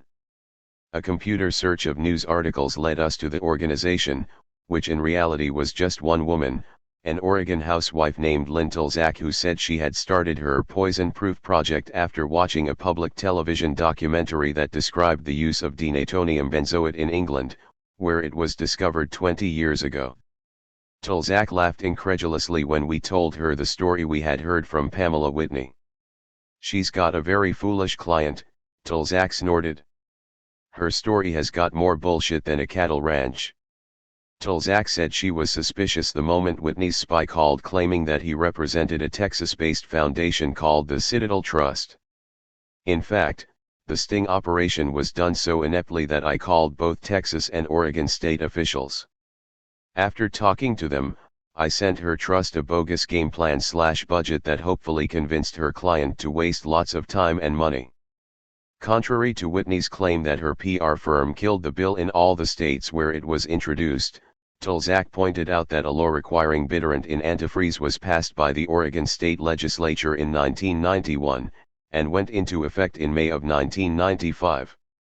Aside from me, there hasn't been anyone really pushing the issue, so I don't know what she's talking about when she says it was up for passage in other states, Tulzak said. My goal was to get it passed first in Oregon and get the kinks worked out here before taking it to other states, and that has happened. And Tulzak took particular offense at Whitney's claim that her money came from the manufacturers of bitterant. I volunteered the last 6 years of my life hoping to prevent serious childhood poisonings, she said. I spent $50,000 of our family savings on my cause. The bitterant manufacturers she cites donated exactly $100 worth of photocopies and stamps, total. Another interested party donated the legal costs of starting a tax-exempt nonprofit, but I never used it, never organized members, never collected dues, never solicited contributions, never had a paid staff. Did Ms. Whitney know this? She should have. Her client deposed me and subpoenaed all of my personal and financial records almost 6 months before she gave her speech. Ironically, the only money I have ever received for my efforts was from the antifreeze companies in the form of a deposition fee and settlement. I donated all of this money to a charitable organization. I have not and will not profit from the poisoning of innocent children. I continue to work, unpaid, on their behalf. You say you want a revolution. Lynn Tulzak is only one example of the new breed of grassroots activists who scare the hell out of corporate America. Most commit to a cause after some personal experience drives them to become involved. Typically they act as individuals or as small groups of citizens who have come together to address a local, immediate threat to their lives, cities, and neighborhoods. They are often treated with contempt by the professional environmentalists, health advocates, and other public interest organizations headquartered in Washington, D.C. Many times they lack organizing expertise and money. They don't have budgets or polished grant proposals needed to obtain funding from foundations and major donors. But corporations and the U.S. government are spending tens of millions of dollars on PR and lobbying to fight these local community activists whom they derisively label NIMBYs, the abbreviation for Not in My Backyard. David Steinman, whose book about pesticide contamination of foods became the target of the stealth PR campaign we describe in Chapter 1, became concerned about what was happening in his backyard after discovering that his own body was contaminated with abnormal levels of harmful chemicals. Our chapter about the nuclear industry originated with Judy Trickle, a woman who lives in Las Vegas, Nevada, and has fought for years to stop nuclear waste from being stored in her backyard. Vegas flack Don Williams, who calls his hired pro-nuke PR campaign the Keep 'Em Honest Coalition, refers to Trickle as a propagandist and dedicated nuke hater who has spent much of her adult life screeching that nuke testing should be banned because it is so terrible. When we spoke with Judy Trickle, she didn't screech at all. She simply answered our request for information with a well-researched packet of documents that she has spent years tirelessly collecting. No national environmental group is fighting the dumping of sewage sludge onto farmland, or exposing the risks inherent in the biosolids scam. Rural families, whose health or property has been damaged by toxic sludge, are heroes for spending their own time and money while enduring personal attacks from government and corporate PR flacks. Forget the EPA, they re-embed with the sludge industry. The public interest is better served by citizen activists like Jane Beswick of Turlock, California, Jim Bynum of Laredo, Texas, and Linda Zander of Linden, Washington. In our own backyard, Madison, Wisconsin, we've seen plenty of inspiring stories of citizen activists, human beings with normal flaws and foibles who have risen to accomplish extraordinary things. Several decades ago, a fourth-generation Wisconsin dairy farmer named John Kinsman was sick and getting sicker. His frustrated doctor suggested that perhaps his problem was toxic poisoning. Kinsman stopped using pesticides and switched to older and proven organic growing methods. His health returned, and his farm grew more profitable as he eliminated the cost of chemicals. He began questioning the ways that commercial and political interests were exploiting farmers. In 1985, Kinsman discovered that Monsanto and other companies were injecting genetically engineered growth hormone into cows to make them produce more milk. He began picketing the University of Wisconsin to inform students that their favorite campus ice cream was made from hormone test milk. This small protest launched an international struggle which is still ongoing to protect the rights of farmers and consumers. Nor has Madison's locally led activism been limited to local issues. During the 1980s, Wisconsin's long-standing sister state relationship with Nicaragua evolved into a municipal foreign policy that challenged the federal government's war policy in Central America. Over 100 cities around the country followed suit, starting their own sister city relationships with war-torn Nicaraguan communities. Mark Falkoff, a PR spokesman for U.S. policy, complained that the worst opposition he faced came from the loony grandmothers of the U.S. who discovered Nicaragua down at my church. In the 1990s, these loony grandmothers have proven themselves more persistent and certainly more helpful in their approach to Central American affairs than government experts like Falkoff. Cecile Meyer, for example, is a 71-year-old retired social worker who invests her retirement money in a Madison-based project that offers development loans to low-income Nicaraguan communities. Meyer said she is getting substantial returns, economic ones, ethical ones, even spiritual ones, states the National Catholic Reporter. Meyer is one of a growing number of socially conscious investors from the United States who are aiding reconstruction in post-war Nicaragua through a program called the Nicaraguan Community Development Loan Fund. These examples don't even scratch the surface of the action that is happening at the local level across the United States. A new citizen-led local movement is reclaiming democracy and directly confronting the PR industry's manipulations. The most visible manifestations of NIMBYism, and its biggest success stories, have been in stopping toxic waste sites and toxin-belching incinerators from invading communities. Author Mark Dowie sees this new wave of grassroots democracy as the best hope for realizing the public's well-documented desire for a clean and healthy environment in sustainable balance with nature. Today, grassroots anti-toxic environmentalism is a far more serious threat to polluting industries than the mainstream environmental movement.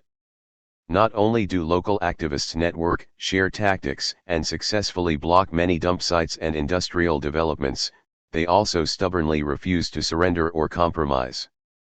They simply cannot afford to. Their activities and success are gradually changing the acronym NIMBY to Nearby T-Jot in anybody's backyard. 5. What if everyone became a NIMBY activist? Asks author Jane Morris in Not in My Backyard, the Handbook, a guide to how your government works, not in theory but in practice. Morris' book does a thorough job of outlining not just the power and potential of NIMBYism, but its downsides and difficulties. Like Dowie, she views the current manifestation of NIMBY activism as a starting place for the emergence of a revitalized democracy. 6. Morris, a longtime veteran of nonprofit grassroots citizens organizing, describes how during the course of a NIMBY campaign, your understanding of government will be profoundly changed and deepened. Just as dramatic will be the transformation of your view about how each citizen, yourselves included, can be part of a larger change. NIMBY activism is not an obstruction but a stimulus to finding lasting solutions instead of temporary and often devastating techno-fixes. In NIMBY activism, people take an active role in shaping their futures and in running their government instead of letting it run them. Too much democracy? The term NIMBY was originally coined by public relations flacks as a term of ridicule, but it has become a badge of honor.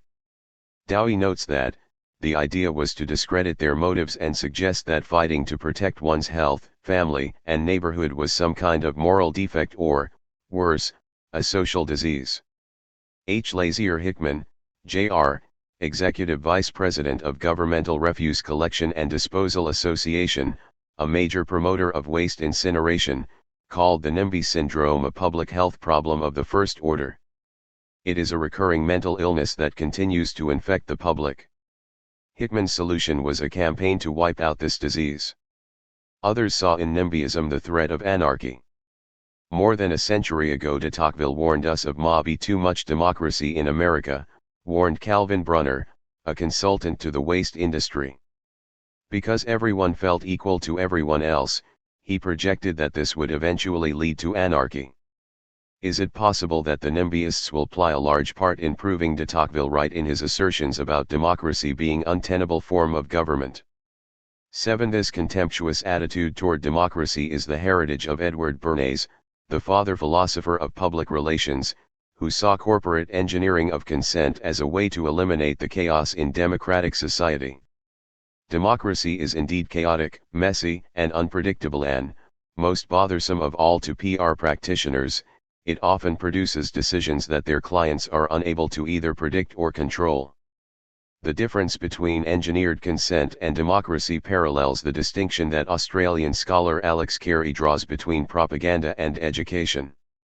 He defines propaganda as communications where the form and content is selected with the single-minded purpose of bringing some target audience to adopt attitudes and beliefs chosen in advance by the sponsors of the communications. With education, by contrast, the purpose is to encourage critical inquiry and to open minds to arguments for and against any particular conclusion, rather than close them to the possibility of any conclusion but one. The PR professionals who work to manage our opinions and emotions are not doing this because they are evil, but because PR is a financially rewarding business. From their viewpoint, they are simply providing a service to their paying customers. If PR poses a threat to democratic values, it is ultimately a manifestation of the deeper contradiction in corporate America, the gap between our dream of governance by the people, for the people, and the reality of a society deeply divided by unequal access to wealth and power. As Jerry Mander points out, even enlightened corporate executives are limited in what they can do to implement corporate social responsibility. No corporate manager could ever place community welfare above corporate interest. U.S. corporate law holds that management of publicly held companies must act primarily in the economic interest of shareholders. If not, management can be sued by shareholders and firings would surely occur. So managers are legally obliged to ignore community welfare if those needs interfere with profitability. The absolute power of the bottom line is understood perfectly well by the rather small percentage of Americans who own and manage large businesses.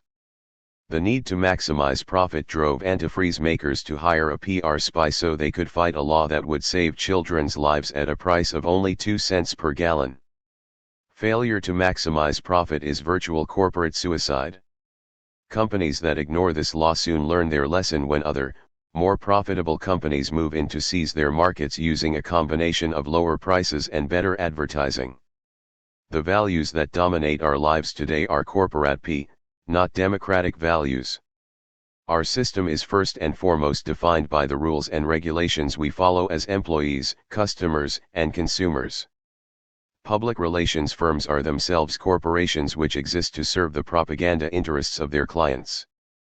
And as everyone who works for a corporation knows, democracy does not exist at the workplace. Nor is democracy working in Washington and state capitals where corporate special interests control the political purses that put candidates into office and keep them there. Public relations exists to manufacture the necessary illusions that bridge the gap between the dream and the reality of American society. In those illusions, however, the dream remains visible. If the PR industry were only based on lies and damn lies, it might be easier to see through its deceptions.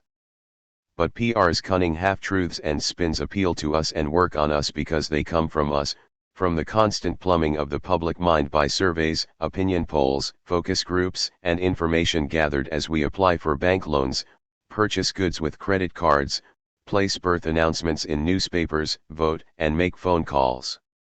Every day we as individuals are leaving behind the electronic equivalent of fingerprints and DNA samples that marketing and PR firms lift from the commercial landscape, and refine for use in their efforts to manipulate our minds. Ultimately, however, the power of PR is limited. It can often redirect public anger and insulate individual corporations or politicians from the consequences of their actions, but as Abraham Lincoln observed, you can't fool all of the people all of the time. Fortunately, corporations are not the only institutions that shape our lives. Families are social enclaves organized according to very different rules than the rules governing corporate behavior. No sane person would propose, for example, that a child's value within a family is based on the child's ability to contribute to the unit's profitability. Other alternatives to corporate dominance can be found in varying forms and degrees in the structures of neighborhoods, churches, volunteer organizations, and informal networks of friends, all of which constitute fertile soil for the germination and flowering of NIMBY movements. We don't pretend to possess a magic solution to the problem that PR poses for our society. In truth, any such solution is likely itself to be part of the problem, because real democracy must be the common work and invention of all of us, acting together. The solutions we do possess are partial. First, learn to recognize the influence of PR in your life. Second, seek out alternative sources of information. Third, become personally involved in local efforts to directly address important issues at the community level. The answers, in short, will be found in fellowship with our neighbors, and in rediscovery of ourselves. Democracy, to be real and continuous, must be lived daily, its values woven into the fabric of society. It cannot be handed down or planned from above. Democracy is not like fast food. It can't be standardized, mass-produced, made predictable and convenient. Even reigning in corporate power will not end propaganda and public manipulation, nothing would. Political leaders and vested interests will always use the most successful techniques available to manipulate human opinion, behavior, and public policy in their favor. Constant vigilance remains the best watchword for protecting and advancing democracy, and for exposing and avoiding PR manipulation. Wait a minute, maybe we've been unfair as you might expect. The PR industry is constantly vigilant about its own image, and the news that we were writing toxic sludge is good for you created some stir in the PR trade press. The June 19, 1995, issue of PR News reported that Ron Levy, president of the North American Presse Syndicate, questioned whether the intention behind our critical book on PR is to sell copies of the book, rather than to present a balanced view of the public relations profession. Levy wrote that there is a conflict of interest between our moral obligation to tell the truth and our interest in writing so the book will sell well. To judge whether we have honored this moral obligation, Levy suggested that readers see whether the book says only nasty things about the great PR firms, or presents both sides, including how much good the great PR firms are doing to save lives, avoid blindness and other health tragedies, and help people get more happiness out of life. 10. Actually, we know this book doesn't tell the whole story about public relations. Many PR practitioners are engaged in promotional and publicity campaigns for clinics, schools, and deserving charities that benefit the public. The techniques of public relations are not all inherently bad. Everyone at some time uses their skills of persuasion to communicate ideas, sell products, promote a point of view, or schmooze socially. But positive uses of PR do not in any way mitigate the undemocratic power of the multi-billion-dollar PR industry to manipulate and propagandize on behalf of wealthy special interests, dominating debate, discussion, and decision-making. Nor is it our moral responsibility as authors to help the public relations industry clean up its own image, which was thoroughly dirty long before we ever set print to paper.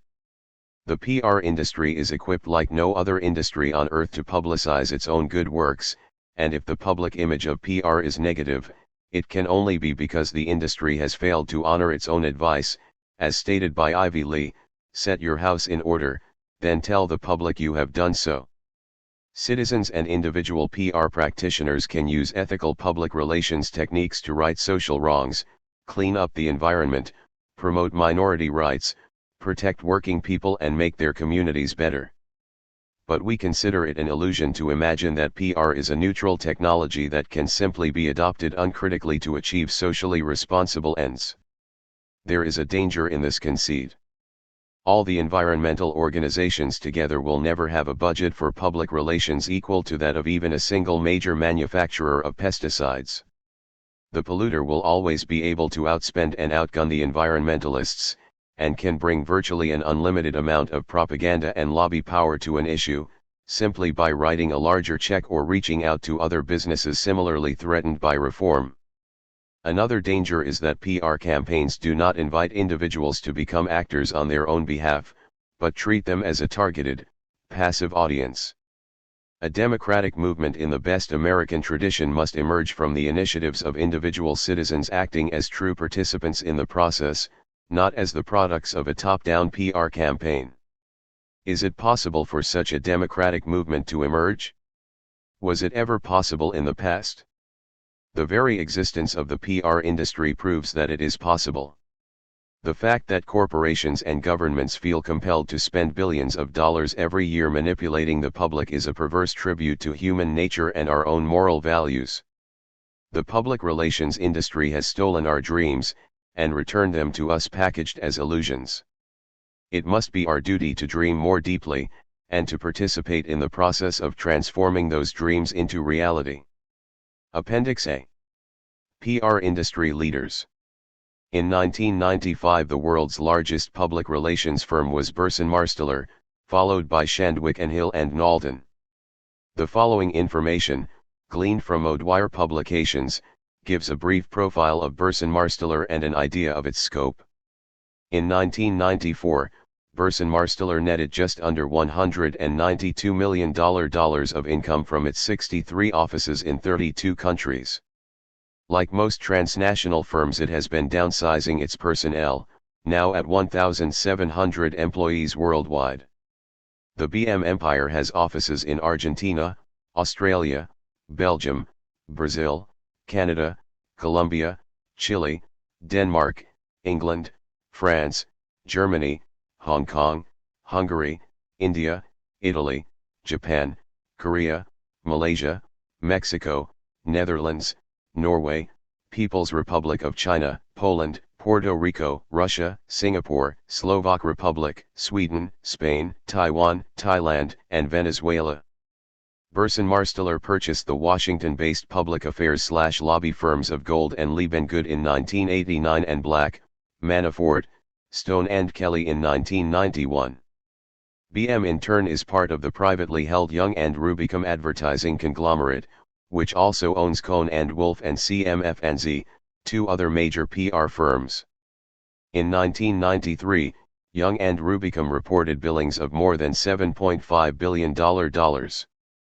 Burson Marsteller refuses to release a complete list of current and recent clients, but they are known to include major corporations, business associations, government agencies, right-wing political movements and wealthy individuals, such as the government of El Salvador, NBC, Philip Morris, the Trump Organization, Jonas Savimbi's UNITA, Occidental Petroleum, Kashmiri American Council, American Airlines, State of Alaska, Genentech, Ford Motor Company, The Times Mirror Company, MCI, National Restaurant Association, Coca-Cola, Government of Italy, British Columbia's timber industry.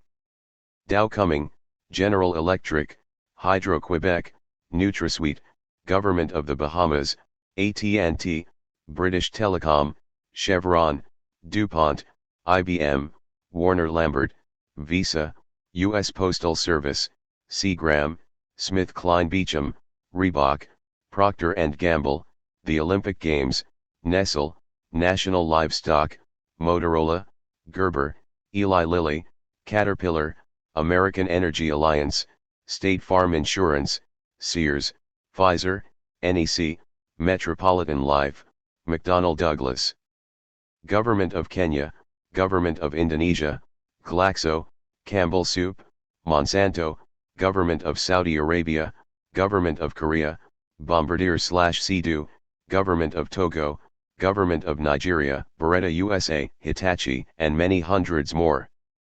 Burson Marsteller says its international operations are linked together electronically and philosophically to deliver a single standard of excellence. It claims that the role of communications is to manage perceptions which motivate behaviors that create business results.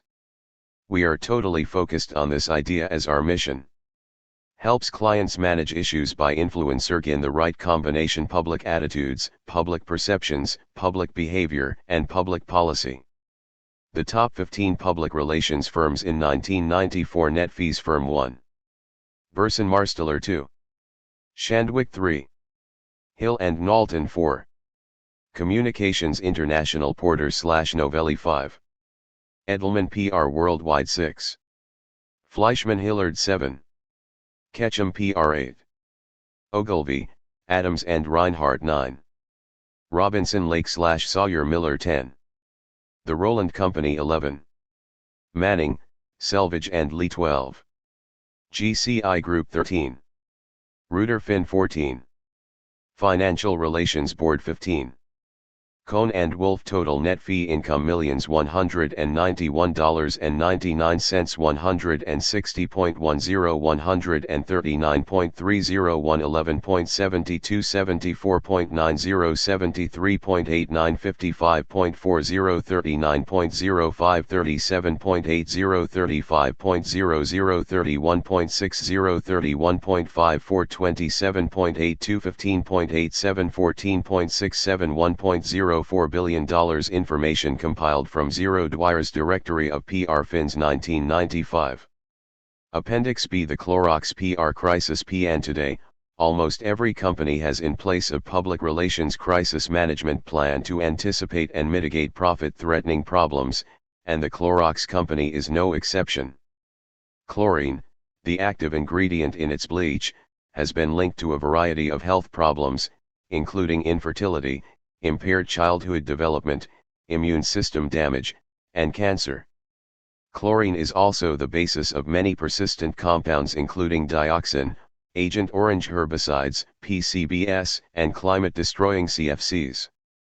In 1991, in the face of a mounting campaign by Greenpeace for a global phase-out of chlorine, the Clorox Company turned to Ketchum Public Relations, a premier greenwashing firm. Ketchum's draft plan outlines strategies for dealing with a number of worst-case scenarios, but failed to plan for the worst of all possible scenarios: the possibility that some conscientious objector would leak the plan to Greenpeace, which in turn provided it to us. Below are edited excerpts from Ketchum's proposal to help Clorox present a position that doesn't appear to be self-serving, sometimes using a disarming candor, other times presenting an understandable firmness. As corporations gear up for what one leading public relations advisor predicts will be a wicked battle over the chlorine controversy, the following text reveals the rigorous scripting behind their disarming candor. Crisis Management Plan for the Clorox Company 1991 draft prepared by Ketchum Public Relations. The environmental crises which could affect the Clorox Company can be planned for. Strategies to address scenarios flowing from known issues of concern to the public can be established. We have attempted to provide a crystal ball pinpointing some of the issues which could arise over the next year. For each scenario we have suggested different levels of attention and response. Scenario number 1. Greenpeace activists arrive at Clorox corporate headquarters with signs, banners, bullhorns, and several local television crews and proceed to launch a rally. The demonstrators hang a large banner. They release the results of a new study linking chlorine exposure to cancer. 2 local network affiliates pick up the piece and go live to their noon news with a remote broadcast. AP Radio and the San Francisco Chronicle are on the scene and interview 3 unsuspecting Clorox employees, on their way to lunch, who agree that the safety of chlorine may be in question. Objective: make sure this is a one-day media event. With no follow-up stories, that results in minimal short-term damage to Clorox's reputation or market position strategies, announce that the company will seek an independent, third-party review of the Greenpeace study and promise to report back to the media. Reporters are invited into the company, without Greenpeace, for a news conference. Team begins alerting key influentials, scientists, government environmental and health officials, and others previously identified as potential allies. Names of independent scientists who will talk about chlorine are given to the media.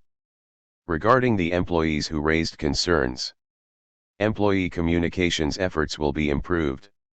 Survey research firm begins random telephone survey of 500 consumers to assess the impact of the event. Based on the results, available the next morning at 9, team will decide further steps. Scenario number 2, the movement back to more natural household cleaning products is gaining momentum as consumers are eagerly looking for ways they can contribute to a cleaner planet. A prominent newspaper columnist targets the environmental hazards of liquid chlorine bleach in an article, which is syndicated to newspapers across the country. The columnist calls for consumers to boycott Clorox products. Local chapters of Greenpeace take up the cause. A dramatic drop in sales of Clorox products within several weeks.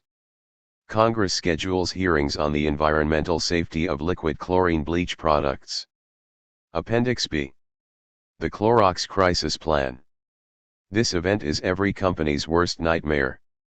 The company must be prepared to take aggressive, swift action to protect its market franchise. The very future of the product and the company is at stake. Objective: restore Clorox's reputation and that of the product as quickly as possible. Strategy: use, wherever possible, actual rank and file employees and their families to act as spokespeople to support the company. An independent scientist is dispatched to meet with the columnist and discuss the issue. Teams of scientists, independent or from Clorox or both, are dispatched to conduct media tours. Arrange for sympathetic media, local, state and national governmental leaders, and consumer experts to make statements in defense of the product. Advertising in major markets, using Clorox employees and their families who will testify to their faith in the product. Advertising campaign: stop environmental terrorism, calling on Greenpeace and the columnist to be more responsible and less irrational. Video and audio news release to affected markets. Enlist the support of the union and the national union leadership, since jobs are at stake. Determine if and how a slander lawsuit against the columnist and/or Greenpeace could be effective. Mass mailings to consumers in affected cities. If the situation truly grows desperate, the team agrees to consider the possibility of pulling the product off the market, pending a special review, assuming the review can be done quickly. Survey research is conducted daily to measure public reaction, changing attitudes, perceptions, etc. Moderate case event: A nationally syndicated columnist attacks the household use of Clorox bleach as a hazard to the environment and calls for consumers to use safer non-chlorine substitutes. The article is picked up in newspapers in 25 major cities across the U.S., but otherwise generates no news. Although consumers are asking questions, there is no loss of sales. Objective: prevent issue from escalating and gaining more credibility. Strategy: keep media interest minimal, prevent national or state government action. Action plan: employee announcement is posted. Media strategy: reactive/responsive as long as the interest remains light. The columnist is briefed on the environmental safety of liquid chlorine bleach.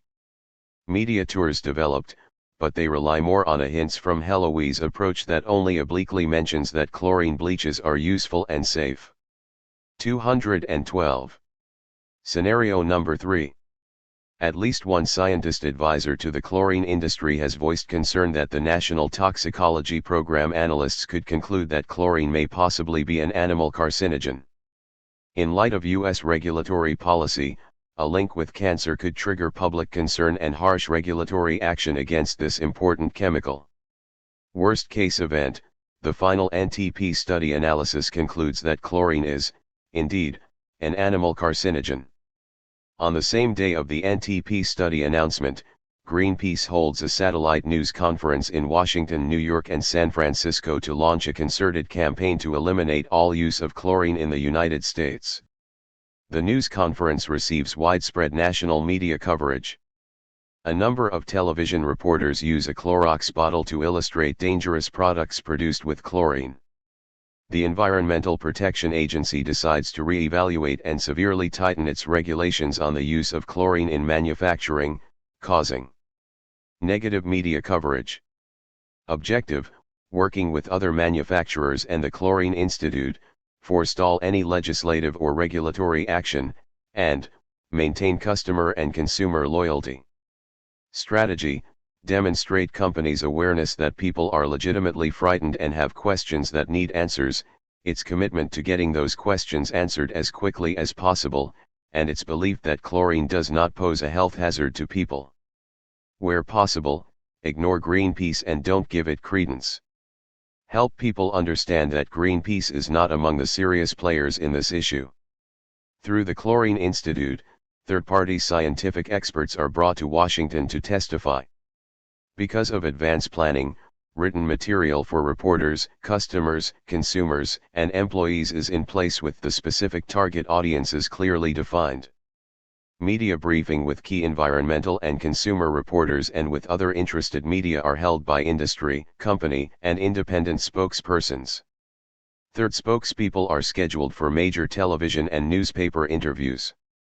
Industry generates grassroots letters to legislators calling on them to show restraint. Letters designed to show that GRI.NP's overreaction is not causing widespread consumer concern. Through the Chlorine Institute, continue. Consumer surveys to determine consumer attitudes and concerns and to develop clear, convincing messages. A hotline is established for consumers to call if they have questions.